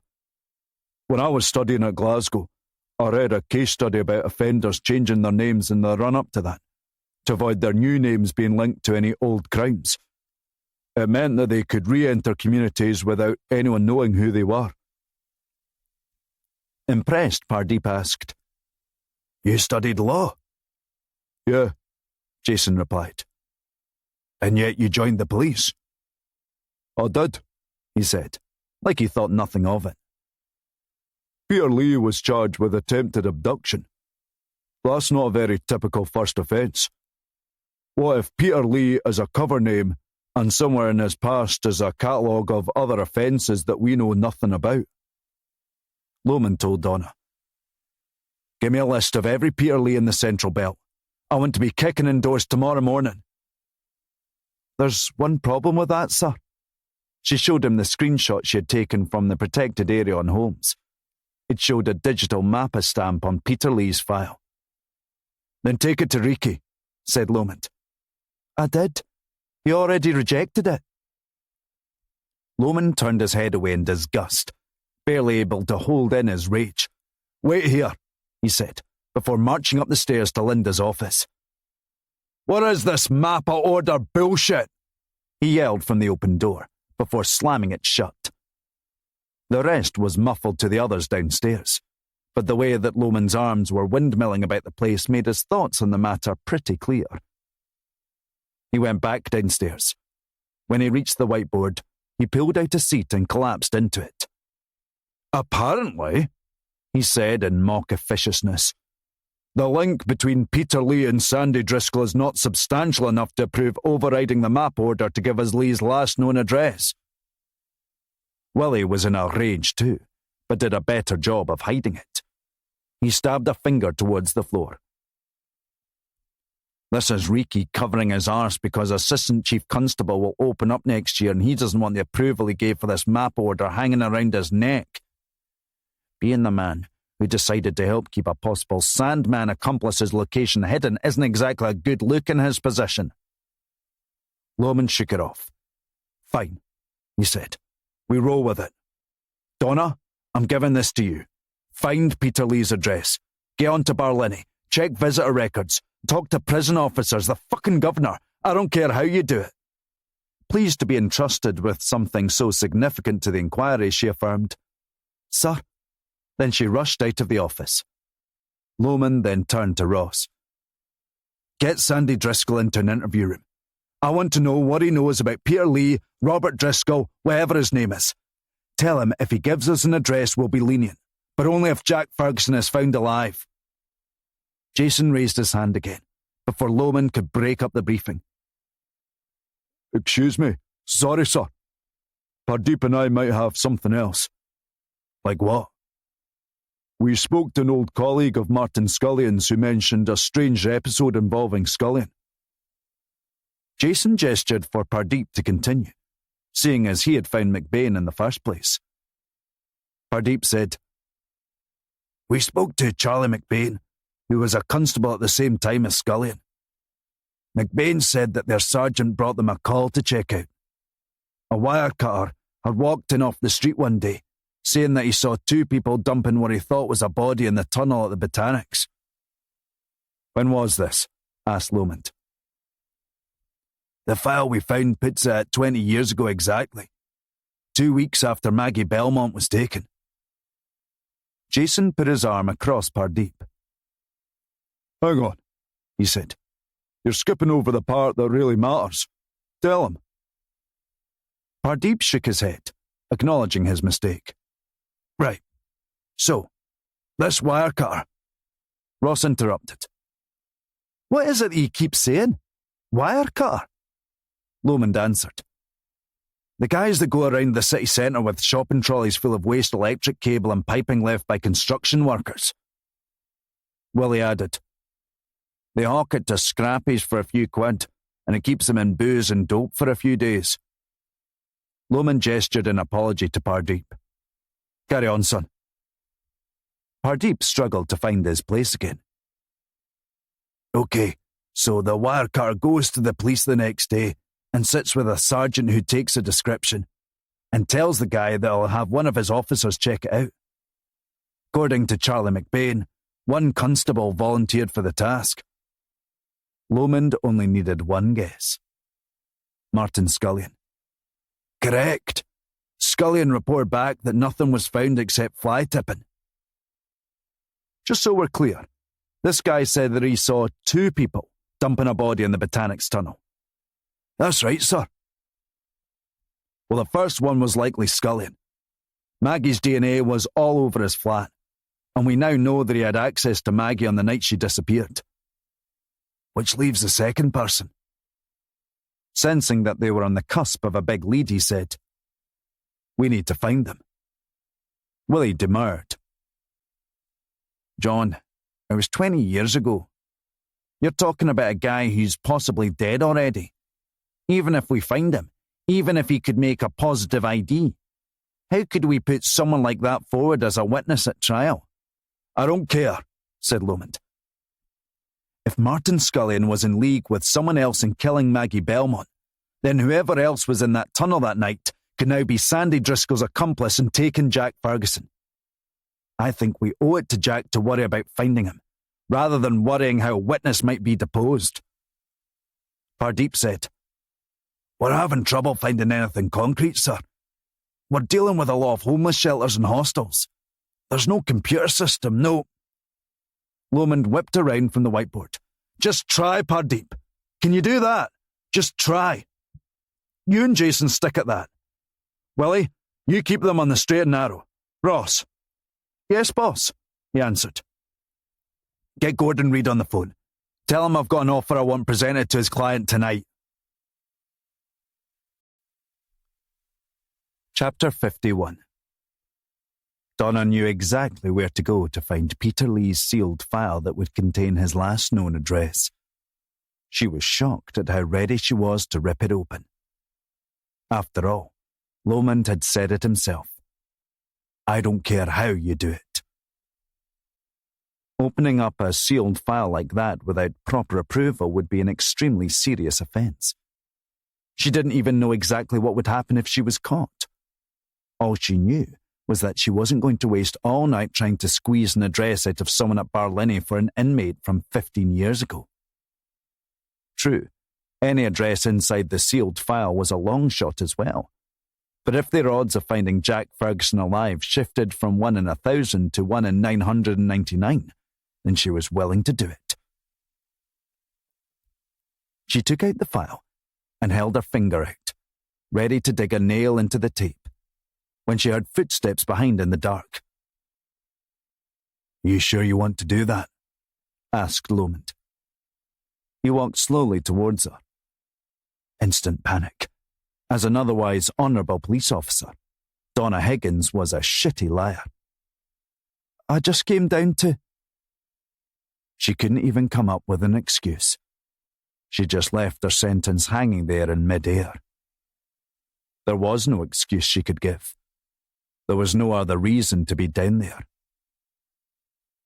This isn't exactly what I meant when I told you I didn't care how you did it. Donna opted for attack rather than defence.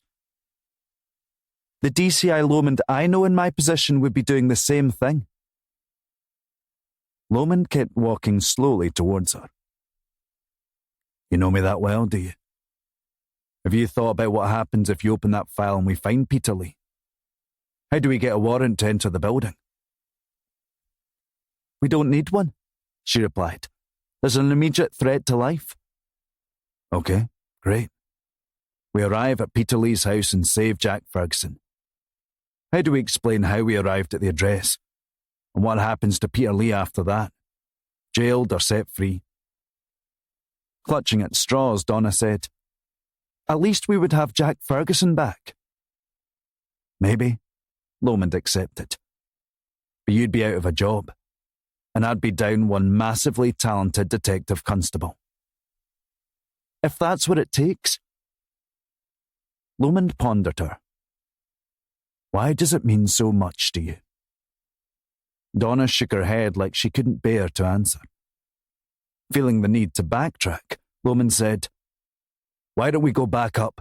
Donna then said suddenly, "Because I don't want them to get away with it.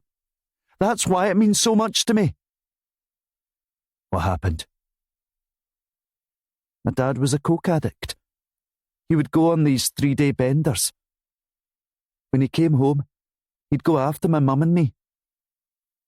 He chained her to a radiator, the old-style one with the bars. He beat the shit out of me, then I lay on the floor bleeding and watched him beat her half to death. The person who saved her life was a police constable. You ask me why it means so much to me? Because if every day I'm not doing everything I can to save all the other Donnas out there, then I don't even know what we're doing here. Lomond took the file out of her hands.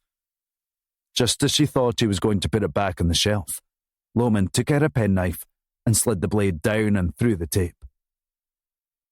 "If anyone asks," said Lomond, "it was me and me alone. When you find the address, put the file back on the shelf and don't say a word to anyone. You got the address from the same source who told you about Lee in the first place. He just needed his memory jogged. Got it?" Donna nodded, too scared to speak. Lomond handed her the open file. "Be quick."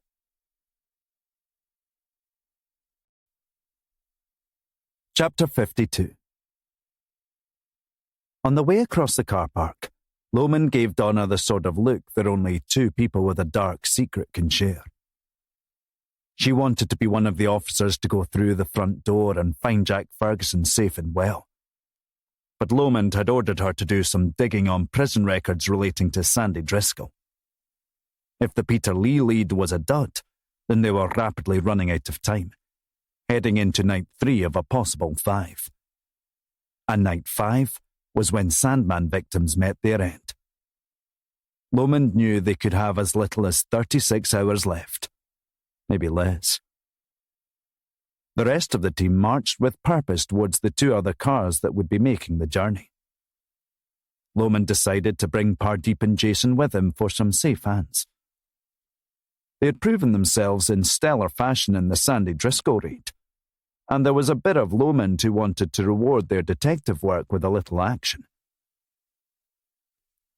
If Pardeep and Jason had any hopes of roaring through Helen Street's sizable security barrier in a blaze of flashing lights and deafening sirens and a massive convoy of patrol cars and armoured vans, they were sorely disappointed.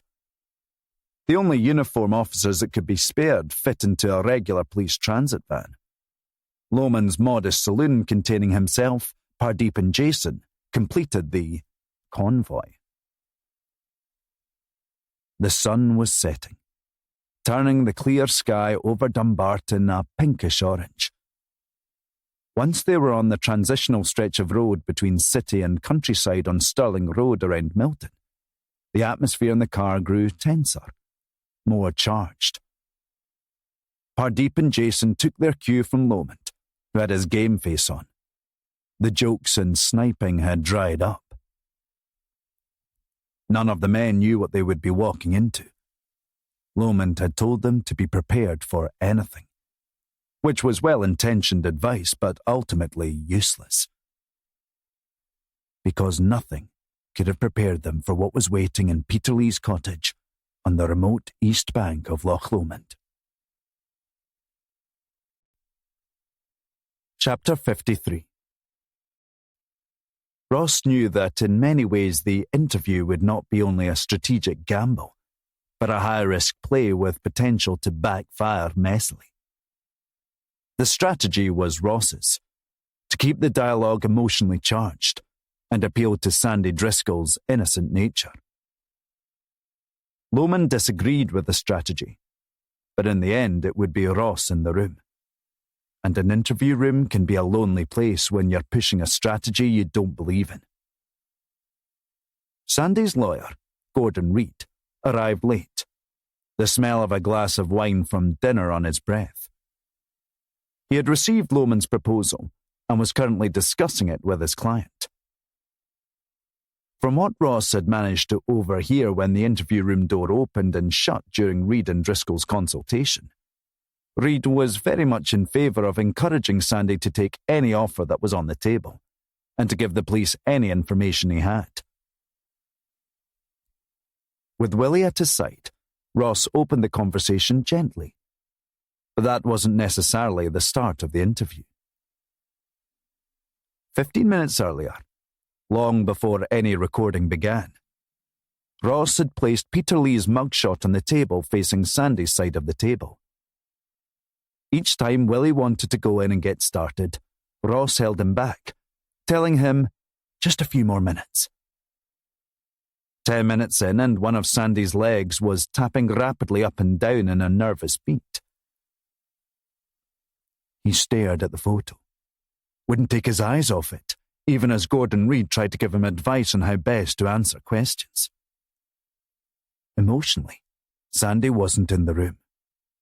He was way back somewhere far darker. The past. Childhood. Ross started by saying, "Sandy, our inquiries have progressed quite a bit since we last spoke."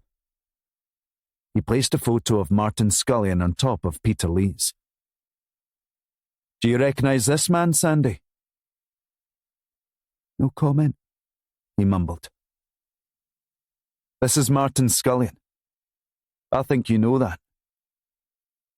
We know Martin did some very bad things in his flat, Sandy. We know the children that went missing were all there at some point. We know that for a fact. Did you help him take them? Is that how it worked?" "No comment." "Did you take them, but he killed them? Is that it?" "No comment." "Because if that's what happened, it means you're not in as much trouble as you might think. We can talk about it then. Is that why you said you tried to save them?" Sandy began to cry, silently. Ross continued.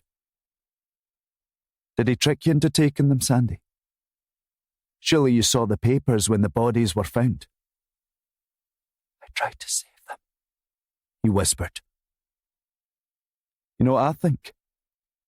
I think you and Martin were working together. But something happened. You had a falling out. He found religion and wanted to stop. So someone killed Martin. Except this was bloodier than what happened to the children. Did you kill him, Sandy?" Sandy tried to compose himself, then managed to say, "No comment."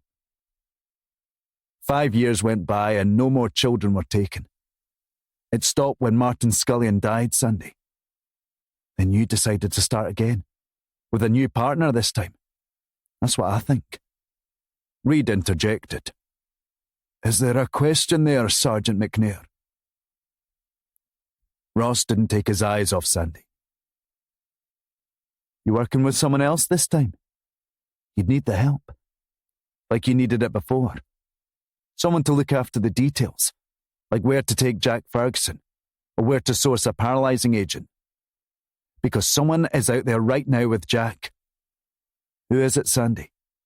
Who's working with you this time? Is it this man?" Ross removed the photo of Scullion, revealing Peter Lee once more. Sandy looked away, his tears fuller now, his cries louder. It was as if it hurt to look at Lee's face. Ross said, "We've been looking into some of your relationships when you were in Barlinnie. It seems that there was one man in particular that you were close friends with." He tapped a finger on the photo. "In fact, some people have said he was your only friend in there. I'm not surprised.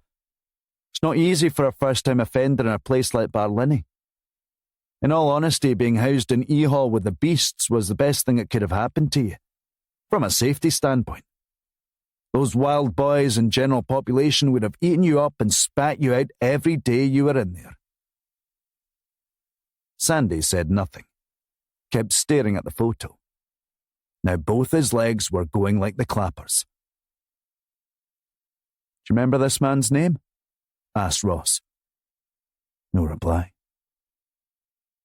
His name's Peter. Peter Lee. Thing is, Sandy, I think you knew him before you ended up inside. Is that right? Sandy's mouth started moving, mumbling to himself, inaudible to the others in the room. Reed leaned towards him, asking if he was okay. Did he want to continue? Sandy didn't answer. Ross kept on. Must have been a shock when you first saw him in there. You couldn't have seen him since you were what? 10? 11? Younger? Sandy's agitation was building. As he had done through some of their consultations, Reed resorted to writing in his notepad and showing it to Sandy. Are you okay? Again, no answer. Peter Lee wasn't his real name, Sandy. He changed it at some point. Ross leaned closer across the table. You know what I think? I think you saw a lot from a very young age. We found the nook in the flat at Crowfoot Avenue. Is that where he'd take you, Sandy? Somewhere private, where no one could hear you? Even a tough old bastard like Willie Snedden thought Ross was laying it on thick. He could see how agitated Sandy was getting, and Ross's approach wasn't having the desired effect. Willie decided to step in. He was softer than Ross, more approachable. Sandy, all we want is some help in finding this man. I don't know if anyone has put you up to all this stuff with the Fergusons, but whoever it is, I don't think they really told you the truth about what was going to happen. Is that right? If it is, there's still time to save Jack Ferguson. If you know where he is, you have to tell us before something really bad happens to him. Sandy finally spoke again. I don't want bad things to happen to him. Good, Sandy, said Willie. That's good. The best way to make sure bad things don't happen is by telling us where he is. Sandy muttered to himself. I couldn't save him. I couldn't save him. Ross crept forward in his chair. Couldn't save who, Sandy? Who? Maggie? Sandy started to cry. He told Reed, I don't want to be here anymore. I don't want to be here anymore. Reed shook his head at Willie. I think we're done here. Detective Inspector, a word outside, please.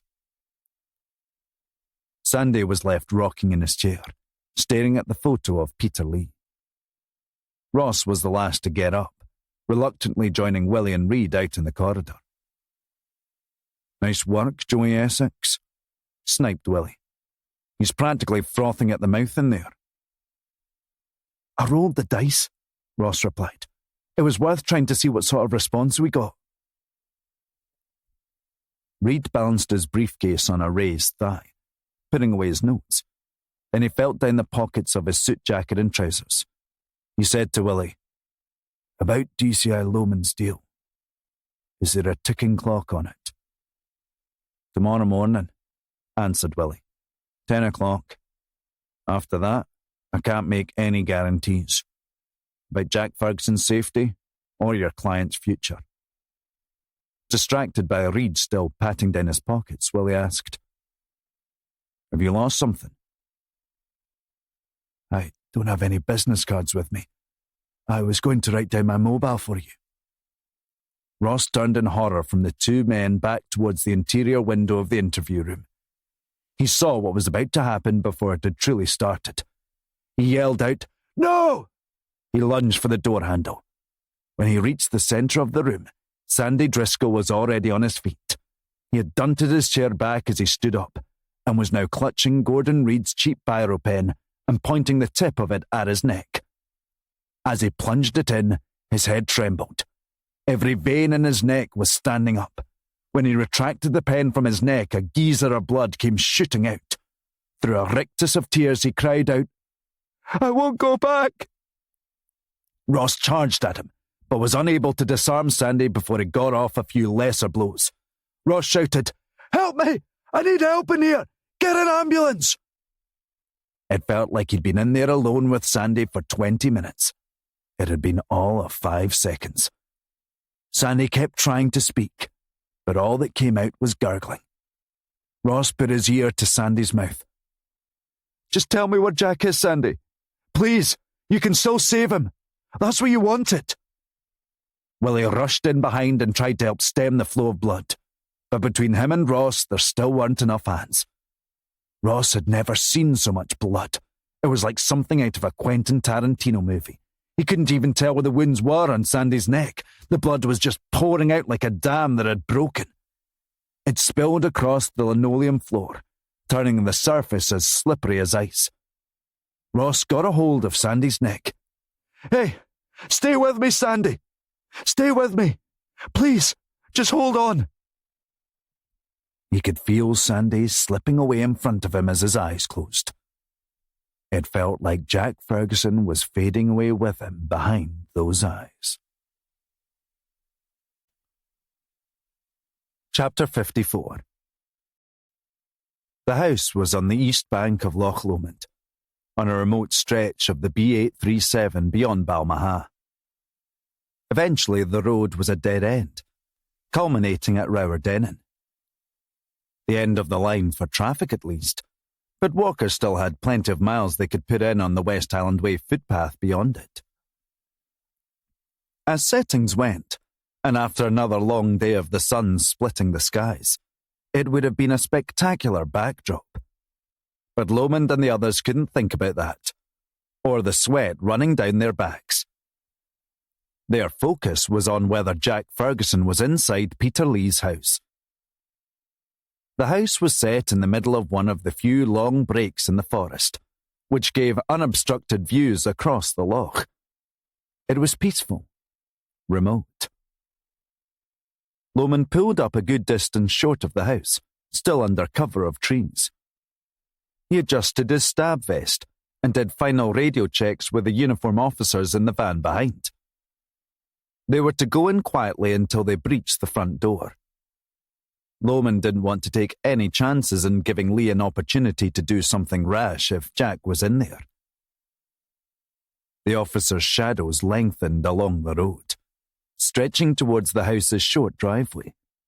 A grey Renault Kangoo van was parked there. Lomond's immediate thought was that it looked exactly like the kind of vehicle they'd sought in the aftermath of Jack's abduction. He also noted that there was a cage between the rear cargo hold and the driver's seat. For safety or protection, Lomond wondered. He directed the officer with the enforcer to the front, bypassing the heavy gravel driveway in favour of the front lawn to maintain silence. The house was now surrounded by 2 detective constables, a detective chief inspector, and 5 of Govan's most physically capable constables. Lomond held up a hand, then counted down from 3 by showing his fingers. When he had no more showing, he called out, "Police!" The constable with the enforcer swung it through the front door, knocking at least 5 heavy-duty chains off the inside. As the officers swarmed in, they each were knocked back on their feet as soon as they reached the hall. Lomond knew the smell. You never forget it. All it takes is one time. The stench was too strong for it to have been Jack Ferguson. The constables called off the rooms as clear one by one. Each room, except for the living room. Pardeep was the first there. When he saw Lee in the armchair, he took a full step back. The room was full of blue bottles and horseflies. A steady pink noise of buzzing in the thick air. Pardeep pushed his stab vest up around his mouth, which took none of the edge off the stink. Lomond and Jason joined him quickly. "He's long gone," said Pardeep. Peter Lee was in a slumped seating position in an old armchair with worn armrests. His throat had been cut, and his shirt had been ripped open. The word "beast" had been carved into the skin. If that had been all, it would have looked like a nasty case of vigilantism. But that wasn't all. His eyes had been gouged out and replaced with piles of sand. Lomond wearily directed the others to check the rest of the house thoroughly. "I thought we had him," Jason said.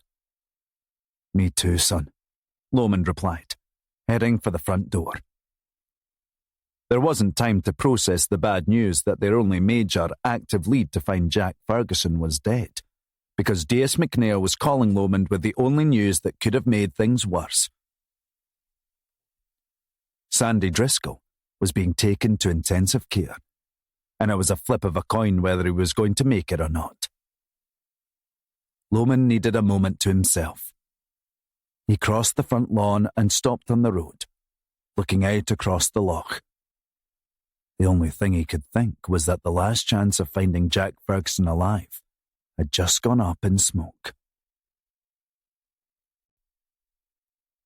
Chapter 55.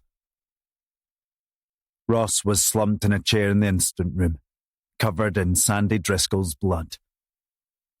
His knees were still soaked through, and he had streaks of blood across his temples and cheeks that he didn't know about yet. Pardeep and Jason were also crashed out, though not as heavily decorated as Ross was.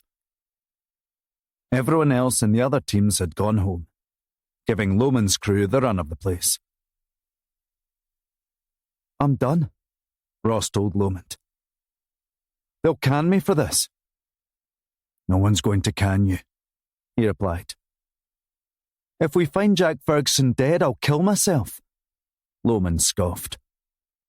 "I'm serious," Ross insisted. "No one does the honourable thing anymore these days. If you're responsible for the death of a child, you should just kill yourself. No questions asked." "This isn't all on you, Ross," Lomond told him. "We didn't get to Peterlee in time either." "What now? Our two main suspects in this case are either dead or hospitalised. If Driscoll speaks again, it will be a miracle." "I don't know," said Lomond. Peterlee had been there far longer than 3 days. I think someone got to him before Jack Ferguson was taken. Jason, ever the optimist, pointed out. "What about that wire cutter?" Pardeep waved it off. "There were 5 other officers chasing that guy down tonight. They can't find him anywhere." "We're not going to find him on some database somewhere," said Jason. "If he's a wire cutter, he'll be on the streets." "You think he's still doing that, after all this time? It's a bit of a long shot, don't you think?" "I'd say that long shots are all we've got left." Lomond smiled. It was the sort of line that could have come out of his own mouth a decade or 2 ago. "That is true," said Lomond. Jason went on.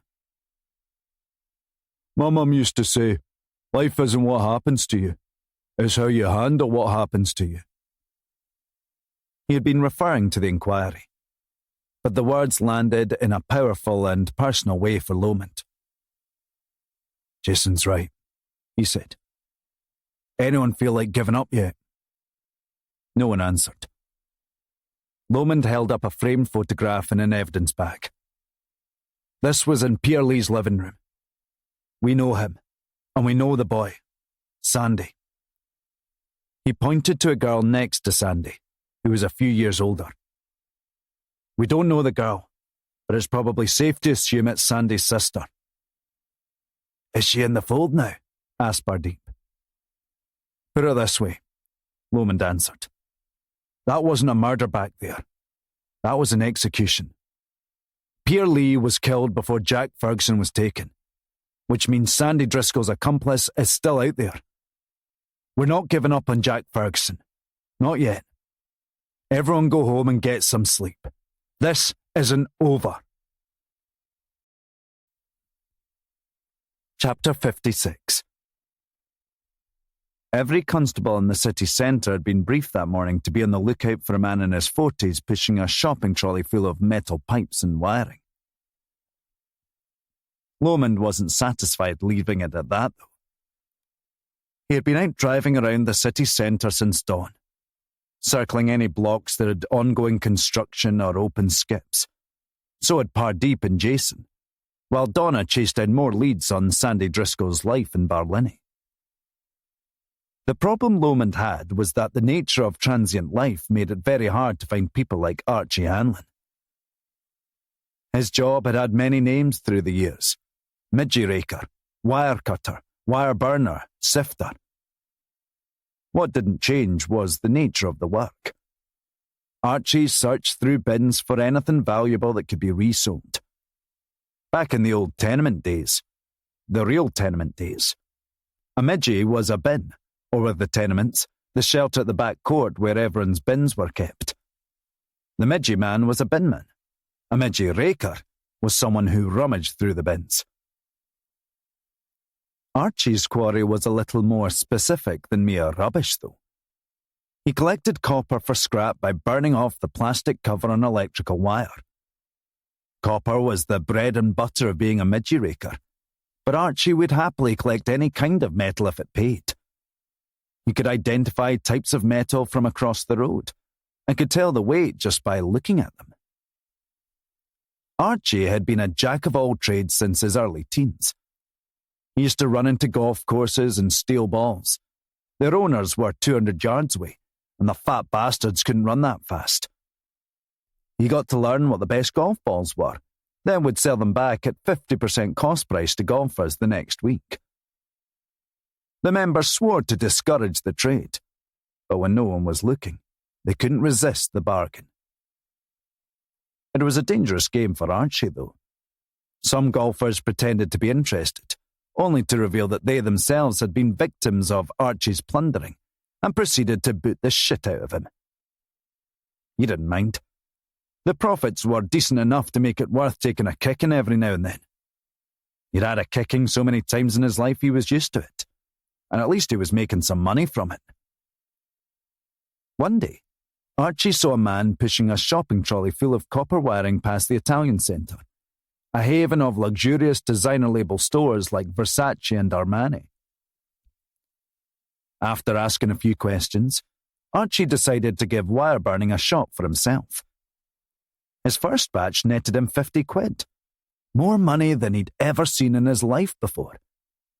He couldn't believe that so much stuff that was literally left in bins could be so valuable. But stripping down wire housing was time-consuming, and no one had the patience for it on busy building sites. The foremen and labourers liked Archie because he emptied their bins for them, which saved them money and time, and cleared space. Archie left them bottles of Bucky and fags in return for a big haul, never forgetting to keep everyone happy up the chain. Members of the public would even point out where a good haul could be found.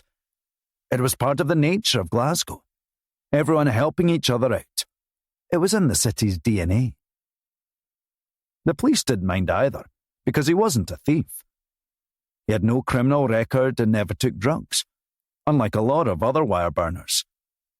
For them, the job was a means purely for buying heroin. In Archie's neck of the woods in the East End, it was rife. He did his work in a patch of squanched land called the fireplace at the back of a hostel. It was covered in syringes and bottles and cans. All empty, of course. Nothing went to waste in the fireplace. Every last dreg accounted for. Scored, shot, drunk. Never leaving an ounce of a buzz behind. Lomond had been driving for hours. For so long he was going to have to refuel soon. That was when he saw the shopping trolley. It was sitting on its own on the pavement off Blytheswood Square, next to a rubbish chute leading into a construction skip filled with rubble. Inside the skip, tossing aside anything unprofitable, was Archie Hanlon. Lomond didn't have a photo to go on, but the rough description his contacts around the city had given him told him that he had found his man. Archie emerged from the skip carrying 2 giant sheets of aluminium. He placed them down on the pavement, then looked towards St. George's Tron Church at Nelson Mandela Place at the bottom of the hill. Even that looked far, and he was going nearly 2 miles beyond that. After parking up quickly, Lomond put down his window. "You're going to need a bigger boat."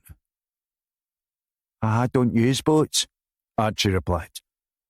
"This is a shopping trolley." "Aye, I know," said Lomond, trying not to roll his eyes. "It was a clever reference to Jaws." "Aye. What can I do for you, officer?" Lomond chuckled. "Obvious, huh?" "I mean, you could always get Polis tattooed on your forehead." "It's Archie, right? Archie Hanlon." He paused.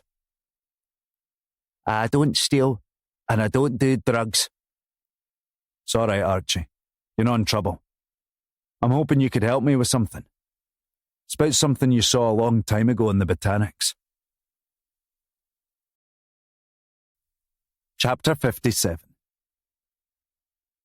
Lomond accompanied Archie to the fireplace, where he set about stripping down the wire he'd salvaged that morning. His shopping trolley was burned to a crisp from using it as a kind of fire pit to burn off the wire housing. The fumes were horrendous, and it was dangerous work. Archie had burn scars all over his hands and up his arms to prove it, like a chef branded by hot pans and roasting trays. "I just want to know what it was you saw," explained Lomond. Archie put on a pair of gloves and used a broken umbrella to prod the burning wire stacks in the shopping trolley. When he'd taken as much smoke as he could, he dived back and took in deep gulps of fresh air. "It's what I told that other cop. I was down in the tunnel raking when I saw 2 people carrying what I thought was a body. I never liked going down there anyway, so I ran off before I could be sure what it was. But I reported it to the police the next day." "Why did you wait until the next day?" asked Lomond. "I had to book into a hostel for the night or I'd be sleeping rough. You tried sleeping rough in this city?" Archie made a phew noise. "Dodgy, mate. Well, dodgy." "You're in the station. What then?" "I told the cop what I saw. He took my statement. I signed it, and he said he'd check it out. I told him I'd sit with a sketch artist if he wanted, but he said it wasn't necessary yet. I thought that was a mistake if it turned out I'd actually seen 2 murders, and no one would have a picture of it. So I went home and drew them." "You draw?" "I'm a bit of an amateur artist." He swooped back in towards the furnace in the shopping trolley. He was pouring sweat. No one could accuse Archie of not earning his money.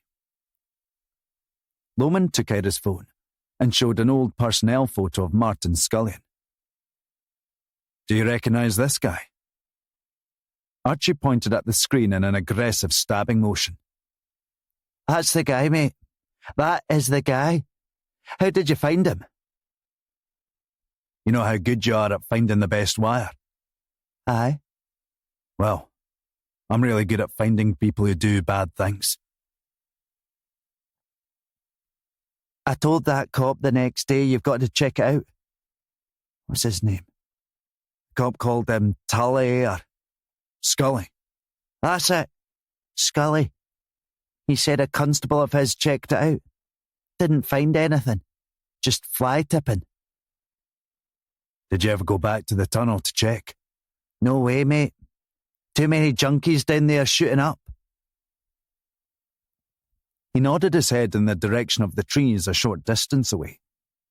3 people were huddled around bits of foil on the ground. Archie said, "I don't mess with that shite, mate. That's how I got a house. Well, a flat, you know. It's up the high-rise." "You said there were 2 people there that night, Archie. Could you describe the other person?" "Oof. It was a long time ago now. It was a woman, I know that." "A woman?" "Aye. But I couldn't describe her face. Not now." Lomond's heart sank. He was about to say thanks and get away from the toxic smoke and the heat when Archie said, "I could just show you the picture." Lomond couldn't believe his own ears. "You've still got the drawing?" "Oh, aye. It costs money to buy charcoal. I'm not going to just chuck a drawing away after spending the time on it." Lomond turned from one side to the next, trying to get his bearings, and a visual on the nearest high flats. "Whereabouts do you live, Archie?" Lomond called Pardeep and Jason to watch Archie's trolley of goods at the foot of the high flats nearby. Calls rang out across the balconies of, "Police!" Jason asked. "Who do they know?" Pardeep smiled. "They just do." In Archie's flat, a dozen floors up, he showed Lomond inside. The flat was immaculately clean and tidy. The kitchen had been kitted out with salvaged appliances, kettle, toaster, microwave. "All in perfect working order," Archie informed him, while making them tea. He then set to rummaging through a vast stack of charcoal sketches. He was almost at the bottom of the pile when he made an "aha" sound. He brought the picture to Lomond. "That's her. That's the one, mate." Lomond's mouth fell open. "Of course," he muttered under his breath. How could he not have seen it until now, he thought. He phoned down to Pardeep and Jason. "I've got it, boys," he told them. "You'll never guess who I'm looking at right now." All the pieces of the puzzle fell into place now. The information might have been a revelation, but for Jack the news couldn't have been worse. If Lomond's calculations were right, little Jack had even less time left than he'd thought. Chapter 58. Donna came flying up the stairs to DSU Boyle's office, taking 2 stairs at a time. She stood at Linda's door, out of breath, her cheeks flushed, her face sweaty, and holding up a brown folder with a look of anticipation. Linda waved her in. "What's going on?" Still catching her breath, Donna explained. "I'm just back from Barlinnie, ma'am. I was looking into Sandy Driscoll's visiting records to see..." She took a beat to get more air into her lungs. Instead of explaining why, she just handed over the records. She pointed to the relevant entries. "Look who visited Sandy Driscoll on 4 separate occasions." Linda stared at the visiting records, trying to make sense of the name listed. Fiona Ferguson? What was she doing visiting Sandy Driscoll? "I can't explain it," said Donna. "Not yet. But I think she's the missing daughter, the girl in the photo from Peter Lee's. I think Fiona Ferguson is Sandy Driscoll's sister." Linda stared at the records. "This has got to be some mistake. I just called the FLO at the Fergusons. He says that Fiona wasn't in her bedroom this morning. She took off in the middle of the night. No one knows where she is." Lomond had only just jumped back into his car and was currently speeding his way along London Road when his phone rang. "Linda," he answered. "We've got it. Or should I say her?" I know, Linda told him. "Donna's here. She's got it as well." "Eh?"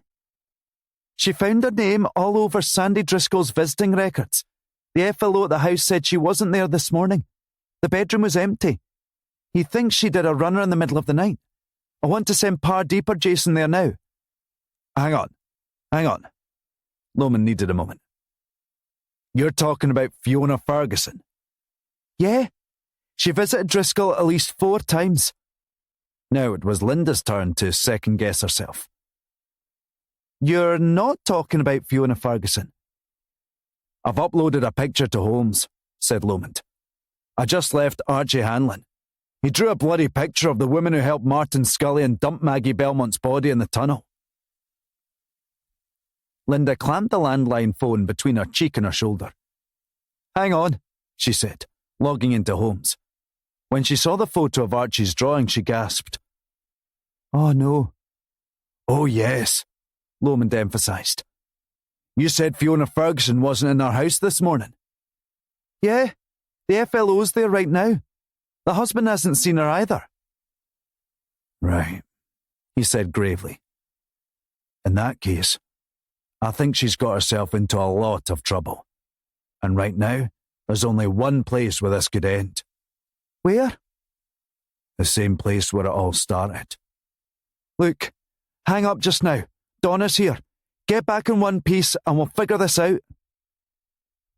When she hung up, she told Donna, "It's not Fiona Ferguson." She turned the computer screen towards her. Donna put a hand to her forehead, kicking herself for missing it. Staring back at her was a charcoal drawing of extraordinary detail. Although the face was 20 years younger, Archie had caught all of its nuances. It was unmistakably Sharon Belmont. Chapter 59. Technically, the A737 was the shortest route to Ardrossan from Glasgow, but the patrol car escort that was accompanying Lomond in his car could travel at a far higher speed and clear a path ahead on the M77.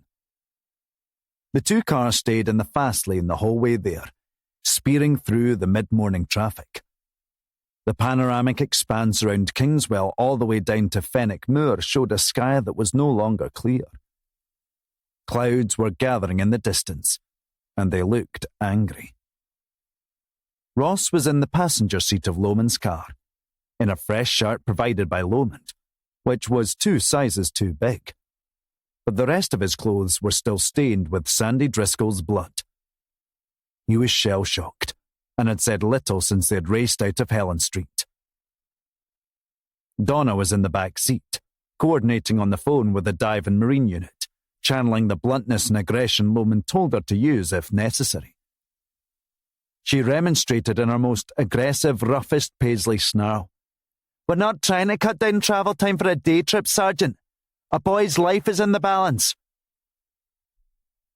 Willie, Pardeep and Jason were in the patrol car ahead, liaising with Sergeant Muir, who was facing an operation like no other he'd encountered on the island. Lomond glanced in the rearview mirror to check that Donna was otherwise occupied before he spoke. "Try not to think about it, Ross," he said quietly. "We've still got a job to do." "Sir," he said, giving a stiff nod. He didn't want Lomond to think he was falling apart. He was glad that Lomond hadn't bothered with any "it wasn't your fault" stuff. Ross and Lomond both knew that it absolutely was his fault, and telling him otherwise wasn't going to do him any favours. When one of his officers fucked up, Lomond wanted them to know it. Major investigations wasn't sports day at primary school. Not everyone got a medal just for participating. Lomond said, "I'd be angry if I thought it cost Jack Ferguson his life. As it stands, there might still be time to save that." Donna tapped out of her phone call. "Dive and Marine Unit have got a boat on the way for us. They should be at Ardrossan by the time we get there." There was no time to faff about with ferries. If they got their timing wrong and just missed a departure, it would be over an hour before the other ferry reached them. Then there was the travel time, another 55 minutes. The prospect of not getting to the island for 2 hours when the dive and marine unit could get them there in 20 minutes was unacceptable to Lomond. Now that she was done with phone calls, Donna said, "I can't believe that the woman we sat with is capable of doing that. To her own daughter." Ross added, "And all the other kids. God knows how many she and Scullion have been responsible for over the years." Lomond said, "I've found in this job that it's best to adjust what I think people are capable of. Makes it much easier to get to the truth, because it's so often much worse than you initially thought." Lomond hit the horn, then made a turning gesture with his hand at the patrol car ahead. He told Ross, "Text Pardeep and Jason. Tell them to remind the driver we're not worried about conserving fuel here. They can drop down to 80 if there's a sharp bend." Don asked, "How do you think they did it? With Maggie, I mean?" "Scullion had the time and opportunity," said Lomond. "I think he would have waited for Sharon to come home. Or maybe she didn't want to be around. when it started. Sergeant Muir said the island was sealed off. All the cars going to the ferries were searched. A police constable on a summer secondment who was there as a favour. All he would have to do was flash his badge at whatever constable was at the port. There might be paperwork on it. If there is, I'd be stunned if Scullion's car wasn't logged getting on a ferry within 24 hours of Maggie's disappearance. I checked. He had the day off the next day. I'll get one of D.I. Dagley's boys to run it down. How does Sandy fit into all of this, though? Asked Ross. His alibi that quashed his conviction was right. He wasn't there. I'll bet it was Sharon that got him to Aaron. Why she sought him out, I don't know. It had to have been something personal. Only Sharon Belmont knows why. You mean Sharon Driscoll? Remarked Donna. I suppose so. What about the husband? Do you think Sharon was involved in that? Anything's possible. But the poor bastard had been through the mill thanks to Colin Mowatt's innuendo that he'd been involved in his daughter's disappearance. When Sandy was released, it must have... Lomond broke off at the thought of it. Must have sent him over the edge. Ross assured him. You did the right thing, boss. It wasn't your fault he didn't believe Sandy was innocent. Yeah, well, with him out of the way, the decks were clear for Sharon and Martin Scullion. Donna said, If Maggie was the first, why the long gap between the next murders? Kieran McPhee wasn't taken until 15 years later. Lomond shot her a piercing look in the mirror. Who says there weren't other murders between them? There's miles of tunnels under the West End. It took us this long to find Maggie. Who knows how many other bodies are languishing under there? We'll need to sweep them, every inch. But that's for another day. Ross looked out of his window, still in disbelief. Why the sand? Why any of it? We always want reasons for these things, hoping that it might somehow explain how someone can do the unthinkable. For now, all I care about is finding Jack Ferguson. He looked up the road with concern as the Arran Mountains came into view. For the first time in over a week, they were now bathed in shadow. Lomond added, and his mum. Ross asked Donna. And she's definitely not involved. She was doing pro bono work for inmates that had potentially been wrongly convicted. I wonder if she'll see the irony in offering representation to the man who would end up abducting her as yet unborn child.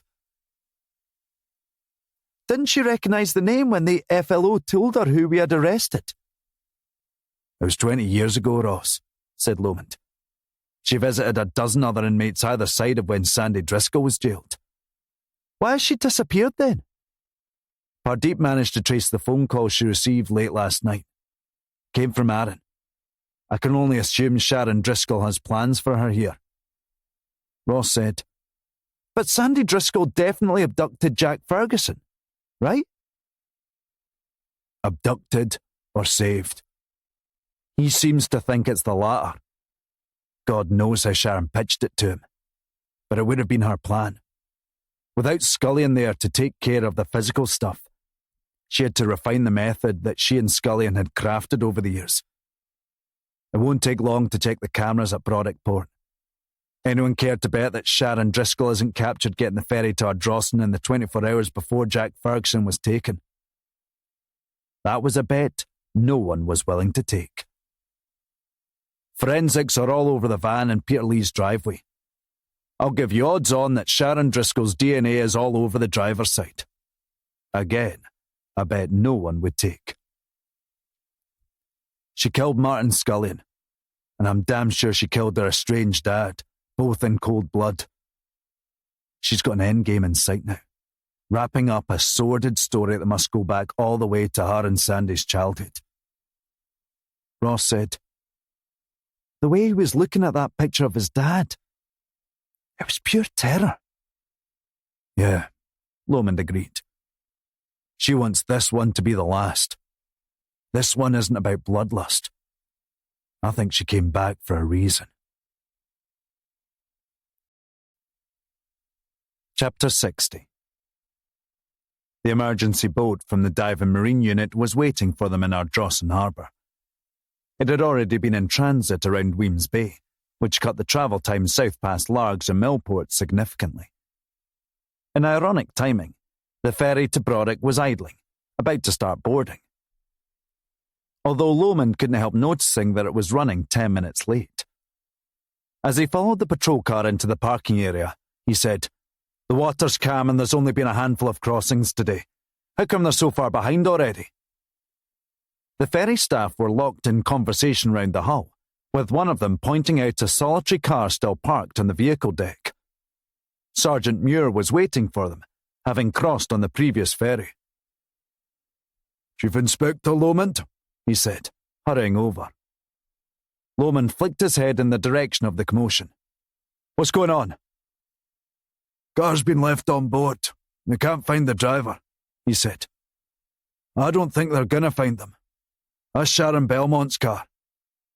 "Did anyone see her jump in the water?" asked Ross. Lomond wandered towards the ferry, thinking it through. "Bollocks," he muttered. He retuned, shaking his head. "She's stalling us. She's still on the island. She didn't go to all this trouble just to jump into the Firth of Clyde with no one watching. She wants us all paying attention now." He asked Sergeant Muir, "How quickly can they get us over?" Muir glanced at the patrol boat. "About 20 minutes. The wind's up and helping." "Good," he said, setting off towards the boat. "We're going to need a bit of luck." One of Muir's Ford Ranger off-roaders was waiting at Brodick Port, along with a Ford transit van. Lomond and the team didn't pause for breath from the moment the patrol boat met the dock. The island had never heard multiple sirens overlapping each other the way they were, the vehicles charging through Brodick's Main Street. Tourists and locals alike stood on the packed pavements, wondering what could be happening on such a peaceful island. Lomond had insisted on driving the Ford Ranger, but Muir managed to talk him down by telling him he knew the roads better, which was true. Muir was no slouch, and went much faster than Lomond could ever have hoped to travel on such tight, twisting roads. Panicked cyclists on hired bikes who weren't used to riding on open roads hurled themselves towards the grass verge when the police vehicles came roaring past. "Bloody idiots," Lomond commented, hanging on to his seatbelt. "There are cows in Campbelltown that can hear us coming." In the back seat, Ross and Donna kept their mouths shut, holding on to anything to stop themselves being flung about. Both vehicles ignored the natural sweep right of Main Street and instead went straight into the string road at high speed. Their momentum took them rapidly up the steep hill. But no sooner were they on the B road when they dived right into a tight single-track country road that led through a small wood worthy of Tolkien's most romantic imagination. Then up to the Belmont cottage on the hillside, and beyond that, the Glen Rosa trail and campsite. Lomond was confident of where Sharon would be by now, but he wasn't willing to bet Jack Ferguson's life on it. When they reached the Belmont cottage, the transit van containing Willie, Pardeep, Jason and Muir's most trusted constable peeled off and stopped with a skid at the driveway, while Muir and the others kept on further up the hill. The rain really started when they cleared the short run of cottages and farms, and they reached the single-track road that ran past Glen Rosa campsite. Situated down a steep bank off the road, it was ordinarily an idyllic, quiet setting by the riverside, where the only violent beings you were likely to encounter were midges at peak summertime. Muir took them as far as he could, stopping at a fork in the road. "You'll have to go on foot from here," he told them. Lomond threw his door open and beckoned to the others to keep up. It had all started at Goatfell, Lomond told them. The site of Sharon's annual pilgrimage, which in retrospect had now taken on a much darker meaning than what Ross had earlier encountered with D.I. Snedden. He and Willie hadn't interrupted the pilgrimage of a grieving mother. They had found a murderer basking in the memories of where Maggie Belmont had in all likelihood met her end. Ross was much faster than the others, leaving Lomond and Muir behind. But it was Donna who broke clear once Ross began to tire. "I can see her," she called over her shoulder, arms pumping like pistons. Spurred on by a rush of adrenaline and the sight of what appeared to be Sharon and the tiny figure of Jack Ferguson standing by her side, right next to the river's edge, almost dangling. The closer Donna got, she realised that Jack wasn't standing there freely. Sharon was holding him by the collar of a filthy t-shirt. If she released her grip, he would fall straight into the water 10 feet below. Fiona Ferguson looked on helplessly, a good 50 feet away. "Please," she pleaded. "I came just like you told me to. Please, don't hurt him." Sharon shouted to Donna. "That's close enough." Donna slowed her run step by step until she came to a stop. She leaned on her knees, trying to catch her breath. The rain was pounding down now, streaming down everyone's faces. It was the first time the heat had broken in over a week. Sharon was smiling. "I wanted you to see this," she told Fiona, "because this will be the last one I ever do. I wanted you to see him being taken, to bear witness. Now I want you to see him die. That's how we all escape this existence. Do you see that? That's what Martin showed me. That's how we escape this miserable world that you all have to live in." Fiona was sobbing her heart out, her hands clasped together as if in prayer. "Please, don't hurt him. He hasn't done anything." She put her arms out in front of her, wrists pointing up as if offering to be handcuffed. "Take me instead. You can kill me. If you really have to kill someone, please, let it be me." What parents were willing to do for their children never failed to amaze Lomond. Ross, his chest still heaving from the long sprint there, told Lomond, "There's something in her hand behind her back." He was right. Sharon told Fiona, "When I cut your boy's throat and throw him into the river, I want you to tell me how it feels." Lomond had been in close contact with his fair share of killers over the years, but watching a killer actually reveal themselves in front of his own eyes shocked even him. Gone were the innocent eyes of grief. In their place was a coldness of stare that could freeze the sun. Fiona turned her attention to Jack, who was sobbing, mostly because he was shivering, and he was upset at seeing his mum crying so hard. "It's okay," she told him. "It's just a game that Mummy's playing. We'll go home soon. I promise." "No, you won't," said Sharon. Lomond stepped forward, edging closer, slowly. "Sharon, it's over.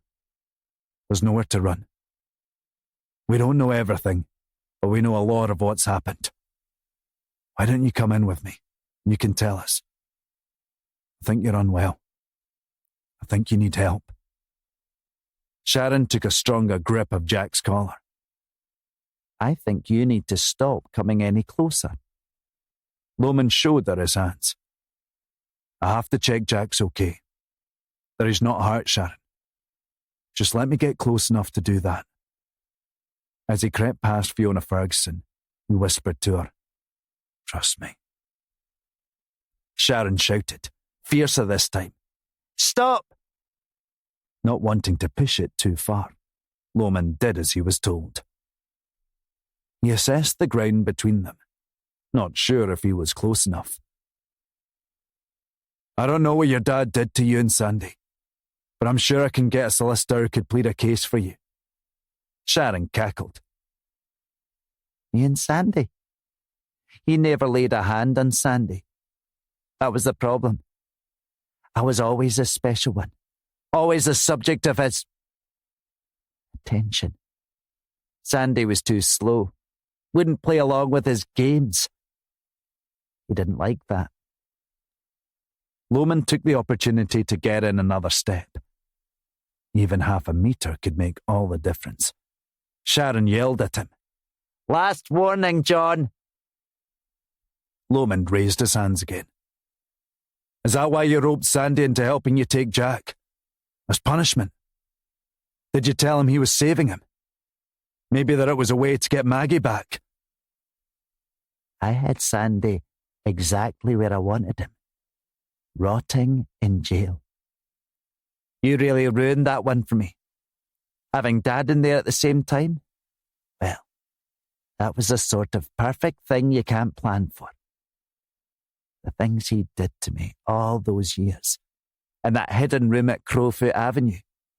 And all those years Sandy watched and did nothing. Stupid little Sandy. Poor little confused Sandy." She glanced at Jack, whose legs were trembling from fear and the cold rain.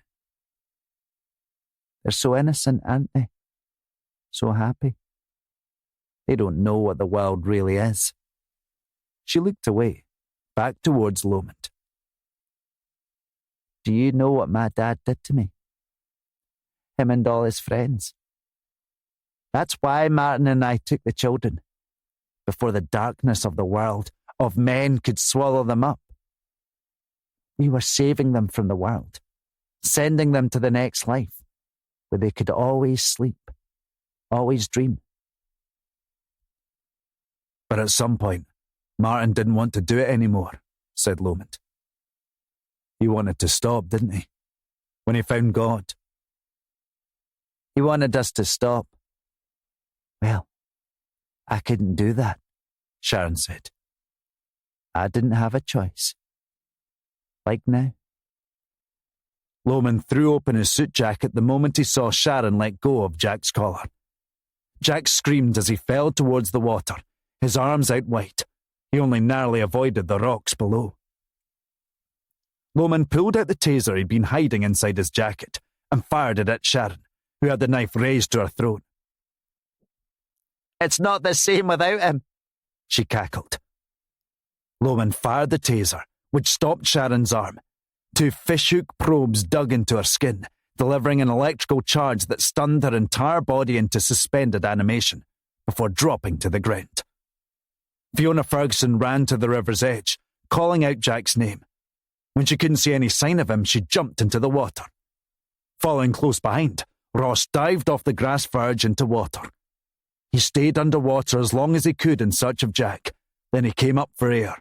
Gasping and spluttering, he saw a glimpse of Jack's hand break the surface of the water. He swam after him as fast as he could, grabbing a piece of Jack's shorts. The effort to keep himself and Jack afloat without Jack swallowing any more water was arduous. It was only the presence of Donna, who had also jumped in, that allowed Ross to keep Jack's head out of the water. She and Fiona Ferguson helped them all to a high grass verge, which Ross managed to push an unconscious Jack onto. Donna delivered CPR, urging him to come around. With each second that passed, life seemed to be leaving his body. Then, with one more pump of the heel of her hands on his chest, Jack convulsed. He lurched sideways to throw up the water that had been in his lungs. The first thing he saw was his mum, hauling herself up out of the river, taking Ross's hand to help her out. Donna slumped back in relief, turning her head towards the sky. It had never felt so good to have rain on her face. "It's okay, Jack," she told him. "You're safe now." Lomond was left alone with Sharon, who was shaking from the electrical shock. "I told you it was over," he said. Then, echoing the bloody message that Martin Scullion had scrawled on his living room floor, Sharon whimpered. "God, forgive us." "No," he said, pulling her hands behind her back. "I'm arresting you for the murder of Martin Scullion, the abduction and murder of Maggie Belmont, Kieran McPhee, Leanne Donnelly, Blair Forbes, Mark Whitehouse, and Taylor Clark, and the abduction and attempted murder of Jack Ferguson." Hearing him say the words out loud felt surreal to him. After so many years, After so much loss for himself and 5 other grieving families, it was over. The Sandman had finally been caught. Both of them. Chapter 61. Lomond stood at the interior window of Sandy Driscoll's private room in major trauma in the Queen Elizabeth Hospital, listening to the steady blips and bleeps of the monitoring equipment and drips hooked up to Sandy. Linda joined him. "The doctors say he'll make it." "So I heard," said Lomond. "Ricky's penciled you in for the press conference this evening, if you're up for it." "It's not really my bag, that kind of thing." He checked his watch. "Is Ross finished up with Sharon Driscoll yet?" "Not long ago," she replied. "What does she have to say for herself?" "No comment. The solicitor must have got to her." "Doesn't matter. Willie told me that Moira found Sharon's DNA all over the inside of Peter Lee's van, along with Jack Ferguson's. She'll be going down for that at least. Pardeep's taking Archie Hanlon's statement just now. That should seal conviction on Maggie Belmont's murder. As for the other Sandman murders, we'll need to wait and see. Either way, the Sandman's done for good this time." "Must feel good to finally say that after all these years," said Linda. "Just hope we didn't lose you in the process." They walked out of the ward together, taking an exit that led them out next to the maternity unit. Lomond held his gaze on the front doors, watching a couple leaving for the first time, carrying their wee one in a car seat that made the baby look even tinier than it was. Linda wanted to say something to take the edge off the moment. She couldn't think of the right words. In the end, she didn't need to. Lomond said, "It's funny. All this time I was chasing the Sandman. I thought it proved how cruel and unfair the world was. Because why should some family lose their child while another family gets that?" He motioned towards the happy new parents. The dad with his arm around his wife, struggling with the weight of the car seat in just one hand. The man had been told plenty about expecting a lack of sleep. No one ever mentioned how damn heavy everything was with a newborn. Lomond said, "Maybe it was a lie I had to tell myself, to get through the day, to keep going. That way I wouldn't miss them both so much." He turned to Linda. Struggling to keep it together, he said, "I mean, how can you miss someone so tiny and who you hardly got to know? Someone I didn't even get a chance to hold while they were alive." Linda laid a hand on his back. He went on. "When Sharon Driscoll said something about cutting Jack's throat, I got a flash of what he might have looked like at Jack's age. My boy. We were going to call him James." He broke off, trying to keep a little composure. Jason said this thing earlier. Life isn't what happens to you. It's how you handle what happens to you. I never thought of it like that. And if he'd told me a year ago, I don't know that it would have meant anything to me. But after everything I've seen, everything that's happened, I understand it now. Without the darkness, you can't see the stars." She led him past the building, where so much hurt had been buried for so long. "Come on," she said. "There's some people waiting for you back at the station." When Lomond and Linda got back to the incident room, they found Willie, Pardeep, Jason and Donna using a battered Police Scotland laptop to watch a live feed of Ricky's press conference. It was the first time Willie had seen Lomond since everyone left the station for Arran. He shook Lomond's hand. Neither man said a word. They didn't have to. Sitting next to Reekie at the press conference were Fiona and Maitland Ferguson, and between the couple, little Jack Ferguson. Lomond folded his arms, telling Donna, "I'm surprised you didn't snap up my place, seeing as it was going spare." She smiled. "Team effort, sir. No victory laps in MIT, right? In any case, I wouldn't want to sit next to the man who deleted Sandy Driscoll's MAPA file from the system. He could have cost us a chance at finding Jack." Lomond said nothing, but a hint of a smile crept onto his face. Donna went on. "It was him, right? It must have been. He didn't want anyone finding Driscoll ever again. The Force's biggest mistake in the last 20 years. Lomond looked at Linda, nodding his head in Donna's direction. "She's going to fit right in, isn't she?" Lomond noticed Pardeep and Jason draining their plastic cups of water, making moves as if about to leave. "You two got someplace else you'd rather be?" "No, sir," answered Pardeep. "It's just, we've got an early start tomorrow." "Yeah," said Jason. "We're going to start clearing the tunnels under the park." "You joking? Leave it for uniform." Neither seemed comfortable with the idea. "We want to make sure it gets done right, sir," said Pardeep. Lomond leaned back against a desk. Before the two men reached the double-swing doors, Lomond called after them. "Oh, boys."